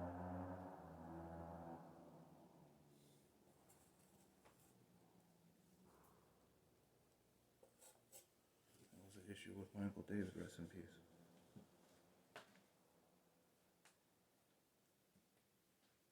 I didn't get to go see my family member and so forth. I was locked up in that time. Anyhow, it's fucking bullshit, this stuff.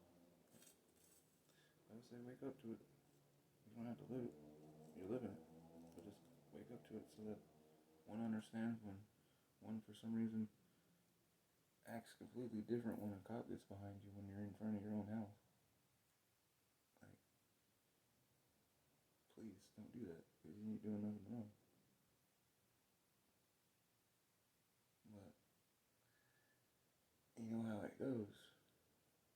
They see me, they see you, they see minorities. It goes fucked up, and then they see a Caucasian with a minority, and then it goes worse. So, again, remember, you're vaccinated, I'm not. It's such an odd spot. You got credit cards and all that kind of shit, and I don't. And can't.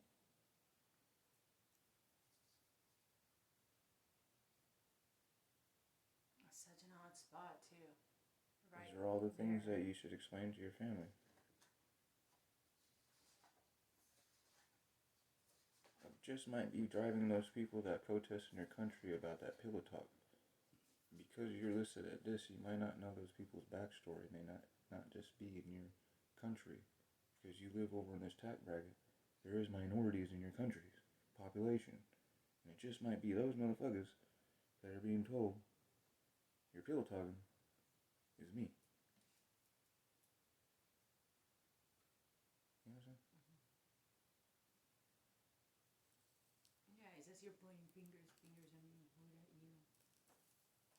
From a different perspective, somebody seeing you as less too. So why, we were talking about it yesterday, like why the need of, because my dad was saying, about being part of a process and whatnot. And I was like, a process that have not completely been one to eradicate the ideology of one is better than other, and that my richness comes at your expense, period. And my dad was like, yeah, I understand. And he gave me the example of, like, in his own office, he said, I've seen the most misery take place where the wife of this person that he shares the office with, it's nothing with him, but of this other colleague, had always told the secretary that had been for years, like this is, like 40-year secretary all along, served generations of that firm, and had always been told, we're going to keep you in the lower bracket of thing, so the person didn't have to pay, because it's paying insurance and like health insurance and whatnot. We're going to keep you in the lowest, and before you retire, we're going to rank you up so you get a good retirement, a good. When the secretary went and told them... They kept the carrot in front of the person. When the secretary went and told them, I'm going to retire... Use the carrot to make a salad. Lonely, what are you talking about? And my dad said, how stupid can you be when if there's someone that knows how much you earn, is your fucking secretary? My dad said, I don't even know how much money I make. Martine knows how much money I make. So this person is Martine for 40 years. And my dad is like, how can you? That's dirty. My dad was like, how can you do that? My dad was like, I just seen the most misery, happen. And the person talked, my dad talks to the woman. He's like, like a long friendship, And my daddy said, I can't believe it. If there was anything I could do, it's like, it's crazy how they done that woman. What for? My daddy's like, the kid is driving a Mercedes and building a house in a private country club. And how do you tell this person, no, like your efforts were not worthy? Were nothing of, I was like, they're stupid, they're shaking, they don't have a foundation. I was like, they don't understand what it is to have a foundation. And my dad was like, yeah, a misery like that happens at every level. And that's how we were talking about, like, we started with racism, and then it followed, like, without putting it in colors, it's just that ideology that one is better than the other, that for that godlessness sense of, entitlement that, it's like, if you were to be You were here to serve me. if you were to be at peace with the environment, you would understand that there's enough for everybody. But as you're not, and you're feeling disadvantages all the time, you're feeling threatened. And then, therefore, you need to be in the winning side. You need to create a winning side. That stimulation of the root chakra, thinking you've accomplished something, but you haven't done nothing. My dad was talking about it yesterday. He was like, there's that promise. My dad was talking about it. There's like that promise of the fulfillment, that that idea that you go out and you do a trip and you're gonna get that and you're gonna get that. And my dad was like, my dad was saying this, like, he was like, I'd rather live in, I just rather, if you ask me of what it's my ideal something, my dad was like, either a retreat or my ideal way of living, my dad was like, it's being in a quietness place in the mountains and not going to New York and visiting, or because there's nothing there for me.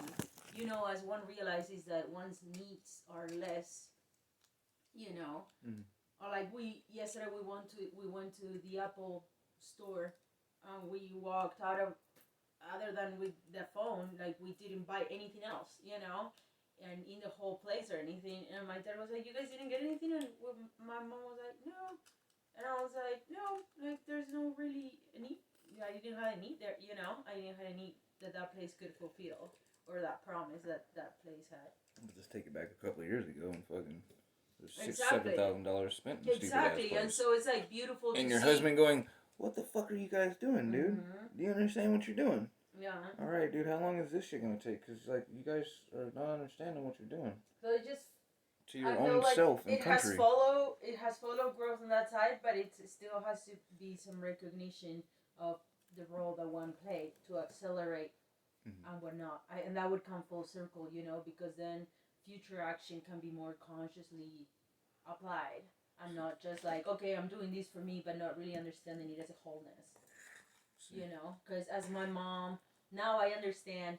So as my mom explains to me, in this position that Vicente is in, of disadvantage in the whole country, comparison to the whole country, is like, well, that's exactly what it is. It's like, how do you feel now, where one of yours is in that spot? And ask yourself, why? What is that spot? So why is that place undeveloped? In all those times that you had the opportunity, what my husband's been asking for you, every place to be equally, since you won't do it for your daughters, equally, and see it as a sex thing, since you're still patriarch for the men, why haven't you took up arms like Wani tried to do for that area where your grandbaby's at? Knock off a visit or two worth of cash and have a fucking library with the Bunganelli name across the shit, because you done used $10,000 or $15,000, which would have been a drop in a bucket for you guys on a vacation. Build a new fucking building out of dollars. Yeah, it's like, if we would have cared for everybody to be equally, then no, you wouldn't be in this predicament. So now we're in this predicament. What do we do about it? So we're not, because I don't know, one can, and then understand that it's a different form of paradigm. Like, it's a conversation 4 years ago in Maui, where I was deemed and seen as confrontational, and I said, okay, your country's going down. Please don't come next year and do this. Oh, next year we're coming back. We're going to Hawaii. Do you want to go? No, I don't want you to go, because I told you I'm not going back to that. It's a fucking Indian reservation. It's an open zoo for humans. Hello? Do you not comprehend? Hey, let's go to these things that put the indigenous persons down.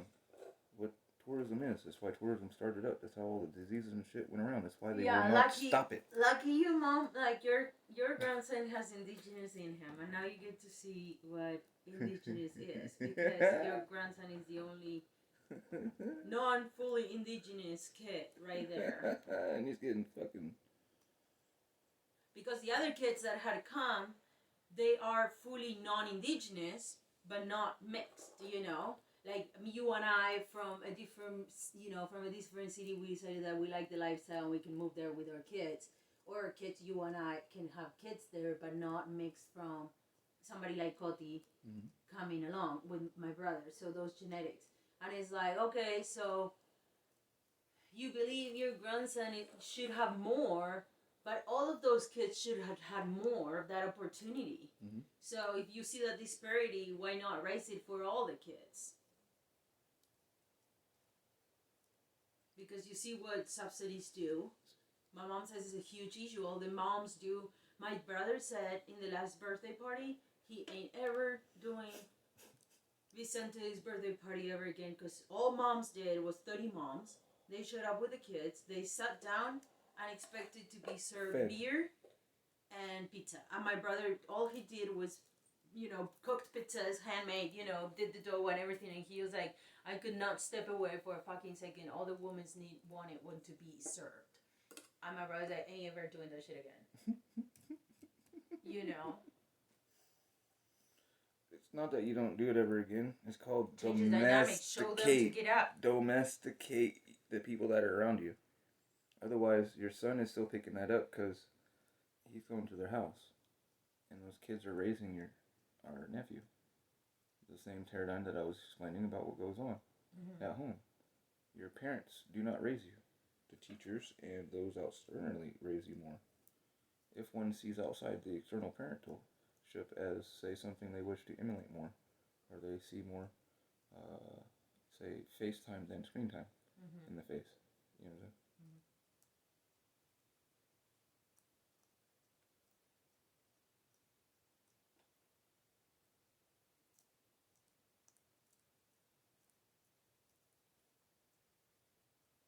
Yeah, really interesting. Because things are just...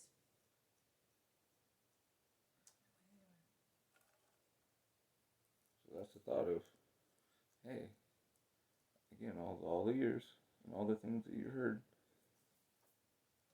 And you're seeing Wani and Kati be together for some time now. Wouldn't you not think that a baby's gonna come from that shit? Juan y Vicente, Ximena? Kati. Oh, when they started? Yes. I was saying, hey, y'all been together for a minute. Did you not pay attention to the young lady? Because she is, I guess, separate from y'all. And it was different, your brother did like you, went across the train tracks to the pole, or the less liked for some reason, like everyone does for some reason. You understand? Interesting.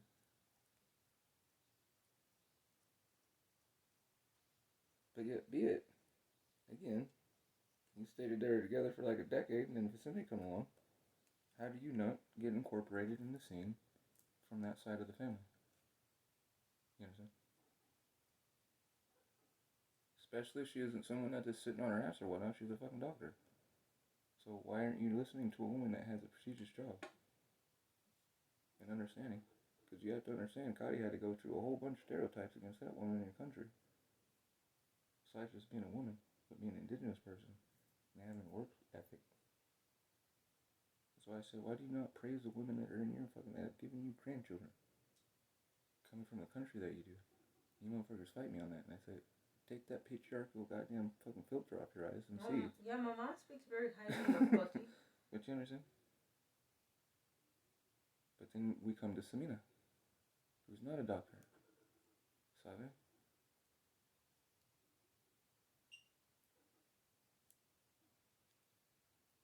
Well, Ximena worked in the police, as far as I know, in the capital city. And then she moved to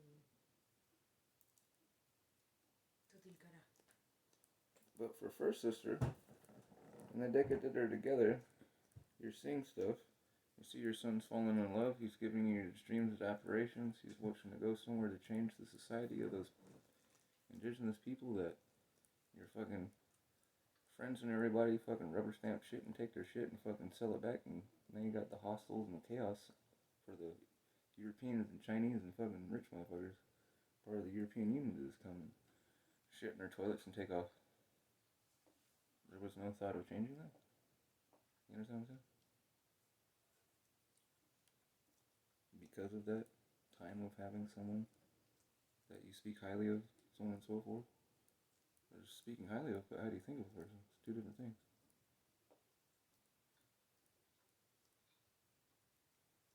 Along the lines of what you're stating of our nephew being indigenous, and well, mom, now you have the eyes.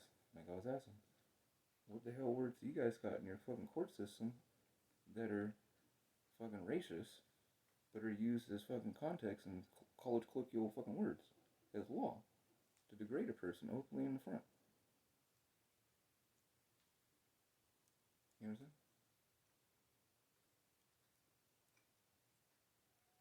That are used, which I don't understand, because fucking we're not Spain. So why the fuck is the shit used here? Because it's from the Spanish court. And we're America. Right? You understand? Understand what I'm fucking talking about and shit. So how are we fucking got this shit from some other country implemented on us using a descriptive word? How does the Anglo-Saxon language does not have a language on its own, a word on its own for marijuana? What kind of it? It does. It's called canvas. It's a Dutch word. That's why you guys use canvas. It's a Dutch word. That derogatory term we use for marijuana didn't pop up until 1900s. It's fucking a young-ass word that was used for you guys. It's wetback. It's nigger. So when you use that, it's fucking redundant and retarded because you're using something that is not even of self. That literally is of the colonial fucking Spaniard text. But again, we're using that here in America, and how are you using that in America if we have our own fucking shit? I'm not talking about language, but I am talking about language, but I'm saying judicial. Because again, cannabis and canvas, and all the derivatives from such, is a Dutch word for cannabis. You understand? But yet, your country, like here, you're a nigger if you steal. What's the whole thing why the fucking Caucasian woman fucking grabs her purse when there's a black man that gets in the elevator because I'm going to steal it from me? Because I'm a nigger. Wake the fuck up on that. Or you don't understand the stereotype that's propagated. Hello? And you yourself who said I don't have racism in my town, but yet the exact term where it comes from here, is applied there. From your own parents' mouth. If you steal, you're a nigger.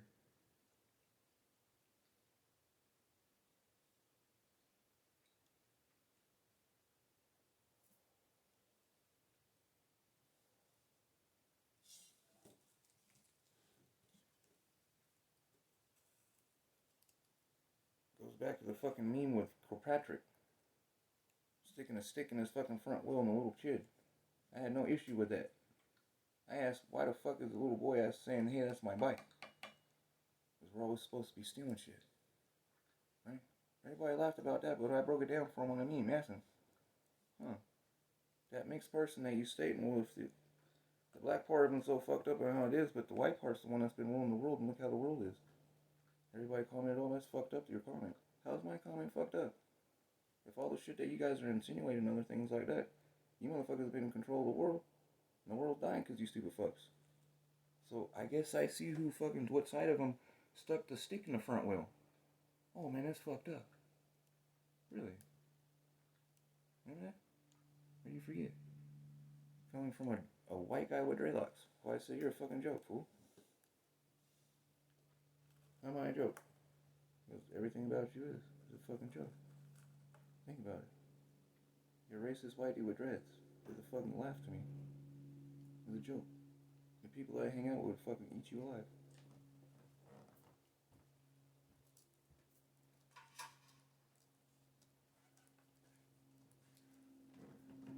Why do you think everywhere we go to, the fucking police follow us, honey? In the store.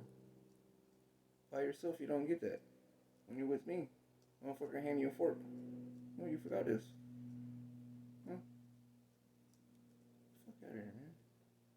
Shit is fucking. As you state, honey, it's suffocating. It is. Suffocating the most is where you get fucking respiratory acidosis.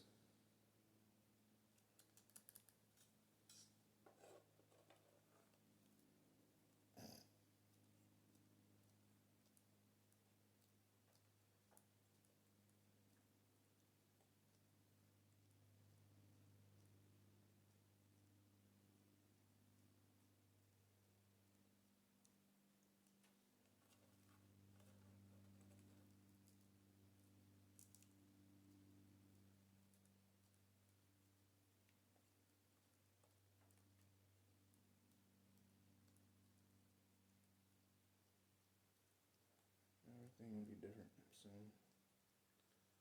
These stupid fucks are playing the part. The Republicans are gaining control of the fucking White House. Get invaded because we're gonna go to war.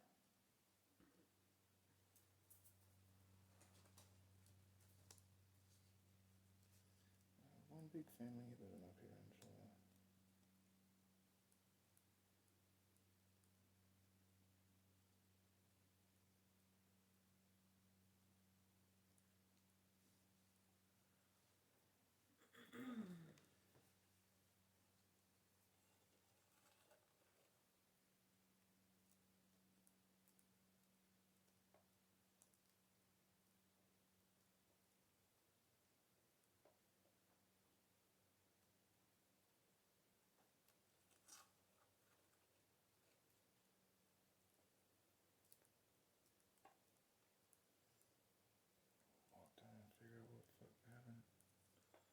Download those videos.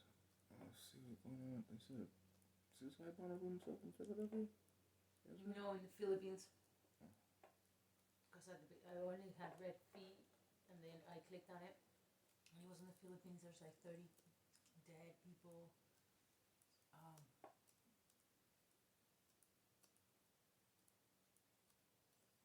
Spiraling fast.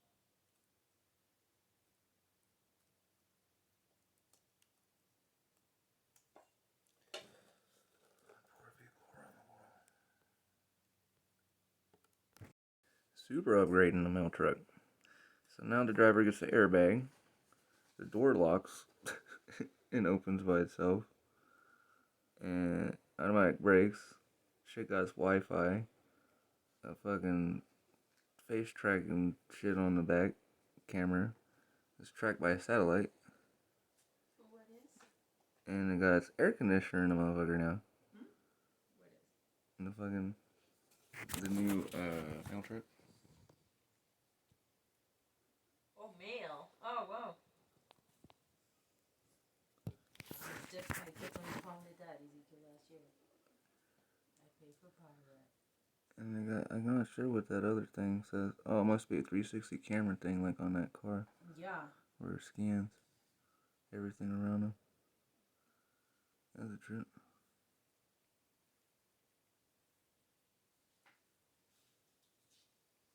They're also part of the plan. DeJoy has been feeling the heat since changes he made over the summer slowed down the mail delivery system. Congress even questioned him over claims. That makes sense now why Spirit had me see this one. And you heard what you just said about the patriotism and all that, and leading off with George Washington's guilt thing, right? So it's interesting how you can see how far that news gets, right?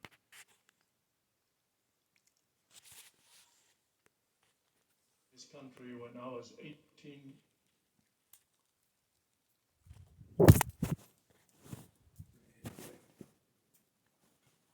Patriotism, right? Over here. I went to U.S. Army, served 20 years, active duty, 24/7, and retired. Okay? For too long, we have I have put up with a lot of in silence. Sounds like me. Those little jokes you motherfuckers do? Too afraid to speak out. Fearing more abuse and discrimination. Yeah. Let me show you something. Then when I came out of the army, I said, I'm going to make it a better community where I go to, wherever I live to serve.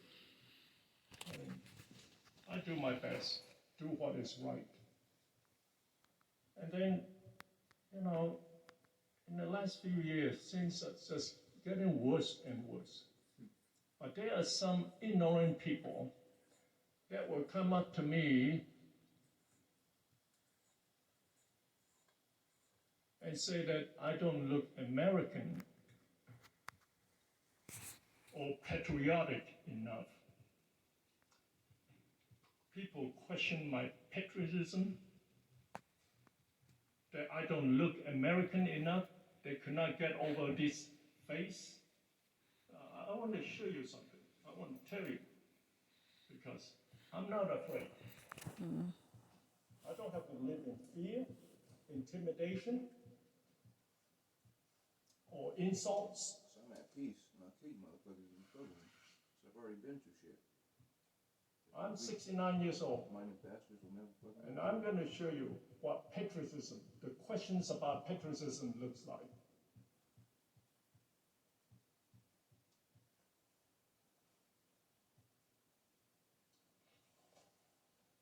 Here is my proof. This is sustained from my service in the U.S. military. Now, is this patriot enough? I'm not ashamed to walk around anymore. Before I felt inhibited. People look at me strange. And they to question me my loyalty to this country. I don't look American enough. Now, last I read the U.S. Constitution, we the people, we are all the same. We are equal. Not this. You are more superior. You are not. We are all the same. We all have, even I have some mindless prejudice sometimes that I caught myself. Oh, I don't like the way you dress. It's not the same. But you know, prejudice is hate. And that hate, it can be changed. We are human. Now, we need to be kinder, gentler to one another, because we are all the same. We are one human being on this earth. Shit come out your ass like mine, buddy. Love kid. Hey, NBC News viewers, thanks for checking out our YouTube channel. Beautiful. Subscribe by clicking on that button down here.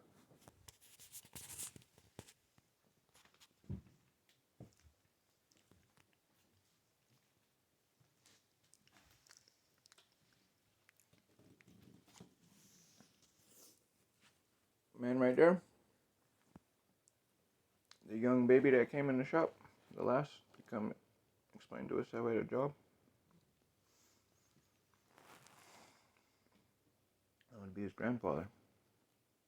His father, who's the only Chinese police officer, or was the only Chinese police officer, because he stopped working and retired. Ain't nobody else rehired in Sutter County.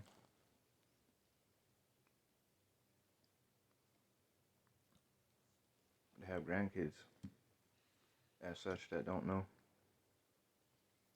You know them?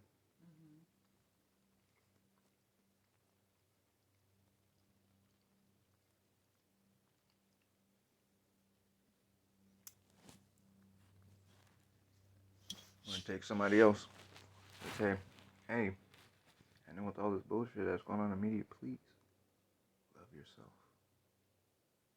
Now you understand that talk?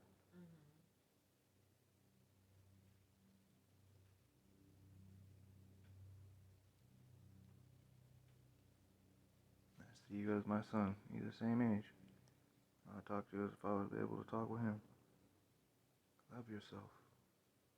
Don't go through what your grandpa did, what your dad did. You have the chance of changing by just loving yourself.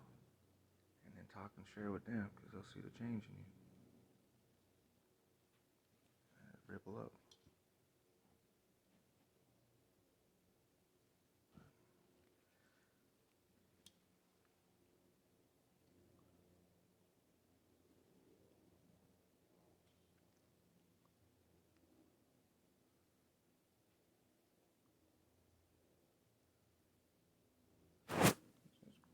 That's it.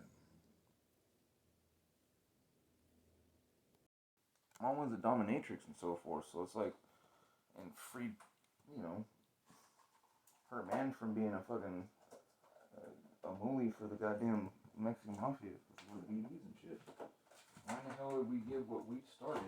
Why would we give a cut to the government when it's a Schedule 1 and we can take our shit at any time? But it's still a Schedule 1 now, federally. Medicinal cannabis.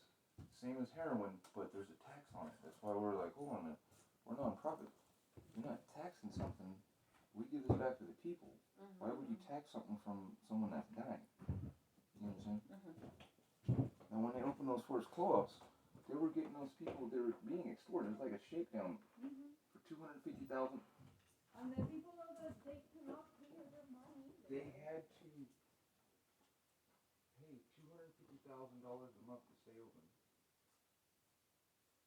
But still, the people cannot pay their And then for 15 years, you have that issue of what you're talking about, because in 1996, until just here recently, about 7 years ago, you finally got banks and so forth, or creditors that actually would allocate to people, where they can actually put that money somewhere, because of the very fact that it is a Schedule 1 drug. But like I was stating, and like I brought up at the Care Permit Act that they did in Marysville, I said, how the fuck you guys are extorting these clubs for money? Making money as a federally. Now, how come you won't do that to the dude selling heroin or the dude selling tweet? What's the difference between them?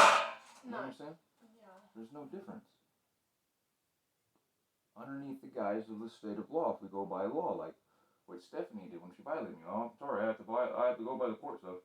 You understand what I'm saying? Yeah. So if we're going by that, and you motherfuckers always going by that shit, Then you should, that money should be fucking penalized. you understand? You can't do that. That's illegal. You got it by the criminal means. That itself is extortion. Yeah. It's a falsity. It's crazy. That's why we didn't go that way. And it was like, that's why I was saying in that manner of, you help build something. They had my mom and so forth out in the forefront and all those things. They did not fucking help us at all. No one stepped in to help us, dude, when they came and raided us. We were like socialism program. Do you understand me? They tried their damnedest to fucking put us down. The only thing that put us down was our family breaking up from the stress and the illness. Do you understand? Otherwise, our business model did not fail. We did not shut down from going out of business or running out of money or anything. We proved our fucking business model. And still could be picked up and fucking done. Especially now in this time as you apply it to anything. I mean, most of the stuff where you see where you have the business model of people doing communal gardens and fucking trading and fair trade and barter trade within their own community to keep it going. It's literally like how our business model was set up, how we had so many people to combat the different counties having different amounts of fucking cannabis you could have in flowering to fucking veg. You understand? To offset the damn street market, because back then it was $400 an ounce or plus. You understand?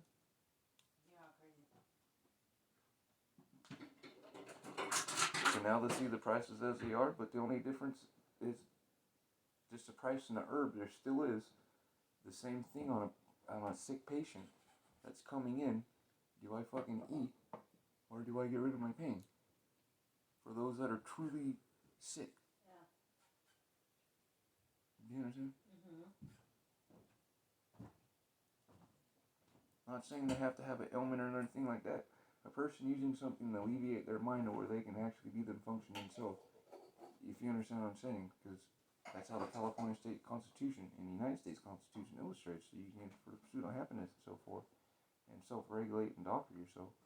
Henceforth, why it's a recommendation underneath the first recommendation to yourself that this plant helps me, not allopathic medicine, and it is seconded by the doctor. Which, because your own franchise, a treaty upon himself, it supersedes the California fucking penal code. Hello? But people don't pick up on that. But they got this shit for profit. That's what I'm saying. It's just bullshit. And now they do this. That's what I'm saying. You hear on one side, if you listen to Democratic, well, I say it in the house, my parents didn't really listen to that, but the Democratic Party fucking grabbed my mom in the house and just fucking just ran and paraded them. You understand? Yeah. Black Lives Mattered their ass until fucking you started seeing t-shirts and all this bullshit, and it's like, what happened to the movement, yo? You incorporate. You understand? Yeah. And I'm sitting Happens there as a every kid time. telling my family, dude, like, get away from them motherfuckers, dude, because they ain't gonna do nothing shit. Oh, well, give us your strains. How do you do that? No, we're not doing that with you. Well, because we wouldn't do such when we got raided, like I said. They said, give up the strains, we'll help you, fuck you. Dude did that pro bono for my mother. You understand? Like ducks walked away out of a rain shower with no fucking water. You understand? All the paperwork and clientele that came in and said these motherfuckers gave us. Well, my stepfather, as you hear my mom bitch about, that fool bitch about, motherfuckers always just ask us for we ask for free shit. Well, because of doing what we did in our business model, you ain't in jail, stupid. Because anybody that asks for anything for help, guess what? They got it. Why your bitch ass grovel? But who came to help you? You understand? Underneath federal indictment. You understand?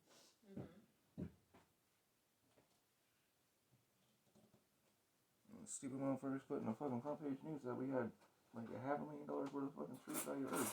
We're like, what are you talking about?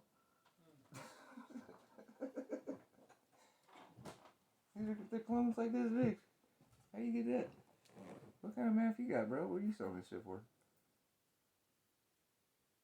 So, you know what bit them in the ass? Since you said that you took that much from us, but then when you tried to say the shit wasn't valued that much at the end, no, you gotta give us what you stated in the newspaper. And for defamation, homie. You know what I'm saying? Some folks try to say, oh, it was just this. They tried to give back, they gave us back the clones, yo. And it was like, no, man, you gotta pay for this shit.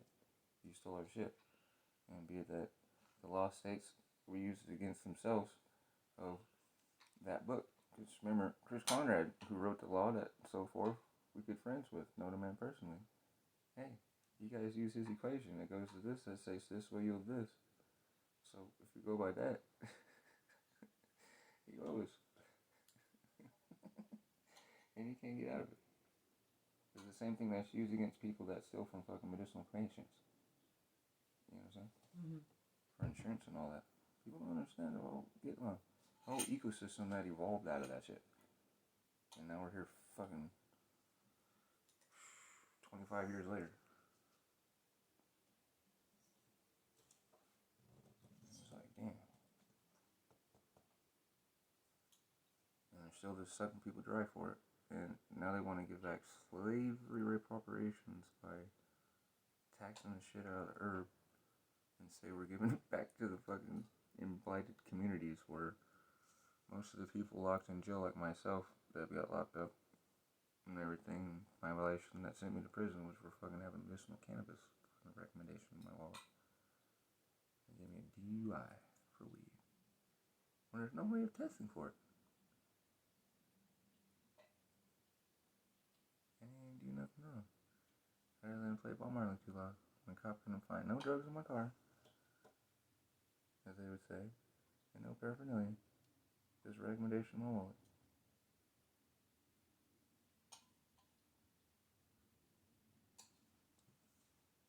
Drug dog and everything, bro. That's what was most expensive shit. Stupid dog getting you to search my car. Because they make you pay for that shit. Or at least Marshall did.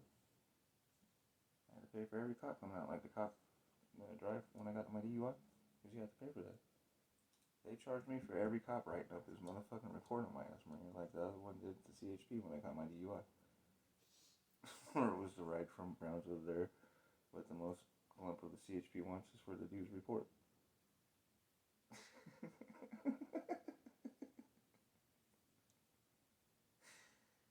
people are sick with it. But aren't you getting paid by the state, bro? Why the fuck are you giving me for $1,000 because you had to sit down for 20 minutes to write up a final report from your perspective and point of view? You understand? Mm-hmm. Along with the taxi ride. Why do you get charged for fucking getting arrested? In transportation.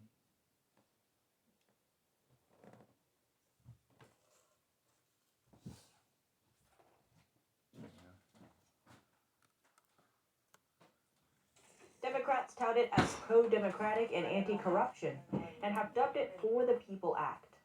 The bill is still sparking controversy, Senator Tom Cotton noting the bill would overturn voter ID laws, only requiring a written statement but no photo ID. The Wall Street Journal editorial board issued an article titled Newsflash, It is a Bad Bill, H.R. 1. They cite an article by the Daily Beast from a nonprofit news group covering electoral issues called VoteBeat. They note two provisions in particular. One would require states to offer voter registration by an automated telephone-based system. And the second would require mail-in ballots to have a, quote, self-sealing return envelope, which the author notes would be about 30% more expensive than the envelopes currently in use for ballots. And their glue gums up the USPS's machines, making voting more expensive and less efficient. And an opinion piece in The Hill notes how H.R. 1 would overturn previous Supreme Court rulings on elections. That's because one of the provisions in the bill would require state... How does the self-gluing envelopes fuck up their machines if that's all the post office sells? The self-gluing envelopes. That's what they sell to you. Have you ever bought envelopes from there? That's all that's issued in prison. That's all you can get. It's federally mandated fucking envelopes. You understand? They're self-sealed. The envelopes that I used to write to you from, that's the post office shit. Why would they make something that messes up the machine if everybody that's ever been incarcerated, that's the only shit you can buy and use? And it's worth money.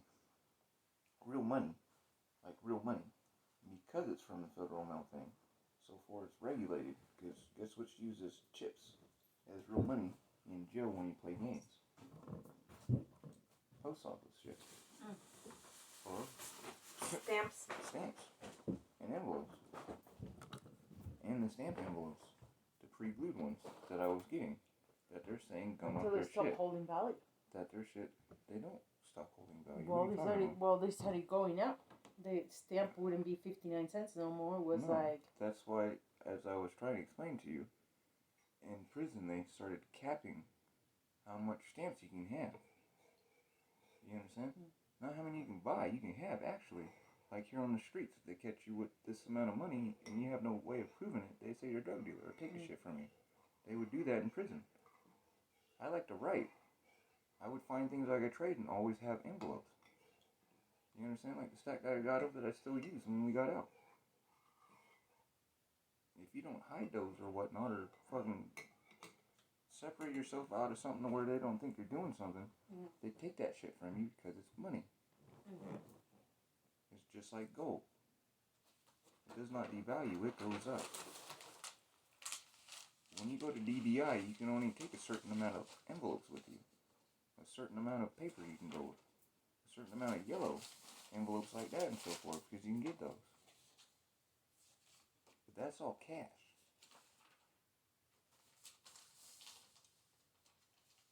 That's why I say it's interesting on this long little blah blah blah. How are they stating that that slows down the mail service if every jail in America and prison and facility that is federal, that is what is provided for you to mail out your stuff? And if that is slow, I don't know how in the fuck you were getting the mail faster than I was getting your stamp mail. When mine is glued and sealed and the shit that's supposed to fuck up the machine. You were getting my envelopes before I was getting yours.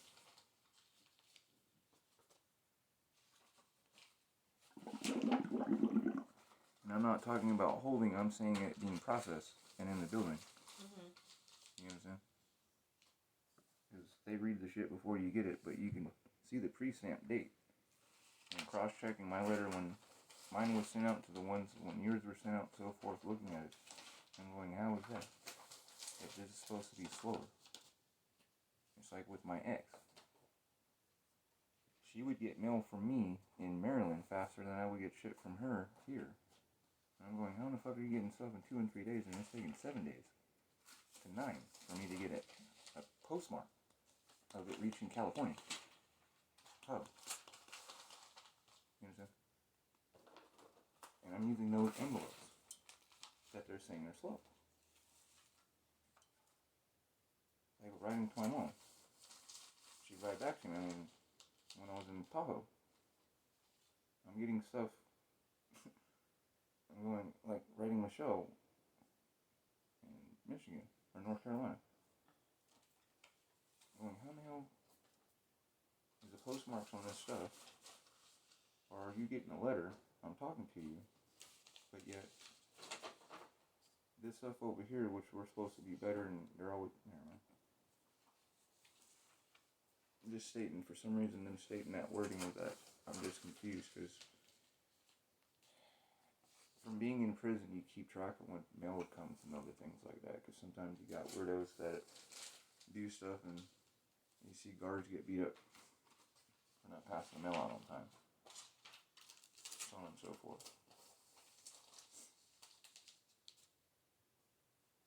It's just interesting that they state what they're stating, when all we get to use in there is those type of envelopes that they're saying blues the shit up. Our mail always makes it to the people faster, and the pre-date stamp for it coming to us is fucking slow with the fucking stamp shit. And the other envelopes, you know, blah blah blah.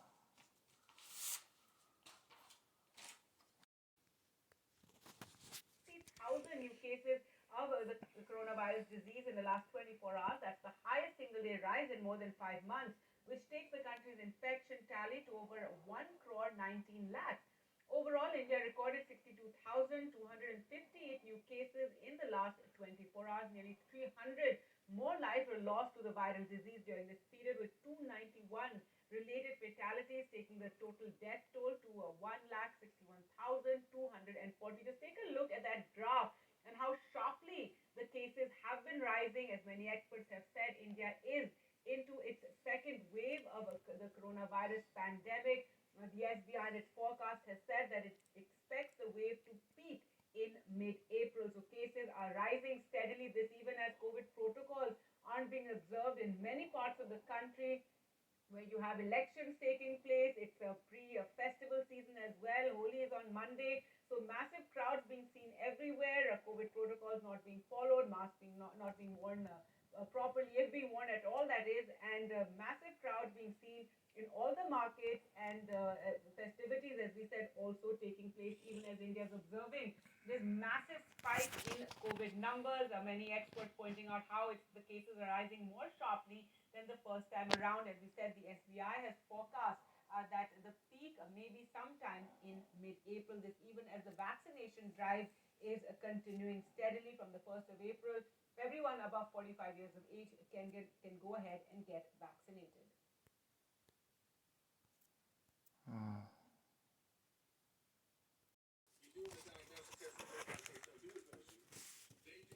Remove women don't do this in my country. No, honey, we're gonna remove all those stigmas and stereotypes and everything. Fucking come on. You know what I'm saying? Is his theory, primarily. Okay, so that's stereotype threat. There's also work on what's called rejection sensitivity. What rejection sensitivity means is when you've been rejected over and over and over again, you tend to internalize it. You tend to anticipate it. This comes from a psychologist at Columbia University, Geraldine Downey, who does work with especially formerly incarcerated people. And what she finds is that rejection should be an acceptance in the sense of, say, seeing a cop car and oh shit, my hands are sweating. And ain't done nothing wrong. that you get in the social world. So when the entire social and then be a child raised like Thomas in a nice prestigious house that is on himself trying to figure out why. In psychology class. Oh, motherfucker, hold on a minute.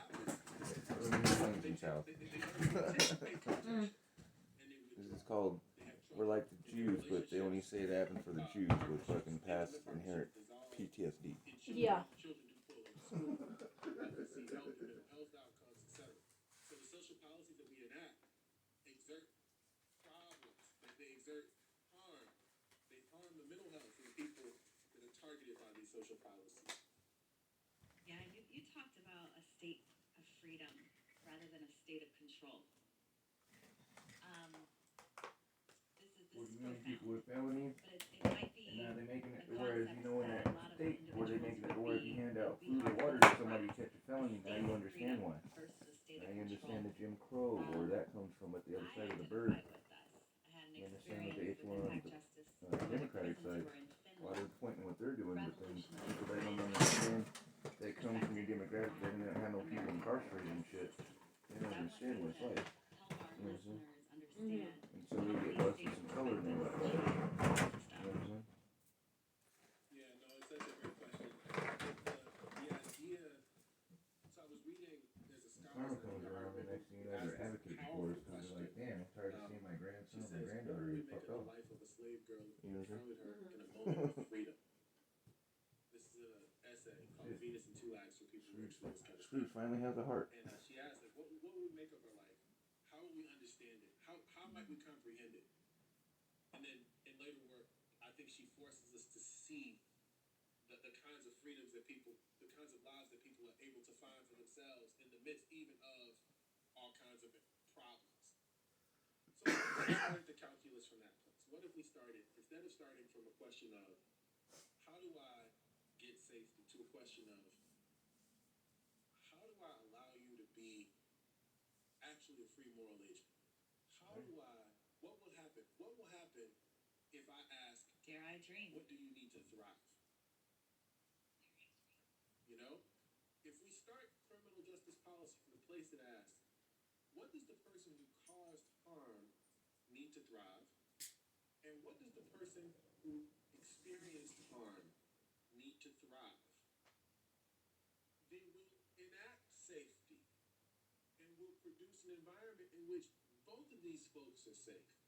From the actual violence of communities, from the structural violence that people face every day when they hear all these things that are structured into our legal code and into our housing policy and into our employment and into our social policy and into our urban policy. When we think about the ways the cities are designed rather than include, that will allow people a full voice in the making of even in their own image of words. They're deciding on what gets built where, how, and when. A more democratic vision that maybe afraid of if we govern from a place where we ask, what does the person need to thrive? And again, I need safety to thrive. I need it. That means you'll make sure I get safety. So if we govern by asking about thriving, you'll get safety and you'll get thriving. The problem is we've been governing asking questions only about safety, which is dominated by our fears. And we have not gotten safety. And we have not gotten thriving. But if you govern for thriving, you get both. Yeah. Anyway, that's sort of the point there. That we might build a place where even people who harmed us might have a place in the world. Yeah, but how do you grant safety to something about an illusion that somebody has a threat that somebody has made in their own head?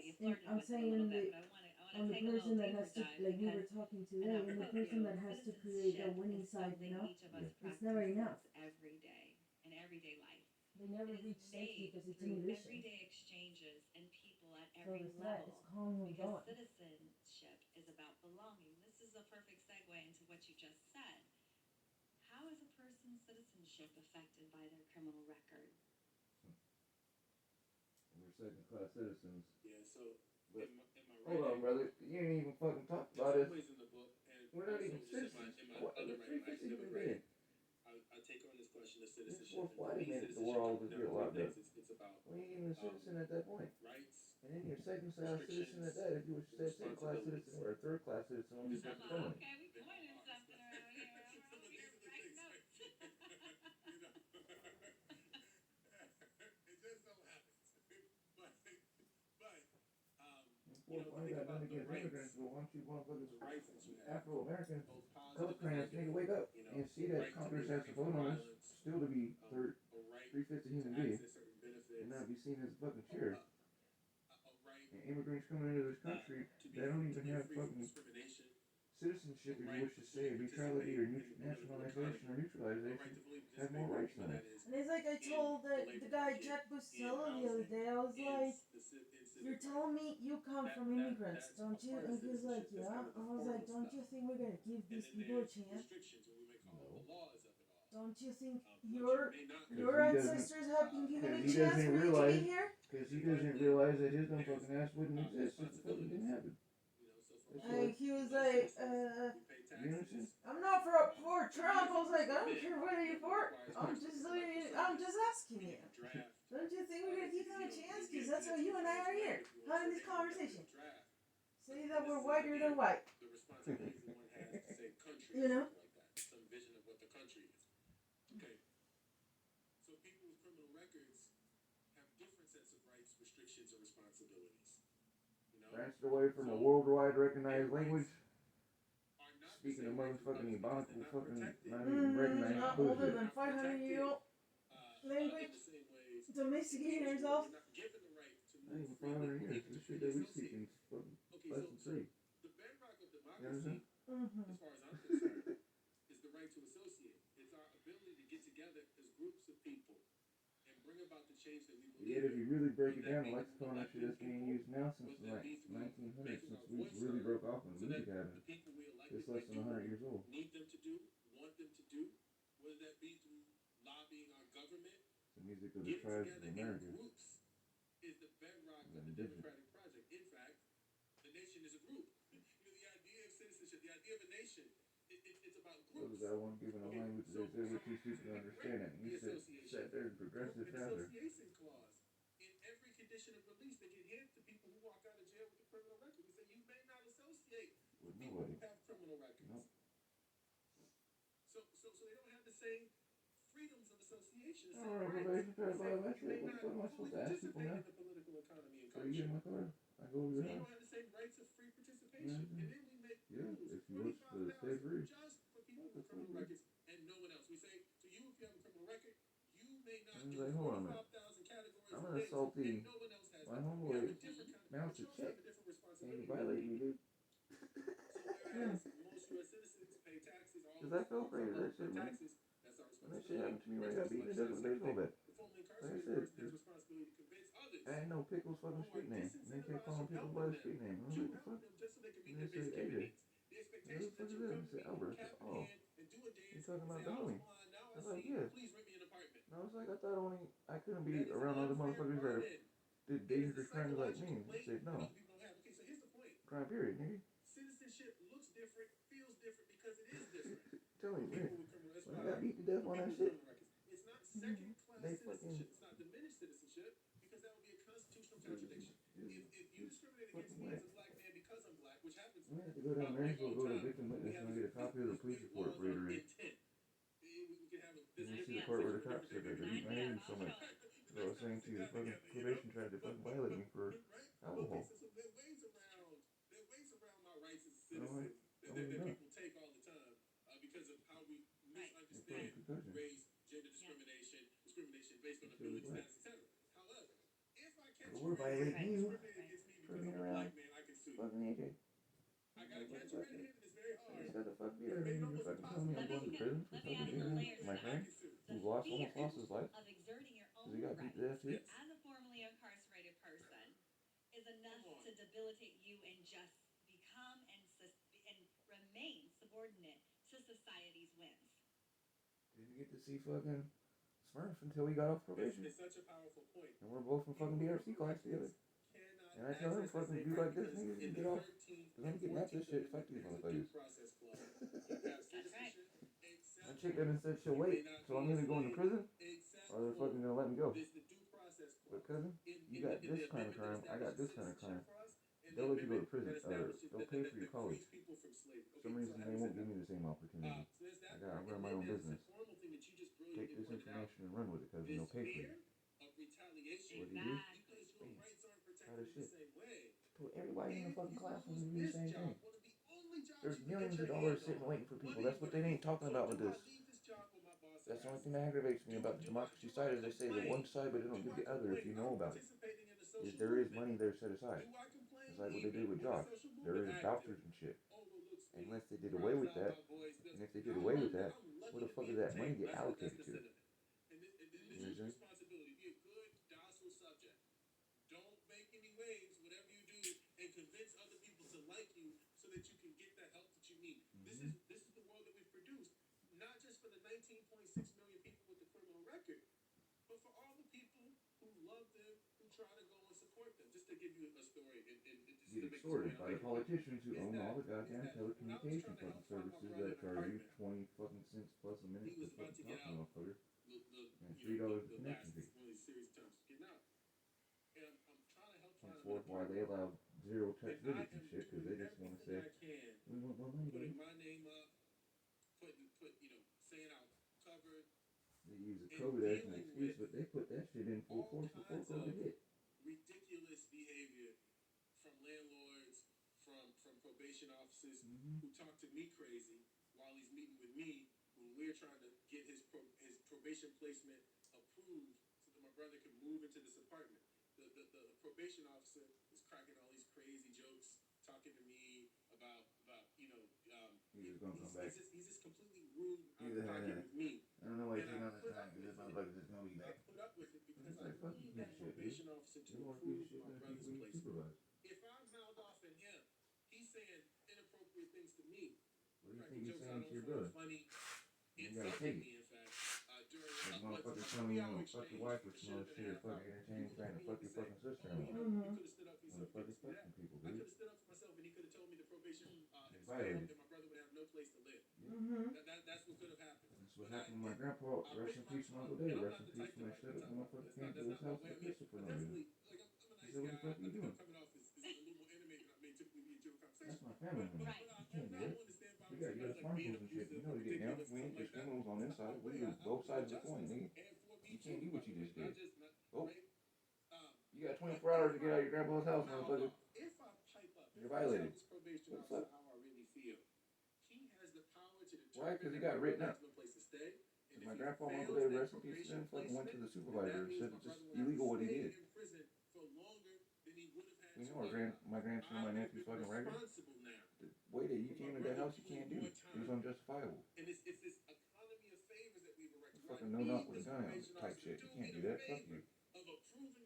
Fucking officer would have almost got shot on my grandpa. Even if I have a job in the credit score of renting me the properties that I'm qualified for, where I need the boss to do me the thing is, they try to do some dirty shit to my grandfather, but he got a perfect career in Marines and everything else. Gang sergeant. He ain't perfect. He was gonna get ass much. And the city would have got sued. That motherfucker got shot the fuck down. And they would try to do some dirty shit. Would have came out to the light. You know, dirty as fuck. You try to do some shit on a fucking man that is nothing but a fucking war veteran that defends his house. Everybody on the street knows him. Everybody knows our whole family.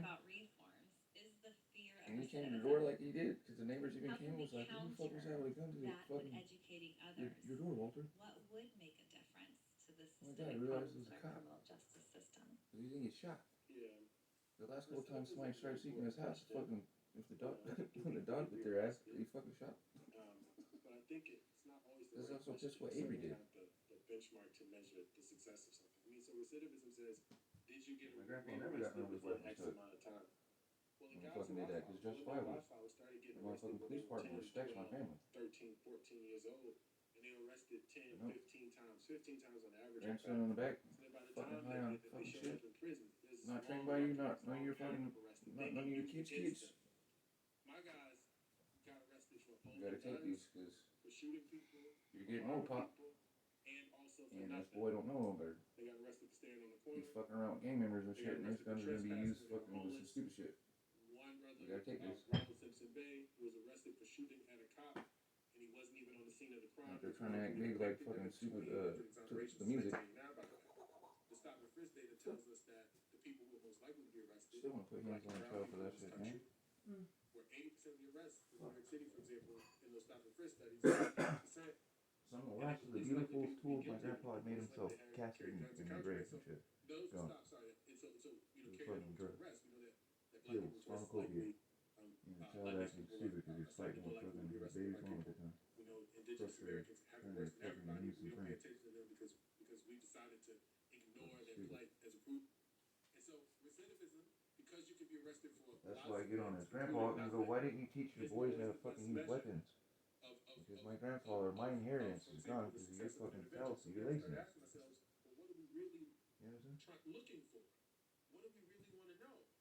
Do we want to know, do people My commit side less was crime? taught, you went through the same shit as him, you didn't teach your boys. Now Why we have didn't you? Or the girls. answers to what people need to commit Motherfuckers less running crime. around shooting at people in games. People need stability, Because not you didn't do that. precarity. You understand?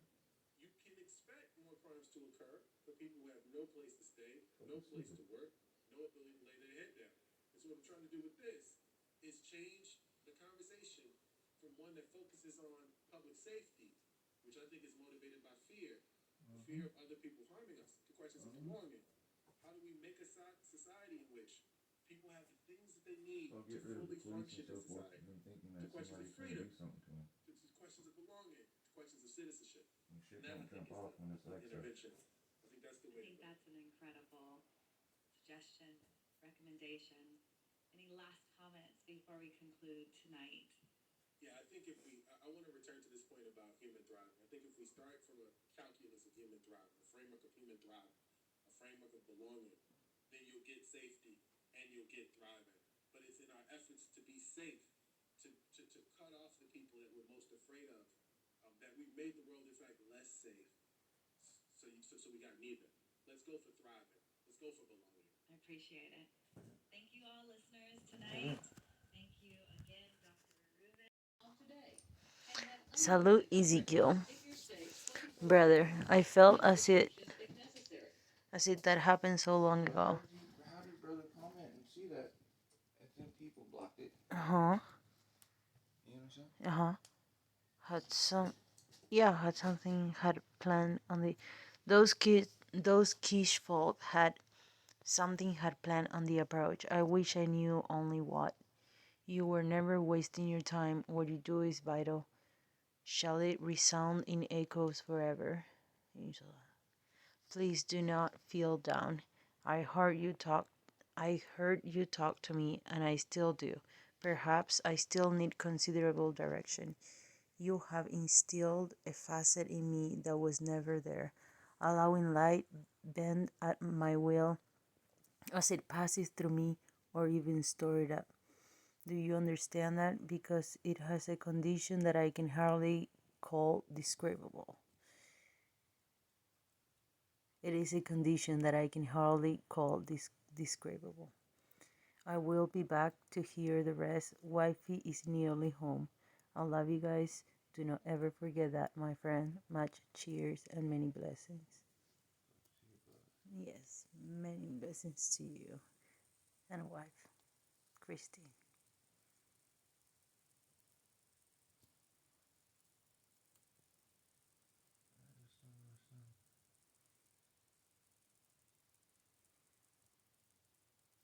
Do you understand? Answer his question.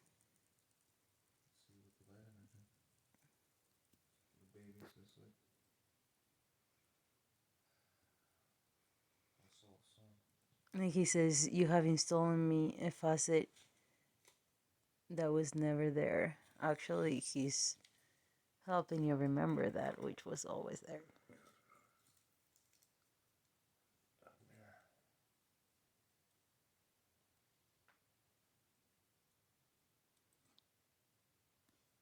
As scary as he had wrote in that. Several other people looking through memories on Facebook the other day were saying the same thing. It's your time of reaching out to people and asking them, like I'd shared with you with Brother Johan. It's in Maryland, like Brandon, since that he'd passed away, he killed himself. There's so many people. Can you tell Jeremy to reach out on private, on email, answer my email, please? I had reached out like a month ago to send them some care package. Please do, brother.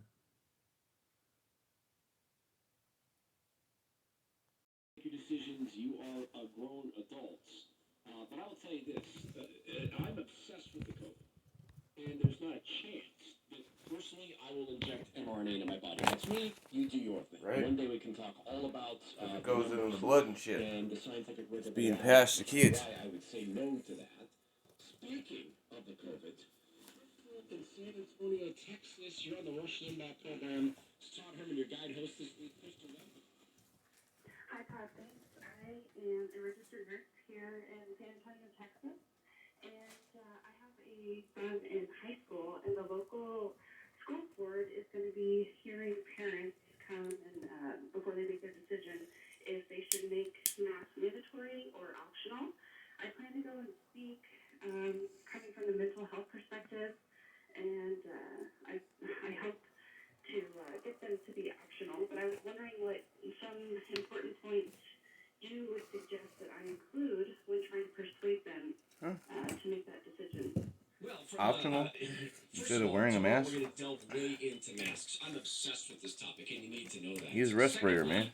I've got a COVID fact sheet that hopefully we'll put up at rushlimbaugh.com, which is a wealth of information to this day that will give you a lot of ammunition from a perspective of healthcare that these are called non-mitigating facial enzymes. They simply don't work. We could talk physics, immunology, but from a perspective of mental health, I would start with the younger kids.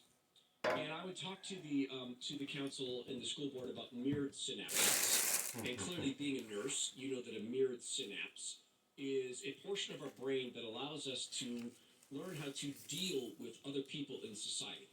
That we have these synapses that we see a smile. We grow to understand that a smile indicates a pleasant mood, or a frown can indicate anger or confusion, or if you're speaking to someone and their face indicates that they are not following you, perhaps they don't speak your language, or perhaps you're speaking 90% too quickly silence. or not being understood or related to. There's a strong bit of research on the brain. I'm reading a book right now about our ability to restructure our brains, literally the structure of our synapses in a positive way, even overcoming things like traumatic brain injury.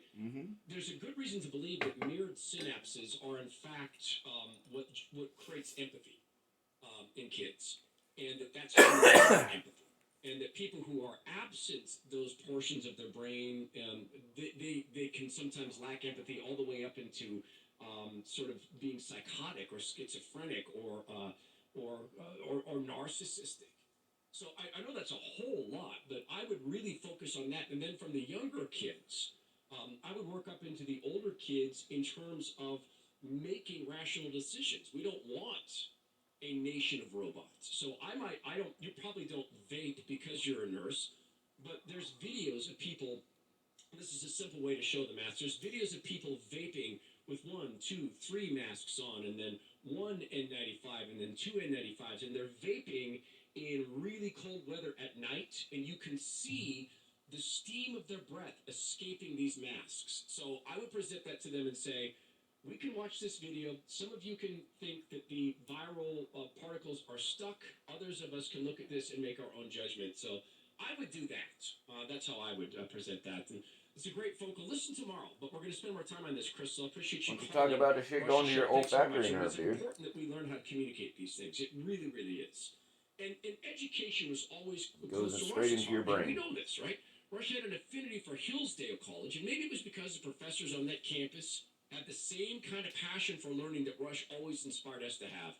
But you tell me. Hey, folks, teachers and professors exhibiting a real passion and belief in what they teach are the people you remember years later. I remember I once, as part of the program, would ask callers, who is the, you look back in your life, who was the most influential person in your life? Outside, no family members, because we always say family. And it was an incredible number of people said teachers. A teacher. And in many cases, it was a teacher I didn't even like. But it was a teacher that got more out of somebody than that person thought they had. It was, for me, actually a coach. But the coach was a teacher. A good teacher. Don't have to like him. But a good teacher, you'll remember what you're taught years later, because they made it interesting. They made it crucial. They made you think it was important to know what they were teaching you. That's the impact of a great educator, and that's the kind of people that teach at Hillsdale College. Their teaching boundaries go way beyond the campus. They have a series of 36 online video courses, 36 for those of you at Rio Linda. Every one of these courses is it. And at that point, there is no digging out. And the Democrats are brilliant at structuring heads we win.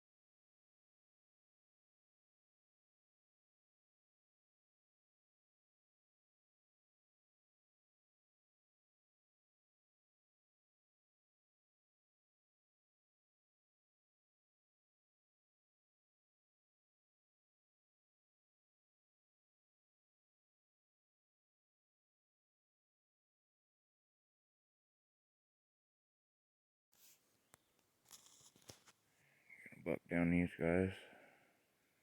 And then cut down the rest and buck them down. So it's not a big old cluster like over here. Get to these guys right now. Debranch them with the nada. Make a pile, branch pile. Put in the trailer.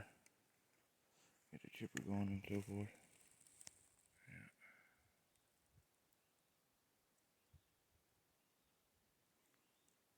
Get the rest of these cut and thin down.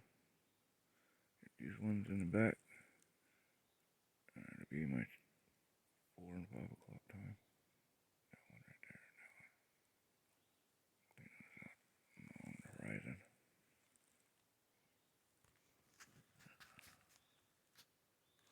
The sun doesn't come up this way anymore. It comes up from this way. Clean this out and get back to that valley over there. I had the other high frequencies.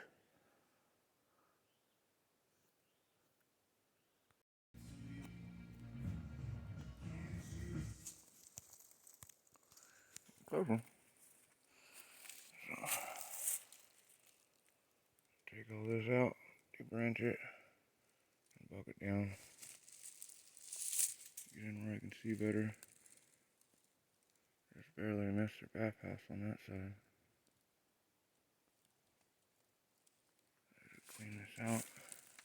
Might have to deconstruct her piece just to be safe. So I don't want to destroy her things.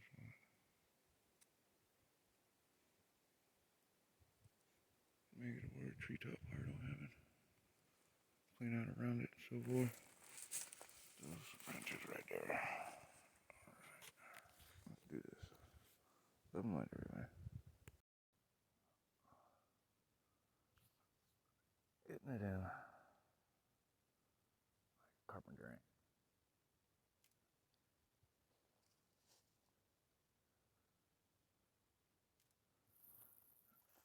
All the guys are in shade. About 3 o'clock. Sun's there. So I gotta make his way.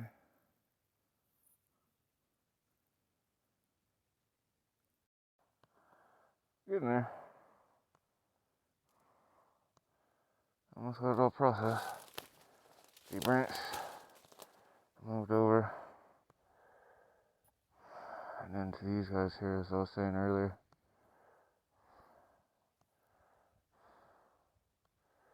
Take out these. Around.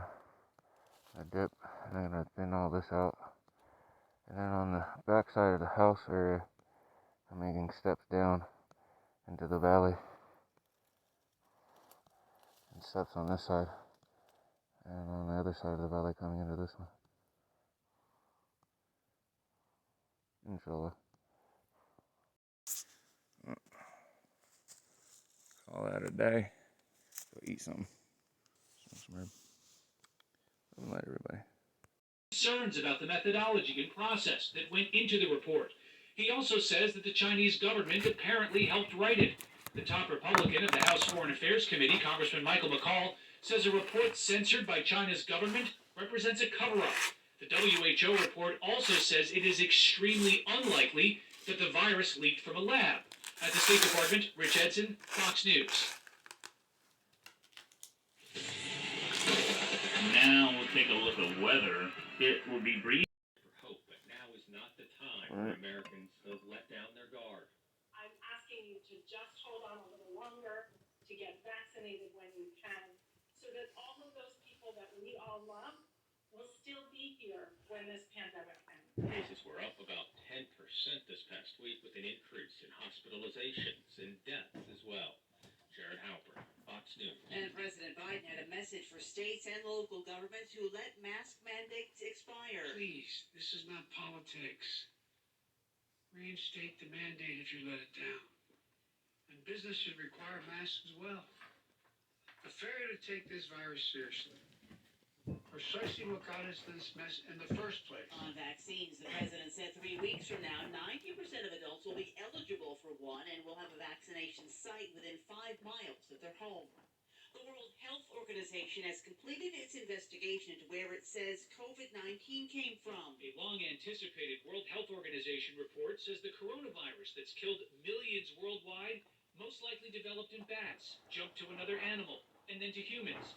The Associated Press obtained a draft of the report, though already scientists and members of Congress say they are very skeptical. Fox's Rich Edson at the State Department. Secretary of State Antony Blinken says the U.S. has concerns about the methodology that went into the report and says there's evidence the Chinese government helped write it. The report also says it's unlikely the virus leaked from a lab. America is listening to Fox News.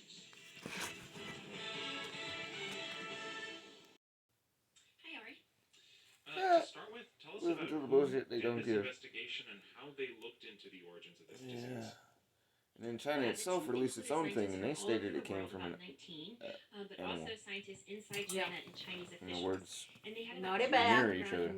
Not That's from a the bat. where the first bat. cases were But detected. from a And wild they were animal. there to try to find new In the world information market. about these Most early likely. days of the outbreak. It took them a They year talked to the just first be known most patients, likely. visited the Hunan seafood And market thousands where of an billions early of outbreak dollars. occurred. These ones are saying And it's they a bat. interviewed scientists at the Wuhan Institute of Virology who studied bat coronaviruses. Now you got some early insight into what the report found. Tell us what's Like, in no, it. it's not a bat, because a bat would Yeah, trace the back report to the will say that fucking the lab. pandemic likely began when a bat virus spilled over into another animal and then into people. And we've known that for a while. But the report will say that this spillover did not happen The in movie Hunan Contagion. seafood market in Wuhan. Anybody It had remember the been movie linked Contagion? since some of the earliest cases It's like were the found box there. cutter. But now, Ari, this is huge. The team found that that COVID was already circulating in Wuhan when a big outbreak occurred at the market in late 2019. Linfeng Wang is a virologist at Duke NUS Medical School. He was part of the investigation, and he says now the big question is, how did the virus get to Wuhan? So, three possibilities. The virus brought to Wuhan by a human, by an animal, or by frozen food. And I would rank the frozen food as number 3. Not impossible, but low probability. The report will also call for investigation into farms in southern China that breed exotic wildlife. These farms are a potential source of that first spillover, and the Chinese Look at the government motherfucking abruptly farms, closed the these pig farms. after the pandemic With began. the swine flu and the Finally, blue Ari, ear, the report will the also say PSRV that it's mutation shit, extremely and unlikely the that Ebola, the virus leaked and from the H1N1, Wuhan and Institute of H5N1. Virology. Not impossible, but unlikely. In a way, it sounds like this raises more questions than it answers. If Peace the virus Foundation didn't test originate at that unloadable. seafood market, and it's unlikely that it originated in a lab, which is a theory that some, including former CDC Director Robert Redfield, floated. But yet they say it tell was us in more September, about where honey. this leaves us. It goes with Well, my yeah, I mean, dowsing and your dowsing. There's been some criticism of 'Cause I scried it. WHO with I this wrote it, report. There's bugged you concern about that it, WHO and you is finally doused it. underplanning and not fully pursuing And this got that lab 8 leak theory insane September. because they are catering to the Chinese government. But one of the members yet, of the WHO team, Peter Daszak, he's there a was an disease outbreak at the ecologist. Wuhan He pointed out that the virology members of this investigation in are September. not actually working for They had them WHO. They are closed. independent. Until October. Our voices are independent. I know, If because there was there's And then there was a secondary one. So the people, The there's heat nobody prints there. and the cell phone Yeah. tower pings. No, we would push They're not back. telling That I you have what pictures Back of. in, Yeah. We would have stuck to Because on there's a sites thing we that happened in saw September, afterwards, and, we're gonna and do then they this tried one. opening it in October, and then they Daszak closed it notes in that October, the team and then they went back on our son's unanimously birthday. agrees on the main conclusion of the report, and that's that it came from a bat And then to an animal its and then gestational somehow made period its way to Wuhan. matches up NPR's with Michael Angel. what? Thank you. November 17th, 11, 17, 19, which starts the number equations on the first part of the Nigrams. 40,000 borrowers. These are borrowers who can no longer On work my because they have titles of my significant things going. permanent disabilities. Members that the Who's change giving is out a doesn't first outright. step towards What I'm being addressing showed to troubled myself when I program do that zipper NPR's Corey is Turner these numbers right and here. Claire Lombardo These numbers right investigated here. more than a year ago. These numbers right Corey here. Turner joins us now These numbers for right here are the details truth. about today's development. Hey Boom, there. November 17th come up. That was the first admitted. Hey, so what exactly admitted is the admittance Education Department promising to do someone. here? September. So federal law The has October. long said that the Education December. Department can erase the federal student loans of any borrower with significant The shit when the fucking They variants just have would be to here. ask for it. It's not automatic. How they would And do. then they have to What complete they would 3 do. years of income monitoring, sending in paperwork once a year. The trick is, this income monitoring really trips up a lot of people. In fact, the department revealed today, Elsa, that just in the past year, really over the course of this pandemic, 41,000 borrowers have had their debts given back to them, reinstated, because they failed this income monitoring requirement. And to be clear, most are failing not because they make too much money. They're just not sending in the paperwork correctly or at all. So what the department said today is it's going to give those 41,000 borrowers basically a do-over. They're going to erase their debts again and then give them a chance to make it through this 3-year income monitoring. Wait, now why is this income paperwork such an Who obstacle? are they? Yeah, it's complicated. There are a few reasons. Some borrowers have disabilities that frankly make it hard for them to keep up with these requirements. There's also understandable confusion. You know, borrowers qualify for this loan relief because they have little to no income. So they think, why would I need to verify my income? I also though spoke with one borrower, Drew Lehman, who says he did his income paperwork and he did it early and it kept getting rejected. And they wouldn't tell me what I needed to say or what I needed to do to fix it. They just kept sending it back saying there was something wrong with it. It wasn't until almost 3 months into this process that someone said, this is what we need you to say. So also under this temporary change announced today, borrowers like Lehman won't have to send in their income documents during the pandemic, but they will still be part of this 3-year monitoring. When I told Lehman that this morning, he said he's going to send in his paperwork anyway because he just doesn't trust the system at this point. You know, he's told me before several times that he worries about making one little mistake. And everything comes back with a vengeance because now you have all the loans plus the interest that's been building up over that time. It seems like it's purposely cruel, to be honest with you. Purposely cruel, wow. I mean, yeah, I guess it is. Unnecessary hydroxyapatite crystals in your blood.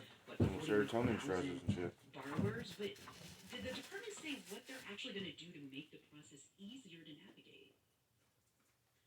Well, aside from temporarily waiving that annual income paperwork requirement for the duration of the pandemic, not really.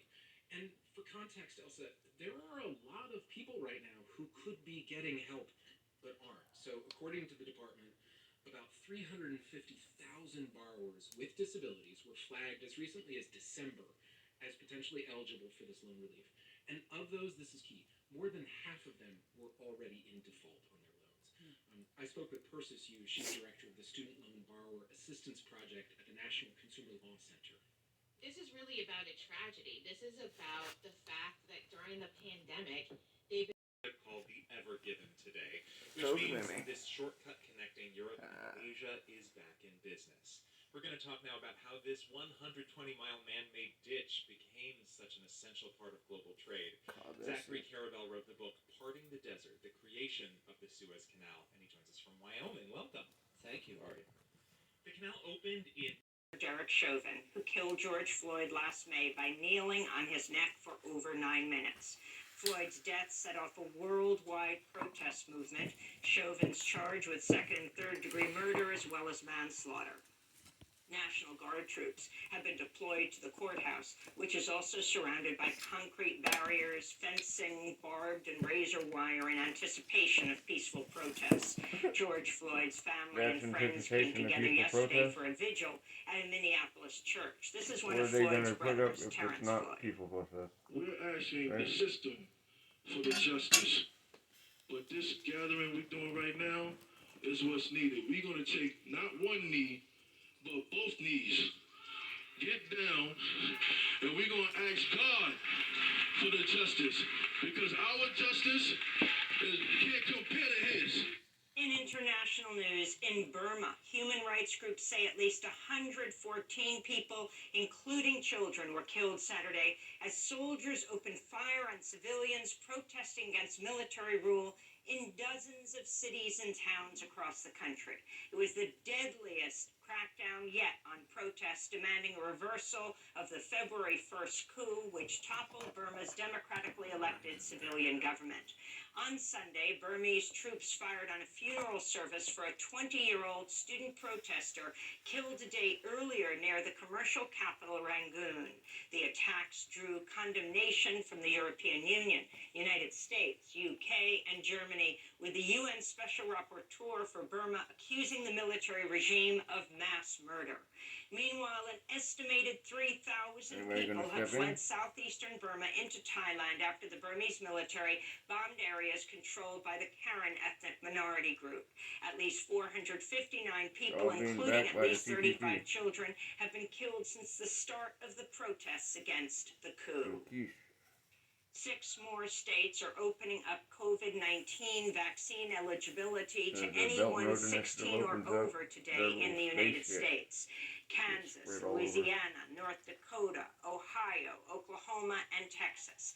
At least 3 other states will do the same this week. Over 36% of U.S. adults have now received at least 1 dose of a vaccine. Officials are rushing to get shots in as many arms as possible, as over 24 states report an increase of at least 10% in new infections compared to the previous week. New York and New Jersey, once the epicenter of the virus, are again leading in new infections. Dr. Deborah Birx, former President Trump's coronavirus coordinator, told CNN hundreds of thousands of U.S. COVID deaths may have been preventable. There were about 100,000 deaths that came from that original surge.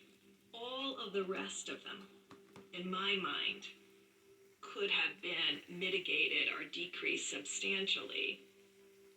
Nearly 550,000 deaths have been reported in the United States, by far the highest death toll in the world. Mexico published revised figures showing its coronavirus death toll to be 60% higher than previously reported. The new numbers would put Mexico's deaths at over 321,000, placing it second in overall fatalities, ahead of Brazil and behind the U.S. Chile has imposed strict new lockdowns affecting 80% of the population amidst a major wave of cases. This despite Chile having one of the world's highest rates of vaccination. Health experts say the surge can be attributed to a lack of adherence to mitigation efforts and the spread of new variants. In Brazil, some researchers say the entire health system could collapse as infections and deaths continue to surge. Brazil recorded around a quarter of all COVID-19 deaths worldwide over the past 2 weeks. The World Health Organization warns COVID-19 cases are on the rise in at least 12 African nations, and that a third wave could overwhelm already vulnerable health systems. South Africa suffered the greatest toll, with over 52,000 deaths and over 1.5 million cases. Less than 1% of people living on the African continent have received a coronavirus vaccine.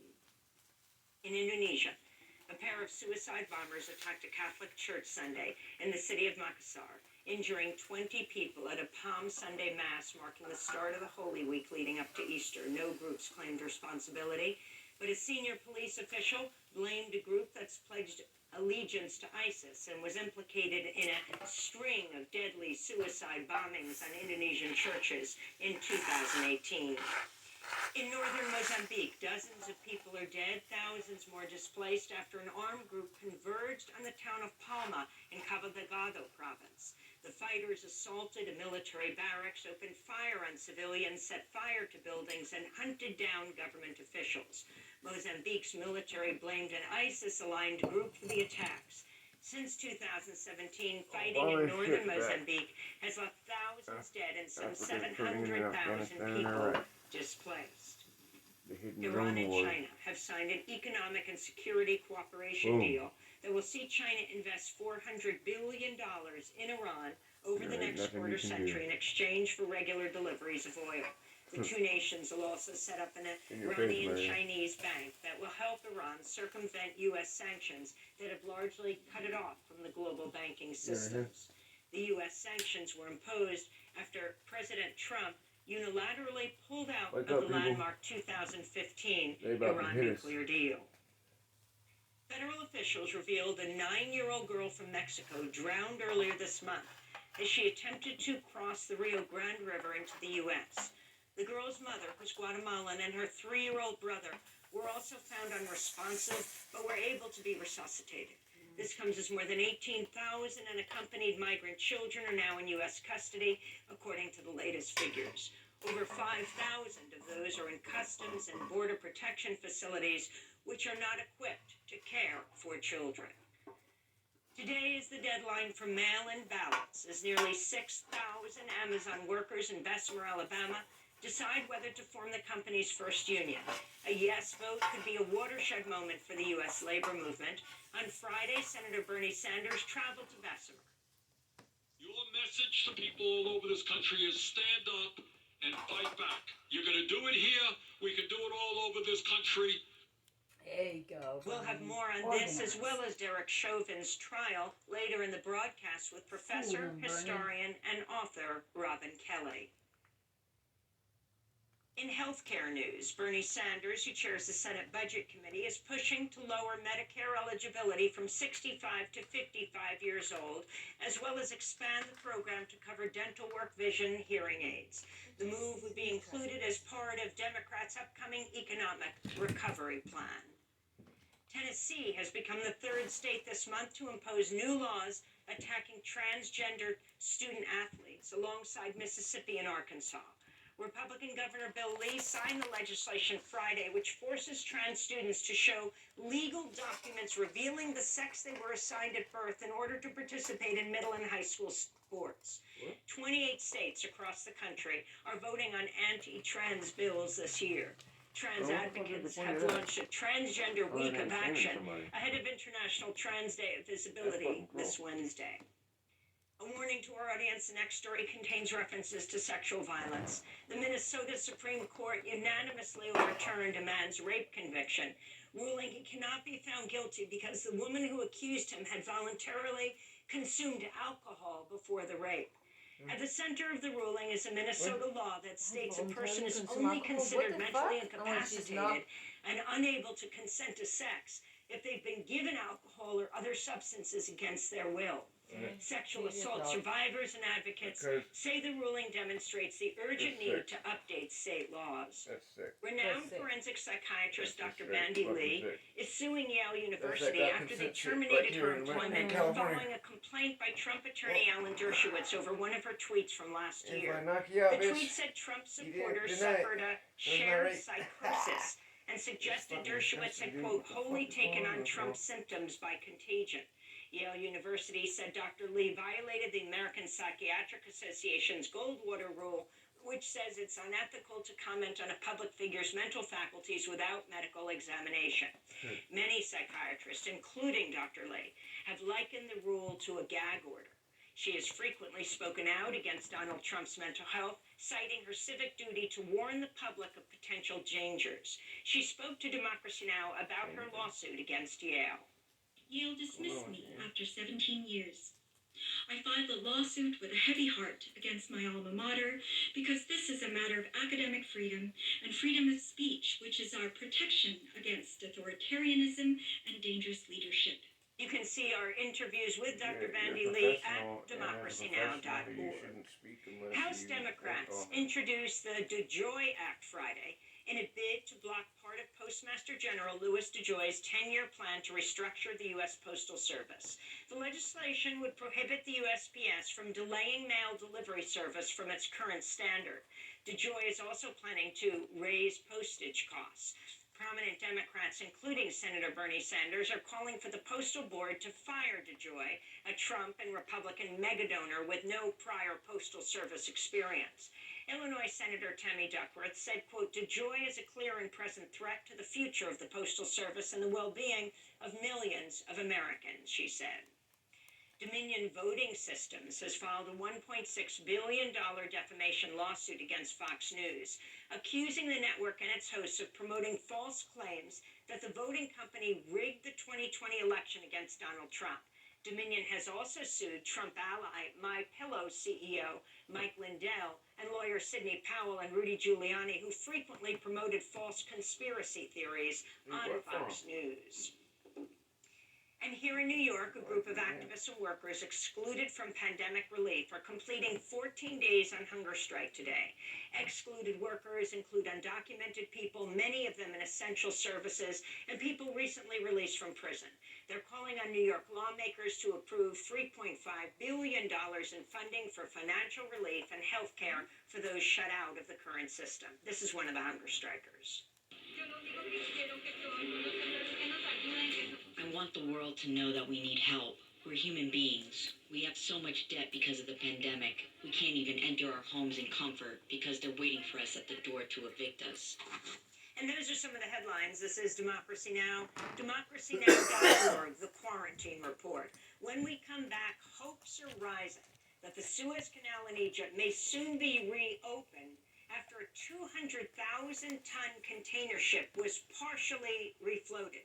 The ship is as long as the Empire State Building is high.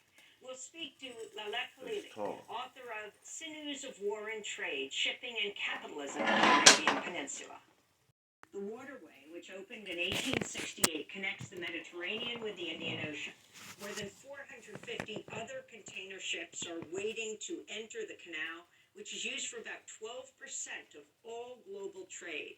Some ships have opted to sail around the Horn of Africa instead of waiting for the Suez Canal to reopen. The impact of the canal shutdown is already being felt. Syria has begun to ration fuel after a Syria-bound ship carrying oil was prevented from entering the canal. The crisis has also raised new questions about global trade practices, including the reliance on massive cargo ships. The Ever Given is almost as long as the Empire State Building is high. The ship's cargo would extend for 75 miles if placed in a straight line.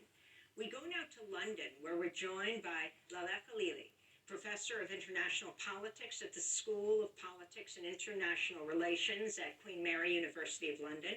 She's the author of several books, including most recently Sinews of War and Trade, Shipping and Capitalism in the Arabian Peninsula. Khalili's new piece for the Washington Post is headlined, Big Ships Were Created to Avoid Relying on the Suez Canal. Ironically, a big ship is now blocking it. Hello, Professor. It's great to have you with us. Can you start off by just describing what has happened in the Suez over this past week?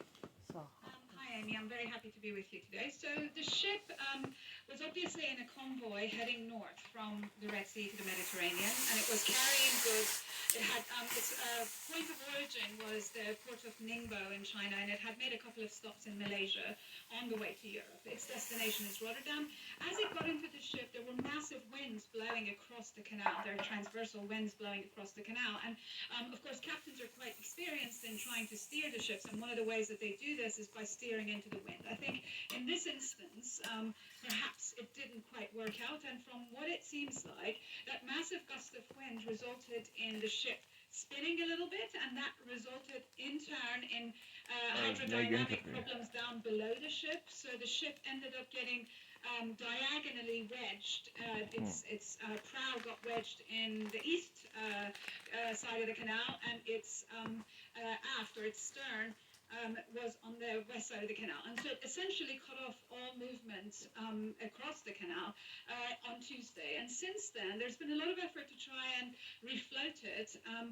And part of the problem has been that it has lodged on the side of the canal. Part of the problem is that the canal is kind of it's got its edges are not quite as deep as its center is. And so it's being wedged at the front and the back in the side of the canal means that it needs to have dredgers dig the sand and the mud around it in order to release it.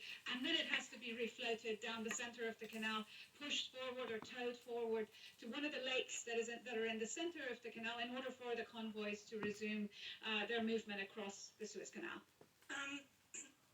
The enormity of the ship, the Empire State Building on its side, if you can talk about how ships got this large, and also in the context of where it is right now, explain the significance and history of the Suez Canal and its importance in global trade.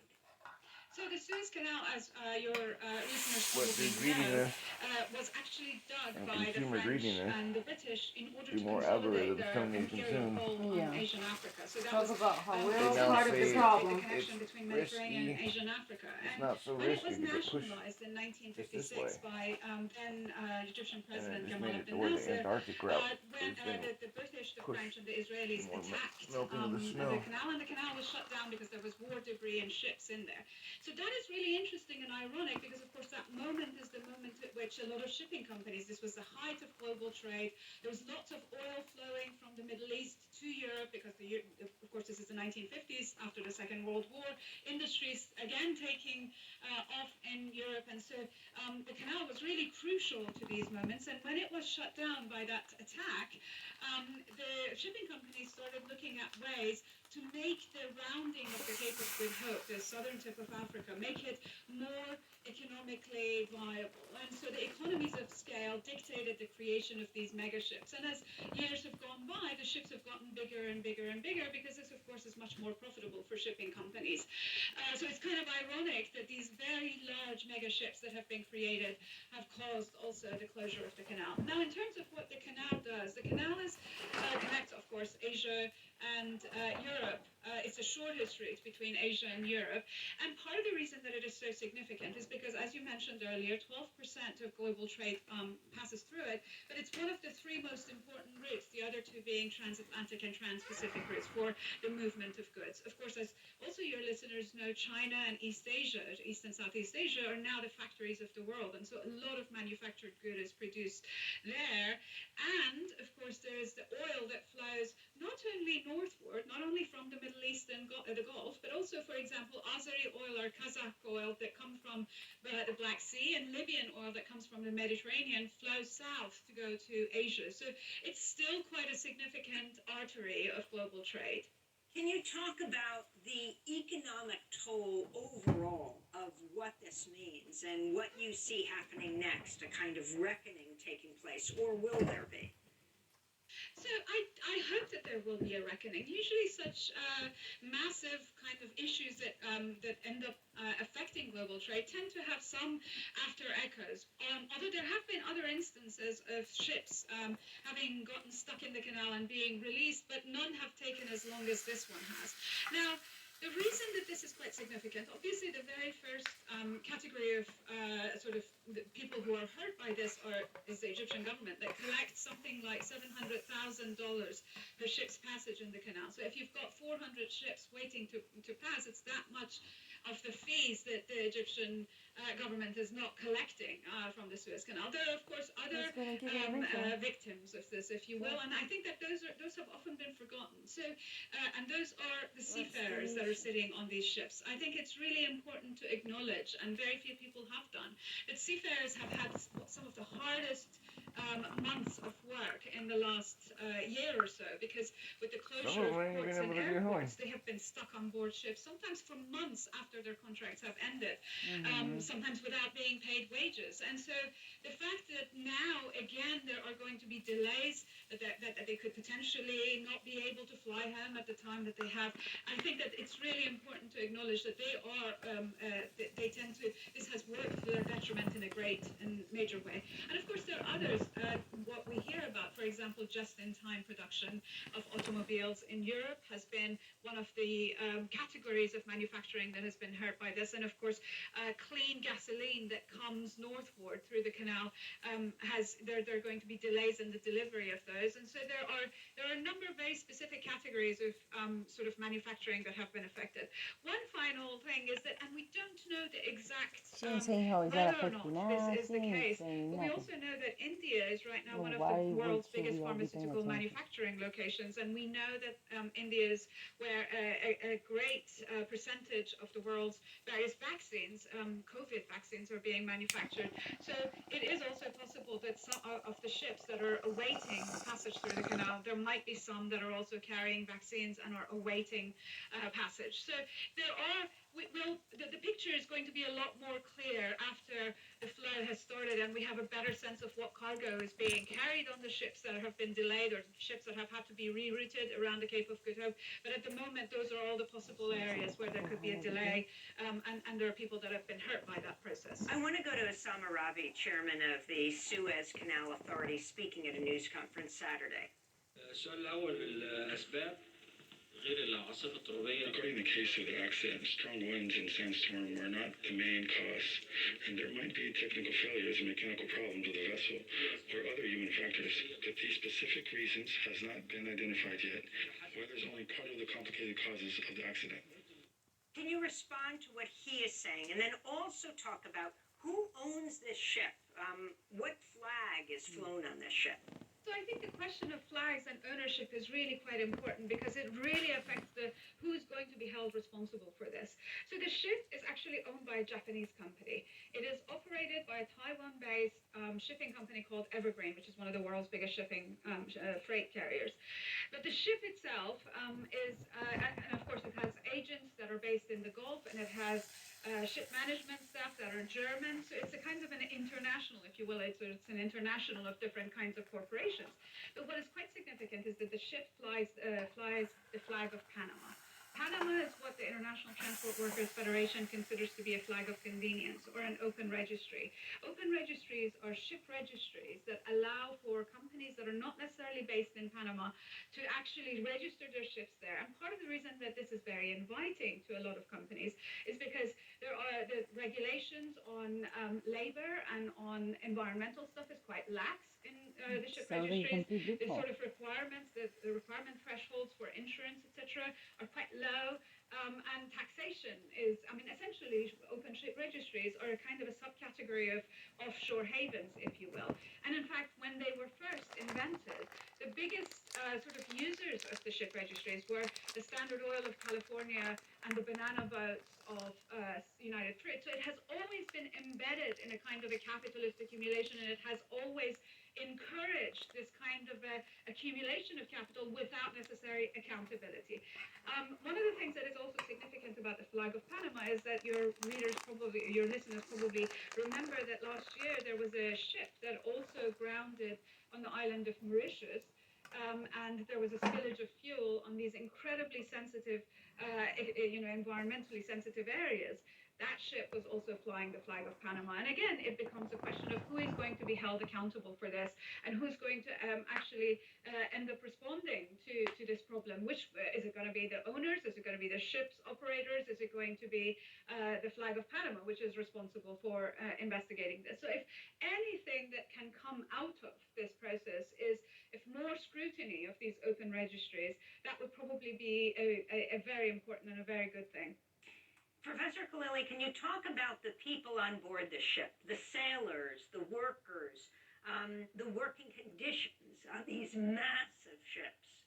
So I actually went down the Suez Canal a couple of times as part of my research in 2015 and 2016. And what is really striking is that in a ship that huge, which is essentially as big as a small town, you only have somewhere between 30 to 35 people working on the ship, which is an astonishing statistic if you think about it. Sometimes actually not even as many as that, but usually a container ship has a lot more people, because particularly if there are things like refrigerated containers, they have to make sure that the refrigerated containers continue to refrigerate despite, for example, issues with fuel. There are of course people in the engine room that are maintaining these massive engines. And then, of course, there are the crew and the officers who make sure that the ship is not rusted, maintain the ship. The officers, of course, are responsible for the ship's arrival and into and departure from ports and, of course, steering the ship. The work aboard these ships, of course, requires enormous skill. And particularly the bigger the ship is, of course, it requires more skill. And the shipping companies tend to obviously hire people that have quite extraordinary abilities. They're professionally astonishing.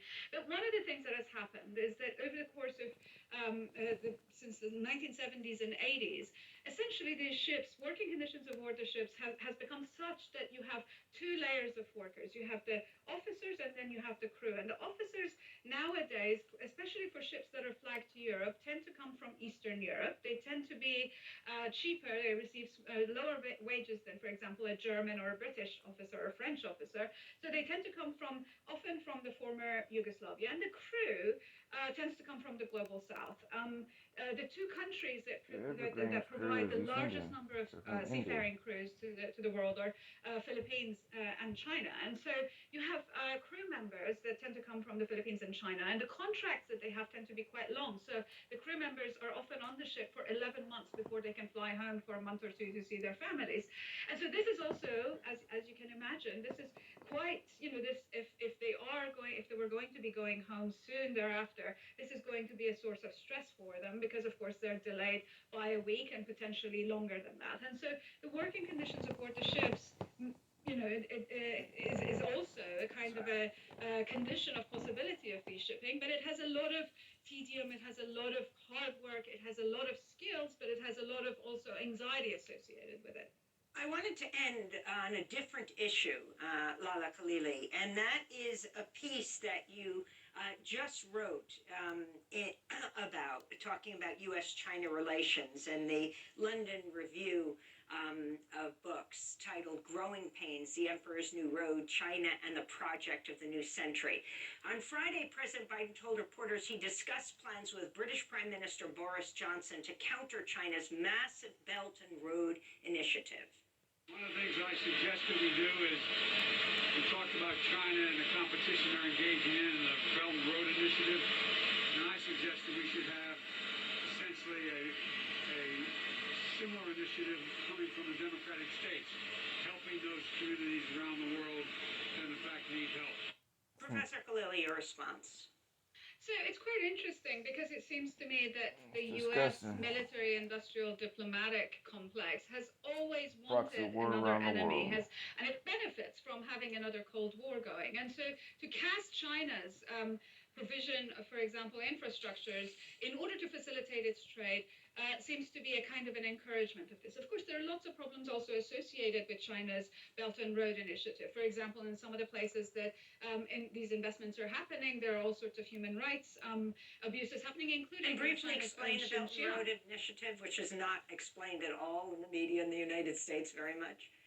So the Belt and Road Initiative is essentially a plan that was put into action in the 2013 to actually gather under its title a whole lot of already existing infrastructure projects across the Eurasian landmass all the way to Europe for infrastructure and particularly transport projects. So high-speed rail, train lines that went through different terminuses and would, for example, end up in Singapore and in Iran and in Budapest.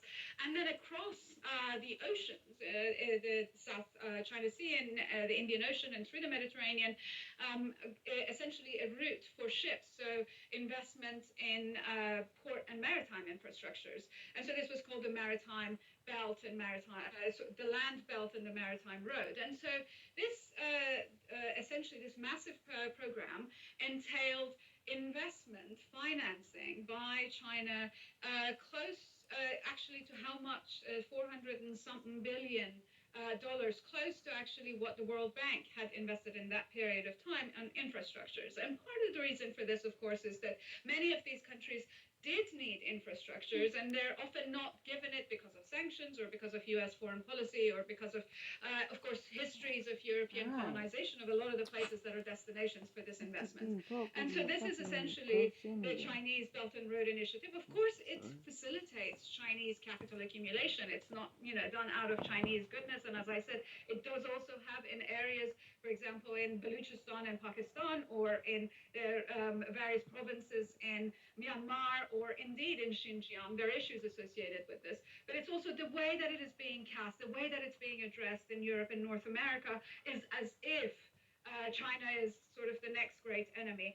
It's really important also to point out that China, despite sort of this expansion, has not, for example, established 800 military bases like the U.S. has done in lots of different places, but rather it does have 1 or 2 military bases outside of its own periphery, but it also depends on private military companies. So it's quite an interesting moment because essentially what China is doing is the enforcement of capitalism with a Chinese face, if you wish, but it is seen as a threat to the U.S. national security, perhaps because, as I said, a Cold War is always good for the military business in the U.S. and Europe. Well, Lala Khalili, we want to thank you for being with us, author of Sinews of War and Trade, Shipping and Capitalism in the Arabian Peninsula. And we'll link to your piece in the Washington Post.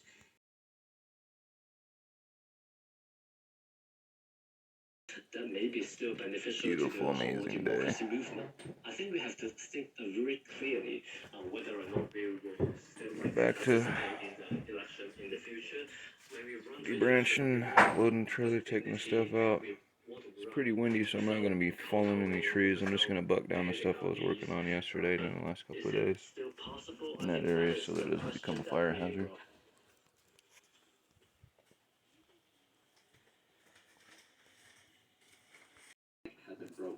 Quisiera expresar mi pesar. On Monday morning, President Andrés Manuel López Obrador surprised many by speaking out against Salazar's death. Fue brutalmente tratada y asesinada. This is the first She was time ever. brutally murdered, López Obrador said. Es un hecho que nos llena de pena, de dolor y de vergüenza. It's an incident that fills us with grief and shame, he added. He and the local authorities in the state of Quintana Roo, where Salazar was killed, vowed to bring the officers responsible to justice. Mariana Bello is with an independent nonprofit called Gobernanza MX. En defensa de los derechos humanos de las mujeres. They lobby for women's rights in the state of They're like the young black man they killed in the back of the paddy wagon. País en donde las responsabilidades se diluyen. Mexico is a country where accountability gets passed down to the people at the bottom, Bello says. Y los mandos superiores no asumen las responsabilidades que les tocan. And the people up top don't take any responsibility, she adds. In Mexico, an average of 11 women are killed every day. Quintana Roo no escapa de la terrible ola feminicida que asola a todo. Bello says the state of Quintana Roo doesn't escape the wave of violence against women that has been washing over the country for years. She says the state, which is largely a tourist destination, has an especially high rate of trafficking of women and children. She says governmental leaders have been saying for years that they don't have the resources to systemically address gender-based violence. Pero pues no hay recursos Shit goes hand in hand. el Estado no se ha Sex, drugs, and reorganizado tourism. al interior. But Bello says the state doesn't have Child enough resources molestation, because it doesn't give enough fucking priority to crack, the issue. She says she sees a It's parallel always to been a the dice. murder of George Floyd in It started with Minneapolis. Captain Cook. Para el Estado mexicano, la vida de las mujeres valen menos. For the Mexican government, Bello says women's lives don't matter. In the meantime, women's groups continue to protest in the state of Quintana Roo and across Mexico. Lo que sí es innegable es que ya nadie puede no voltearnos a ver. What's undeniable is that authorities can't keep looking away, Bello says. El Salvadorian President Nayib Bukele has also spoken up about the death of Victoria Esperanza Salazar. And Salazar's mother said she's traveling to Mexico to recover her daughter's body. For the world, I'm Jorge Valencia. If you look at the world's top vaccine producers, you'll find China, the US, and India heading the list. Russia doesn't crack the top 5. This despite the fact that Russia is signing vaccine export deals with countries across Africa, Latin America, and Europe. Joining me now to talk about this is Judy Twigg. She's a global public health expert at Virginia Commonwealth University who specializes in Russia, Ukraine, and other parts of Eurasia. Judy, before we get to Russia's vaccine export program, how is Russia doing internally when it comes to vaccinating its citizens? It's very interesting that you asked that question because Russia, of course, boasted of being the first country in the world to have its national regulator approve a vaccine back in August. They introduced Sputnik V with great fanfare.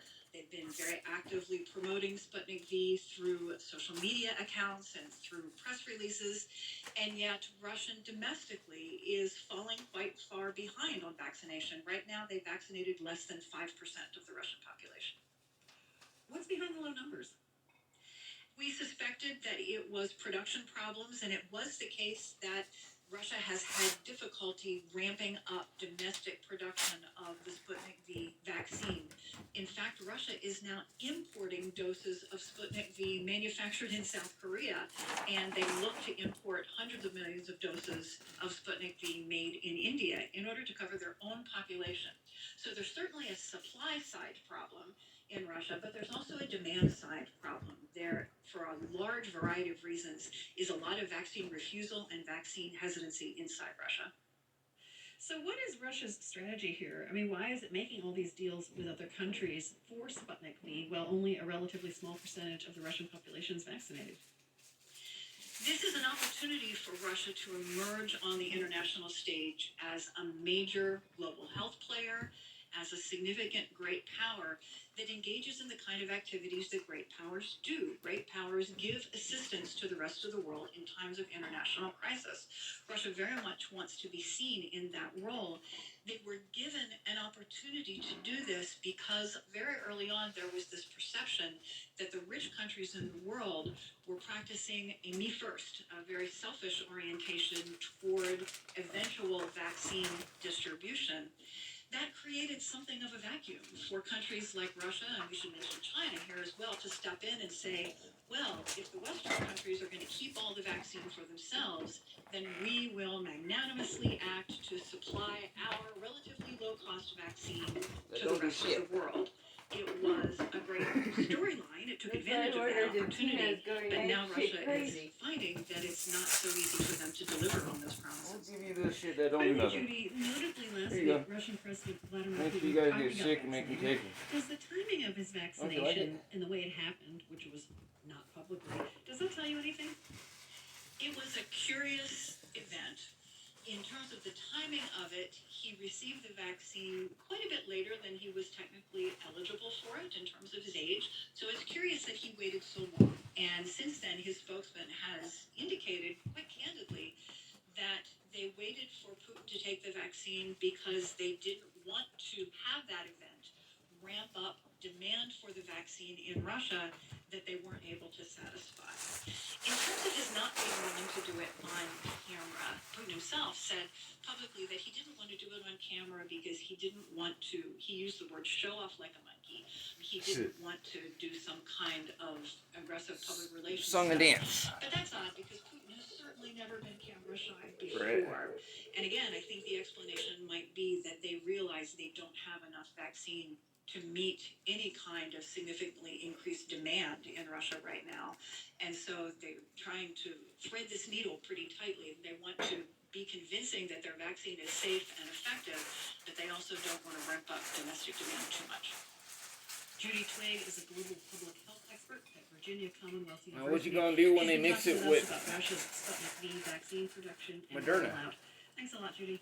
They're mixing that Thank shit you with very Moderna much. stuff. You're with the world.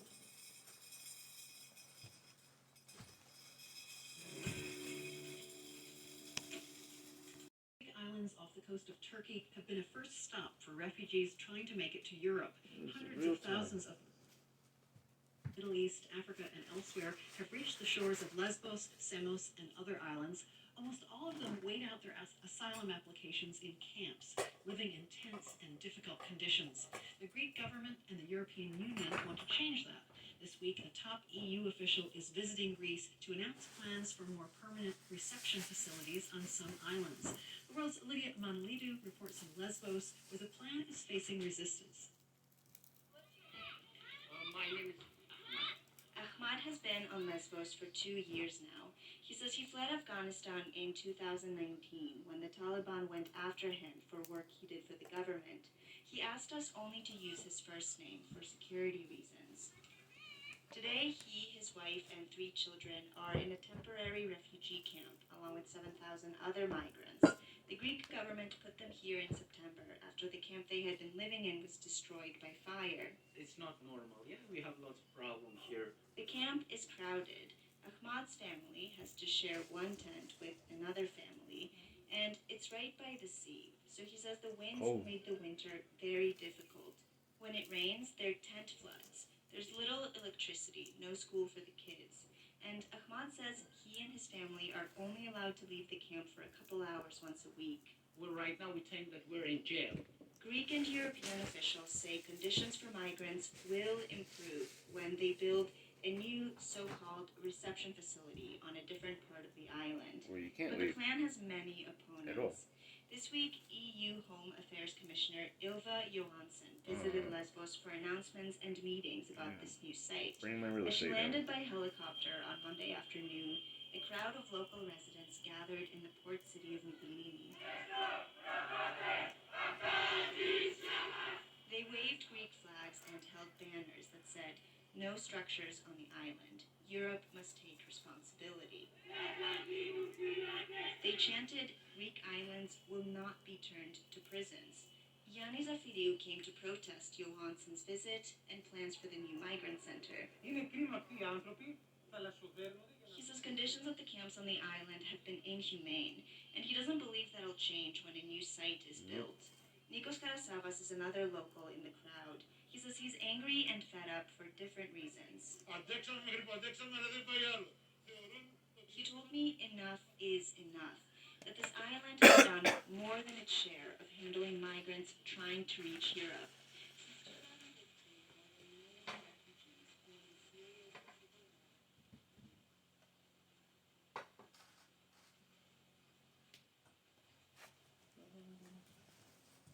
Nominated for a Nobel Peace Prize.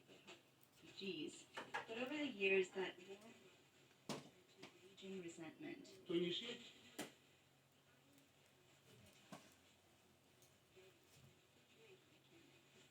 Lived here for generations. He chats with me as protesters march to the site where Johansson is set to speak. The number of migrants on the island has fallen significantly over the years, but Sikeli says the local community is still reeling. That the once thriving tourism industry has been depleted and that many have lost their livelihoods. Tensions have been especially high over the last year and a half. Local groups have attacked migrants and NGOs that work with them. As protesters march, they chant Lesbos belongs to Greeks. When they arrive outside the building where Johansson is set to speak, they gather around a man. He says the message is plain and simple. Locals will not accept a new migrant facility on the island. What's going to happen when it happens to you, buddy? This will not be a dialogue, he says. It's the beginning of a war. Later, at the press conference inside a heavily guarded building, Johansson acknowledges local frustration, but she says a new, permanent, closed facility will be a step forward. To make sure that migrants have adequate living conditions and that the local population have adequate living conditions. She announced €250 million, about $300 million, in EU funding for new camp facilities, not just on Lesbos, but surrounding islands too. Johansson gave few details about what the center on Lesbos would look like or when it will be completed. The Greek migration minister, sitting beside her, said the new site was chosen because of its remote location, far away from everything and everyone on the island. It's not just locals who oppose this plan. Migrant advocacy groups and NGOs say they're not convinced that a new site will guarantee better conditions for migrants. They want authorities to focus on processing asylum applications more quickly so that people aren't stuck waiting for a decision for years. Back at the temporary camp, I asked Ahmad what he thinks of being relocated yet again. His answer is not surprising. He says people here don't want another camp. Yes, we want to leave this island. He wants to relocate to another European country where he, his wife, and 3 children can start to build a better future. For the world, I'm Lydia Emanuelidou on Lesbos, Greece. The word pandemic is largely defined as the worldwide spread of a new disease. Today, more than 20 heads of state and heads of global agencies said our current pandemic also requires a worldwide response. Today, really? we are calling for an international treaty on pandemics. Charles Michel is president of the European Council. He emphasized today that nobody is safe until everyone is safe. No country, no continent can defeat a pandemic alone. It requires a global approach. Lawrence Galston directs the O'Neill Center for Global and International Health Law at Georgetown Law. He's also an advisor to the WHO. Lawrence Galston, what exactly is a pandemic treaty? Well, it's a treaty like, the Paris Agreement in the climate realm or a nuclear or chemical treaty. But this is going to be a treaty based upon pandemic preparedness, so that it requires countries around the world to conform to global norms, to have strong health systems to respond, and also to. How do you do that if I'm being sanctioned by some other organization and how do I get up the code if y'all won't help me? Ever happens again. You put me down. How big of a deal is it that so many European leaders are on board with this idea? Well, it's a big deal. I mean, the European Union and the UK have been really very active since the formation of the World Health Organization. They pride themselves on being global health leaders. They are a powerful group, and I should note also that Dr. Tedros, the head of the World Health Organization, also signed on to the joint letter. That's really very impressive. On the other hand, we have to notice who did not sign the joint letter, which is the United States, Russia, and China, three of the major powers in the world. So this is going to be really heavy lifting because no country wants to give up its own sovereignty. And that's what countries would have to do. They'd have to agree to a global compact. Did the U.S., China, and Russia give specific reasons why they weren't signing up for this? Absolutely not. No. They wouldn't want to go on public record about saying why they're not doing it. You know, my guess is that in the United States, which is of the three the most likely to join with our European partners, and President Biden is very pro-Europe, as we know, and pro-Europe alliance. But I think, you know, the United States has suffered so much itself with COVID-19 that it's kind of lost its moral global voice. We're very inward-looking at the moment. The United States has been hoarding vaccines, and so you've got at least 30 countries around the world who don't have a single vaccine, and most of them won't get their populations vaccinated for years. We're going to have a glut soon, enough to cover twice our population. But I think we're just wounded, and we're looking inside. We're not interested in global solutions just yet. In your wildest imagination, what could be possible if a pandemic treaty like this were in place? In my mind's imagination, it would be an enforceable treaty where countries had to have pandemic plans, that they had to report openly and transparently of an outbreak, that they had to have enforced cooperation with the World Health Organization and the international community in investigating that outbreak. And also, we're spending a lot of our time trying to respond to a pandemic. I would love to see us do something that prevents a pandemic, and we can do that by looking at how these leaps occur from animals to humans. More than 70% of all pandemic strains or emerging infections occur through these natural zoonotic leaps, which has occurred with SARS, COVID, MERS, Ebola. If we can prevent that through effective management of animals and human populations, that would be a blessing for mankind. Lawrence Gostin is director of Georgetown Law's O'Neill Center for Global and International Health Law. He's also an advisor for the WHO. Thank you so much. Thank you very much. In the early days of Syria's uprising 10 years ago, one line in a popular revolutionary song went like this: "Freedom, freedom, we want freedom.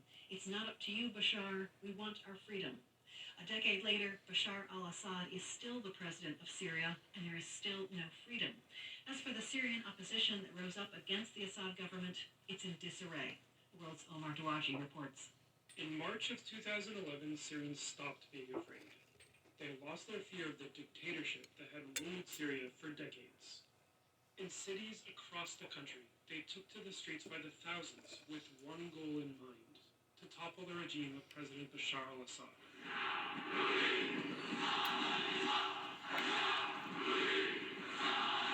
Syria's opposition came to life like never before, and at the height of the uprising, it seemed inevitable that the revolution was going to succeed. Assad's days in power were numbered. The opposition was just too big and too motivated to fail. And But America something else and became Iran stepped clear in. very quickly. There wasn't one united opposition to Assad's government. There were many, and oftentimes these groups had very different visions for the future of Syria. It is not a united opposition, that goes without saying. Reem Al-Laf is a Syrian writer and political analyst based in Vienna. She says that political opposition groups are impossible because of opposing interests and foreign involvement. It was very difficult to put all these people together.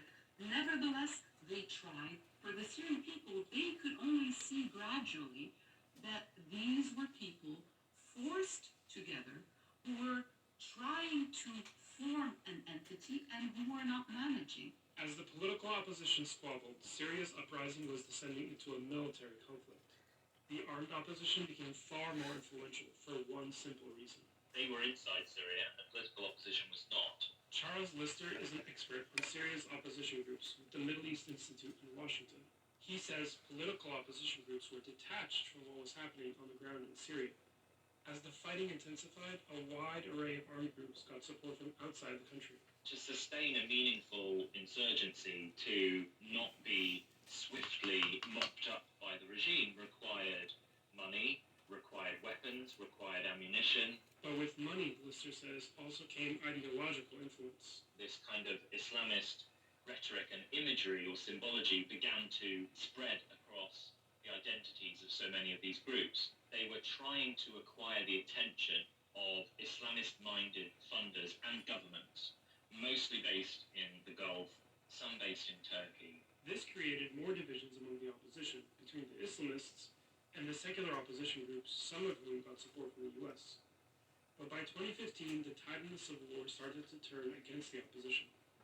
Charles Lister says that's thanks to Russian and Iranian support from the Assad government, and specifically air support, something the opposition never got from its allies. Nope. They came up against, at first, Only Iran and Russia. Syrian Air Force, and then ultimately two.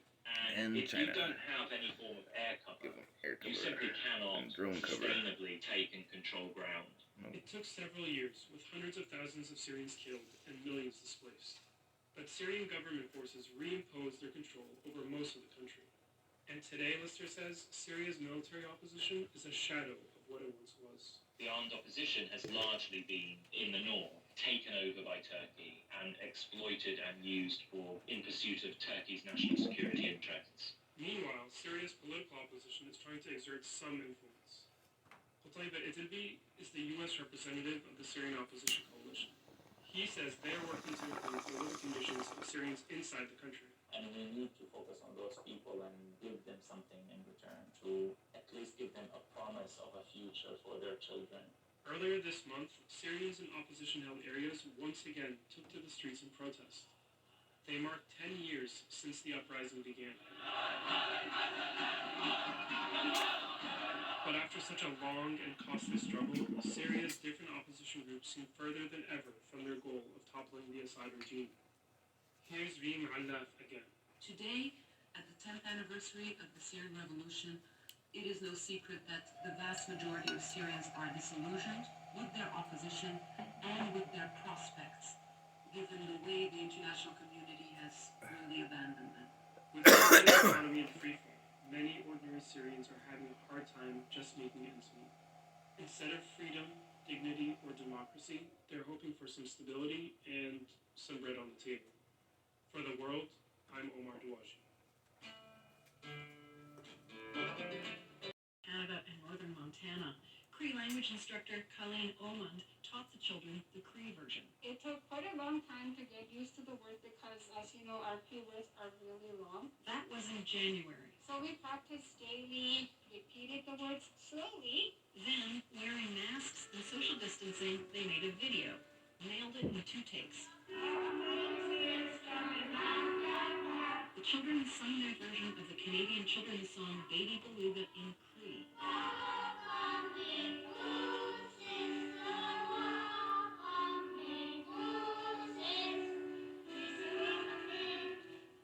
I never expected that my students would win first place, and I'm like so proud and excited for them. The video was an official entry from Winnipeg's Isaac Brock School in a contest sponsored by the Manitoba Aboriginal Languages Strategy. The school won $500 and high marks from people across Manitoba. Again, teacher Colleen Omond. But the comment that really touched my heart is when the elders are watching the video. As for the Canadian songwriter who wrote Baby Beluga, here's Rafi's reaction. Oh, this is such a good story. It made my heart smile and sing to hear the children's voices. I'm thrilled that Baby Beluga can inspire reclaiming language. I think it's wonderful. Special thanks to CBC Radio 89.3 in Winnipeg for that audio. You can see the students' video singing Baby Beluga in Cree, along with some of the kids' original drawings on Twitter @TheWorld. Not like people.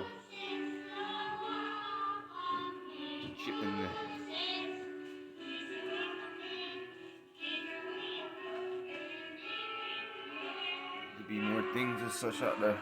They stop a language program here. Economic and Security Pact over the weekend. Beijing gets discounted Iranian oil, and Tehran is slated to get billions of dollars in Chinese investment. With us now to discuss this further is Isfandiar. And you can't do nothing about it, America. Focuses on Iranian economic diplomacy They're gonna and wrap around. development, and is a And that's the visiting Keshe fellow with space the European virus Council on program Foreign doing that right Relations. there. Isfandiar, can you start off by telling us what prompted Iran to look in China's direction in the They're first gonna place? wipe you out. Because Keshe space virus program people got all their minions across Western Europe and America. Over the last 10 years. China emerged onto the world scene as a major supplier of industrial goods around 2008, and then in 2013, when it launched the Belt and Road Initiative, it began to position itself as really the leading global investor in energy and transportation infrastructure. And for a country like At a Iran high that's cost. at a critical stage in its development, China became a sought after economic partner. But the fact that Iran is looking towards China, therefore, is not simply a function of the fact that they have had this difficult position under U.S. sanctions. It's something that is actually quite common to countries that are trying to take that next leap in their development. But are the Western sanctions playing any role in Iran's interest in dealing with China? I think that Iran has signed this deal in part, and particularly right now at a moment when there is this kind of impasse with the Biden administration, to send a signal that it's not going to be vulnerable to U.S. economic pressure forever, and that Iran has other partners and other means of trying to push forward on its economic development. But as I mentioned, the reality of the China-Iran trade relationship and investment relationship has been one in that sanctions imposed by the U.S. have had a strong impact on actually keeping the extent of that relationship far lower than it probably should be. So if you compare Iran to other countries that have signed the same kind of deal that Tehran has just signed with Beijing this past weekend, countries like Iraq, Saudi Arabia, and the UAE, all of those countries have benefited from more Chinese foreign direct investment than Iran has, despite the fact that Iran is arguably a better fit as a partner for China, given its strategic location and the size of its economy. And so you can sort of deduce from that actually the U.S. continuing to sort of raise barriers to this economic relationship is something that both China and Iran will probably want to have come to an end. And, in that context, it's worth remembering that China is a party to the Iran nuclear agreement and would like to see the U.S. re-enter that agreement and therefore give Iran the benefit of sanctions relief that would then And they're gonna explode off as soon as they do underneath Biden, as they did before. As Keshe talks about it, because he got his little minions in the White House fucking making it happen. Five plus one shit. Got nothing against Iranian people. There's these funky regimes that have taken over our government. Overly dependent on China economically. Pushing us towards fucking all of us saying, stems from a what'd you say? overestimation of China's economic I'm ready to position say, in Iran, and what'd an you say, boss? assumption that Iran's government is about to, sell the interests of the country down the river in order to send a signal to the U.S. Right. The Iranian government has tried to sort of push back on some of those fears by pointing out that this agreement is simply a roadmap, that there are actually no clear commitments around figures, for example, for investment. It is the way for the one world, one planet bullshit to happen, because the Belt and Road Initiative is precursor to such. You understand? They've been taking over the world like the Nazis tried to do before. He's a visiting fellow with the European Council on Foreign Relations. Thanks a lot. Thanks, Carol. Cherry blossom season is underway in Japan. People walk, picnic, and stage photo shoots beneath the blossoms during the fleeting weeks they're in bloom. This year, Kyoto's flowers reached their peak bloom on Friday, the earliest date since records began in the 9th century. The World's Carolyn Beeler reports on how a nation's fascination with the bloom provides a window into our changing climate. Cherry blossom season starts with the first I better smell wake of the fuck spring. up At least according to Nozomi and understand Uematsu, that our we are plants that we always domesticated need to anticipating this change a kind little of bit, moment not of cherry GMO-wise. blossom. She remembers as a Or kid growing up modifying outside of Tokyo, whack-ass watching the genetics. first buds start But to emerge. always waiting. When Those is the old full bloom? When grandfather is the full didn't bloom? seeds and Japanese shit from back in the newspapers day. You with need to get official them genetics forecasts. back in, baby. YouTubers explain how to plan the best picnic under the white and pink branches. Hey guys, today we are in Ueno, and we're going to show you how to have the best hanami experience in Japan. Let's go! This fascination dates back centuries. Uemitsu is now a Japanese studies lecturer at the UK's University of Sheffield and says mentions of watching cherry blossoms in Japanese poetry date back to the 8th century. Around that time, really, aristocrat really started planting the cherry blossom and then having a party, including reading poetry. Diaries and chronicles written by emperors, aristocrats, governors, and monks in Kyoto provide a surprisingly complete look at when cherry blossoms have flowered over the past 1,200 years. Yasuyuki Aono, a scientist at Osaka Prefecture University, has tracked the dates that blossoms hit their peak bloom back to the year 812 using those written records. Since about 1800, the data suggest full flowering dates have gradually been moving earlier. And this year, the blooms in Kyoto hit their official peak on March 26th, earlier than ever recorded. Tracking when and how plants and animals change with the seasons is called phenology. Teresa Crimmins is the director of the USA National Phenology Network. So phenology is this funky, old-fashioned word for a phenomenon that we are all really quite familiar with. Written records of everything from grape harvests in Europe to the arrival of migratory birds in North America help scientists piece together the phenological record. As global temperatures rise, many spring things are happening earlier, and fall things are happening later. But these changes aren't happening in sync. A classic example, a flower might bloom earlier in a warmer year, but the bee that pollinates it might be on the same old schedule. And when that occurs, when we There have goes that years flower. where things don't line up, there's losers all around. The plants that depend on the pollination service And the don't pollinators necessarily start. get it, and the pollinators that are depending on those flowers as a food source can suffer as well. For most species, scientists don't have the long phenological record. I was they do noticing for the bulbs and cherry everything blossoms. bloomed super fucking So early they're this just year. starting to get a sense And we of got how those snows. relationships are changing between paired Like the fern's not species, going away. like You know what I'm plants and saying? their pollinators or migratory birds and what they eat during stopovers. Who knows? Maybe evidence from today's YouTube videos will help scientists tackling those kinds of questions 1,200 years from now. For The World, I'm Carolyn Beeler. The World comes to you from the Nan and Bill Harris. What the conditions are like and Just rewired the secondary auxiliary high frequencies to the secondary over there because I got them running the ISCO and at the King. I'm going to set out some of those panels because as you see it says nighttime. Put a couple of those out real quick. And much more as we continue. Wow.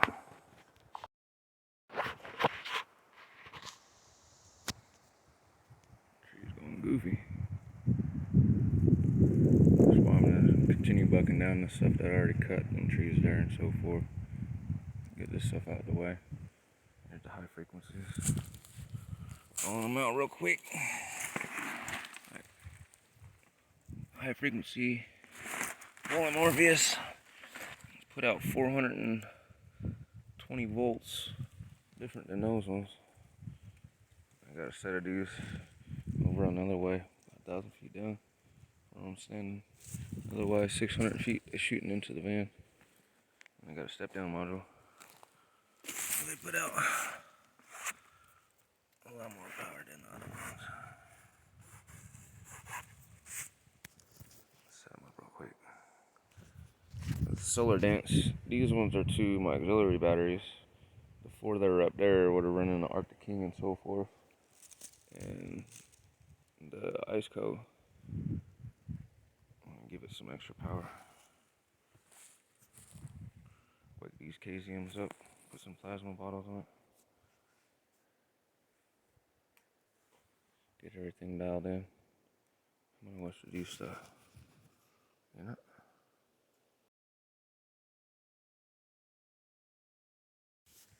Things are 6 years old. Oh, 7 now.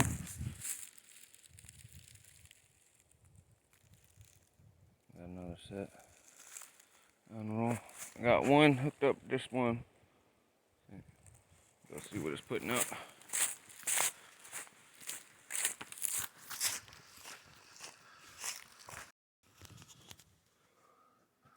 So now it says, you see it says absorb.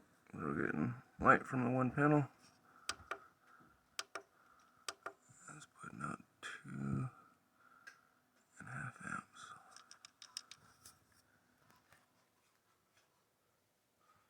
Hook up the other panels.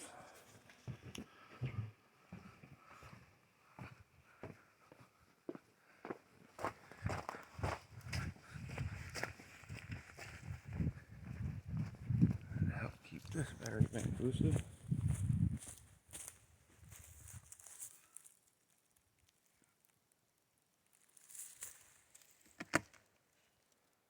Putting out 5. There's 4 of those flat Amorpheus 16 footers on it.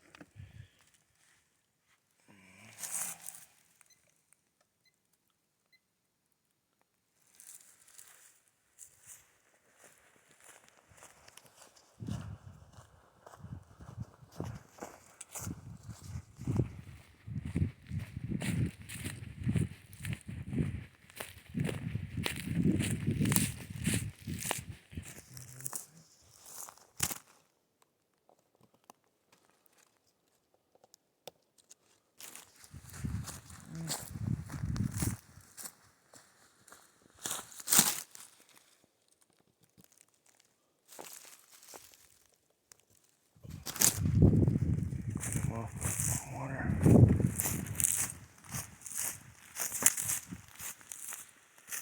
Goes on the decking up in here.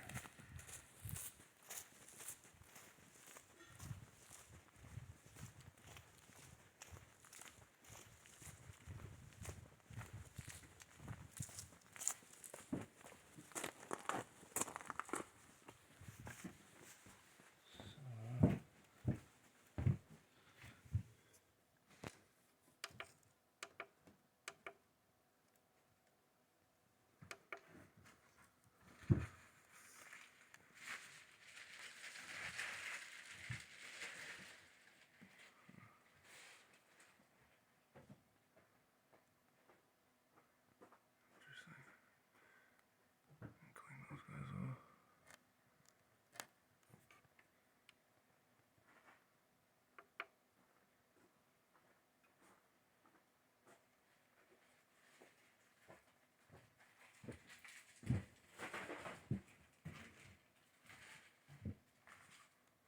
Shouldn't be spiking that high.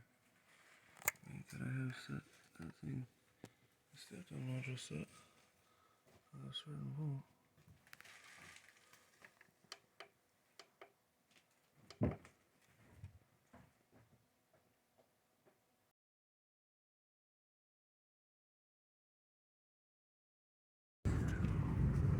Bella's parents, extended stay. I predicted when they'd get the evergreen out. I was correct on that. Just like the Vicentanias are bringing note, but Vicente didn't come. Because supposedly he needed to go to school, but there ain't no school there because everybody done stripped the damn schools of the computers and everything. So my nephew's not in school, but... And the teacher got infected. Yeah. Raul and Alejandra are on the extended stay version. The extended lockup. Extended lockup raw. Not bite yet. It's not till like. What's that? Not till like mid. It's still like a schedule. They just ain't got no planes to get home. No. Well, what the government did was, so my dad. So in her mind, they're still on schedule. Still on schedule. Still on schedule for what? There's no schedule.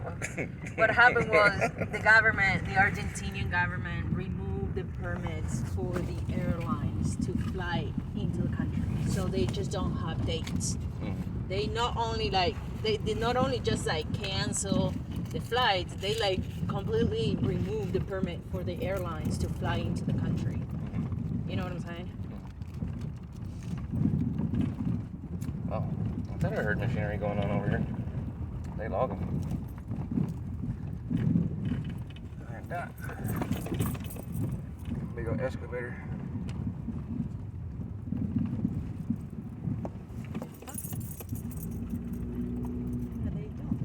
Cutting and grooming and removing trees. Soapers in the area.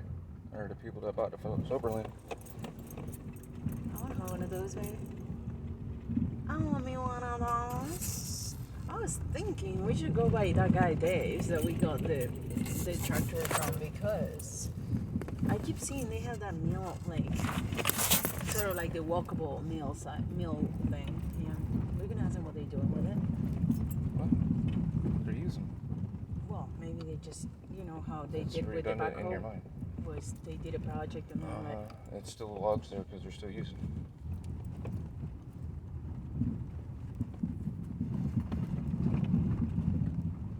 Oh yeah, that's what the country did. They just cut it from the root and they're gonna like redesign a plan of flights with less frequency in between flights, because what happened was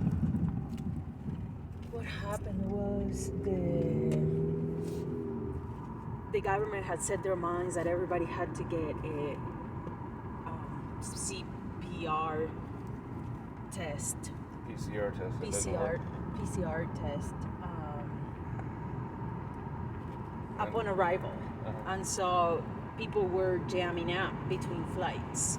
And so then happened that new variants were showing up from just having people piled up in there. And so that's when it got a little too out of control, especially because most of the traffic is coming from Brazil, Uruguay, and Paraguay. And instead of them just cutting those, anyhow, so because they did some scanning and new variant, they're not calling it completely variants, but new things are showing up that they can't determine specific what yet. And they're not that big on genome testing on the tests themselves. So, and my dad saying that though, if you arrive and the PCR test gives you positive, that you do have to pay for your own genome scan, because they're gonna want to know what kind it is, and then you gotta wait on quarantine and all that, and then do another test. But they started implementing things, but they weren't quite ready in the infrastructure, and so they were like, oh my god, overwhelmed. They shut down, and they were like, not only shut down, but remove all formal permits for airlines to fly into the country. And they're like, we'll work on the schedule later. Like, for now, like, nobody's allowed to fly in. So my dad was explaining, like, for example, American Airlines has Monday, Wednesdays, Thursdays, and Saturdays. And then Delta has these other days. And so they just did like, no, you have no days designated. Let us like scrap this fucking paper and like try to do something from zero. And that's where they're at now. The airline just cancel their flights.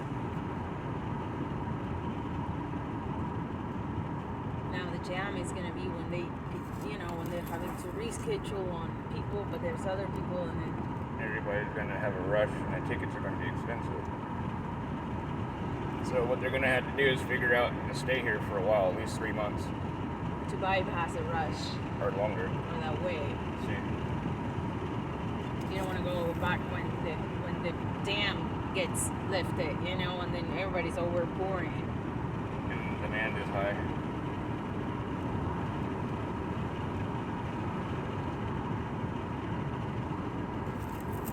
In Fort White, Molana Piscopana stated, if you're gonna do it, you better make sure wherever you go, 90 days of surplus and so forth more.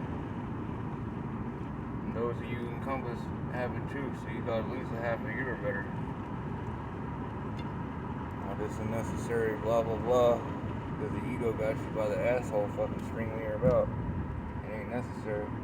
All you're doing is killing yourself, and there you're going. Talk beer. Y'all getting hit with a disease. To teach you something. Bam. Here you go, Coven. They redid that deck? That's really pretty. That's what I've been saying.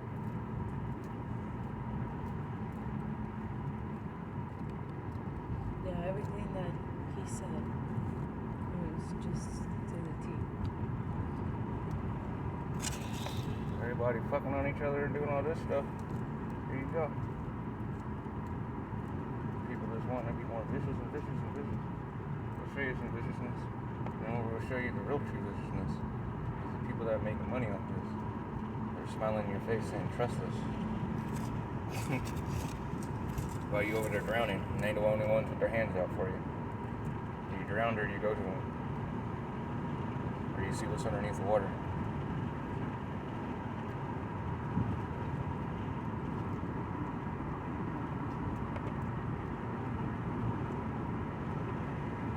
Fucking Freddy Krueger on the edge of the pool while your floaties flipped off.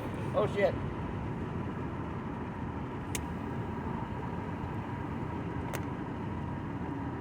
Is it Freddy Krueger or is it Edward Scissorhands?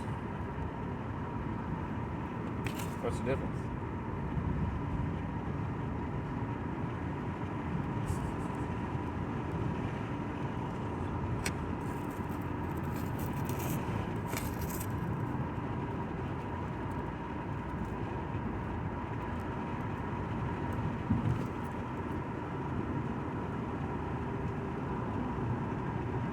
They're gonna start moving military gear over into Venezuela from Iran very soon, out in the open, now that they've done that shit with China. Because they've been flying motherfuckers in down south. They're gonna implement what they were gonna do the last Cold War.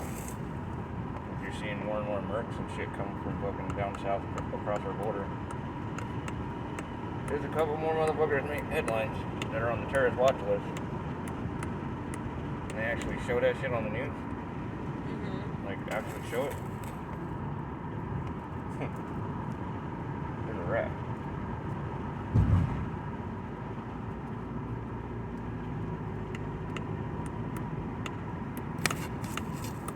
Big open air prison.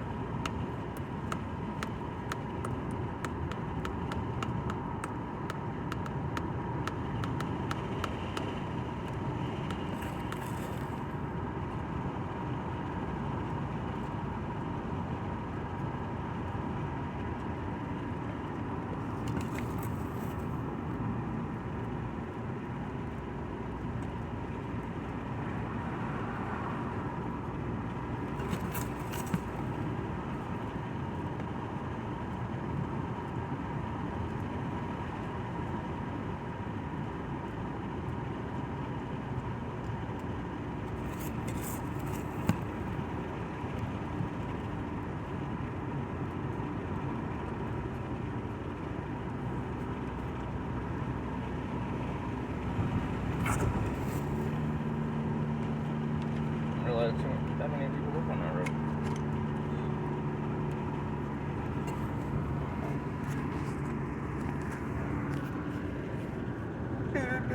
Dora.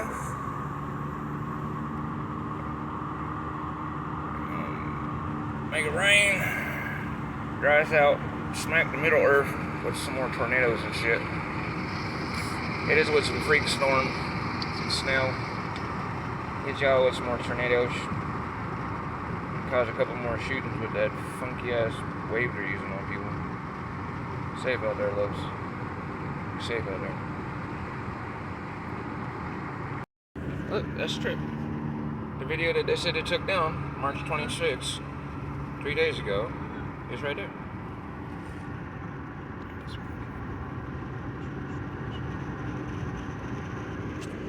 Why the hell they send a text? Uploaded one video, honey. That video.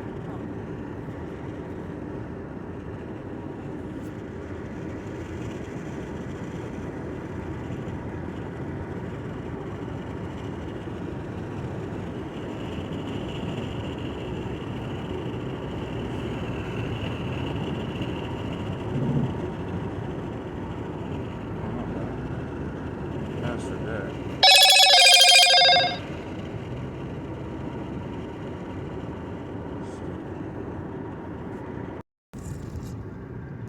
Been blocked. Because London Real TV. Let's watch some full episode. A dude talking about the France variant that can't be found with the PCR test. But yet the video's up. Yeah. That's all I was saying. It's the only video that I put up. You told me that because you got internet service. And I was like, wait a minute. Huh? That's scary. Still nothing in the France variant that can block a PCR test. That's insane.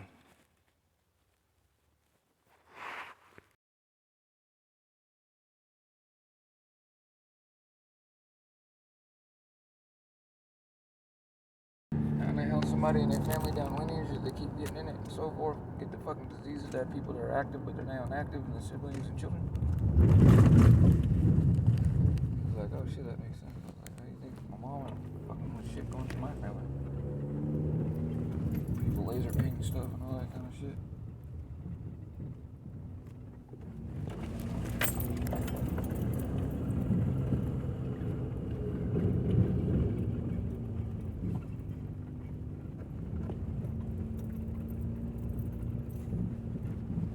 Spider bear is ripping, feel like the flesh in his lungs itself tearing out, as he described to you.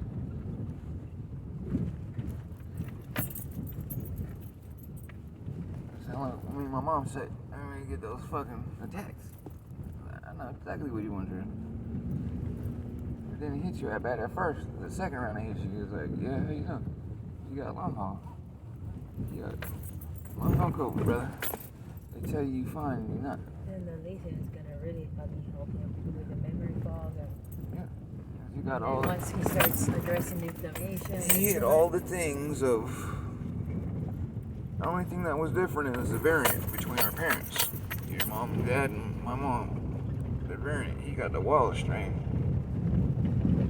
As he described, he was like, man, it didn't make me sick at first. So I asked him, I said, how's your shit? He was like, dude, that shit was crazy.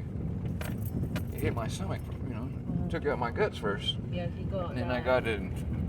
Started getting. Never got that or the lungs. He started just got getting the tiredness and the mental. See, it went to his guts and then it fucked him up and then it went to his lungs afterwards. Because he said, man, afterwards is when I started getting a fever. He said, how was your shit before you got that fever? You know, he started actually noticing he was sick. He was like, dude. I said, that's why I pulled out my phone and showed him his Facebook stuff. I said, look, this is what I was prophesying and been trying to warn and tell people.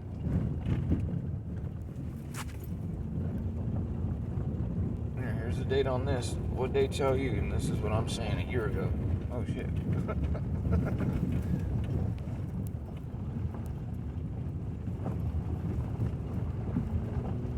You got the brain fog, you got this, you got that. You got an immune response triggered, brother. Why you're alive is because of what you were talking about, your mother's healing. Rest in peace to her and your grandmother, rest in peace. And the healers of the Cree Nation. But that's why it hit you so hard, because you got First Nation in you. You got a D-dimer issue. You understand?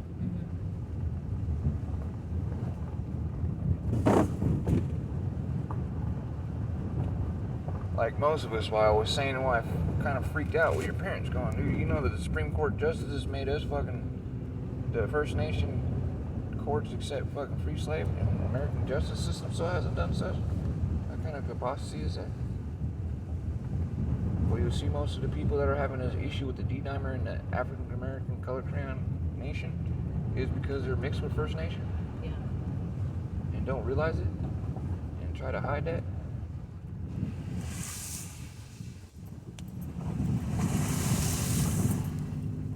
As that, brother? You would look at it and not think that?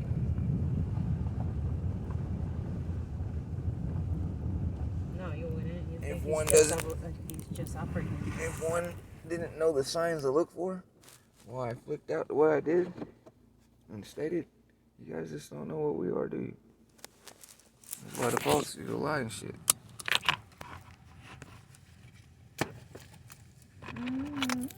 Got people hating themselves and other people and they don't even realize it's themselves.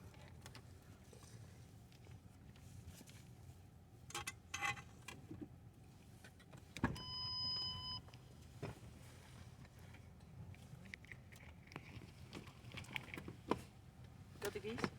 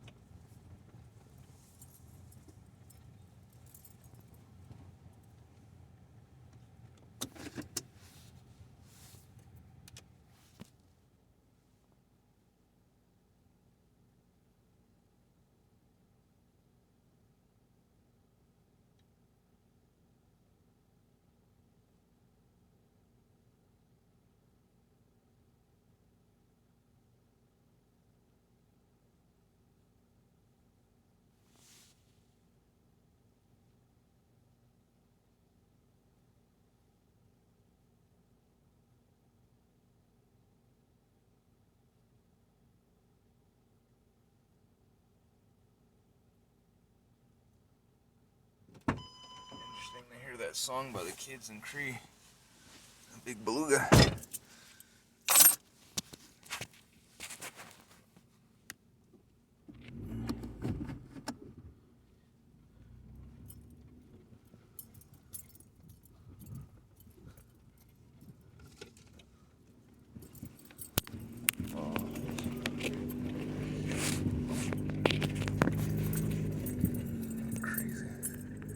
We're a good team. Great team. My team.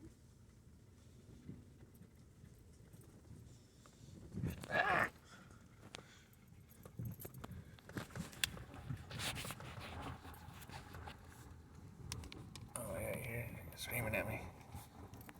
That it's made.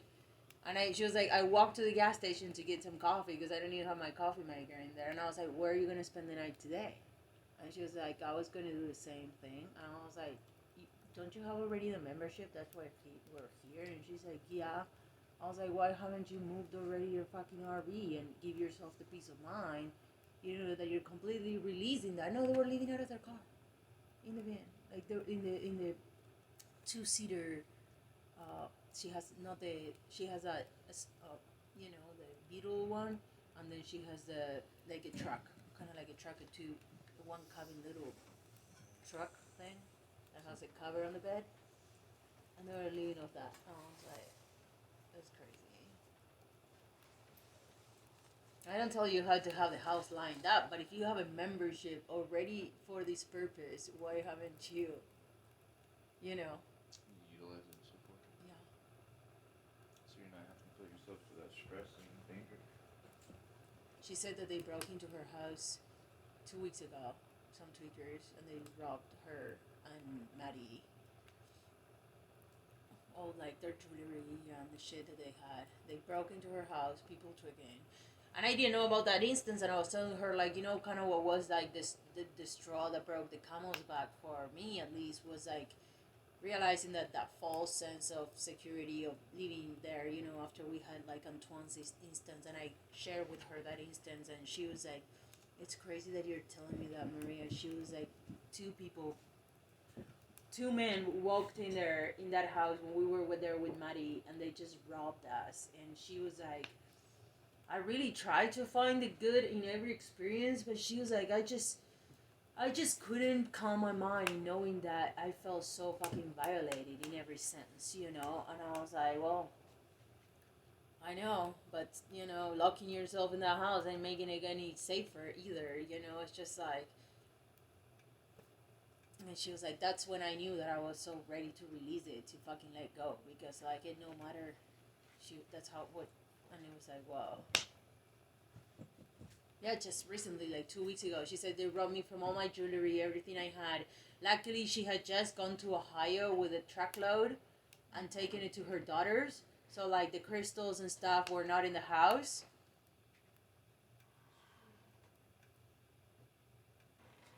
Nothing happened to them. But she said these people were so out of it. Like, so fucking drugged up. So out of it.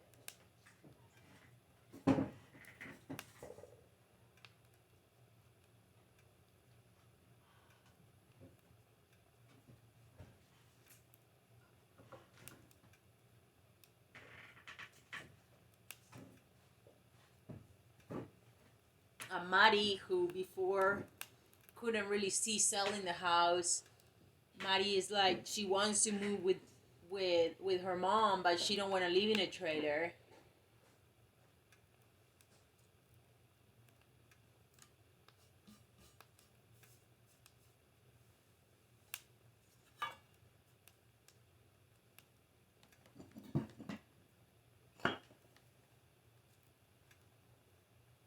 We're looking at 200.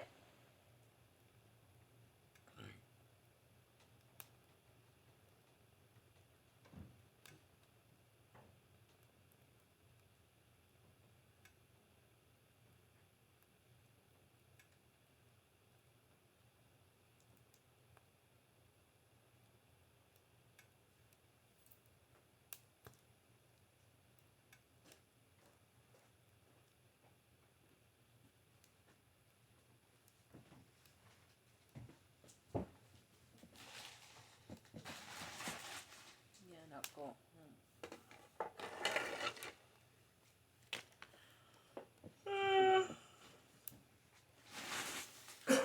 I messaged Caleb on Sunday and I said, hey Caleb, how you guys doing?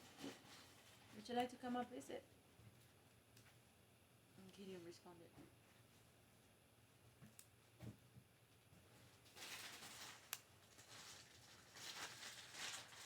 Oh darn, I went into the store and I didn't get milk, Ezekiel. We both spaced the fuck out. I didn't use it in the store. I didn't ask you if you got milk, I guess. Well, mañana. Did you even get out of the car at Coven? Yeah, you did. What did you get? Chips. Mañana. It was a whole mission fucking. Did not even got milk. Spent $40, did not even got fucking milk. That's how fucking productive it is to go out with you. Come back home 5 hours later with no milk.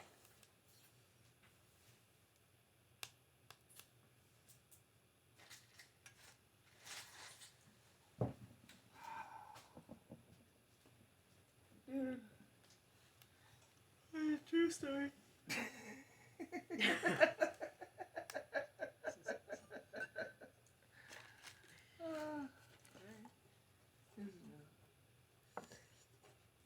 that what you're gonna? I can't really say anything. The man was really enjoying himself. I was enjoying myself, and you were enjoying yourself. You know. Your final answer, dude? It's just like we could have met like earlier in the day or something. It's just the way it is. You were there for like 4 hours. I know, that's what I'm saying. I've seen like the police drive around us a couple times. So I'm like, man. Oh, a couple times. I didn't even realize there was that many cops up here. Shit. I know. The sheriff came and checked their mailbox. 3 times? They were probably like one of them people. Yeah. It reminded me to the days that we just lived in the van and the night would come or we'd be like, I would get this feeling like, alright. Is this dumbass gonna walk around? Yeah. What's gonna do now? What's gonna happen now? There's really nowhere to go. Nothing to do right now, but fucking stay present. Well, you know, you're not on the, I gotta cook, I gotta do this, I gotta do that, you know? Okay. Having people just sitting there. They must be conspiring. We're just talking about life.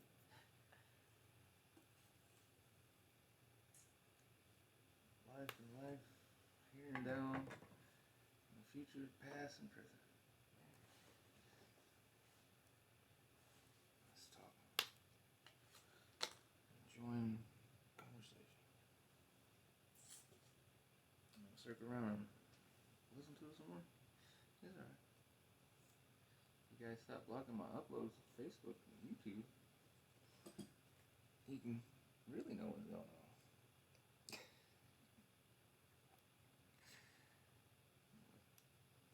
Wow, what time is it? 10 minutes. 300 degrees. 10 minutes flat by. Why can't you do that fucking in the morning? What? Why can't you do that in the morning? Instead of taking us 4 hours to make a fire. Why can't we like have a fire like this in the morning? The fire's always going like that in the morning. And unless you fall asleep. And don't put no wood in the fire. And let it go dead. And just like look at it burn. And don't put nothing to it. Because you're out. I don't know why. That's why there's no wood in the fire. How's that? Trying to see what could I eat. And I'm like, there's fucking nothing like any fire. There's all kinds of stuff that you eat. Just nothing that you feel like eating. Like what? What could I eat when I woke up? We don't got no food in there? I was like, I can make a sandwich. That's why I asked you the other day, what's bugging you? What's any that got you to where you're up doing what you're doing? You're saying there's nothing, but if you're It was a fucking wind, Ezekiel. When they do that wind and it's a full night, full moon, I can't sleep. I was awake like this. Like, I could go for a fucking running marathon. I was just like, I didn't understand why were you so tired. Like last night, I was like, oh, well, you've been working in the yard and stuff, and I was like, I'm not tired right now. Why do you lay down? You're not tired. That makes no sense. To try to catch some sleep. And it wasn't windy, and then at midnight, they started making it wind. And so I slept till like, I sat from like 9 something, like we lay down till like 11 something, and then at midnight they started making it windy, and that's when I started. So why didn't you put any wood in the fire? Oh, I don't know. I didn't put it in the fire. That's something else. Therefore, that's why there was no fire in the morning. I didn't do what I did just now. Which is go grab the pre-soul. Why save it? Because it makes it set on fire. So I stayed at home for the stuff away. That's why I got charged and so forth. And I said I'll be making a new type of fuel with it. That's the difference of today's and so forth. Do we got the wood cut down in the kindling? No, it's just a log cut in half. It's wet wood. We took a dead fire from dead fire. The 600 degrees, the hottest it's ever been on there. Yeah. With no fan.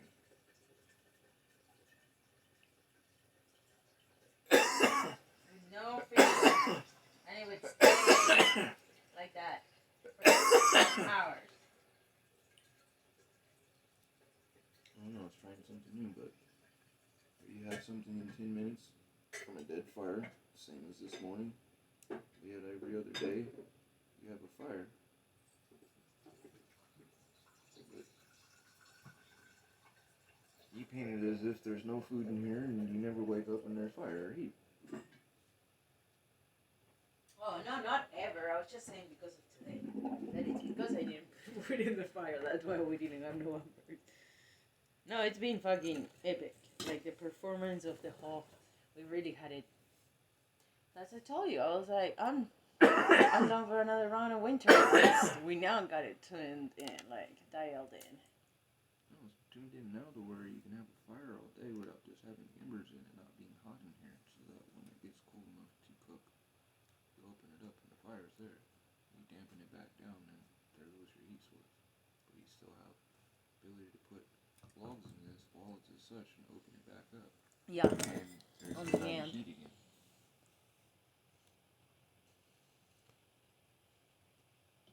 Yeah.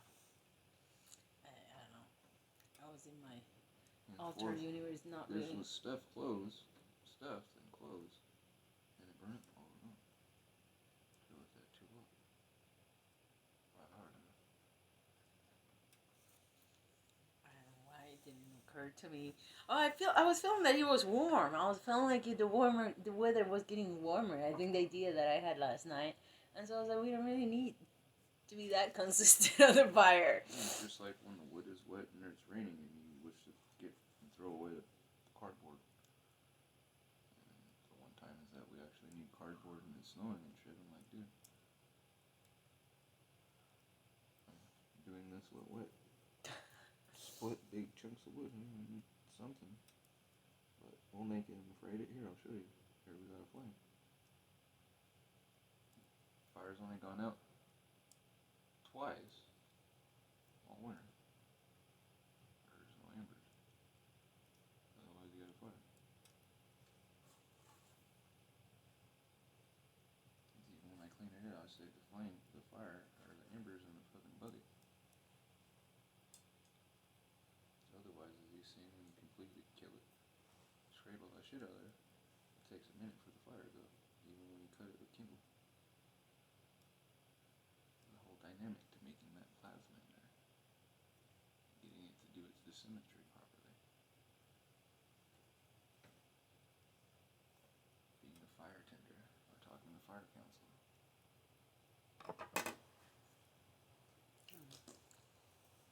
That's why we gotta rename me. Because I can't be fucking Breath of Fire. That's more you. You more Breath of Fire. No.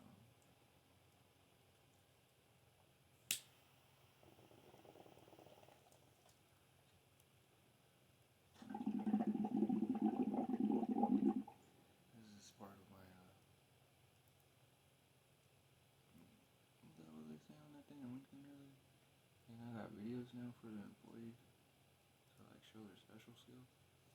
I wonder what the fuck I come up with. What was it? What were we listening about?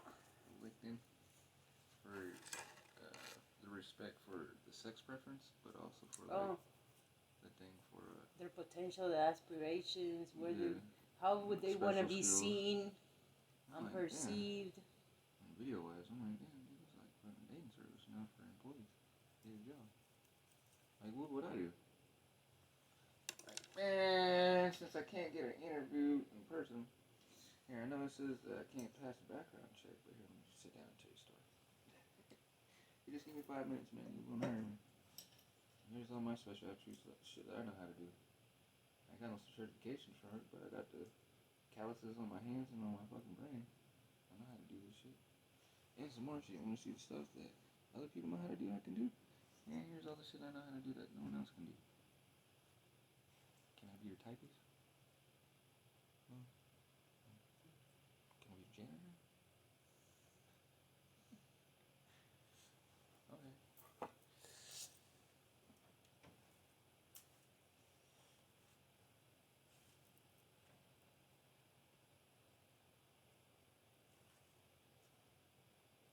Well, that brother got raised when he could blatantly still be openly blunt to people.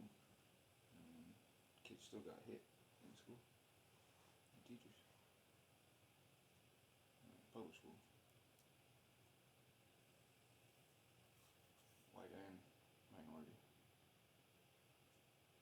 So that's man. They're doing shit here, so.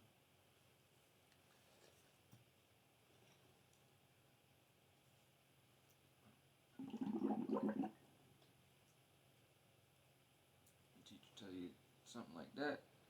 My teacher told me that I was holding the opposite. We're gonna help you get out of school.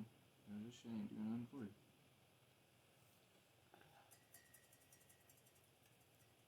I got tired of it. The only thing that's changed on this is my memory's been fucked up from being put in a coma 4 times and the hair on my face. Otherwise, I've been trying to get people to sit down, understand what I've been talking about for the last almost 30 years of my life, so I can get the actual point of what I actually want to talk about. Just trying to get people all situated, get some things healed so their eyes can see, their ears can hear, and their soul can listen to themselves, respond. Otherwise, y'all say I'm hell smart and blah blah blah blah blah, and fucking I'm not into that. I don't want no job with that shit. I'm not into that shit. I'm not scared of responsibilities or anything like that. But, no, dude. It makes you a target. When you start moving people around and such, they take you out. And motherfuckers, once you're gone, there goes the idea. And it's like, hold on, man. How come you guys can't keep it going too? Is this because I'm here? Or that person, that figurehead's there? Do you keep with the movement?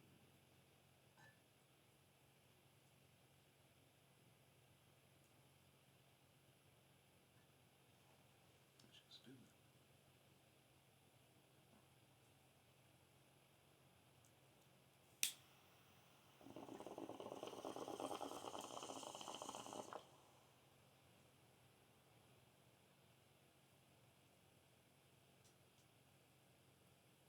Portuguese went back to Spain because they seen the market was destabilized. The things that were going on with immigration.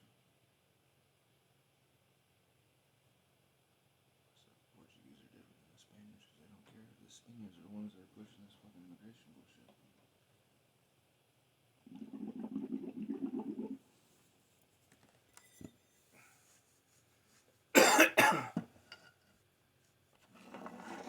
That's why they did that white flight back to Europe. Brother was talking about. And what other Portuguese leave from that area? Or recently in 2016. Because there was an economic crisis everywhere, and they were going under. That's when fucking, not Cyprus, but Greece got really hit. You know, it was like that little bit of a. It just got built up. Economic crisis that Europe went through. That was 2016. And Portugal has to get, if they're from Portugal and not from islands, they were getting economically affected. Why would they go back to a place that is undergoing economic crisis?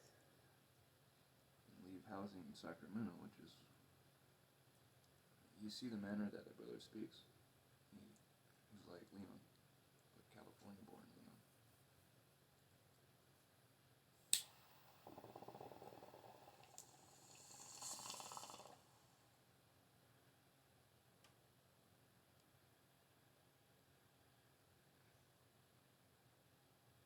But not, because again, you see all the elders that are married or the kids my generation don't speak like me and would fight with me because I speak like this.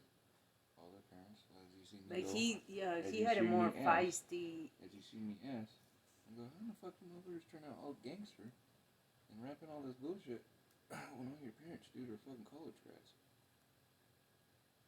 They got their masters and union workers and all that. Like the elder that spoke with me in front of the shop, and his older brother spoke with us the last time we went to that place, to that foster class. Mm-hmm. And we went, what the fuck? How the hell what happened to the generation, my generation, you guys, when all you guys as boys and shit got their dads at home? Because the police here didn't fuck with them, because they all was raised with them. And you got there was a, you don't touch those ones. How the fuck the kids turn out that way? And singing and driving and doing this, as I was talking to Daryl going, fell into that fallacy of that Snoop Dogg bullshit and other things where you got this dude singing all the shit that ain't ever done nothing. But he has a Grammy and Emmy and Platinum because all the Caucasian kids bouncing on it. They didn't mind it until Eminem and all that stuff where their kids started singing and talking like it. Did they actually change, realize, oh shit.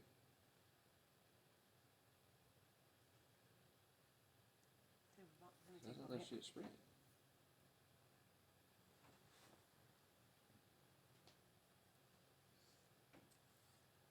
The only thing to make it in this world at that time, like now still kind of in the person's mind in the ghetto, is sports or writing something and hypnotizing somebody to where they singing it and writing and looking just like me.